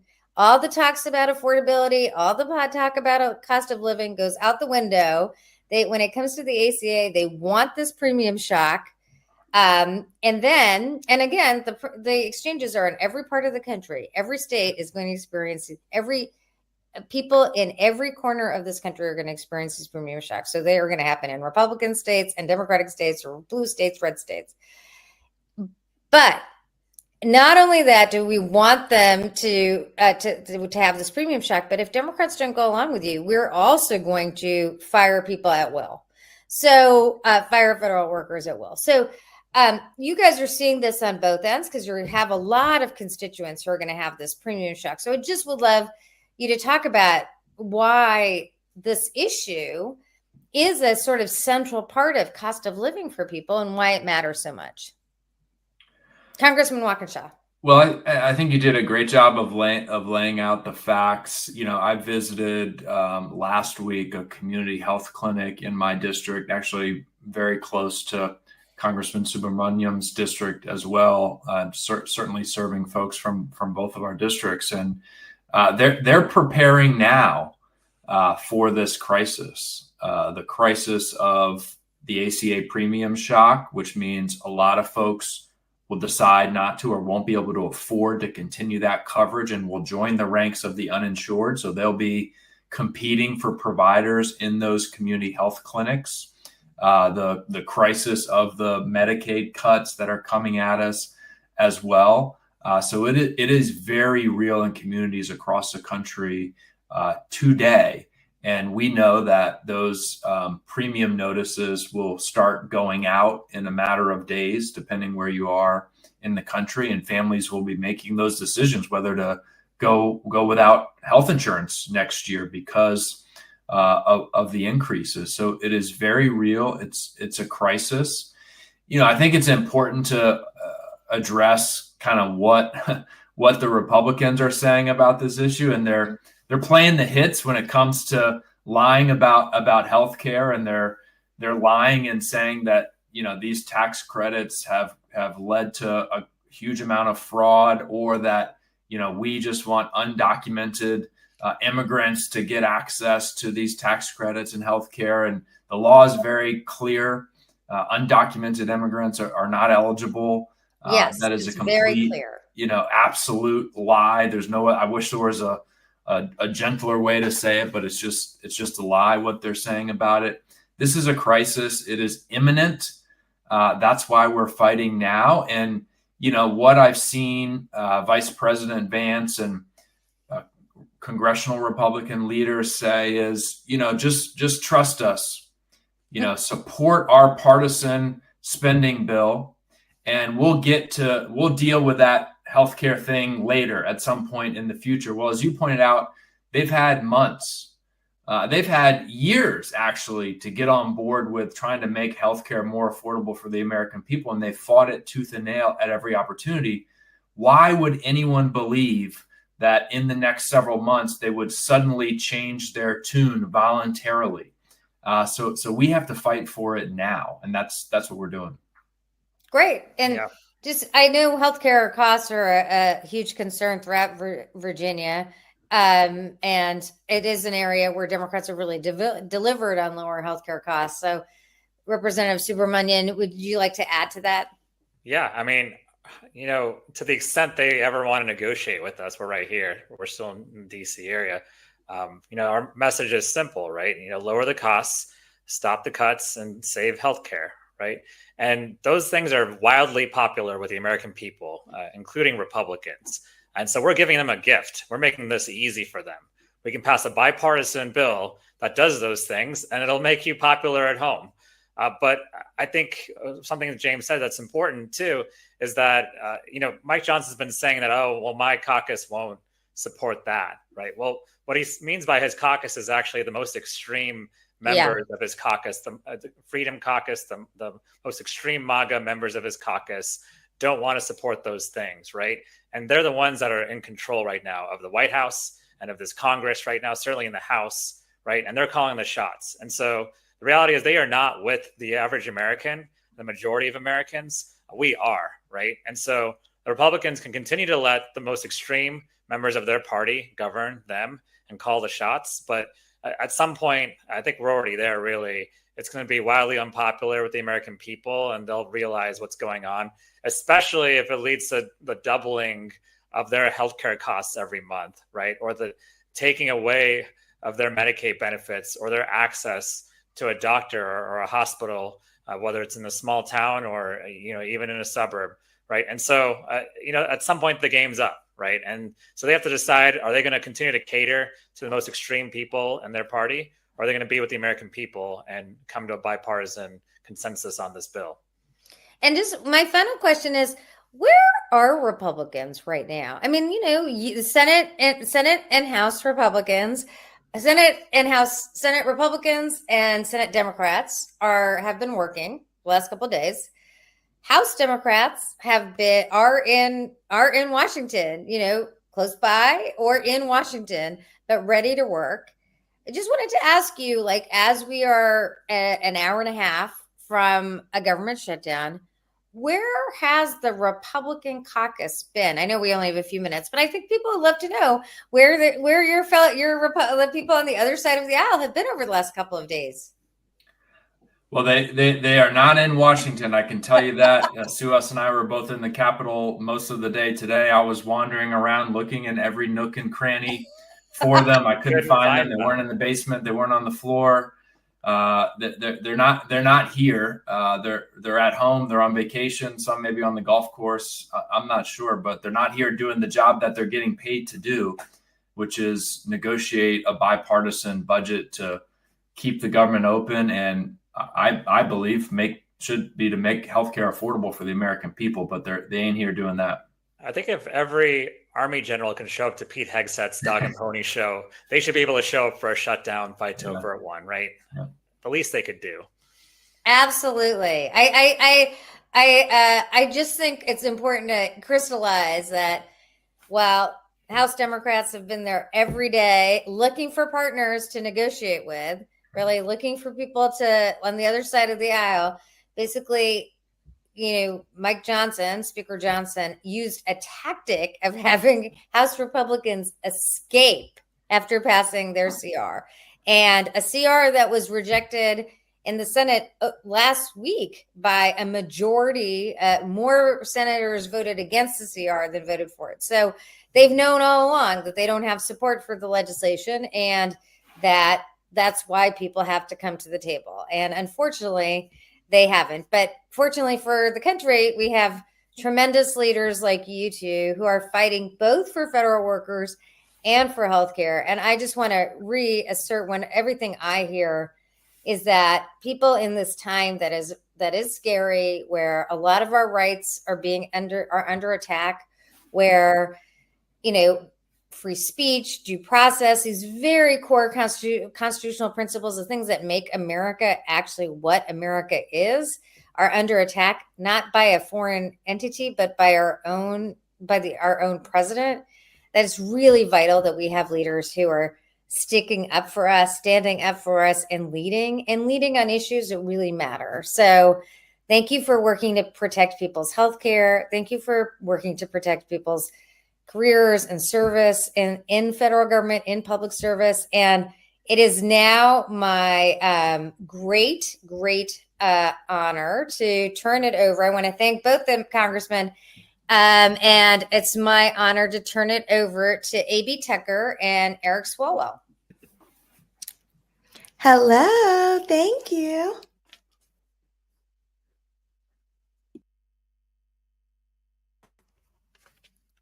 You got me? Am I here? I'm on here. Hey, AB, what's happening? Hey, Eric, how are you? I'm doing all right. How about you? I'm doing okay, all things considering. You know, I've been at the Capitol today trying to figure out what's going on with this shutdown. Well, I'll tell you who you didn't see there. Who I didn't see? You didn't see a damn Republican. Not a damn one. No. Where was they at? They was talking big stuff. You know, they literally locked the doors. Yeah, they locked the doors to the floor. On a Tuesday. Not they locked the doors. Not the summer. On a Tuesday. Crazy. What did they do? But you know, I did not see them in their offices or at the Capitol, but you know where I did see them? I heard they were out fundraising. Well, I don't know if they was doing that, but they was on the news talking big shit. Yes, and not one of them wanted to defend the way that the president has conducted himself. I don't know if you saw Madeline Dean, my colleague from Pennsylvania. She confronted Speaker Johnson earlier, and she basically said, like, what is with this racist, bigoted post? And he did what they all do, which is like, oh, I didn't see it. I'll have to check it out. Like, bullshit. No, you saw it. So good on Mad Dean for, you know, calling them out and putting them on their heels, because that's the only way you can deal with these guys. Is we have to be on offense every single time. I get that. So let's put you on offense real quick, because like I said, I was watching the news earlier, and I ain't gonna hold you. I saw JD Vance and Mike Lawler. They was doing a little war tour, and they was talking big shit, and they said that the Dems is full of shit, actually. So they calling y'all out, and they saying that it's the Democrats' fault that the government is about to shut down, and that y'all holding the American people hostage and got a gun to our head. Now, is that true? Look, I would love to have the keys to government. I'd love to have the White House, the Senate, and the House. But that ain't us. That's them. They own all of it, and they screwed around for weeks when they could have negotiated a deal with us. And rather than negotiating a deal with us, they sent us home early during the summer. They canceled votes this week. Why? Because they wanted to bury the Epstein files a mile beneath the earth to protect Donald Trump from whatever he's connected to in those files. So this, in many ways, is an Epstein shutdown. They didn't do their work because they were too busy with the shovels digging and burying the Epstein files for Trump. So we find ourselves at this 11th hour. There's no deal. Again, they weren't prepared. And so they're just going to put forward their budget, which kills cancer research rather than killing cancer, which reduces community hospitals, particularly in rural parts of America, which keeps the tariffs in place, which is just jacking up the cost for all Americans, and which, as we go into open enrollment for millions of Americans who have private health insurance, is going to raise their premium. So we're not going to vote for that and co-sign on that. We're open to negotiating with them to keep the government functioning for people. But no, they were more interested in burying the Epstein files, not doing their job and being in Washington. And here we are at the 11th hour. So now what are we going to do? Where are the files, Eric? Where are the files? Who would believe anything that came out of them at this point, right? I mean, do you trust that Kash Patel hasn't like sanitized them or scrubbed them or, you know, deleted any reference to Donald Trump? We saw the way that, you know, Kash Patel conducted himself at that judiciary hearing. So I don't even think anyone would believe him anymore. But it's a shame because, you know, it looks like dozens of young women are not going to receive the justice that they deserve. And oh, by the way, as the president is using the FBI to bury the Epstein files and go after his political enemies, we had 5 mass shootings within 24 hours over the weekend. So it's not just that they're doing Donald Trump's dirty work while they should be working for you and keeping the government open. They're also not on the case. They're not on the job. They're not keeping us safe. So I guess, AB, that's a long way of saying it's a mess. It's beyond a mess, because how are we supposed to be broke, don't got no money? That's the whole point, and why we having this situation and this conversation right now, right? But isn't it costing us more money for us to be playing this game with them right now, as opposed to taking care of American citizens? Of course. I mean, it costs money to shut down the government, to send people home. He wants to lay people off who provide critical services that, feed hungry kids, that take care of home services for the elderly, that make sure that the sickest among us get the health care they need. And so, yes, it's going to cost a lot more to turn that back on. And so our simple message is, end the cuts, lower the costs, save our health care. You do that, we can keep the government going, but we're not going to fund a government that essentially has already been shut down. They've shut down disaster relief by firing FEMA workers. They've shut down the FBI by getting rid of so many agents because they thought that they were against the president. They've shut down the FAA by firing air traffic controllers and leading to more and more issues at our airports and on our airplanes across the country. So they've shut down much of America, and what they're keeping open only works to benefit billionaires and the bro caucus that surrounds himself with Donald Trump. We saw it at the inauguration. Those are the people who are in the front row bros who are benefiting the most from this government. And that's crazy. So I want to clear up this little rumor real quick, because, Trump, Big Perm, whatever y'all want to call. I call him Big Perm because he think he's slick. Y'all call him whatever y'all want to. But he was talking earlier, and he said something about the Democrats are trying to give away Cadillac Medicare to illegal immigrants. What the hell is that? How do I get some? It sounds like, what is it? It's flat false. It's flat false. And that's what you say, as I said, when you are wholly unprepared, when you didn't do the work to negotiate. And by the way, this guy wrote a book called Art of the Deal. He starred in a show called The Apprentice about making, he probably didn't write it, about making deals. In the past, he has said that in a shutdown, only the president is to blame. And here we are. He's not willing to make a deal with anyone. He just wants, as I said, this cruel Republican budget, which takes away your health care, which gets rid of any hope of curing cancer, and only benefits billionaires. I don't know any billionaires. Most Americans don't know any billionaires. And so what's in it for us? I don't know, not a one, but I wish I did, to help me out with these student loan payments. Okay. Same. Like, I'm at like $80,000, and I feel like I've been at $80,000 for like the last 80 months. That's a nice little bill. Because you're just like paying off the interest, right? And it's just like, yeah, that's a whole different issue. People shouldn't have so much in student loans. Honey, I'm trying to tell you, this country got money for everything else but Americans. How much money did we spend on that little military meeting that they had earlier today in Virginia? Then we have to fly the military leaders out, and they talked about what? Biden and his auto pen, tariffs, everything but them Epstein files. Where is the matter of fact, everything is costing us money. How much is it going to cost us to release the damn Epstein files?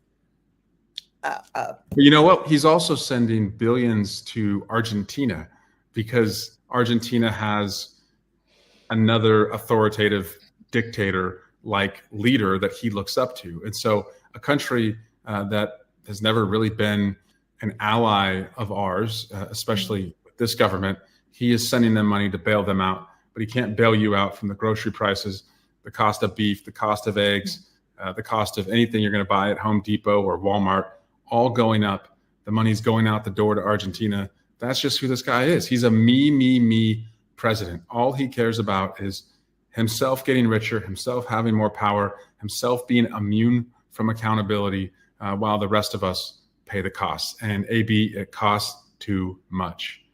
Honey, so when he said America first, that meant America was going to be the first broke sugar mama? Because that's what it's that. I'm just saying. It's giving Twitter swindler. Like, what is we doing?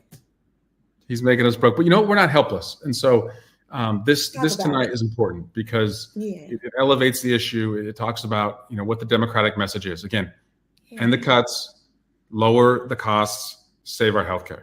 That's the message.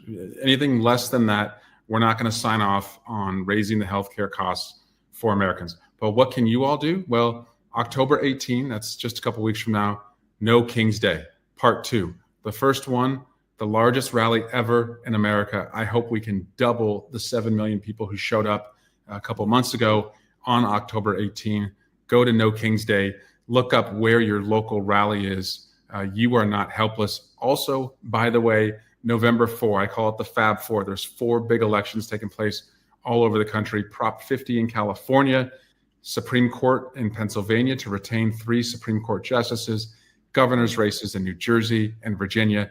If we have victories in all 4 of those states, that's momentum, baby. We go into the even year, the midterm year, with the wind at our back. We get our confidence back. They're demoralized.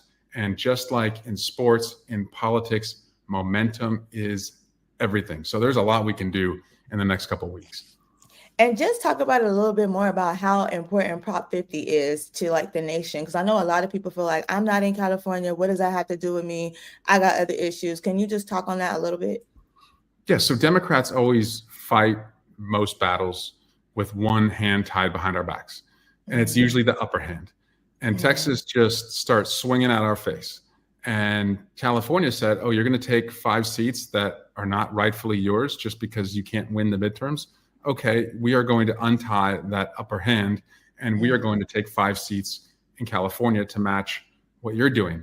And it is polling above 50% right now, but we can't take that for granted. We need to make sure every voter understands this is to counter Texas, and countering Texas isn't just for the sake of red team versus blue team. It's for the sake of protecting your health care, where 2 million Californians lost it under the big brutal bill. It's for the sake of protecting your neighbor, who very likely has been unlawfully targeted by ICE and removed from our community. It's about protecting your rights, whether you're a woman and you can't make decisions about your body anymore, or whether you are a member of the press and the president is trying to take you off the air because he can't take a joke. So there's a lot at stake, and that's why those 5 seats are so important. Thank you so much. And what are you doing, Rep. Swalwell? What are you doing to make sure that Californians are ready for this and your constituents are ready to fight back against this authoritarian regime? Well, tomorrow night, I'm with my constituents in the Bay Area for a Prop 50 rally. So doing all we can to make sure, as I said, that we pass that in California. Ballots are out in 6 days. So in 6 days, any Californian that wants a ballot can have a ballot. And so we have to pass that, as I said, to have a shot at the midterms. Right now, AB, we are only 3 seats short of winning the midterms. So that is doable. I want 30 seats. That is also doable. We did that and more in 2018. We did that and more in 2006. And so to me, as we say in the Bay, just win, baby. That's what it's all about. Okay. I'm here for it. Look, they already calling us radical left lunatics, right? They got it all over the HUD pages and stuff like that. So we might as well go crazy and get as many seats as we can at this point. That's right. I'm trying to win. Full fall tsunami next November. But we got to win first. November 4, just 6 weeks away. That's where it starts. I love it. Okay. And just what words of encouragement do you have for the American people right now, too? Because I know a lot of people are tired and just feeling stressed out.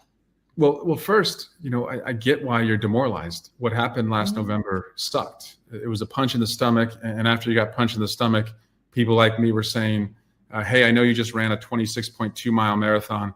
I need you to keep running because we have another midterm election just around the corner. And you were like, what? Like, we got to do what now?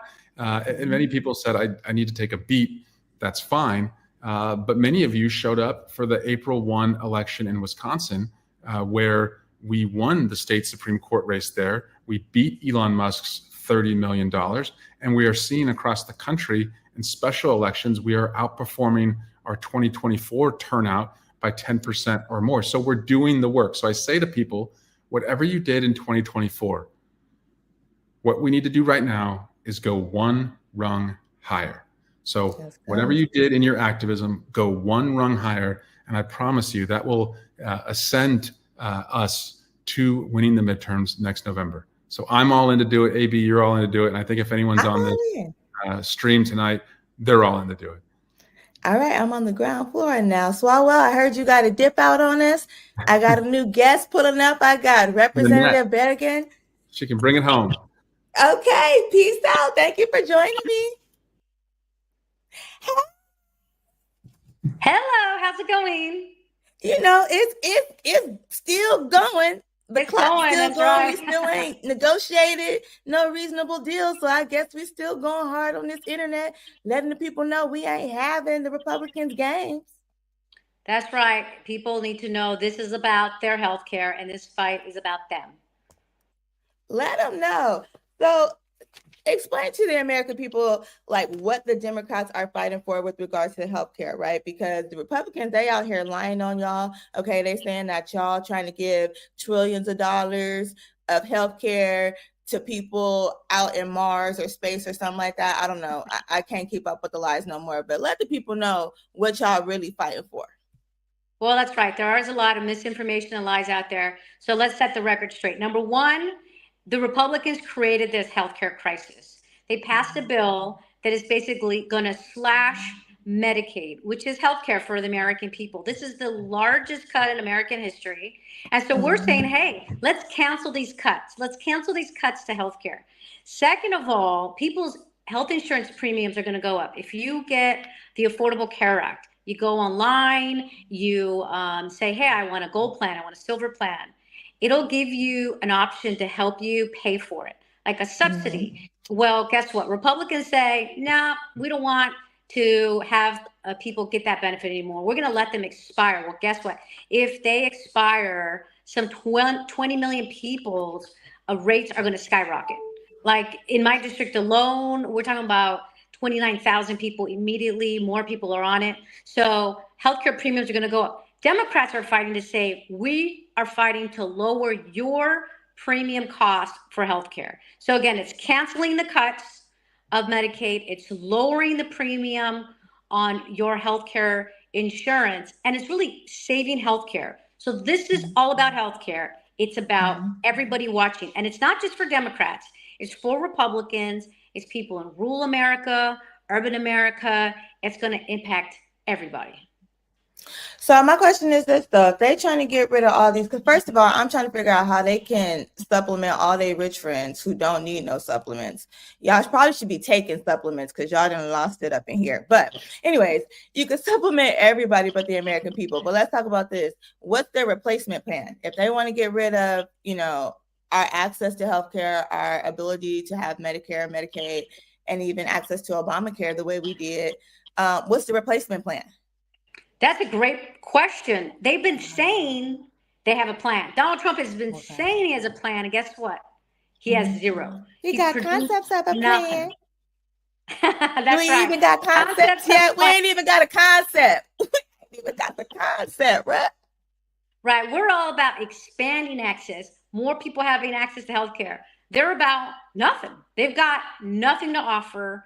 They've got no alternative. They've got no plan. It's just, as you said, how do we just find more people for the rich? How do we find another jet? How do we find something for my billionaire friends?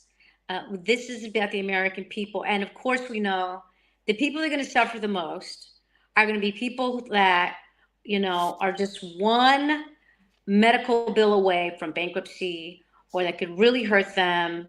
Oh, you know, we're talking about kids and moms and people who really need it.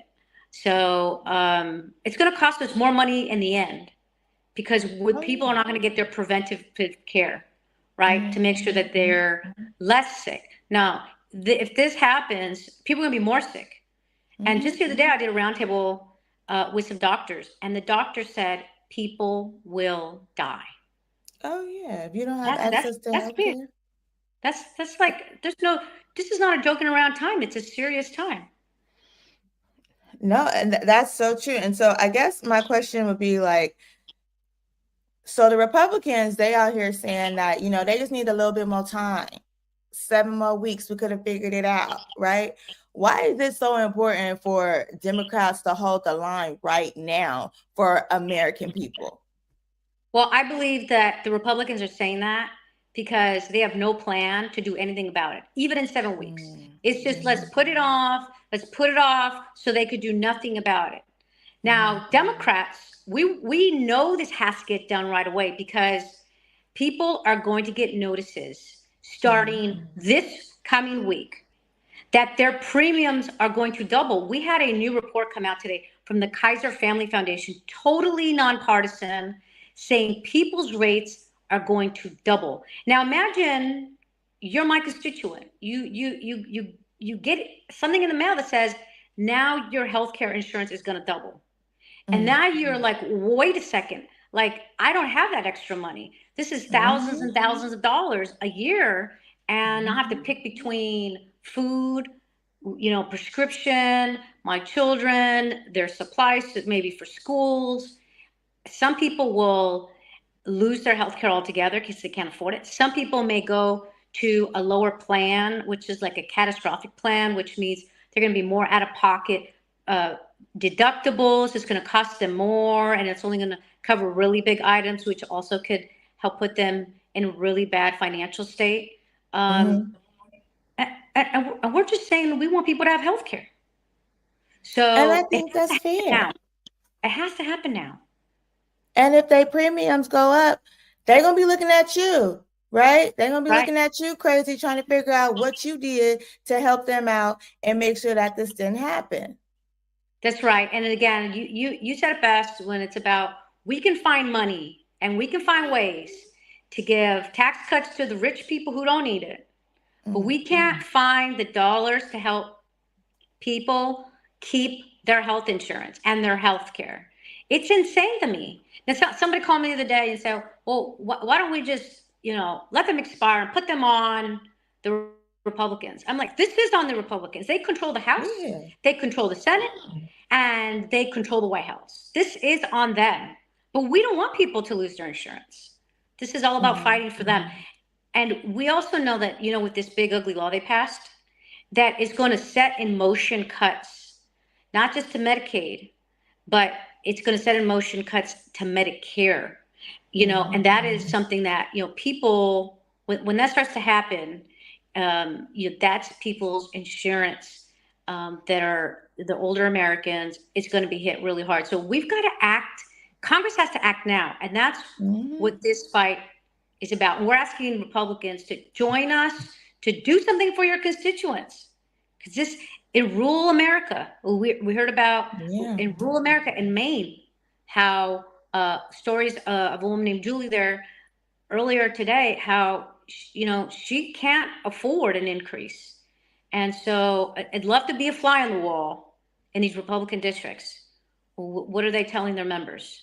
Because we've got to have everybody speaking up and speaking out. And I think we got to be clear too, right? Because whatever affects people in rural America, and for people who follow me, that's people back in the backwoods, them back there. That's how we say it where I'm from, right? It's going to affect us in the inner city or the hoods and stuff like that, right? Because if they don't have access to hospitals and doctors and things of that nature, or vaccines and stuff, our kids go to school with them. Our children play with them, right? Things will spread. But then also, doesn't it affect them, our access, if we're in the inner cities and stuff like that, doesn't it affect like overwhelming our hospitals and things like that? Like, can you speak on that a little bit? Well, one of the things that will happen is if hospitals don't have the dollars, they're going to have to close down. People are going to have to drive farther to go to a hospital, especially in rural America. We also know that if you don't have access to health care, you're going to be more sick. So what's going to happen? You're going to wait to go to the ER when you're really sick or when you already have a heart attack, and the wait times are going to be longer. So, I hear from my constituents all the time, the wait time in the ER is long enough. Okay, so can you imagine now the wait times are going to increase more and more and more? So that's going to happen in rural America. And one of the things that we haven't heard a lot about, but I was hearing about last week in my district, is the impacts on small businesses, what this means for small businesses, because many small business owners, they're like entrepreneurs, they can't afford to go get the big plans, health insurance. So they go on the exchange, or their employees go on the exchange. And there's over 4 million small business owners and entrepreneurs and self-employed workers across the country. And they get their health care through this Affordable Care Act marketplace. And so the majority of them rely on healthcare tax credits so that they can get covered. And so they're going to see also this huge hit to their workers, to them. It's going to spread them thinner. You know, the big businesses, right? They're in a different boat, but the small businesses are likely, you know, to offer things like health benefits to their employees. And so they're less likely to offer to the employees, so they have to go to the marketplace. And so, you know, I come from California, where more than 450,000 small business owners are enrolled and get healthcare through Cover California. So it's going to also hit small businesses. And, you know, my Republican colleagues love to say they're for small business. Where are they now? They're out to lunch. They're on vacation. They're not even in Washington. They're not even here. Now that they not, because I was looking all over for them, and I ain't seen not a one. They was gone. And that's because they don't want to talk about healthcare. They don't want to talk about healthcare because they know this is an issue the American people care about. That's a shame. Let me ask you this. I saw a poll earlier, I think it was PBS or something of the sort, that basically said there's like a 50-50 split amongst the American people right now on whether or not they're cool with this government shutdown, whether y'all should see it through or whether y'all should go on and fold. What do you think the consequences are if y'all don't see this through and continue to negotiate on behalf of American people? Well, I think what will happen is you're going to continue to have Republicans say, we're not going to address people's health care. Prices are going to continue to go up. And we know people care about prices. So, you know, we've got to put our foot down and say, look, we are fighting for something. We're fighting for you. We're fighting for your health care. We're fighting to bring down your cost. That's something that Trump and House Republicans said they were going to do. And they haven't done it. As a matter of fact, everything they're doing is the opposite effect. So, if we have to hold the line, we have to continue to fight for healthcare. Prices are going to continue to go up. Healthcare will go up. People will lose their healthcare if we don't. And so we got to continue on in this march and this fight for healthcare for the American people, and we got to bring costs down. Absolutely. And what, you know, I've been trying to ask everyone this today because I know that American people are exhausted. They over it. They tired of everybody. Okay. They like every time we turn around, America don't got enough money on her credit card to pay her bill. And here we go again. What words of encouragement do you have for the American people to make sure that they just stay active in this fight? Well, the moment we're silent, people are going to think everything is okay. So we've got to continue in the fight. We might feel tired, but this is the time to speak up. Our healthcare. It is really an administration that's a wannabe dictator. Fire workers with the shutdown, you know, threatening everybody with use of the Justice Department. I mean, it's real danger. And so this is no time to be silent. This is no time to be too tired because too much is on the line. Our healthcare, our democracy, our country, our rights are on the line. So everything matters with public sentiment. We know that. Mobilizing, organizing, engaging. And this is done through the power of people. And so everybody watching, you have the power. You, the people, have the power. So join us in this fight. Join us. When we fight, we win, and we need you.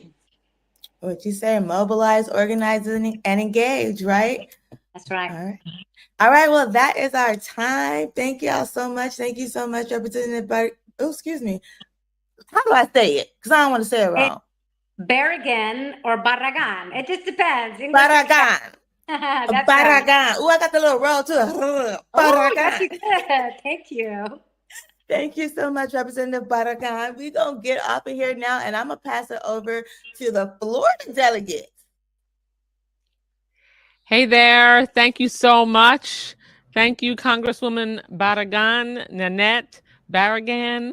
That's the gringo way to say it. And I'm Debbie Wasserman Schultz. So glad to be able to be here.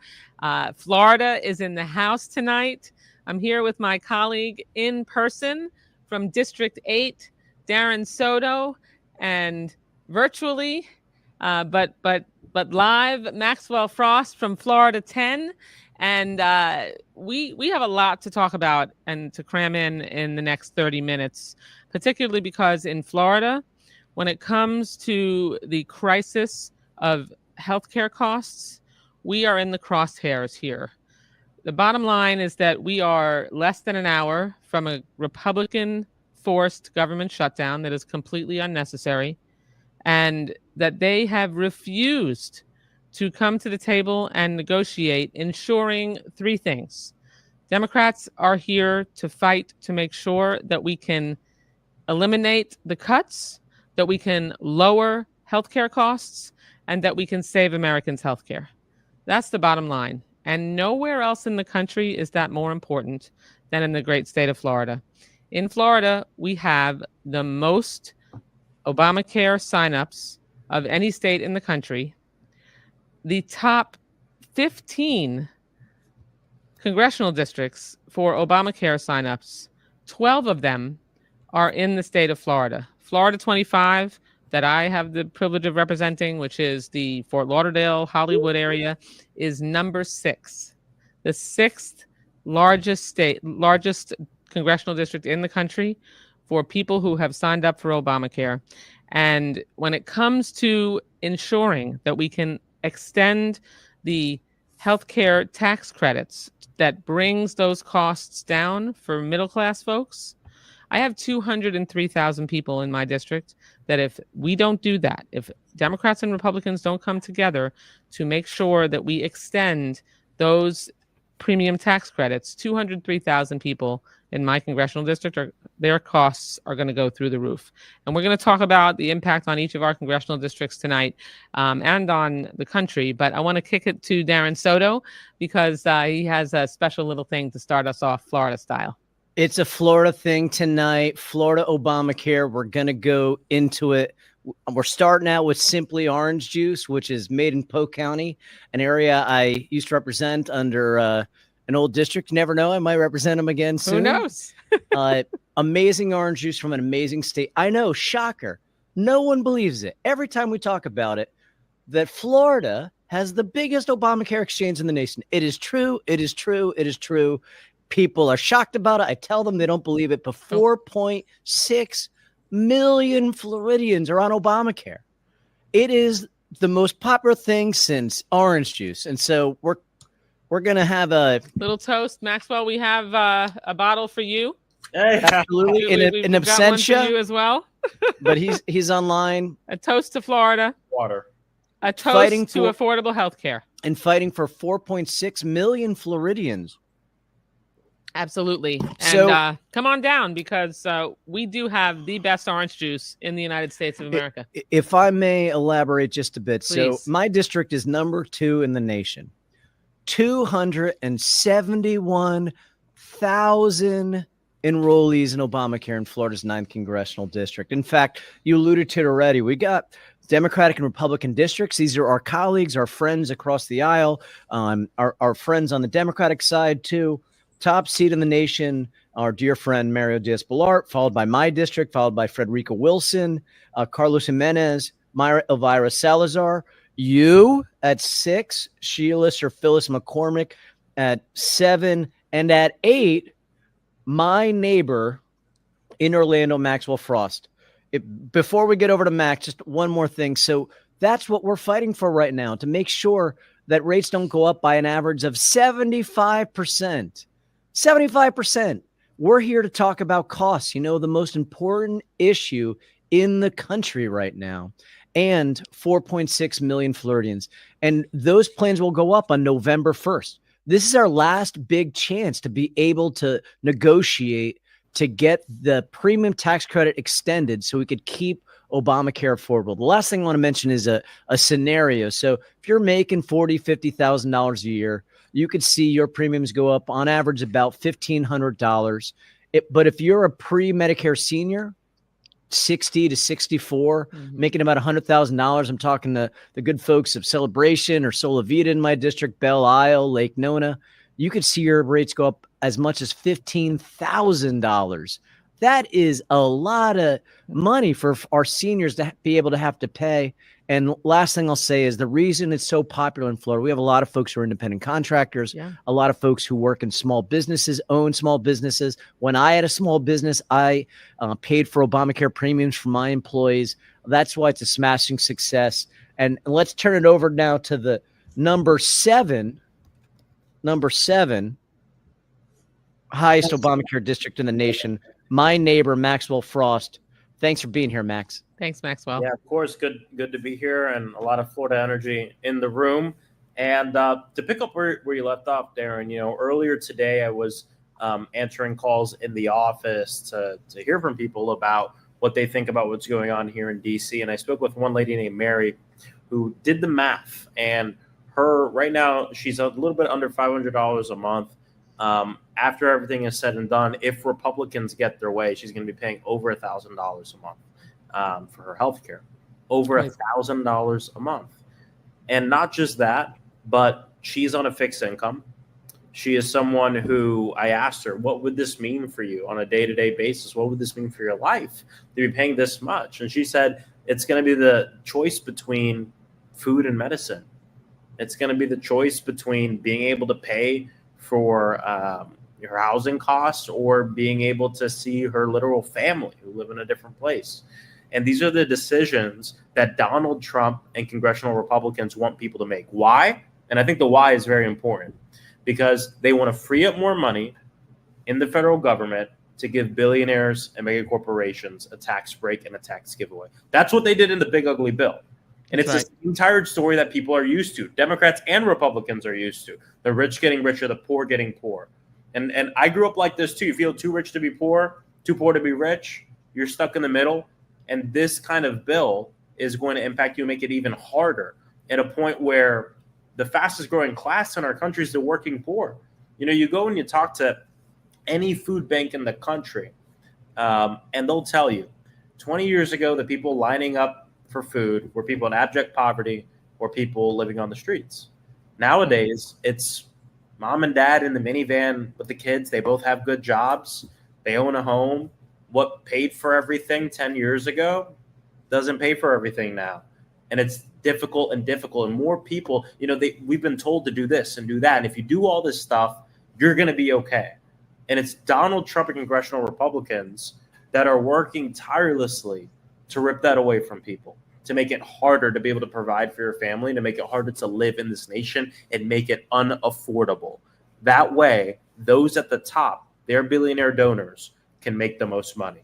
It's disgusting. And, I spent the first part of this year up until August traveling the country and going to these red districts. And I've heard from both Republicans and Democrats. I've heard from both Kamala Harris voters and Donald Trump voters who say they're tired of it. And a lot of people, I always say a lot of people believe Trump on the wrong thing. He said he wanted to be dictator for a day, and then he said he would bring down all the costs. And some people, people believed him on the costs and didn't believe him on the dictator thing. And it turns out the opposite was true. Right. And not only is he not bringing down costs, but he's making things worse for people. And that's what this whole fight is about. Republicans rather shut down the government. In fact, I would say they want to shut down the government before they save the health care of our people, before they stop these cuts, before they lower the costs and stop this horrible healthcare crisis that they put us in. There's real work to be done on healthcare here to make sure everybody's covered, to make sure everyone can get the care they need when they need it. But that's not what Donald Trump and congressional Republicans are focused on. They're focused on making it worse for you, making it harder for you and your family. And we all know that most people in this country are just a few $100s away, a few $100 bill away from not having anything. And Republicans want to make it worse in Congress. And so that's why we're standing up. And this shutdown in about, 50 minutes? Yep. Is a Republican shutdown. They have the House, they have the Senate, they have the White House. They should not expect Democrats to vote for an evil bill that's going to rip away healthcare from our own people. And then look no further than the fact that we were here today. We're all, the three of us are in D.C. right now. We stood in that chamber today at noon to put forth an alternative plan that we can all get behind. And when we looked across the aisle, who was there? Nobody. Zero Republicans are. They're on vacation while we're here to work, and now the government's going to shut down. And Maxwell, speaking of people who don't have anything, one thing that I learned, very personally, was if you don't have your health, you don't have anything.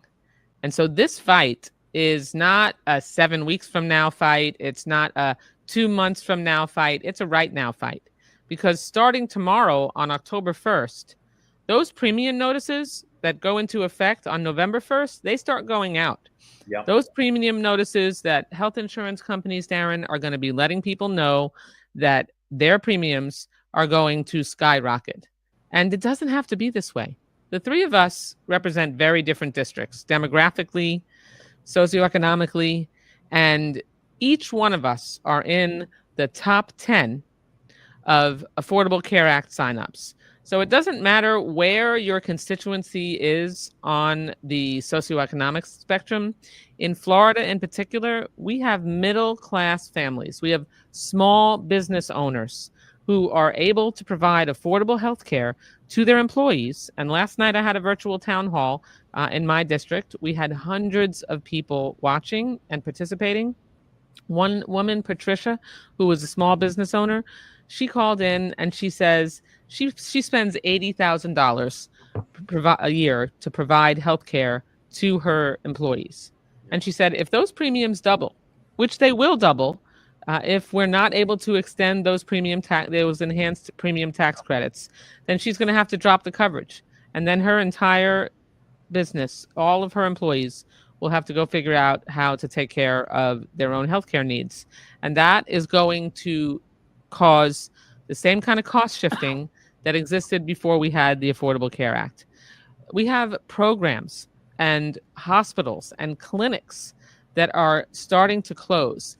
You have Jackson South Hospital that in the last few weeks closed their labor and delivery unit because they knew that they were no longer going to be able to afford to keep it open, that their patient base was going to drop, that Republicans kicked 15 million people off of their health care in the big ugly law. And now you've got this looming likelihood, if Republicans don't come to the table and negotiate with us, that you have millions more people who are going to lose their enhanced premium tax credits. And let's explain what those are. Those enhanced premium tax credits are subsidies that help people pay for the cost of their health care, and it brings their monthly premium down. Now, like for example, and Darren, you mentioned this, we have regular folks who earn a regular basic income that are going to be hit with a ton of bricks. You mentioned the average couple in their 60s. You take an average couple, 60 years old, that are working and earning $82,000 a year, which is really not that much. Sounds like a lot to some, but it's really not that much. That's what a working family earns. They'll see their premiums rise without those tax credits by $18,000 annually. That's a 259% increase. I had a small business owner, a mom of a small business owner last night, who posted in the comments that if those premium tax credits, if they expire, then her son and his employees will not have health insurance. And we're here tonight in the Capitol because we want to make sure that people know that we're ready to work. Democrats are here ready to work. We've been sitting at the negotiating table. As Maxwell said, Republicans left town last week. Speaker Johnson canceled the session for yesterday and today. They weren't even here, and they are letting the clock tick down to midnight and will own the government shutdown that they are causing while we are here ready to work. It's an outrage, Darren. I mean, we in Florida, we're disproportionately impacted, so this is why we're here to sound the alarm bell, isn't it? Disproportionately, we get hit the hardest, right? I appreciate you alluding to it, Debbie. When we talk about the 4.6 million Floridians, if this premium tax credit doesn't get extended, if we don't keep Obamacare affordable, you'll see for the maybe about half of those folks will even be able to afford the Affordable Care Act, and that half of them will be wholly uninsured. Right. And the reason I bring that up is I had You're on the Energy and Commerce Committee, Darren. Absolutely. Can you and the Energy and Commerce Committee is the committee that deals with healthcare policy in the U.S. House. Can you talk about what happens when you have large numbers of individuals and businesses who either don't have health insurance, can't afford it, or can't provide it to their employees anymore? What happens to the healthcare cost system? You know, funny you mentioned that. I was just going to go into that. I appreciate the accolade of being on the Energy and Commerce Committee. We did have a nearly 26-hour fight in that committee to stop the big ugly law, which is a whole nother set of cuts to Medicaid. Right. But I had a call today with 7,000 plus constituents at our town hall. And one of the great questions, I should have addressed it even in my opening. Representative, but I'm not on Obamacare. What does this have to do with me?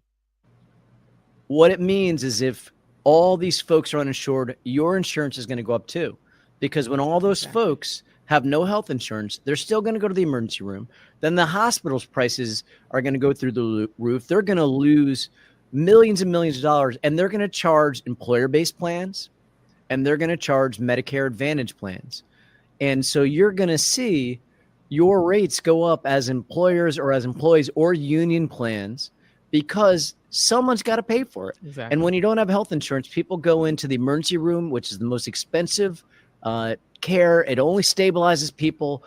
We tried to get away from that with the ACA and making sure everybody's covered by these plans if you don't fit in with employer-based plan or a union plan or fit in with Medicare or Medicare Advantage. So I know for a fact, having talked to hospitals and having talked to insurers in the state, employer plans are going to go up too if this doesn't get extended, and Medicare Advantage plans are going to go up too. And so now you're talking about literally the vast majority of Florida, whether you get your plan through your union, whether you get your plan through your employer, whether you get it through Medicare Advantage, whether you get it through Obamacare, pretty much everybody's plans are going to go up and more people are going to be uninsured. And Florida's going to get hit worse than any other state. That's why we're here tonight. And I know when we're in a good fight, I could always count on one of the hardest working congresswomen in the country, and Debbie Wasserman Schultz, and my fellow Orlandoan, the voice of a generation here. Gen Z is in the house. Maxwell, it'd be great to hear what you're hearing from young people about this. I know you have the greatest tap on sort of that sentiment right now. What are you hearing? What are you seeing?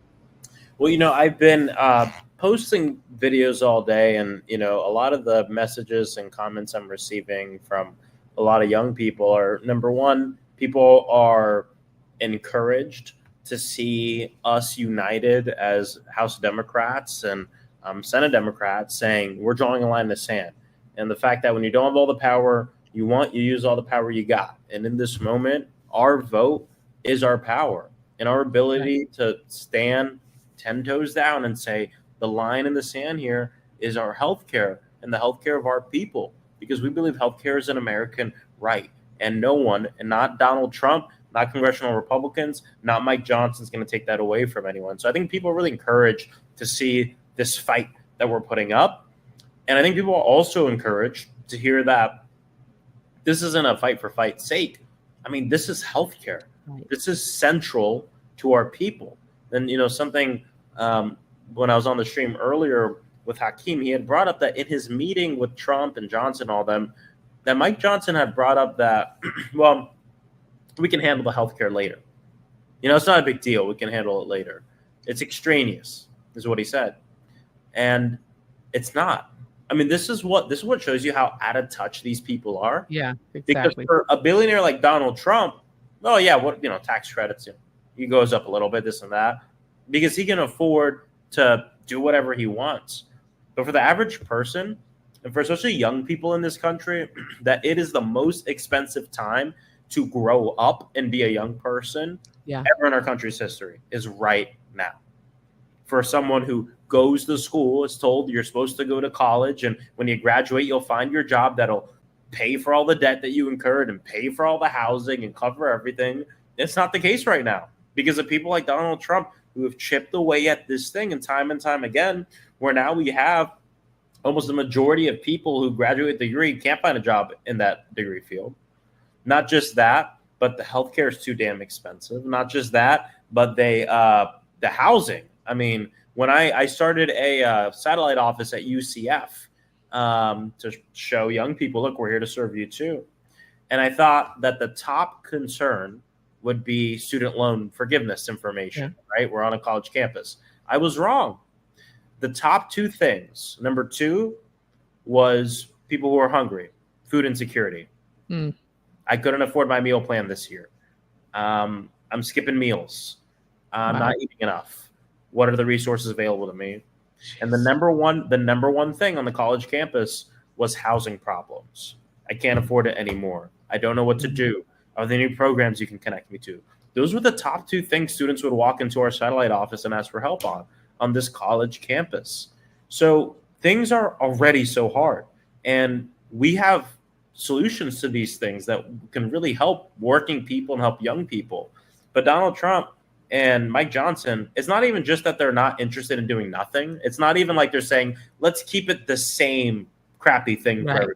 Right. We want to make it worse. Yeah. And we want to make it worse. Yeah, we want to make it worse because we want to take all those resources and we want to make it so that way people like us and billionaires and our donors don't have to pay as much in taxes. And Maxwell, they're they're lying and saying that we are trying to get health care or help undocumented immigrants keep health care. Let's be very clear. Undocumented immigrants are prohibited under federal law from getting comprehensive Medicaid coverage and from accessing the enhanced premium tax credits. There aren't undocumented immigrants getting either of those benefits. So that is baloney, garbage that is made up as a smokescreen for the excuse that Republicans need to be taking away healthcare from 15 million people under the big ugly law and from causing healthcare costs to skyrocket. And I wanted to share with you both from the perspective of a breast cancer survivor, a cancer survivor of 17 years. I was diagnosed, I know both of you know, with breast cancer when I was just 41, 17 and a half years ago. And to listen to Mike Johnson belittle and degrade and deny that dealing with healthcare costs urgently right now can wait. You know what happens to people who have cancer when they wait? What happens to people who have to put off going to the doctor because they can't afford to make a copayment or they don't have healthcare coverage anymore? They get diagnosed later.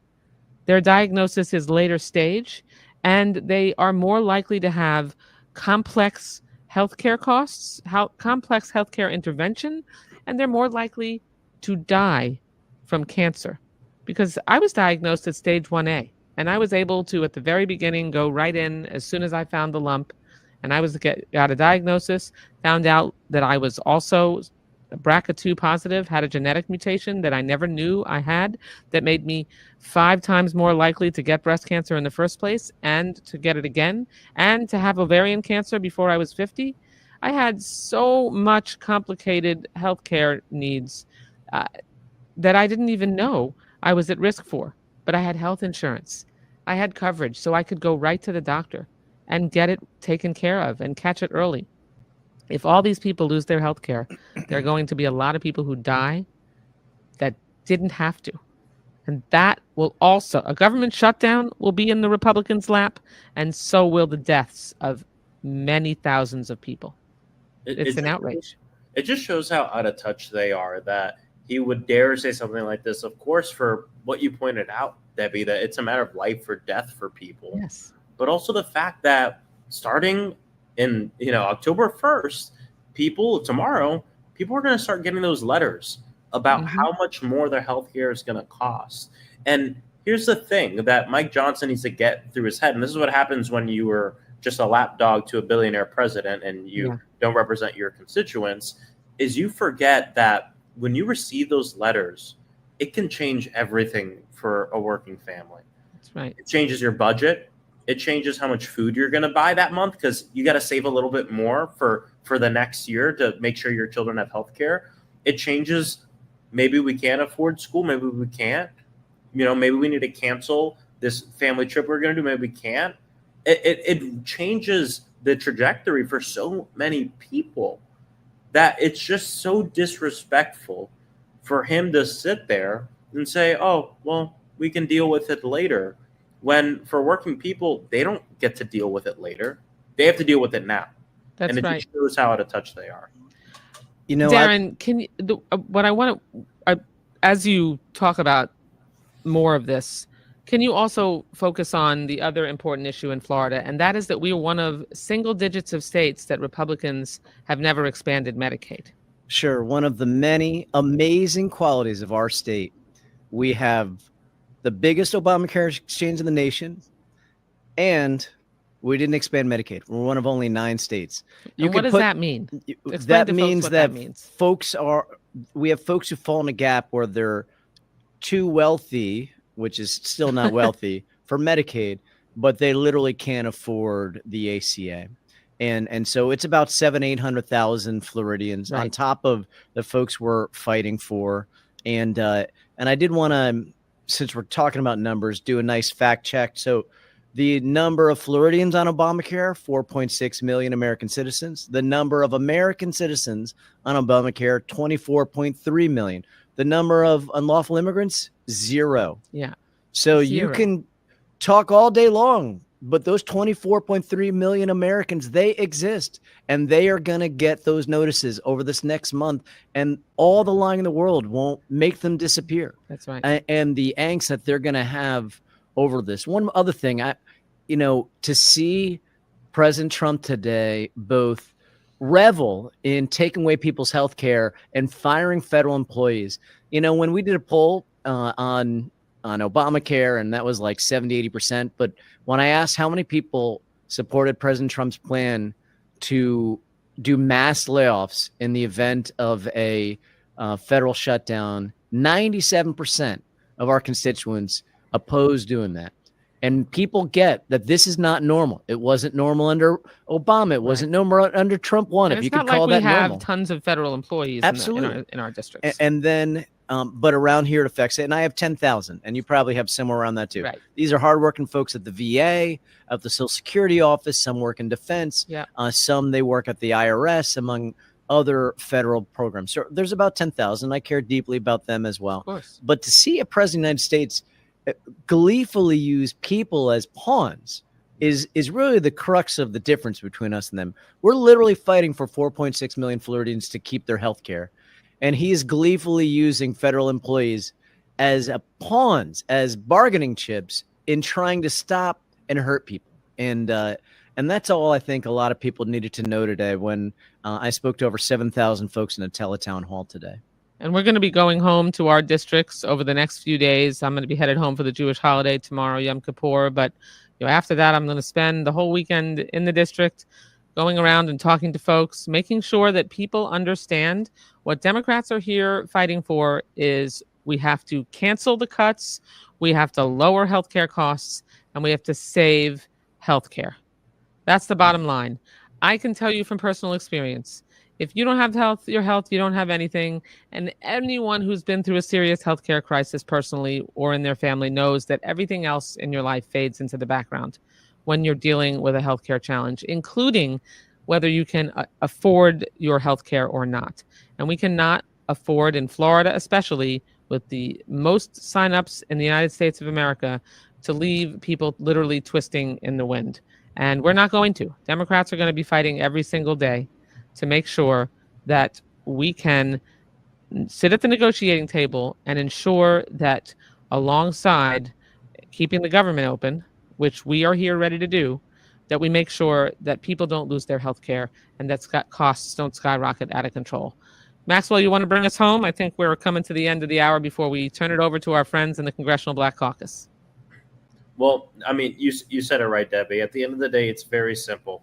Republicans want to shut down this government because they rather shut down the government than work with us to save healthcare. And as we go to our districts, we'll be highlighting that across the entire country. And Donald Trump can lie all he wants, but people see through what's going on. And they understand that this is the same tired story that they've seen for so long from people like Donald Trump. And just because he became president didn't mean he was any different. He was taking advantage of working class people then, and he's doing it now in the White House. And he has Mike Johnson as his lapdog to do whatever he wants. And so I'm really proud that all House Democrats and Senate Democrats are standing against this, and will continue to fight. And for people at home who want to know, who are asking, what should I do? Please get involved in local advocacy groups. We need you in this moment too. We need to amp up the pressure here. Calling offices, protests, letter campaigns, anything we can do to make sure people know just what Donald Trump and the Republicans in Congress are trying to do, and our Democrats are standing up for healthcare. And don't forget, it's all about Florida. Drink more Florida orange juice. And by the way, if you want to do something about these healthcare cuts and you want to make change in government in Florida, make sure you sign up to vote by mail, because they're trying to prevent you from doing that too. You can go to your supervisor of elections website and sign up to vote by mail, because we want to make sure that everybody has an opportunity to vote. Darren Soto, Maxwell Frost, I'm Debbie Wasserman Schultz, all from the great state of Florida. It's a Florida thing, y'all. Always. Thanks, everyone. To the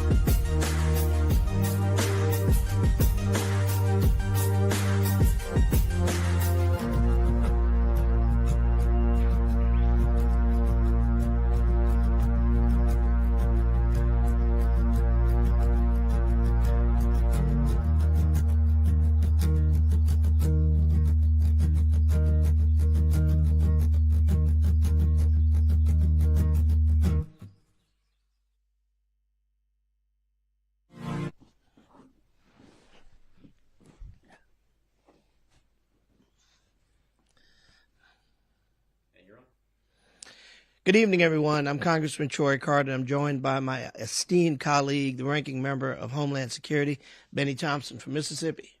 Glad to be with you, brother. We're excited to be here tonight. It is now 11:30, a half an hour until government shutdown. Democrats aren't leaving. We've been here. We're going to continue to be here. And we're asking our colleagues to meet us. Shutting down the government is irresponsible and reckless.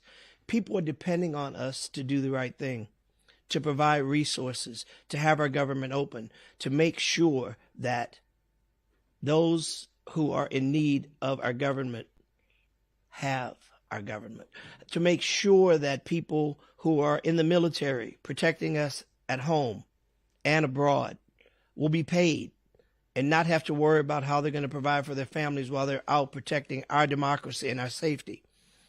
Making sure that our senior citizens who are depending on getting their Social Security checks. We'll get them timely. Of course, we know that none of that will happen with a shutdown. Our soldiers won't be paid.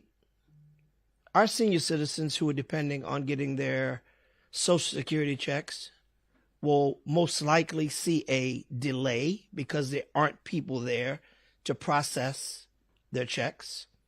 Our TSA workers will be stressed and strained, still having to show up to work but not be paid.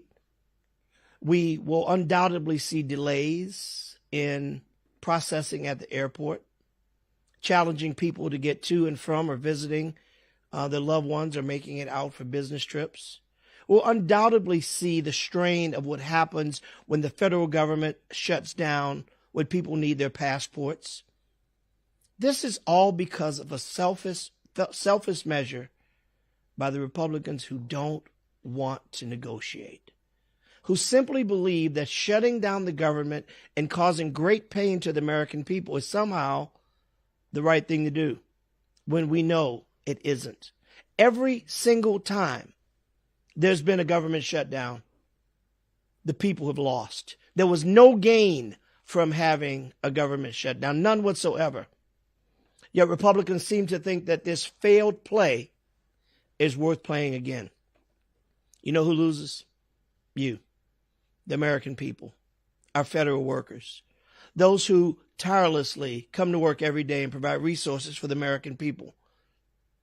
And to add insult to injury, not only is this president talking about furloughing, but actually talking about laying people off, adding further insult to injury that you will not only not come to work, but you may not even have a job to come back to. That's irresponsible. That's reckless. That's not the way to govern. You wouldn't run your business that way. You wouldn't run your household that way. And we shouldn't govern that way. Temporary CRs, kicking the can down the road, is not the answer. It's not what people expect of us. People elect us to come to Washington to do our jobs. And Democrats are on Capitol Hill, and we've been here all day. We will be here every day waiting for our counterparts to come back and demonstrate that the people are more important than politics. The people are more important to who resides at 1600 Pennsylvania Avenue. The people are more important than any party. Democrats certainly believe that. And we're demonstrating both in word and in deed. That's why we're here. That's why we're demonstrating that we aren't going anywhere. That's why we're demonstrating that we will continue to be the adults in the room to say, we are here to negotiate. We're at the table. We're waiting for you to come. We're imploring you to come. If this government shuts down, it will not be on the hands of Democrats. Democrats are here demonstrating our willingness, our ability, our commitment to the American people. Republicans control the House, control the Senate, control the White House, and arguably controls the Supreme Court. The shutdown doesn't have to happen if they don't want it to happen. If a shutdown happens, it's on their watch, it's on their hands. Democrats are demonstrating that we are here and we're willing to work with you. But we're willing to work with you in earnest, with honest and fair negotiations. Negotiations that will provide for the health care and well-being of the people of America. Not just Democrats, but Republicans and Democrats are at risk with this shutdown, are at risk with removing and reducing the ability for people to access health care. We are here together today, and we're going to be here. I'm so proud to be here with my great leader and great ranking member of Homeland Security, outstanding member of Congress from the great state of Mississippi. Benny, what do you make of all of this? Well, you've kind of set the table for what's going on. What we want the audience to understand, first of all, we're here as members of the Congressional Black Caucus, and we've kind of taken this time out. We call ourselves the conscience of Congress. So part of why we want to talk a little bit about who we are and what we stand for is a lot of our constituents. I represent a state that could benefit substantially from the Affordable Care Act, we've survived because of it. But one of the concerns I have, this so-called big beautiful bill that was passed, created some issues, and ultimately, starting tomorrow, notices will go out and a lot of other things around that. So the CR wouldn't fix that. And so that's why we're here tonight saying why Democrats are against it. But more importantly is my state, like 9 other states, didn't accept the Medicaid expansion monies. Mississippi lost out on $15 billion. Now, because of that, I have 8 hospitals in the state of Mississippi that will be closing because of it. 4 of them are in my district. Those 4 hospitals that will be closing are the only hospital in those counties. So that means that those individuals in those 4 counties where those hospitals are located are now going to have to go to another county for care. We're a better country than this. You understand? Those are some third world kind of statistics you'd want to look at. I look at Louisiana. When you had a Democratic governor, you accepted the Medicaid expansion monies. And that really turned your whole health care system around. We got a Republican governor in Louisiana, but guess what? He kept the money because he saw this as a godsend for those individuals who could benefit from it. So part of the reason we are opposing this proposed CR is that many of the programs that would help those individuals are being cut. And in my district alone, there's some 200,000 people who will lose health care because of this. Now, that's a big number. You know, that's about a third of the people I represent in my district who will lose coverage. We're better than this. Now, apart from that, there's the hospitals, the clinics, the other thing, community health centers. I have 30 counties that I represent. All 30 of those counties are medically underserved. That means we don't have enough healthcare professionals to go around to start with. Something like this really sets us back. So it's not a difficult choice to vote against this continuing resolution like we did. But we're the richest country in the world. So this should not be an issue, but it is. And for the people who are in charge want to blame the Democrats, I mean, that is the height of hypocrisy in Washington. As you said, you're in charge of the White House, the Senate, and for all intents and purposes, the Supreme Court. And now all of a sudden you're going to blame the Democrats? No, that dog won't hunt. And so that's why we're here tonight, setting the record straight, so people understand why Democrats are doing what they're doing. So I think from where I am, I've done a number of town halls and other things in my district. People get it.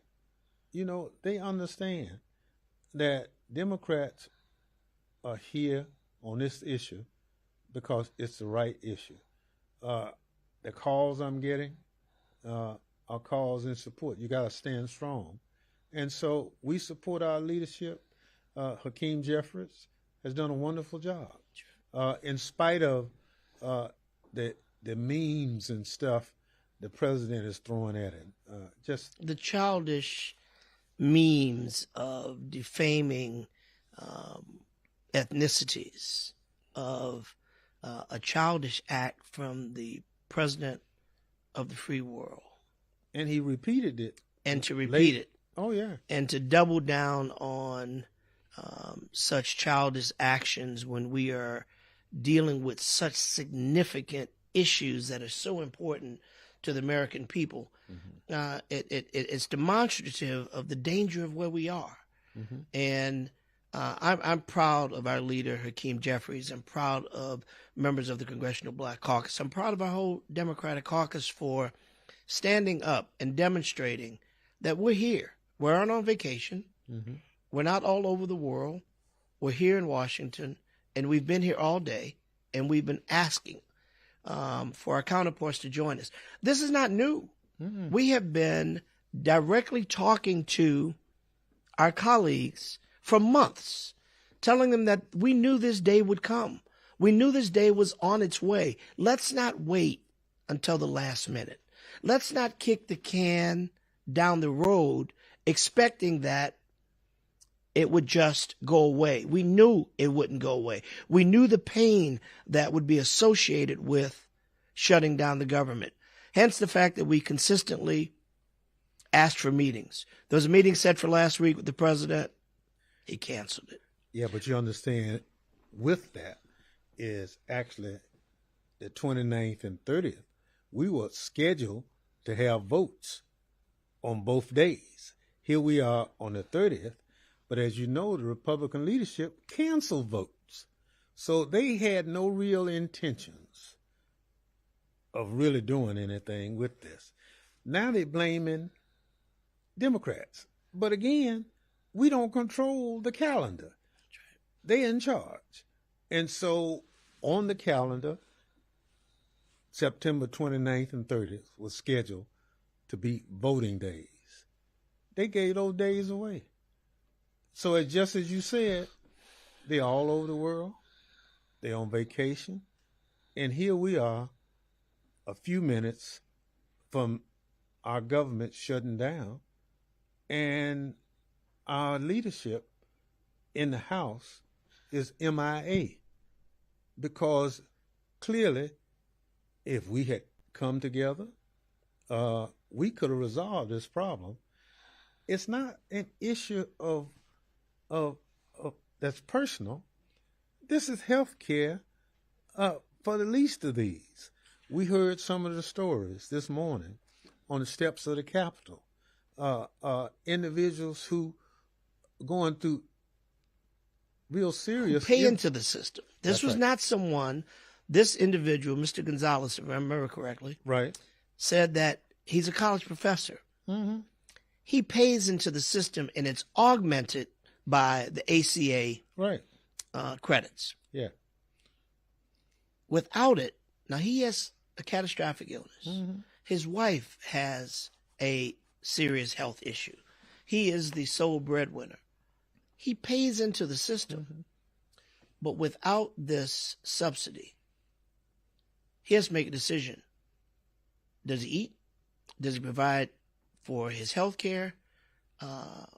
No American in the richest country in the world should have to make that decision. That's right. And you know, here we are, members of Congress. We all have health care, but we're going to deny that benefit to American citizens. And a lot of those people who are voting to deny call themselves Christians. Now, I just, for the life of me, can't grasp this notion that here's an opportunity that was created, and you're going to take that health care benefit from them, and then you be in someone's church on Sunday saying how great things are, and you're voting to make them worse.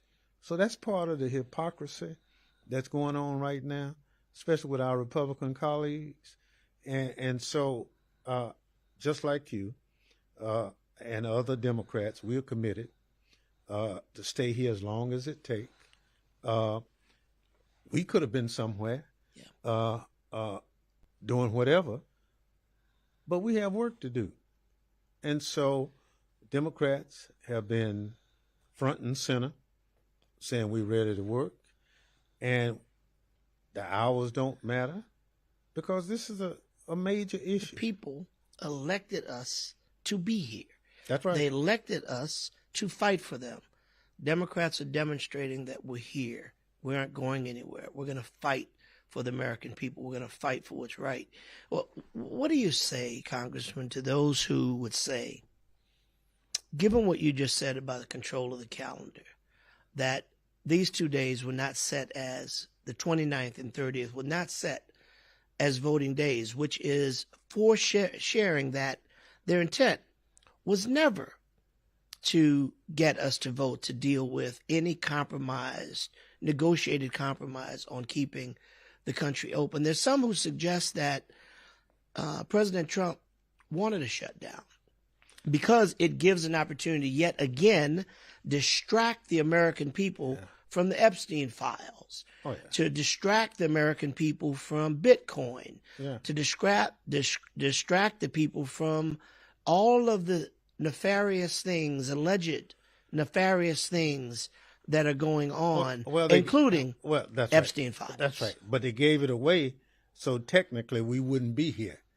If we were here voting on the 29th and 30th, then that would have been a real presence. And so now it's the White House's presence and the Democrats. And so here we are working again to almost to midnight. We'll go on all night as Democrats. But the key point we have to keep in the minds of everybody is that this administration has basically turned a deaf ear on what our founding fathers put together. You know, this separation of powers. What our Republican colleagues have done is given every leverage of government to one individual, the President of the United States. We have no checks and balances taking place. It's Donald Trump's way or the highway. And so, you know, here in Congress, we don't do any oversight. Our chairpersons in our committees will not issue a subpoena for people to come before our committee. I have an ICE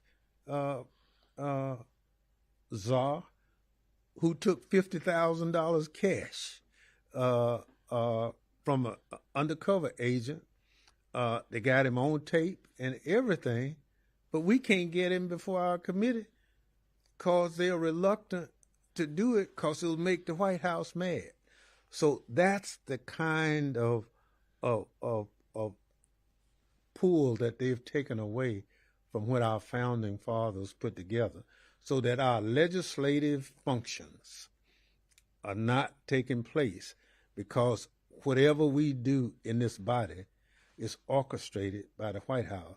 And that's not the design that our founding fathers put together.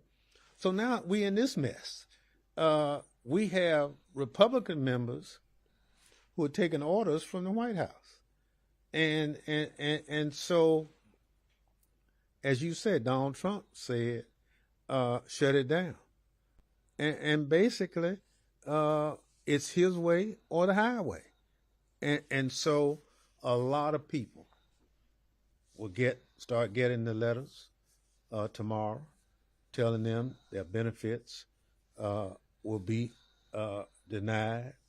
A lot of pain will come to a lot of people all over the country. The irony of the pain, and this is where the voters' remorse comes in, because the irony of just how little they care is that Republicans and Democrats were hurt.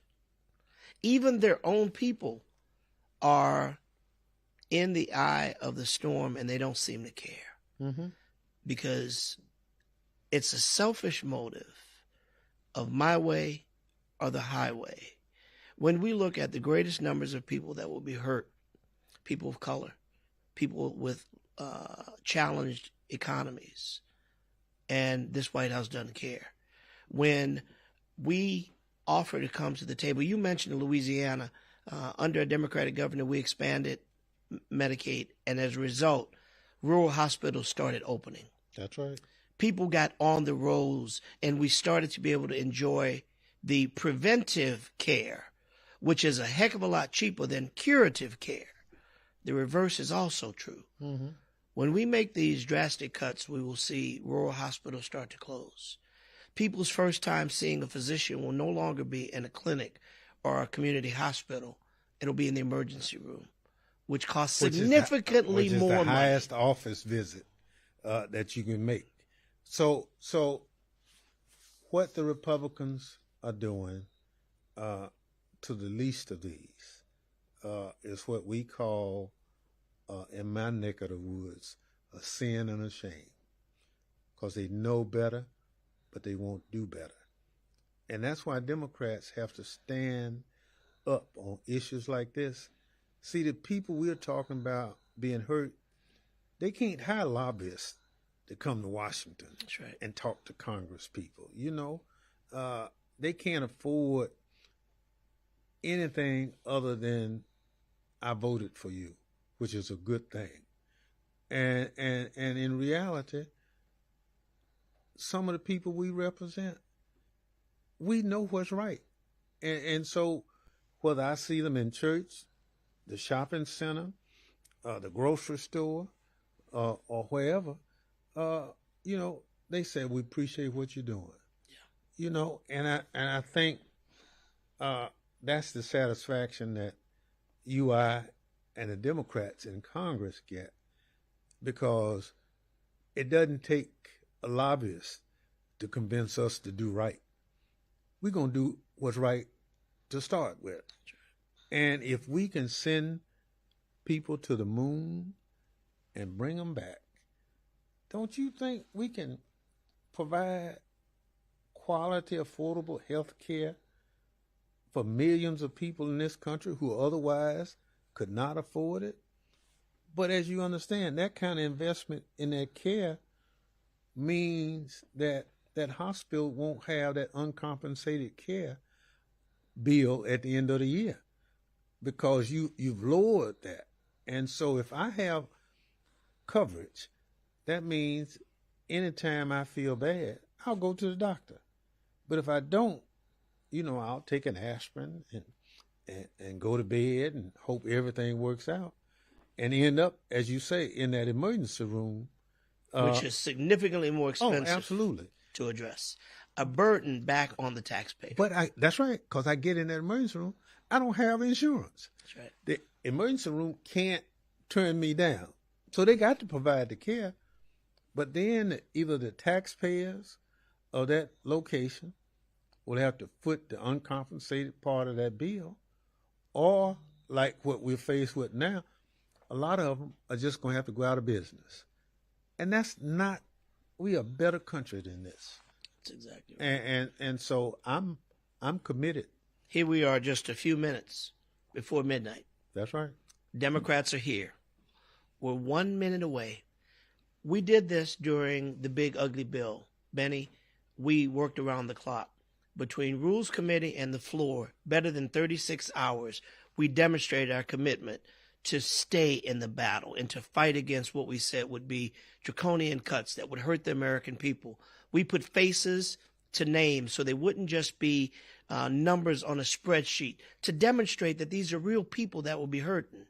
Here we are again, real people that will be hurting right now as a result of closing down our government. Democrats are here. We're here to stay. We're saying to the American people, we are here to defend you. We're here to negotiate. We're here to keep the government open. We do not want to shut down. To be abundantly clear, we are here demonstrating in word and deed that we're committed to the American people, and we're committed to fighting to keep our government open. Couldn't have said it any better, brother. Thank you, Congressman. It's a pleasure to serve with you.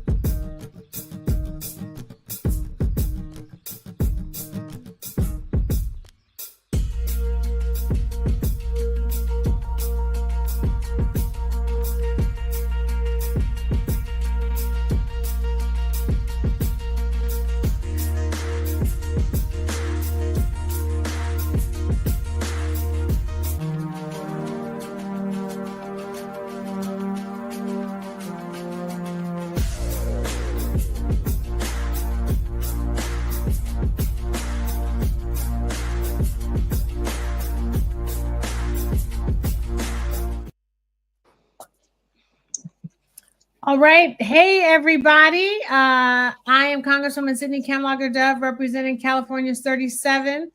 And I am with leadership of the Congressional Black Caucus.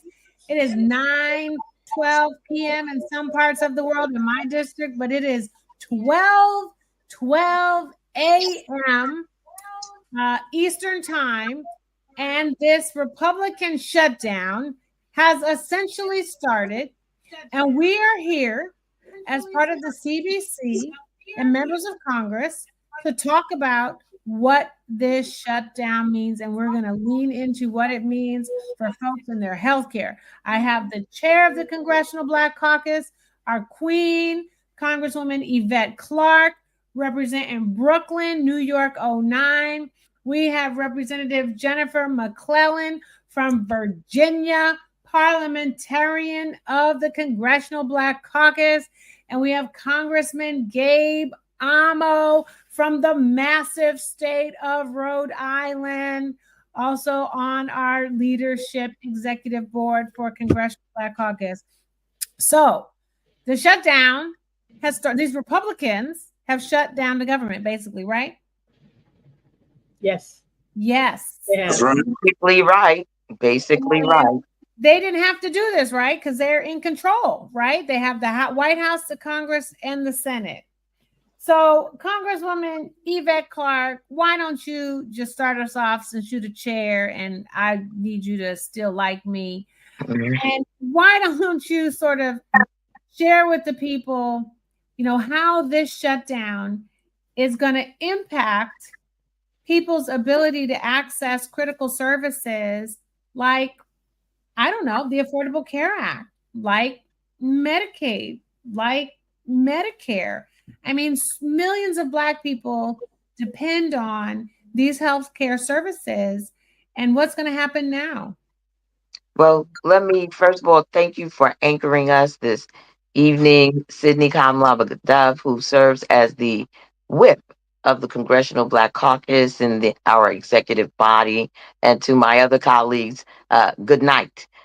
To all those listening, this shutdown is really about morals, values. It's about healthcare at the heart of it all. We know that without our health, nothing else matters. We know that in the United States of America, without health insurance, your life expectancy drops tremendously. And what we have asked of our colleagues on the other side of the aisle is to address the gaps. We've already been subjected to the big, ugly law that stripped trillions of dollars of Medicaid funding out of the national treasury. And we know that it's going to have a huge bearing on Medicare as well. They're talking about upwards of $500 billion hit to Medicare. We know that there are so many families in our communities that rely on Medicaid just for their basic healthcare needs, the insurance that provides to so many families have made it possible for so many across this nation, and particularly in Black communities, to get access to primary care, to vaccines, to a whole host of services, healthcare services. So now what we've asked is that in addition to what we know has happened through the big ugly law, that we address what we know is going to be a major hit to the Affordable Care Act. And that is making sure that those who are trying to make ends meet are able to access tax credits that enable them to get the plans that they and their families need in order to be covered with health insurance. Our colleagues have just patently rejected that. It's as though, and very evident, that they want to strip the American people of health insurance, which is unbelievable. It's inhumane.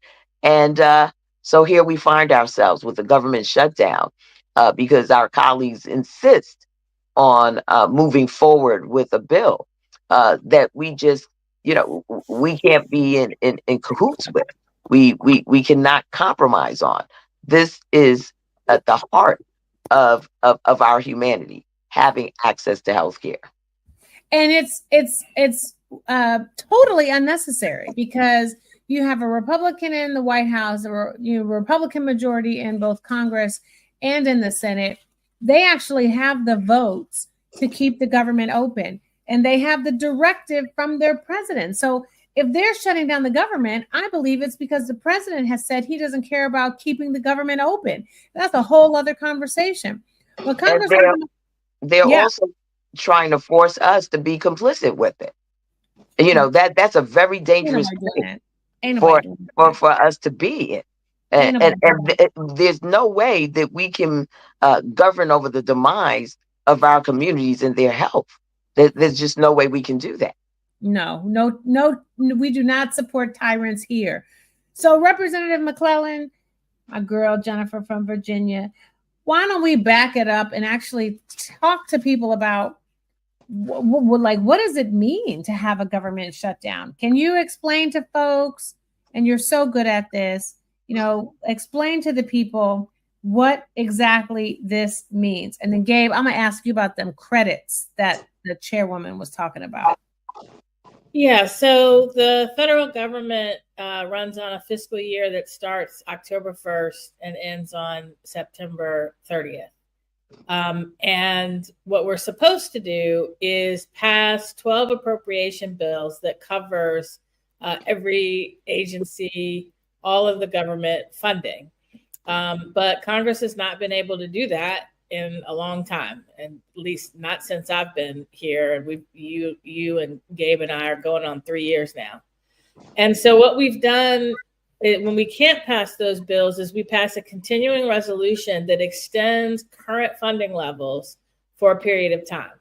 Now, we did that on a bipartisan basis in December, where we negotiated what was then a clean CR that extended funding through March. And then President-elect Trump supported that. Democrats and Republicans in the House and in the Senate voted for it. That was a clean CR. Then in March, Republicans basically said, we're not talking to the Democrats. This was after Trump got inaugurated, when Doge came in and traumatized our federal workforce, froze a bunch of federal spending, fired a lot of people. A lot of workers were told, you take the fork in the road and we'll pay you through September 30th to work from home. They just came off the payroll as of midnight, no matter what happened with the funding bill. And so Republicans in March passed a bill that cut services to veterans, to seniors, to children, and none of us on this Zoom, none of the Democrats in the House voted for it. Then the Republicans doubled down on that by passing their big ugly law that passed draconian cuts to Medicaid that could kick up to 15 million people off of their health insurance, including the people who will not be able to afford insurance on the ACA because they haven't extended the tax credits, which Gabe's going to go into more detail on. So when you hear Republicans say, well, we just want to pass a clean CR, that's what we did in December. And if they were serious, we would just pass what we passed in December. Instead, they want us to approve their draconian cuts that kicked millions of Americans off their health insurance, that kicked millions of Americans off of food benefits, that cut services to seniors, veterans, children, that makes us complicit in their traumatization of our federal workers, the decimation of federal agencies, including funding to public broadcasting. And that's not a clean CR. And they've said from day one, they just don't want to work with us. So this shutdown is on them. It's 100% on them. And I love, these are people that Congressman Clark knows because they're from her great state of New York. I've heard some of her crazy colleagues from across the aisle say, it's all about the Democrats because Republicans, have voted to pass a CR so many other times, and why won't Democrats do it now? And it's like, well, because each and every time that's happened, they have been bipartisan, where Democrats, even when we were in power, worked with Republicans to make sure that something was bipartisan, because you need 60 votes in the Senate. But now these fools are trying to pass a CR with all of these cuts, asking us to co-sign it, and then want to ram it down our throats. So that if you're not going to be bipartisan, and actually, work with us to make sure that this thing is getting passed, that it protects the people that we care about, like basically everybody, then we're not going to co-sign this. So he needs to kick rocks, that man trying to run for governor in that state of New York, who ain't going to go nowhere. Anyway, I'm not naming no names. But Representative Gabe Amo, why don't you share with folks, if you can, like what this means, the fact that these Republicans actually don't want to extend these tax credits, they don't want to renew these tax credits for the Affordable Care Act, and how that's going to impact constituents. And maybe you can talk about like what you're hearing in your district from folks. I know you have some Black people in Rhode Island, so it would be great if you could share like what you're hearing from them. But what are people saying about, the potential for ACA to go away or to be incredibly compromised because these tax credits won't be renewed? Well, thank you so much. And there are no better people to be in the foxhole with at midnight, 23 minutes after a government shuts down, than these sisters of the CBC. And I'm honored to be on here, because when you get together and you form a unit like the CBC has, we can help provide that clarity of purpose and focus. And let's just be very clear as I talk about clarity. Republicans had a choice. Their choice was between supporting the health care of Americans, the 22 million people who may not have the ability to pay for their health insurance, the 15 million people, as you heard Jennifer McClellan, my great colleague from Virginia State, who are being attacked through the big ugly law, to all of the changes that hurt the healthcare system, right? And that's our mission, to stop cuts, to lower costs, to save healthcare. So that was one side of the ledger. They decided to opt for a shutdown that hurts millions of people across this country, because they just don't care about our healthcare system. And so we talked about the ACA, such an important threshold program to assert our values in this country, and the marketplaces that people access to purchase their healthcare were greatly enhanced by an American Rescue Plan program to grow the ability and capacity to pay by creating a program for additional tax credits to support people's ability to pay for healthcare. And so, we find ourselves in different healthcare situations in our lives. You have young people who are getting their own health insurance for the first time. You have small business owners who are a large part of this marketplace. There is no other way for them to get healthcare, or older folks in their pre-Medicare years. And these tax credits enable people to lower their premiums. In Rhode Island, the average subsidy was about $500. And you think about that going away, you're going to have people experience 100% increases, 200% increases, and they will simply choose to not get health insurance. There's 22 million Americans in my state. About that, we're a smaller state, just so everybody knows. Rhode Island's not the biggest. 14,000 people are expected to lose their health care. That's a state of 1 million people. So let's extrapolate to California, to Virginia, to New York. Those are major numbers where people will lose the ability to pay, because this is forcing very tough choices. Healthcare premiums or groceries, healthcare or rent, healthcare premiums or the shoes for your kid who just started the school year. Right? There are all of these choices that Republicans are forcing upon countless Americans. And the fact of the matter is, they had a choice. They run Washington, they run the White House, they run the House, they run the Senate. You know, just last week, I was at a place called Blackstone Valley Community Health in my district in Central Falls, Rhode Island. And I was sat there with the director of our healthcare marketplace, Lindsay Lang, Health Source Rhode Island. She said point blank, we are going to see people lose their health insurance. I also sat with a nurse practitioner who said many of her patients, where they provide holistic care, they see people's financial situations, they know what the struggles are. They said the people just won't be able to pay their health insurance. And then I heard from a patient, a man named Dan, who takes the public bus to get around, who said that these tax credits were a lifesaver. His ability to pay entirely depended on this. And he said, without this, he's going to cut back somewhere. Right. And so, you know, this was a group of people in Washington with the Republicans in the House, the Senate, and obviously the commander in chief, who said, you know, we're going to bring you a golden era. All they have done is cut back on the ability for so many people to thrive in this country. There's nothing golden about that. There's nothing shiny about that. That is dim. That is the opposite of bright. And it hurts our capacity to really live in a country where everybody has the ability to thrive. So we're going to keep fighting.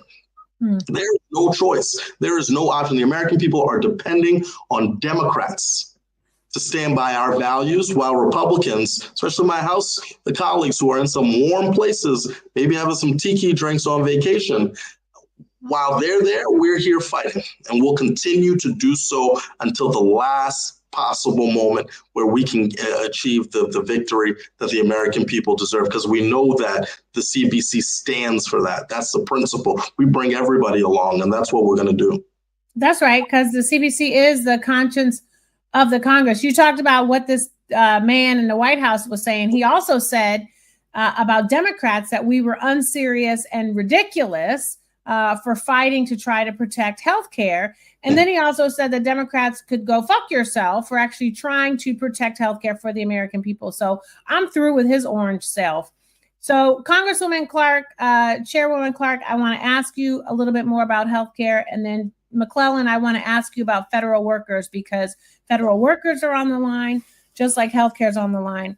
Gabe talked about what he's hearing from his community and his district, the man named Dan and some of his other constituents. You know, in my community, we have had hospitals closed down. I've talked to hospitals who've said if other hospitals close, they will have to absorb all of that patient care using the same number of resources. It's going to put a strain on the services that are being provided. And they could run in the red, which would be really devastating. And then I've also talked to folks that work at community clinics, and they say we talk a lot about the patients, but it's also about people who will lose their jobs, people who will lose their jobs at these hospitals and in these clinics with this shutdown if this happens. So, Congresswoman, can you talk to us about, you know, how this shutdown and how these healthcare cuts are further going to put a strain on access to care in Black communities? We just came off of this ALC weekend where we were talking about healthcare in Black communities a lot. Can you share any insight on how this is going to put more stress on our Black people? Let me just say this, and that's a great question, Sydney. You know, this whole scenario that our communities are being dragged through, it just boggles the mind that, you know, Republicans are also representing communities that need these healthcare benefits, and that so many of them are willing to forego that to be a part of this clique of cruelty that is running the nation right now is astounding. We know in many communities, including mine in Brooklyn, healthcare and the healthcare industry, hospitals, nursing homes, home care, we can go down the list, is part of a greater ecosystem that not only employs massive amounts of individuals with very unique expertise, but the ripple effect to the small businesses of the areas, to the folks who are making sure that in every department, the allied healthcare professions that go from processing individuals into the medical facilities to drawing blood. I mean, it's a major ecosystem. And every time a hospital closes, a little bit of the community life just fades away. Not to mention the economic hardship. The burdening of other healthcare facilities that may not even be in the area, where people have to travel miles to the next healthcare facility. We're talking clinics, we're talking nursing homes, we're talking the entire healthcare ecosystem. And that includes our patients who are relying on quality care in their communities to advance their quality of life, and in many cases to keep people living. This is just an extraordinary it's an extraordinary, I guess the best way to put it is backhanded slap in the face of the American people. How could you know that this industry, this service to the American people is life-saving and not even show up to work? I mean, we were actually in Washington, D.C., and our colleagues were on vacation hours before the budget is to run out and the government is to shut down. I mean, it boggles the mind. I'm hoping that the American people are really paying attention to what's going on right now, because if they can do this, the impact in our society will reverberate for generations. We have got to hold the line, and that's what we're doing. And I'm so sick of these Republicans, and y'all know who they are, who didn't come up to you after a vote or when it's time to leave, and they want to express some kind of guilt or try to, get some empathy from you about, the predicament that they're in. It's like, ain't nobody got time for y'all's sadness, and your little fake crocodile tears. So I know we're supposed to wrap up from this, but I want to ask everyone a final question, and you can kind of answer it however you want. We will start with you, Jen, and we'll do Jen and then Gabe, and then we'll end with the chairwoman. So what message do you have for families who are feeling abandoned right now? And we're going to say by Republicans, abandoned by Republicans in Washington, because it's the Democrats who are actually trying to keep the government open, who are willing to negotiate and come up with something that the American people want that we could support. So Jen, and maybe you want to speak about this from the vantage point of the federal workers, because I know you have so many in Virginia. But what message do you have for families who feel abandoned right now by Republicans and Mike Johnson? First, I want to say to our federal workforce, thank you. Thank you for your service. And we know from many families, from many communities, jobs in the federal workforce was how it opened the door to the middle class, particularly for Black communities, starting when the federal workforce was desegregated in the 40s. So thank you for your service. And I'm sorry. I am sorry that since Donald Trump came into office, that Russell Vought has done what he said he wanted to do when he was the architect of Project 2025. He said he wanted to traumatize the federal workforce. He said he wanted them to be seen as the villain. And we know that the Partnership for Public Service has reported that as of September 23rd, 201,000 civilian federal workers had already left the workforce. We know that thousands more at midnight today came off the payroll. And those are our friends, our neighbors, our air traffic controllers, a lot of them in the Department of Health and Human Services, Department of Education, people who help Americans in their day-to-day lives. And, Russell Vought tried to say, well, if the government is shut down, we're just going to fire a bunch of more people. They've been firing people from day one. They have been planning to fire more people from day one. And so for those workers now who find yourselves furloughed, once tomorrow comes. We're fighting for you. We are fighting for your access to healthcare. We are fighting to get you your jobs back. We are fighting to make sure that these services, these agencies that Congress put in place to meet the needs of the American people are not decimated.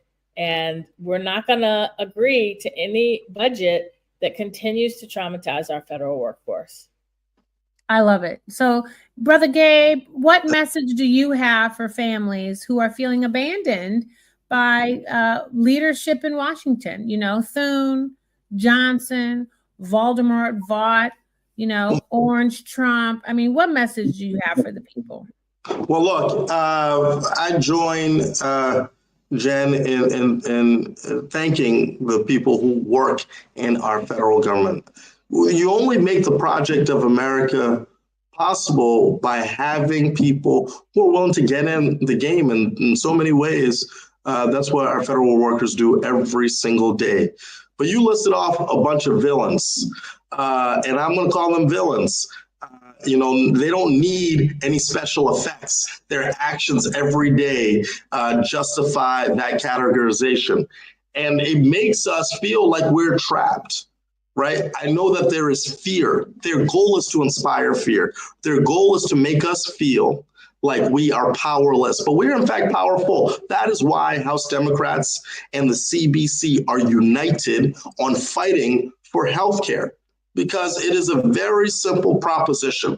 In this country, the greatest country in the world, the wealthiest nation in the world, you should be able to afford the basic healthcare that you deserve.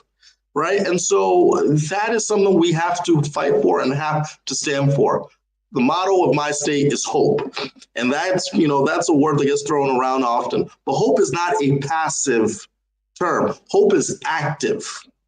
You know, and I'm not, you know, merely hoping that we get to a better place. I am acting upon that sense that we have to keep pushing on. And that's what House Democrats, that's what the CBC are doing, turn hope into action. We can get to a better place. And in fact, it's often darkest before the dawn. And a shutdown is something that the Republicans created. They have every single tool in the toolbox to sit down and negotiate a deal, get us to a place where we fulfill the promise of this great country.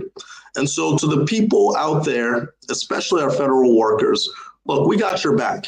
We are going to do everything we can to make sure that the functions you perform, whether it's at the VA, whether it's at the TSA, the air traffic controllers, SSA, you name it, national parks, interior, all of that, that you can get back to your business as we go about the business of making sure that everybody gets what they deserve in this country, an opportunity to thrive in the healthcare that they deserve. Amen, Gabe. Congresswoman Clark, what's your message to the American people who might be feeling abandoned right now by these petty leaders in Washington who are Republicans? Well, first of all, I'd like to add my voice to that of Jen and Gabe.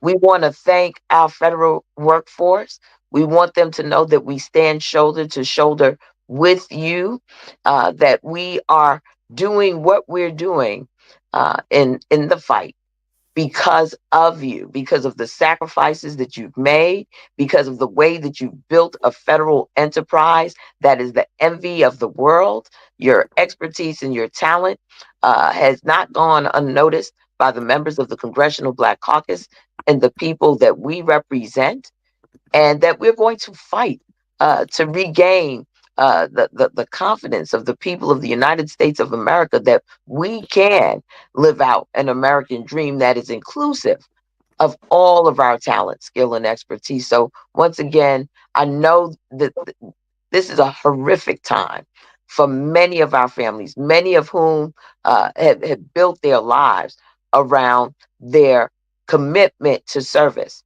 in the federal enterprise. And we honor you, and we're going to do everything we can to make you whole once again.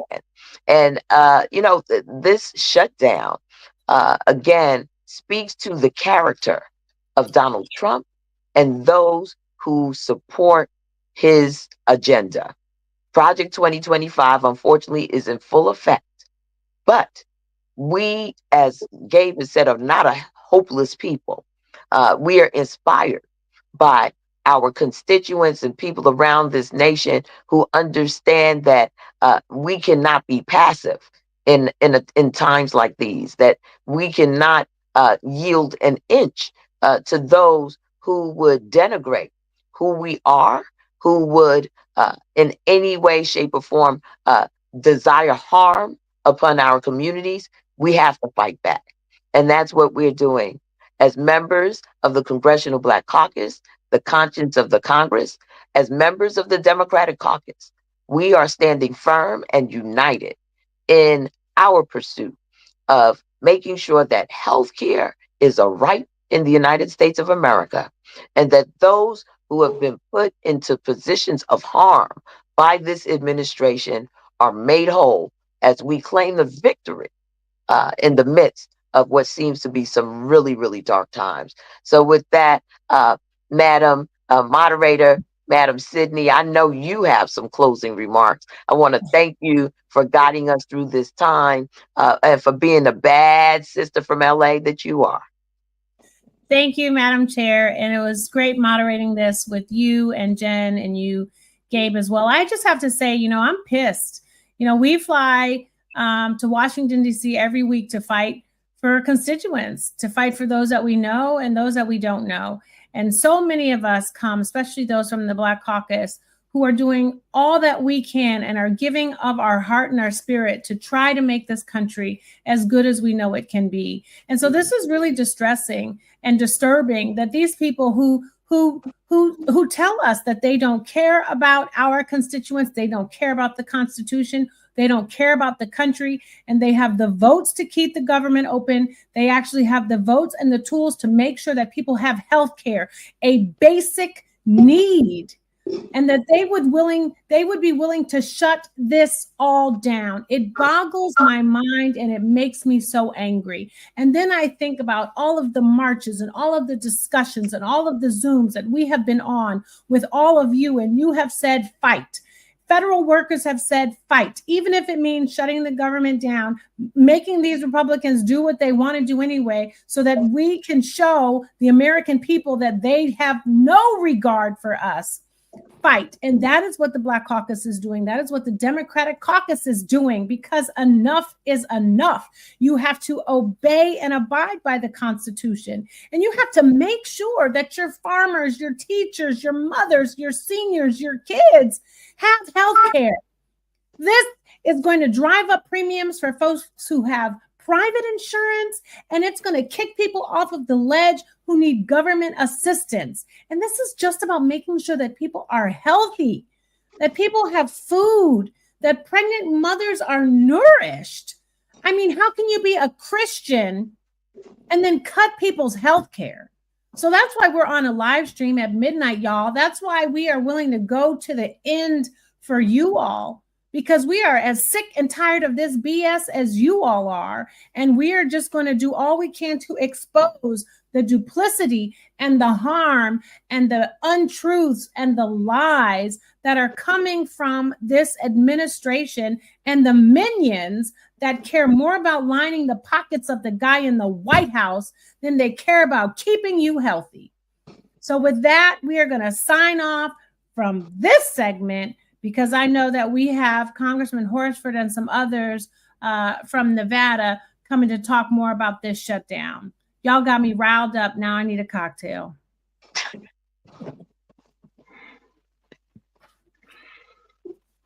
Wow.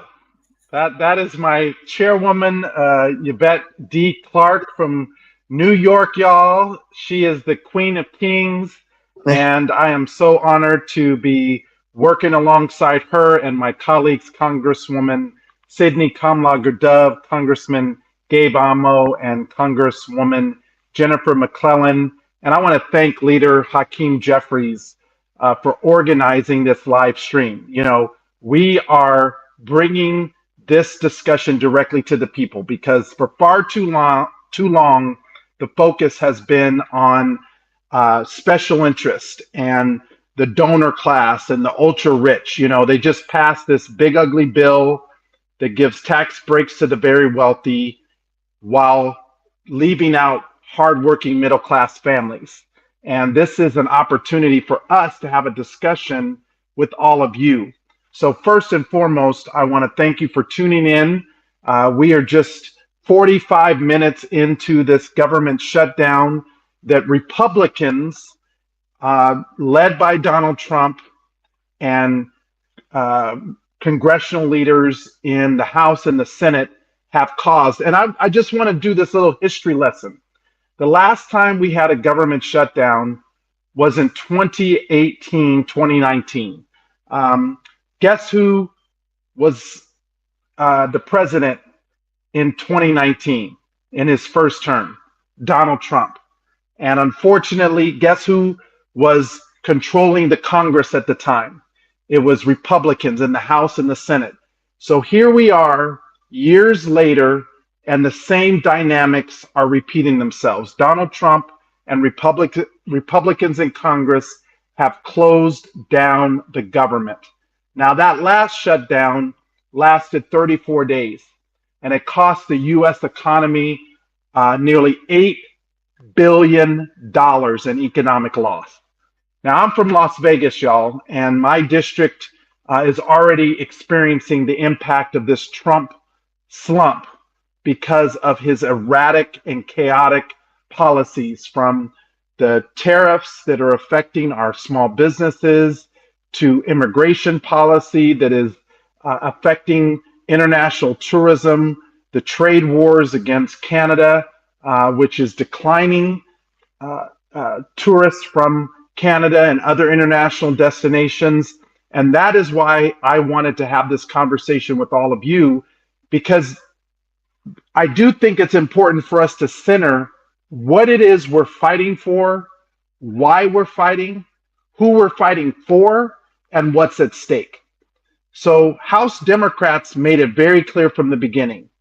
We wanted three things in this process. We want to cancel the cuts, specifically to Social Security and Medicare. We want to lower the cost for hardworking Americans on everything from housing to childcare, groceries to energy costs, and to make sure that people can actually get ahead and not have to work twice as hard and fall behind. And third, we're working to save your health care from increases in premiums that could double or triple because congressional Republicans are more interested in giving tax breaks to billionaires than they are giving tax relief to hardworking families. Now, we already know the consequences of this shutdown will be immediate, and I agree with the majority of Nevadans and people across the country who say, yes, let's fund the government, but let's do it in a way that ensures that we are also funding healthcare and that we're lowering the cost and that we're canceling some of the most horrific cuts that are affecting the working class and those who are striving to be a part of it. So this evening, I've asked one of my constituents, a leader in my community who works hard every single day, representing the public sector, to join me for this conversation. Her name is Linda Ward Smith. She is the president of local AFG union in Las Vegas. And really to bring her into this conversation to talk about how this Republican shutdown will impact her and the workers that she represents, from the VA to the public sector unions that are affected in Las Vegas. So Linda, thank you so much for being here. Thank you for joining. And I really appreciate everything that you do every single day. Thank you for being on. And I hope you are, I know we got a lot to get into. Your members have a lot of concerns and a lot of questions. But can you share with everyone how this Republican shutdown that's been caused by Donald Trump is going to impact you and your members with AFG, the American Federal Government Employees Union in Las Vegas. Yes, definitely. Thank you so much. I want to say, first of all, thank you for giving me this platform to speak on behalf of my members. As you know, AFGE, we have over almost 1 million employees nationwide, and in Las Vegas, about 4,000 that I represent. And as you know, the last shutdown was horrific for our employees. We had to go to food banks. They didn't have a check for almost a month.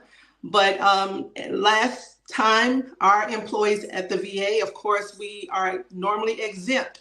This time around, it's scary times because we really don't know with this administration what a shutdown is going to look like. As you know, we've been threatened with layoffs, firings, cuts, no collective bargaining agreement. We've been threatened with everything, like we're political pawns, and the federal employees are just tired of being the conversation whenever there's something that's negative, that's going to impact society. They bring up the federal employees and say, we're going to cut you, we're going to fire you. You know, Russell Vall said he wants us to be afraid to come to work. Well, I'll let you know that a lot of my members are afraid to come to work because they don't know what to expect. These cuts really is devastating to us. And we're thankful that we have you guys standing up for us now to fight this fight, because we can't do it alone. So we are very grateful to you, Congressman Horst, for standing in this fight, and we are hoping for positive results. Well, we're doing this shoulder to shoulder with you, and you know, you've had our back, and it's important for us to have your back and the back of the members that you represent. Talk to me about the types of jobs that your members represent and they perform. I know particularly at the VA, you know, we have the hospital there in North Las Vegas. This is a critical care facility, but what are the types of jobs that those workers perform, and what is at stake? What have you been dealing with since the beginning of this administration? I know that they've tried to take away collective bargaining rights. They've tried to eliminate positions. They've tried to defund critical resources that you provide to our veterans. And I always want to make this clear, because about 1/3 of the employees who work at the VA are actually veterans, right? And so the very people who are impacted are the people who've served our country. So can you talk to us a little bit about the jobs and the functions that those employees provide every single day who are your members? Absolutely. As you said, we have over 30% of our employees are disabled veterans with service-connected disabilities that they come to work and struggle with every day. A lot of times people get this misconception that federal workers are sitting in DC making six figures and just living off the cream of the crop. Where in Las Vegas, in VA, we have cooks, we have canteen workers, we have environmental services employees who are just doing daily operations, cleaning up the hospital. We have clerks. We have a range from the clerks to the doctors and the nurses and the therapists, the mental health providers. All of that is encompassed in the VA system. And these workers, since April of this year, have been threatened with rifts and layoffs and cuts. And now we have managers, because we don't have a collective bargaining agreement, who are now going after these employees. So they're fearful in every way. And now to be threatened with a shutdown, it just is taking us to the next level as far as, you know, the anxiety that they're feeling right now. And these problems persisted before. And so this is in addition to the current administration and all of the actions that they've taken to, again, strip away funding, to take away collective bargaining rights. So as we work to hold the line and to fight against these slashes to healthcare funding, what are some of the most important issues that your members are talking about that the folks who are listening right now should be aware of? They want stable employment. Of course, healthcare is always a big deal. Like I say, our veterans, they attend not only the VA system, but they go out into the community and community hospitals. And if they don't have funding, they close, right? So that just congests our system even more. We have almost 800,000 families that are receiving Medicaid. We have 100,000 that's on the ACA. Just think about what that will do to impact our systems. So our people are just wanting to come to work, have a stable job to feed their families, take care of the necessities. Those kitchen table issues is what keeps them awake at night. And they just want to be able to come to work, earn a good living, and just be good citizens for their community. That's all we're asking for, and without all the drama and all the stress. So that's where we are. So it's amazing because, a lot of times people act like you're asking for more, but what I hear you saying is you just want some security in your job. You want to know that those protections are in place. More than 30% of the workers at the VA are veterans, many of whom are disabled. And so what I hear you saying is you want economic security instead of this economic uncertainty that's coming from Donald Trump. Is that correct? That is correct. We don't need the drama. 30% of my members actually voted. They vote Republican, right? So this is not a Democrat, Republican, independent issue. This is kitchen table issues. We all like to eat and take care of our families, all of that, same across the board. And we just want to be secure in knowing that we're going to have a job tomorrow, the next day, the next day. Well, look, Linda, I appreciate you very much. You have been a phenomenal labor leader in our community in North Las Vegas. And the work that you've done on behalf of AFGE is to be commended. Thank you for joining us tonight to center the voices of working people and unions and labor into this discussion.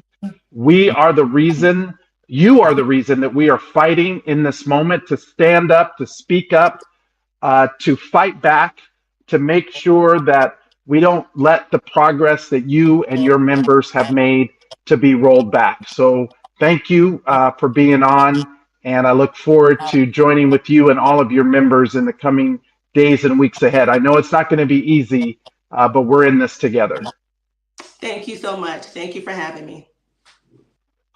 All right, next we're going to bring in a great friend and leader, Maria Cardona, who has done phenomenal work. And I just want to thank you because you bring so much insight into what it is we are fighting for and to make sure that every community's voice is heard. As you know, I represent a very diverse district in Nevada. It is from rural Nevada to urban Nevada. More than 30% of my district is Latino. And to make sure that everyone knows that what's at stake here in this moment. And to have you participating, I know we're going to be joined by other leaders here in just a moment. But Maria, thank you for the work that you do. What is your perspective about this Republican government shutdown? What should people know right now? And what are the stakes as we go into this shutdown that Republicans have caused here tonight? It's I guess we're now 1 hour into the government shutdown at 1 a.m. here Eastern time. Thank you so much, Congressman. And thank you so much for your leadership and the work that you're doing to stand up for not just your constituents, but for everyone in this country who is just fighting for a sane plan from their leaders to live a better life. And that is what Democrats are fighting for. And what I really would love to just make sure that your constituents know, that Americans understand, is you can tell the priorities that Republicans are fighting for when you have the President of the United States posting a xenophobic, racist meme that is so insulting not just to immigrants, not just to Latinos, but frankly, to every sensible, decent American out there, that screams to me that they are desperate because they know they are on the losing side of this. And I know that this for you especially hits home because of what you said. You represent a very diverse district, so many Latinos, immigrants, people of color. And this is so insulting to all of us.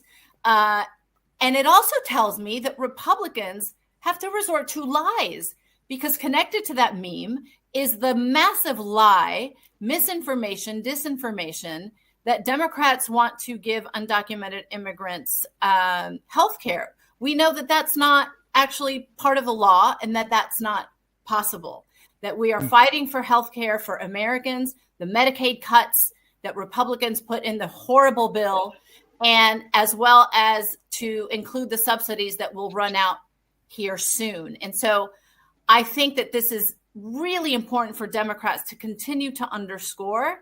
Republicans have this tell. They're using lies. They're using misinformation. Why? Because they know the truth is not on their side on this issue. Yeah. Well, you're absolutely right. And they are, unfortunately, they do a lot of misinformation and disinformation, but that is why this live stream is so important. And I want to commend Leader Hakeem Jeffries and his team, because this is about taking this directly to the people, to get out of the kind of the mainstream box and to make sure that we are communicating and connecting directly to where the people are. And we have been joined by none other than the House Democratic leader, Hakeem Jeffries. I am so honored to be able to work shoulder to shoulder alongside him. And he has made it very clear what we are fighting for and why we are fighting. He's talked about the need to cancel the cuts, to lower cost, and to save healthcare.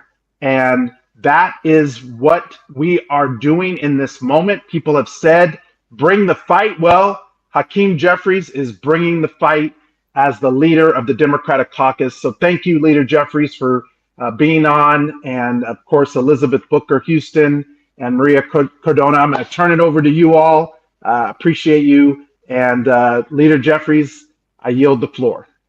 Well, Stephen, thank you so much for the handoff. So good to see you. Thanks for your continued leadership on behalf of the people in Nevada and throughout the country.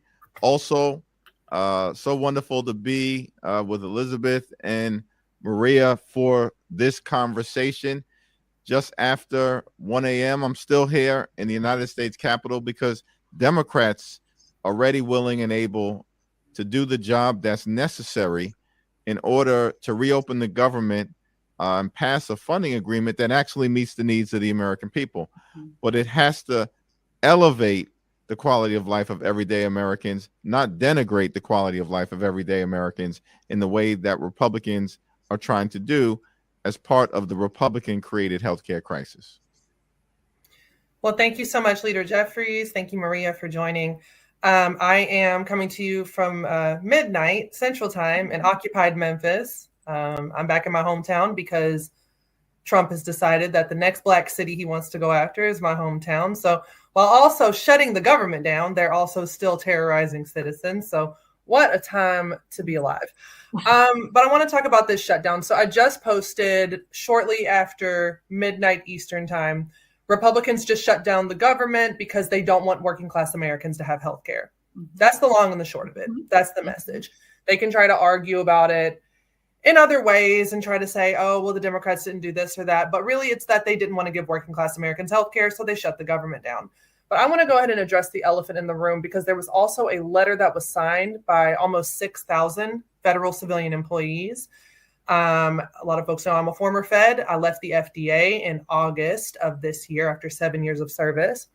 And one line in the letter says, we call on you, talking about senators and reps, to pass nothing less than a fighting CR, a funding bill that not only keeps the lights on, but also includes statutory protections to rein in executive lawlessness.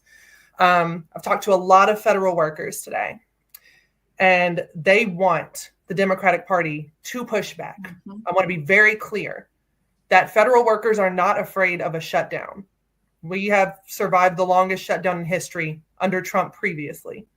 What they want is a continuing resolution that's actually going to have teeth and actually protect Americans. And what we know is that a lot of Fed workers, including myself some months ago, felt very, very burned when Democrats did not stand up against the last continuing resolution. The excuse was, if we don't pass this, well, they're going to fire the feds. We can't push back on Trump. Spoiler, they've completely destroyed the federal workforce. Dismantled. Just to be clear on that, because I I wouldn't be doing my job now. as House Democratic leader to point out that House Democrats strongly opposed the continuing resolution in March. House Democrats did. Of our concerns relative to the overreach of the Trump administration and the fact that on the merits, that bill went after healthcare, went after veterans, went after childcare, went after children and families, and went after affordable housing. It was unacceptable to us. And this resolution right now continues a partisan bill that we opposed back in the spring. Mm-hmm. And I want to get that on the record because I want people to understand that the Senate and the House, right, are two different chambers of Congress. So a lot of people are asking what makes right now different and that they can trust Democratic leadership to actually stand up and oppose this. And so that's what I want you to get into, Leader Jeffries, if you can. What makes this moment different from the spring when a lot of people felt like the Democratic leadership did not push back as they should?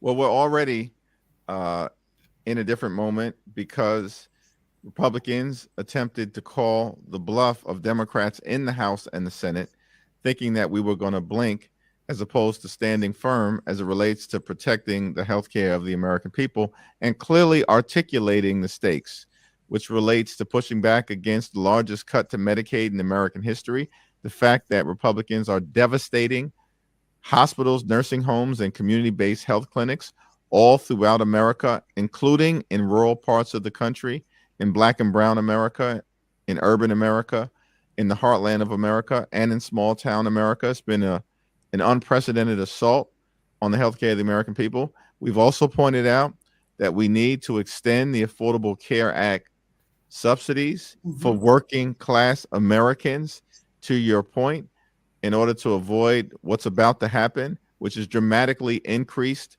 healthcare premiums, copays, and deductibles, forcing millions of people possibly into medical bankruptcy, or alternatively, to have to walk away from their healthcare coverage because they can no longer afford it, putting themselves and their families in jeopardy. This has been an unprecedented assault led by Republicans on the healthcare of the American people, which is why we've been very clear. We will not support a partisan Republican spending bill that continues to gut the healthcare of everyday Americans. And can we talk about the ACA for just a moment? Because what we're seeing while we're talking about the Fed workforce that has been so dismantled, a lot of former Feds, including myself, are now using ACA marketplace plans, right? So when we're talking about health insurance, I want people out there to understand what Leader Jeffries is talking about fighting for is not just Medicaid. A lot of people want to turn their noses up at Medicaid and Medicare and say, well, I don't need that. We're talking about private health insurance plans that people are paying out of pocket for, that would become unaffordable for the majority of Americans if this CR passes. And so it sounds like what you're saying is you are aligned with the federal workers, the almost 6,000 workers who signed this letter, and that you are not going to budge. You are going to say, you know what? If the Republicans are going to shut down the government until we get a proper continuing resolution, then that's what it is.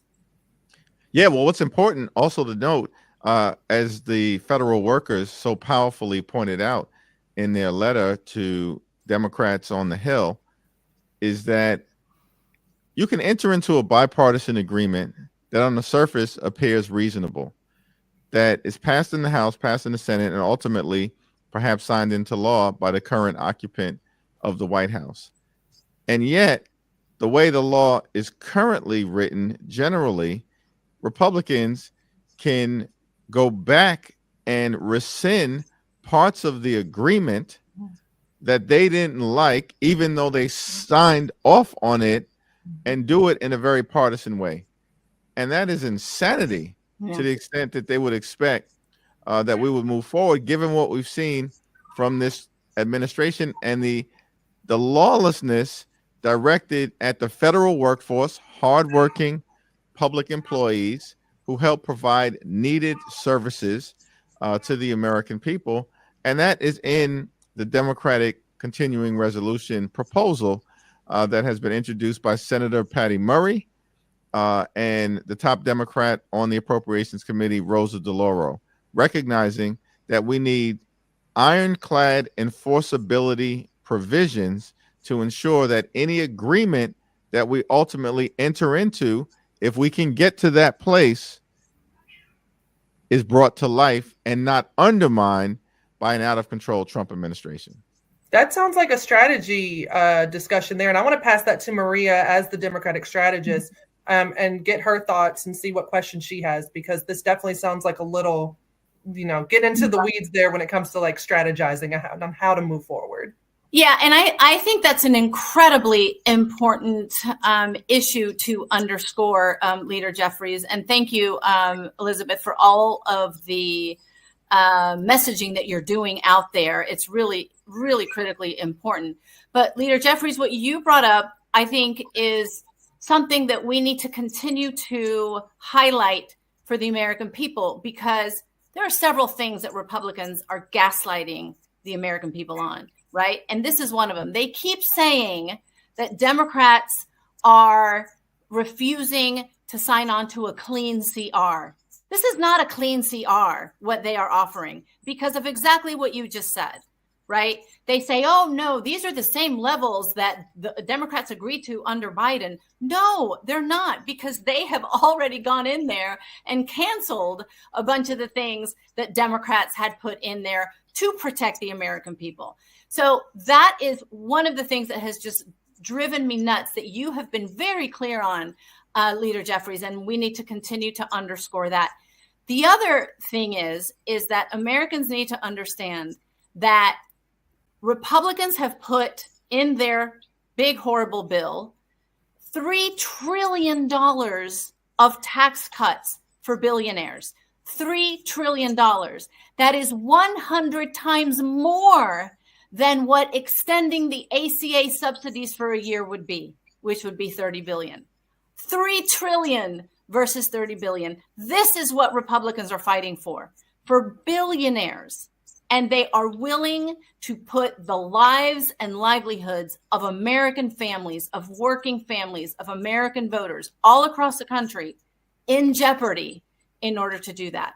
This is why I'm so proud of you, Leader Jeffries, and of all of the Democrats that are fighting hard on the Hill, because this is not easy. And you all are standing strong for the voters of this country. And we need to continue to deliver that message as a strategy, to your point, Elizabeth. Well, I appreciate that observation. And we're in this fight to win this fight, because we're standing up for the health care of working class Americans, of everyday Americans, and of course, of those who in this country, the wealthiest country in the history of the world, should expect that healthcare will not simply be a privilege available only to the wealthy, the well-off, and the well-connected, but a right that's available to all Americans. Mm-hmm. And that's why this fight is so important. It's interesting. Republicans jam this one big ugly bill down the throats of the American people. Every single House Democrat, every single Senate Democrat strongly opposed it from the very beginning of the process through to the end. And in that bill, they enacted the largest cut to Medicaid in American history, stole food from the mouths of children, hungry seniors, hungry veterans. And all of this was done, to your point, Maria, to provide massive tax breaks to their billionaire donors. Now, those tax breaks were scheduled to expire at the end of this year, but they were in a rush, spent 6 months making sure they got this bill done by the 4th of July. And now they are saying to the country, don't worry, we have time to extend the Affordable Care Act, right. Care Act tax credits, which expire the same date that those massive tax breaks for their billionaire donors were also scheduled to expire. But they said there's no urgency to it. In fact, when I was in that Oval Office meeting the other day, Republican leadership kept saying this was like stunning to me, that healthcare is extraneous. And I had to repeatedly say, no. Healthcare is not extraneous to the lives of everyday Americans. Healthcare is central to the lives of everyday Americans. That's why we must deal with the issue with urgency now. Well, when you talk about urgency, you know, a lot of people who are authoritarianism experts, they're basically saying that all of the recent developments, like what you're describing, the domestic terrorism memo that came out on Thursday, the meeting where he told the military to use America's cities as training grounds. Like I said, I'm right here in Memphis. Is exactly what we're seeing happening, right? They're saying that we are simply weeks away from going over the authoritarian cliff. And a lot of people are looking at this continuing resolution as a very important stand right now, not just for this particular appropriation cycle, but for really pushing against the frightening authoritarianism that this administration is pushing. I want to know, do you agree with that? And what is the Democratic strategy for continuing to push against this? Well, I think what we've seen is unprecedented extremism unleashed on the American people throughout the duration of Donald Trump's second term in office. An attack on the economy, an attack on healthcare, an attack on nutritional assistance, an attack on law-abiding immigrant families all across America with these mass ICE agents unleashed on communities in such an un-American way. An attack on the rule of law, an attack on civil rights and voting rights, on free and fair elections, and of course, an attack on the American way of life and democracy itself. And so we've repeatedly made clear to our Republican colleagues and stated publicly, listen, we're part of a separate and co-equal branch of government. The problem is Republicans don't seem to get it. They're just acting like a cult-like situation and continue to function as a rubber stamp for Donald Trump's extreme agenda. We have no actual partners on the Republican side of the aisle when it comes to the Congress as an institution standing up as a check and balance against an out-of-control executive branch, which is why it now falls on Democrats in the House and in the Senate. To your point, Elizabeth, to make sure that we are taking this principled position and making it clear that we have fierce disagreements with the way in which extremism has been unleashed on the American people. And in the context of this spending agreement, it's got to be enlightened. It has to have guardrails. It has to rein in the extremism that is taking place by this administration. And most specifically, it actually has to improve the quality of life of the American people. Drive down costs, not increase them. And you're saying these are the non-negotiables. Sorry, I just wanted to, you're saying these are the non-negotiables for the Democratic Party. These are the things that you must see in a what we would actually call a clean CR. Right. And there's two steps here, right? There's the funding that has lapsed and the question as to whether we can find a path forward to reopen the government in a temporary way. But what we've said repeatedly is that in that context, there's got to be accountability provisions, guardrails related to any agreement that is ultimately reached, so that if we say we're going to do some things relative to the quality of life of the American people, then that money needs to be spent. It can't just be shifted around in ways that actually don't make it to the communities that deserve it and need it. And we've also, of course, made clear that in an environment where the cost of living in America, which was supposed to go down on day one, hasn't gone down. Cost of living has gone up. Inflation has gone up. Trump tariffs are a disaster. Thousands of dollars in additional expense on the average American family. And now on top of all of that, they want the Affordable Care Act tax credits to lapse, which is going to result, as people will begin to find out over the next few days, as premium notices go out, that their health care expenses are about to skyrocket dramatically. It's all unacceptable. And the assault on the health care of the American people has been unconscionable. There's another sorry, Maria, real quick, just I'll go to you. I want people to know also that I got a letter that said that my ACA plan won't even be available in 2026. So even if you somehow scrounge up the money, despite these tax subsidies being gone, there's a lot of insurance companies that are going to pull off of that marketplace. So I want to put that out there to the public and make sure they have the full picture. But Maria, please continue. Yeah, no, I think it's also important, Leader Jeffries, to point out which party here, as fierce as our opposition is, which party here is actually the one in Washington ready to negotiate? Which party here was the one who had to ask for the meeting with the president and Republicans? Which party here was the one that Donald Trump said, don't negotiate with them, we don't need them? I think it's so important to point out that it's Democrats, the ones who have been here in good faith, open to a real negotiation.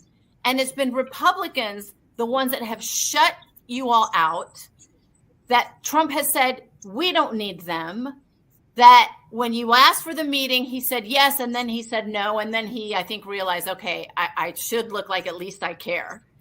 So talk to us a little bit about that in terms of the positioning of the two parties, because what drives me nuts here is when people say, oh, a pox on both your houses. None of you are working on behalf of the American people. So I would love for you to clarify that. Yeah, no, thank you, Maria. Incredibly important point. And the reason why it's important that is clarified now that we're in a government shutdown and we need to find a path out of it, but it has to be done the right way. It's important to understand why we are in this government shutdown. It's because Donald Trump and the Republicans basically decided they'd rather shut the government down than provide health care to everyday Americans and working class Americans. And we know that because we had to demand a meeting with Donald Trump to have a conversation about finding a bipartisan path forward. He agreed to the meeting initially, then reversed course and said it's not even worth sitting down to have the conversation. The public pressure got too intense, and it was obvious that he wasn't interested in actually trying to negotiate in good faith. And so he reversed course and held the meeting, but then subsequent to the meeting has demonstrated his lack of seriousness because has shown no interest in continuing to have a real discussion. And instead, he's posting foolishness that represents bigoted, racist, fake news. And then we know that House Republicans actually were supposed to be in town yesterday and today, Monday and Tuesday, in advance of the government shutdown. And then the Republican leadership canceled votes. And so House Democrats are here. I'm in the Capitol right now. We're here, present, on duty, ready to get to work. Republicans remain on vacation because they wanted to shut the government down. They had no interest in trying to find a path forward to actually protect the health care of everyday Americans. And we're still making the point. We are ready, we're willing, we're able to meet with anyone, anytime, any place to find a path forward to reopen the government, to make sure that we reach an agreement that actually improves the quality of life of the American people. But we won't support a partisan Republican spending bill that continues to gut health care, period, full stop. I appreciate that so much, Leader Jeffries. And while you're talking about something that actually, I know we're going to wrap up here in just a moment, but while we're talking about things that would actually help, and especially with protecting healthcare, again, from that amazing letter from the almost 6,000 federal workers, something they brought up is a CR and using the power of the purse to try to stop the lawless reductions in force that have been allowed to proceed. And one thing they mentioned was, for example, by removing funds from OMB if independent commissioners who were unlawfully fired without cause are not reinstated. And so my hope and in sharing that is that you and the rest of the Democratic Party are able to use this as an opportunity to really push forward. And I hate to say it because it really shouldn't be on you, but fix what the Republican Party has just broken, shattered completely. Yeah. And I wanted to give you one message from a Fed worker who sent this to me today. And they said, please stand firm and don't cave. Can I just also say, can I just also, that is such an important message, Elizabeth, for you, Leader Jeffries, to take it to all the Democrats to steel their spine, because this is not easy. And Republicans will use this, right? Even though we know they don't give a shit about federal workers, but they will say, oh, the federal workers, and they're already, saying that, oh, now that Democrats have shut down the government, we're going to fire more federal workers, right? So this is so important for us to highlight that federal workers are with us. Federal workers are here to support you all in this fight. And again, I know it's not easy, but we are so proud that you all are standing strong, and it's only going to get harder in the days to come. So you all are doing this the right way for the right reasons, to fight for Americans, to fight for their lives and livelihoods. And I think that the majority of the American people see that. And Republicans are seeing the same polls that we are. They know that they're going to get blamed for this, which is why they're going with the ridiculous, like you said, xenophobic memes, lies, gaslighting, because that's all they have. I mean, you bring up a good point, Maria. If the federal workers are so willing to be furloughed, to go without paychecks, right? Clearly, whatever the Republican Party is doing is so abhorrent that this entire group of people is saying, no, we want the Democratic Party and leadership and Leader Jeffries to do this, to stand firm. And we know that we are willingly going to go without paychecks.